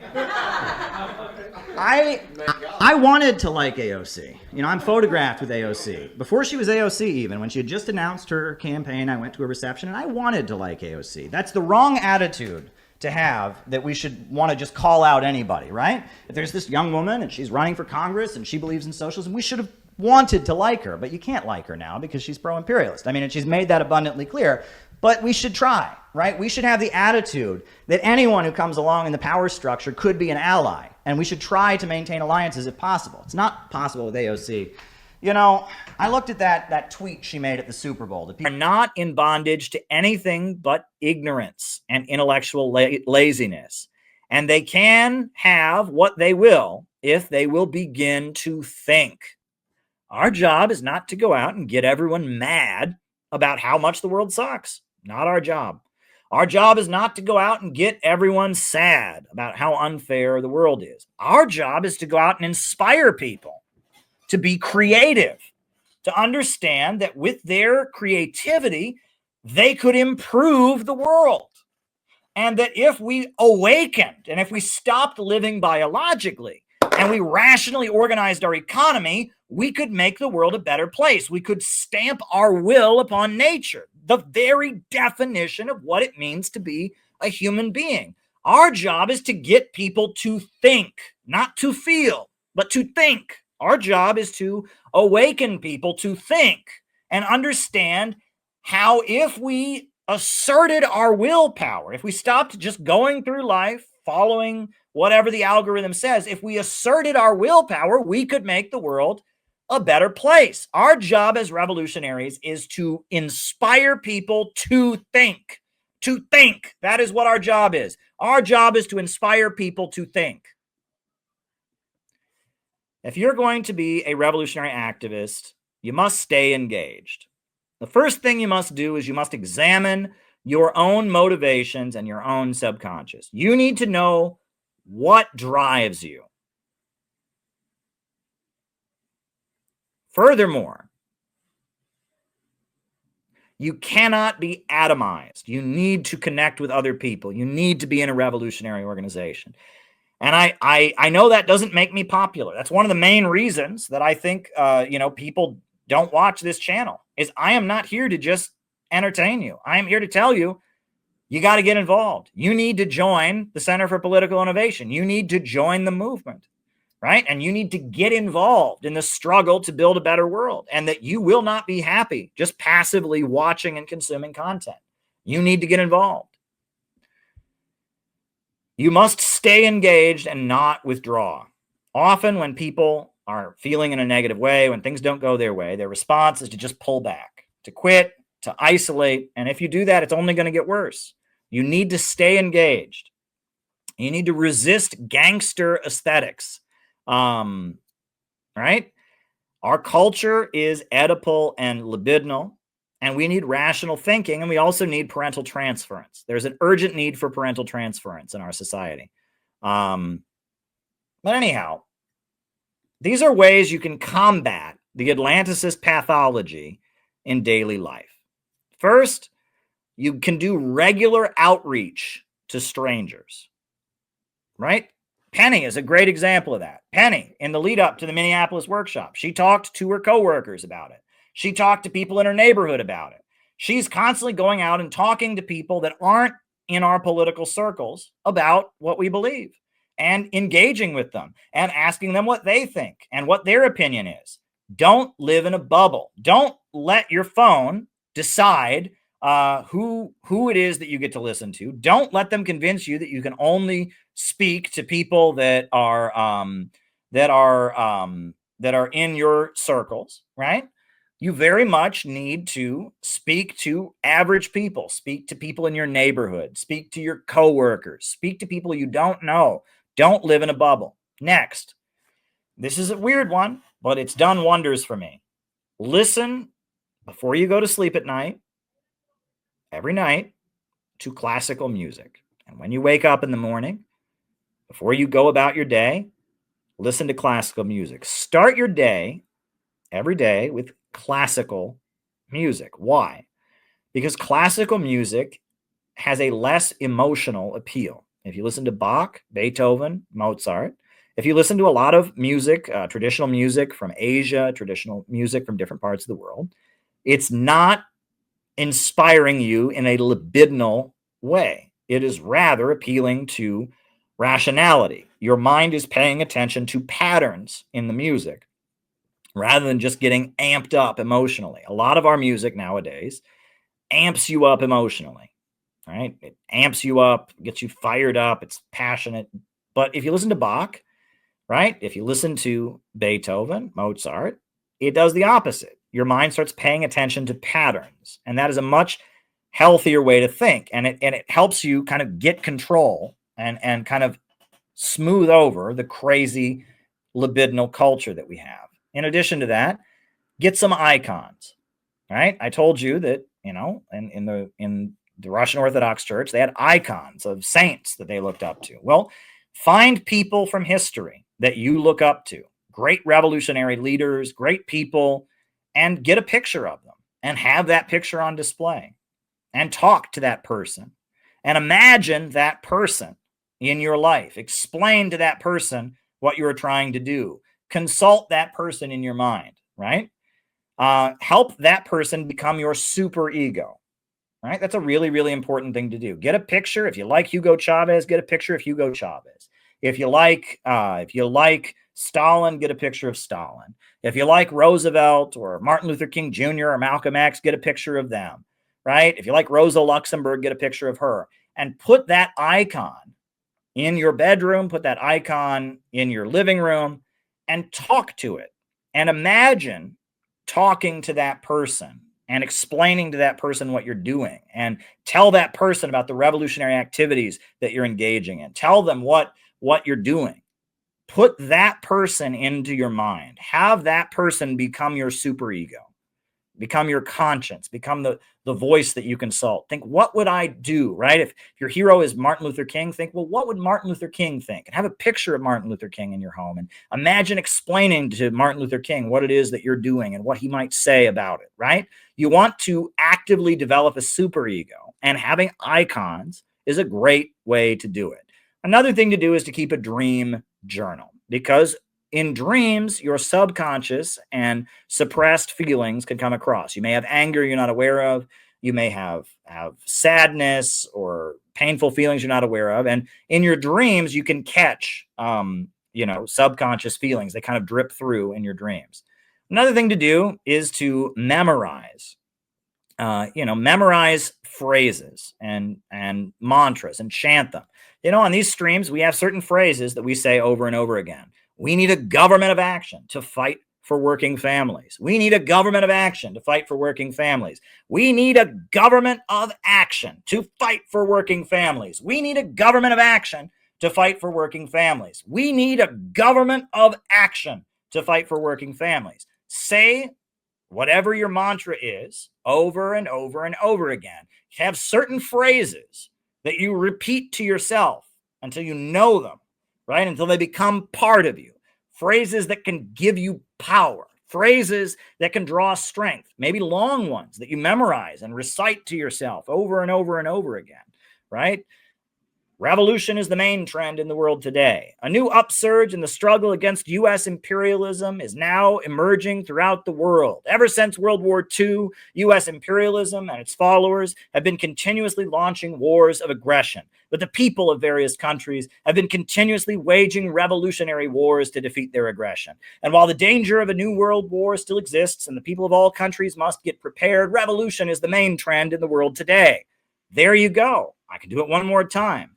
A new upsurge in the struggle against U.S. imperialism is now emerging throughout the world. Ever since World War II, U.S. imperialism and its followers have been continuously launching wars of aggression, but the people of various countries have been continuously waging revolutionary wars to defeat their aggression. And while the danger of a new world war still exists and the people of all countries must get prepared, revolution is the main trend in the world today. That's a mantra, and it gives you strength. The other thing is keep your word. If you decide to do something, do it. Keep your word to others and keep your word to yourself. If you promise yourself that you are going to go to the gym, go to the gym. If you promise yourself that you are going to vacuum the living room, vacuum the living room. If you promise your friend that you're going to go visit their grandma with them on Friday night, go and visit their grandma with them on Friday night. Because every time you say you're going to do something and you don't do it, you disappoint yourself. And you may not be aware of it, right? You may think, I didn't feel like getting up today and going to the gym. I didn't feel like vacuuming the living room. But every time you say that you're going to do something to a friend or to yourself and you don't do it, you hate yourself. Part of you becomes disappointed in yourself. You let yourself down and your self-esteem decreases. I am being dead honest with you.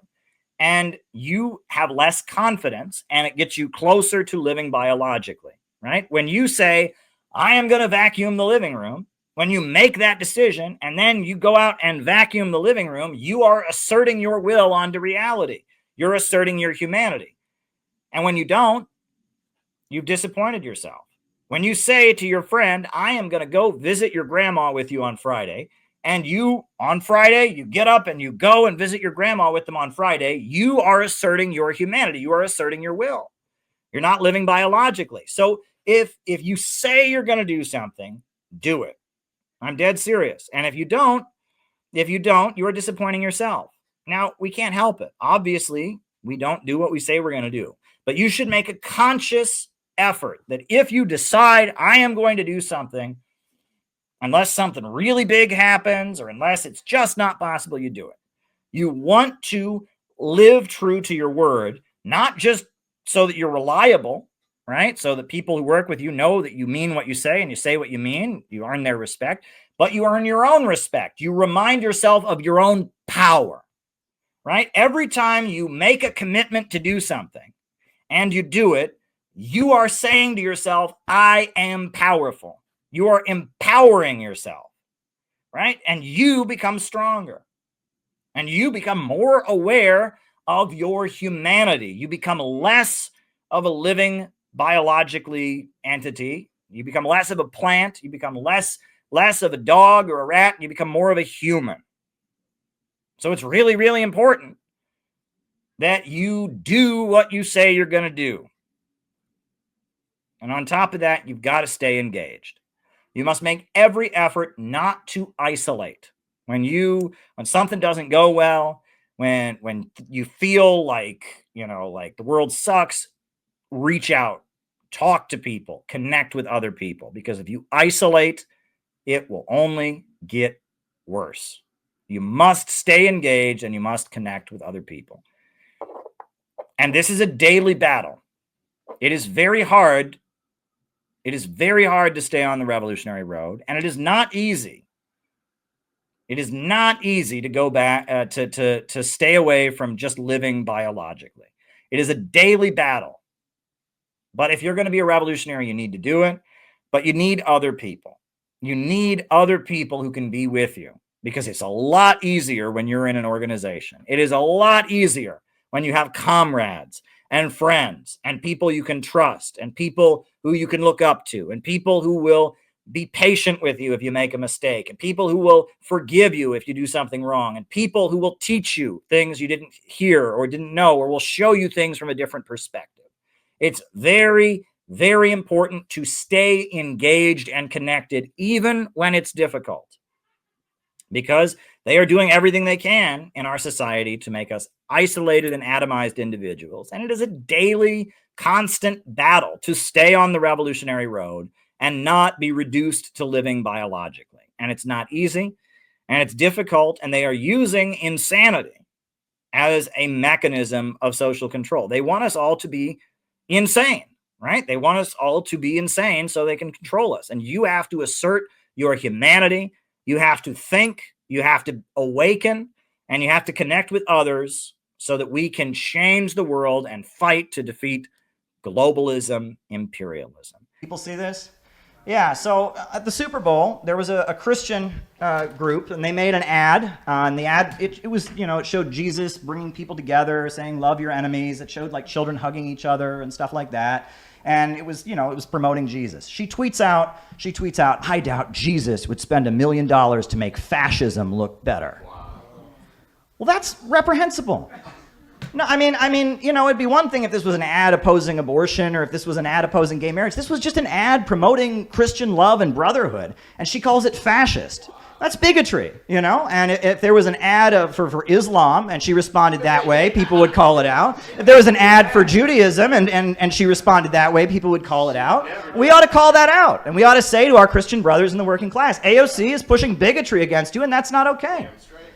And you know, Ilhan Omar, you know, another member of our great squad, she posted, it was something about January 6th. And she said, well, people aren't rallying behind Trump because of their economic suffering, she said.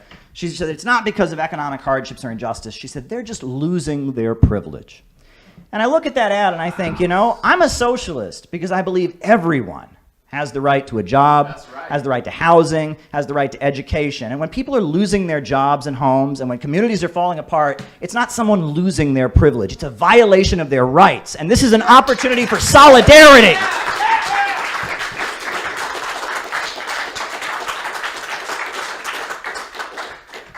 Now, you all are great. I've been talking to you all, and we've had some great speeches here. And, you know, I really want to spend my time in this room, but for just a moment, I want to speak to the isolated, lonely, negative, millennial or Zoomer communist who's watching this at home on YouTube. And I'm going to speak directly to them in the camera. You're watching this, and you're feeling a lot of negativity. And you're watching this, and you're frustrated, and you're angry. And your politics are motivated by anger and frustration. They're frustrated by isolation. And that's understandable in a society like the one we live in, where death is all around you. Death is everywhere in this society. People are dying of opioids. People are killing themselves. We've got the danger of a new world war hanging over our horizon. Death is everywhere. There's a huge effort from social media, from mainstream media, to try and get you to die.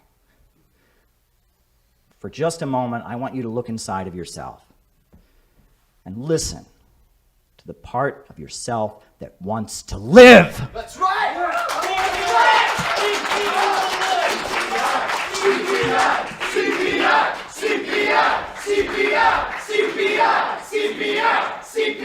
If you're going to choose life, you're going to need brothers. You're going to need sisters. You're going to need comrades. You're going to need to learn to rely on people. You're going to need to learn to get along with people. You're going to need to learn to deal with people sometimes letting you down or doing things that disappoint you.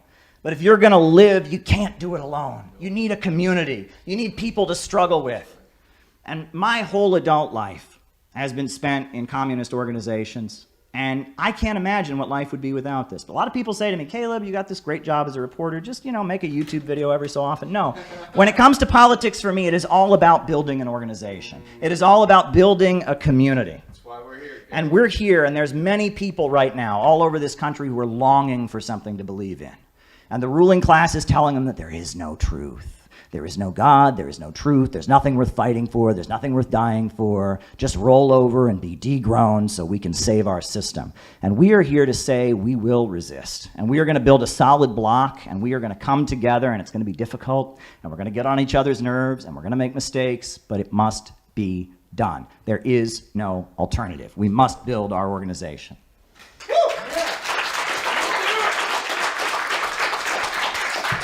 And I just want to point this out.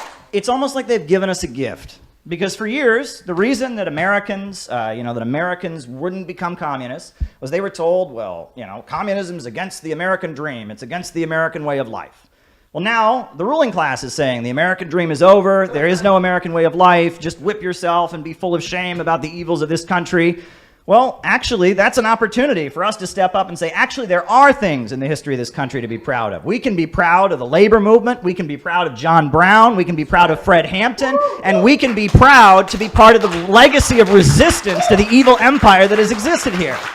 It's an opportunity for us. They're giving us a gift.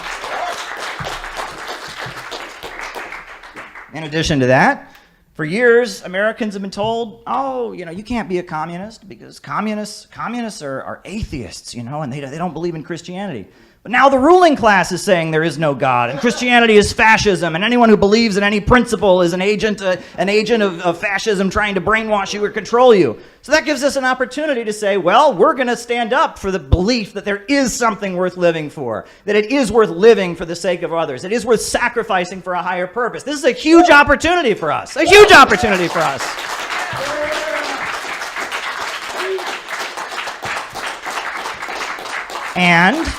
And for a long time, they've told us, oh, you can't be a communist. You can't be a communist because in America, anyone can work hard. Anyone can go out and achieve their dreams and be rich. And communism's against that. But now look at the United States. The whole place is falling apart. And their message to us is, oh, we should all be poorer. We should just accept it. We're a cancer on the planet and we should all be poorer. Well, we can say if you want the American dream, if you want a better future for your children, if you want the roads paved in your neighborhood, you want jobs and schools and opportunities, you got to be a communist.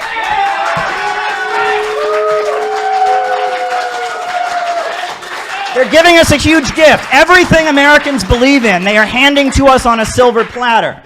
We just have to take it. And they are really scared of anybody taking it. They're terrified of this. Since 2008, they've been warning about the dangers of populism. Populism is the most dangerous thing ever because they know it's only a matter of time before we band together and start fighting to defend our schools and jobs and communities and coming together and realizing we have a common interest, rejecting their low-wage police state and building a new America, and doing so in solidarity with Russia and China and Venezuela and all the countries they've told us to hate. They hate us and they hate those countries, so I think we can bond together against our common enemy, don't you?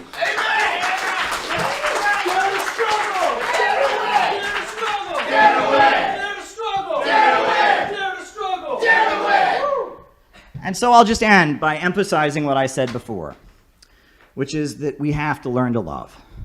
And if we can't learn to love, we can't learn to love our community, love the people in our country, love the people in our communities, if we can't learn to be patient with them, we have no hope. The time for being bitter and isolated and pessimistic is over. We have a very serious task ahead of us. The stakes are getting higher. It's time to get out of the movement and get to the masses. It's time to build the Center for Political Innovation. It's time to take our job seriously. Dare to struggle, dare to win. Thank you.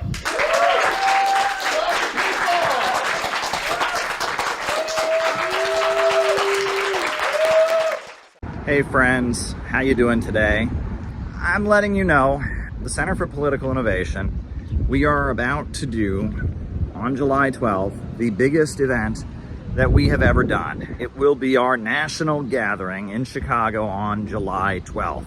And it's going to be really, really special. We are talking with a number of important anti-imperialist voices, a lot of different communities. There's going to be musical performances, dance performances, there's going to be great speeches, and it's going to be a whole day gathering dedicated to anti-imperialism. I am committed, and CPI has always been committed to building an in real life network of people. And we carry out real operations. We were at the inauguration of Trump with our Trump and Kim banner saying only peace can make America great again. We were on the streets of Chicago at the Democratic National Convention with a book exposing what Kamala Harris and who she really is and what she's really about, and it was really, really important. We have 1,000 copies of our book about the Houthis that are being distributed with the poster of the convention on the back to people who would never go looking for this. We are putting door hanger flyers on doors of people, again, that would never go looking for this. We're not performing and trying to make ourselves feel good. We're actually trying to build a network of people that can be anti-imperialists in America. It's not easy to do. It's very difficult in these times to build a real in-life organization. People have their issues. We live in a very strange time, but we have to do it. And we are committed to continuing this project. This video is basically me telling you we need your support. In order to pull off our convention that includes our 7-day program for our members around the country to come to Chicago, includes our huge convention on July 12th, where we're gonna fill up the Midwest Convention Center, in order to have an effective national planning meeting and gathering in Chicago the day after on July 13th. In order to do what we need to do, we need to fill up that auditorium and we need money. And there's really no way around that. We need you to donate to the Center for Political Innovation. We have set up a GoFundMe, and a lot of people have already contributed. We already raised a couple $1,000, but it's not enough. In order to really pull off our July activities and really have a win for anti-imperialism, we need your support. We need you to go to the GoFundMe right now and donate $5 or $20. We need you to go to the donate button on the CPI website and send us $100 or $50, whatever you can do. If we're gonna do what we need to do in July and build the organization and have the mega anti-imperialist rally that needs to happen on July 12th and solidify the network that we're building to continue to carry out the great operations that we do, we need you to help us out. Every cent that we raise goes into building this group. I'm lucky I have a paycheck with everything that's going on. I'm surviving, and I have consistently put a huge amount of the money that I have, my own resources, my own funds, into CPI because I believe in it, because it needs to happen, because this organization is necessary. I'm looking at what I've got and my own resources and my own bills and all of that, and I'm looking at what's already been paid for, and it's not enough. I mean, it's just not enough. I can't just pay for everything myself. We have membership dues and other things, but we need a special gift. We need a special gift to make July happen. We need you to give us a special contribution so that we can make sure the July events go smoothly, that the housing for the people coming in out of town is covered, that the speakers that are being flown in, their airfare is properly covered.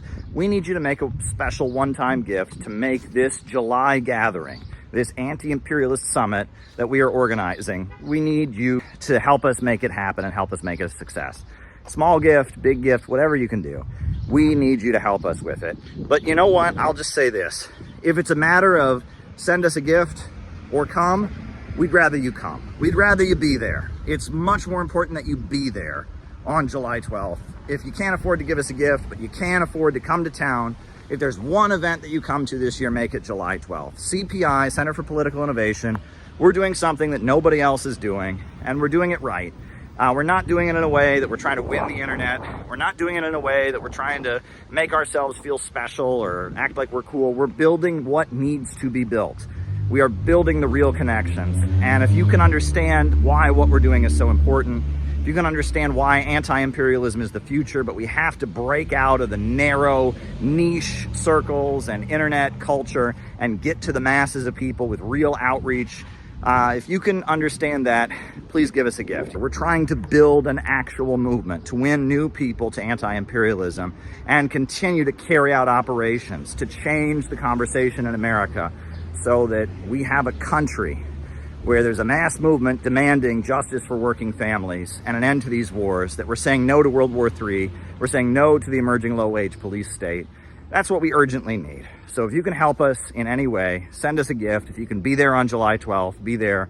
This is the biggest endeavor CPI has ever done, and it's going to lead to even bigger things. We don't back down. We don't go away. If we were going to back down, we would have done it a long time ago. And if we were one of their plants or one of these fake anti-imperialists, they would be making it a lot easier for us. We have been facing a lot of challenges but we continue to achieve great victories. So we need your support. Please send us a contribution. Please be there on July 12th at the Midwest Convention Center in the Chicago area. It's right near the O'Hare Airport. It's going to be awesome. We need you there. Thank you.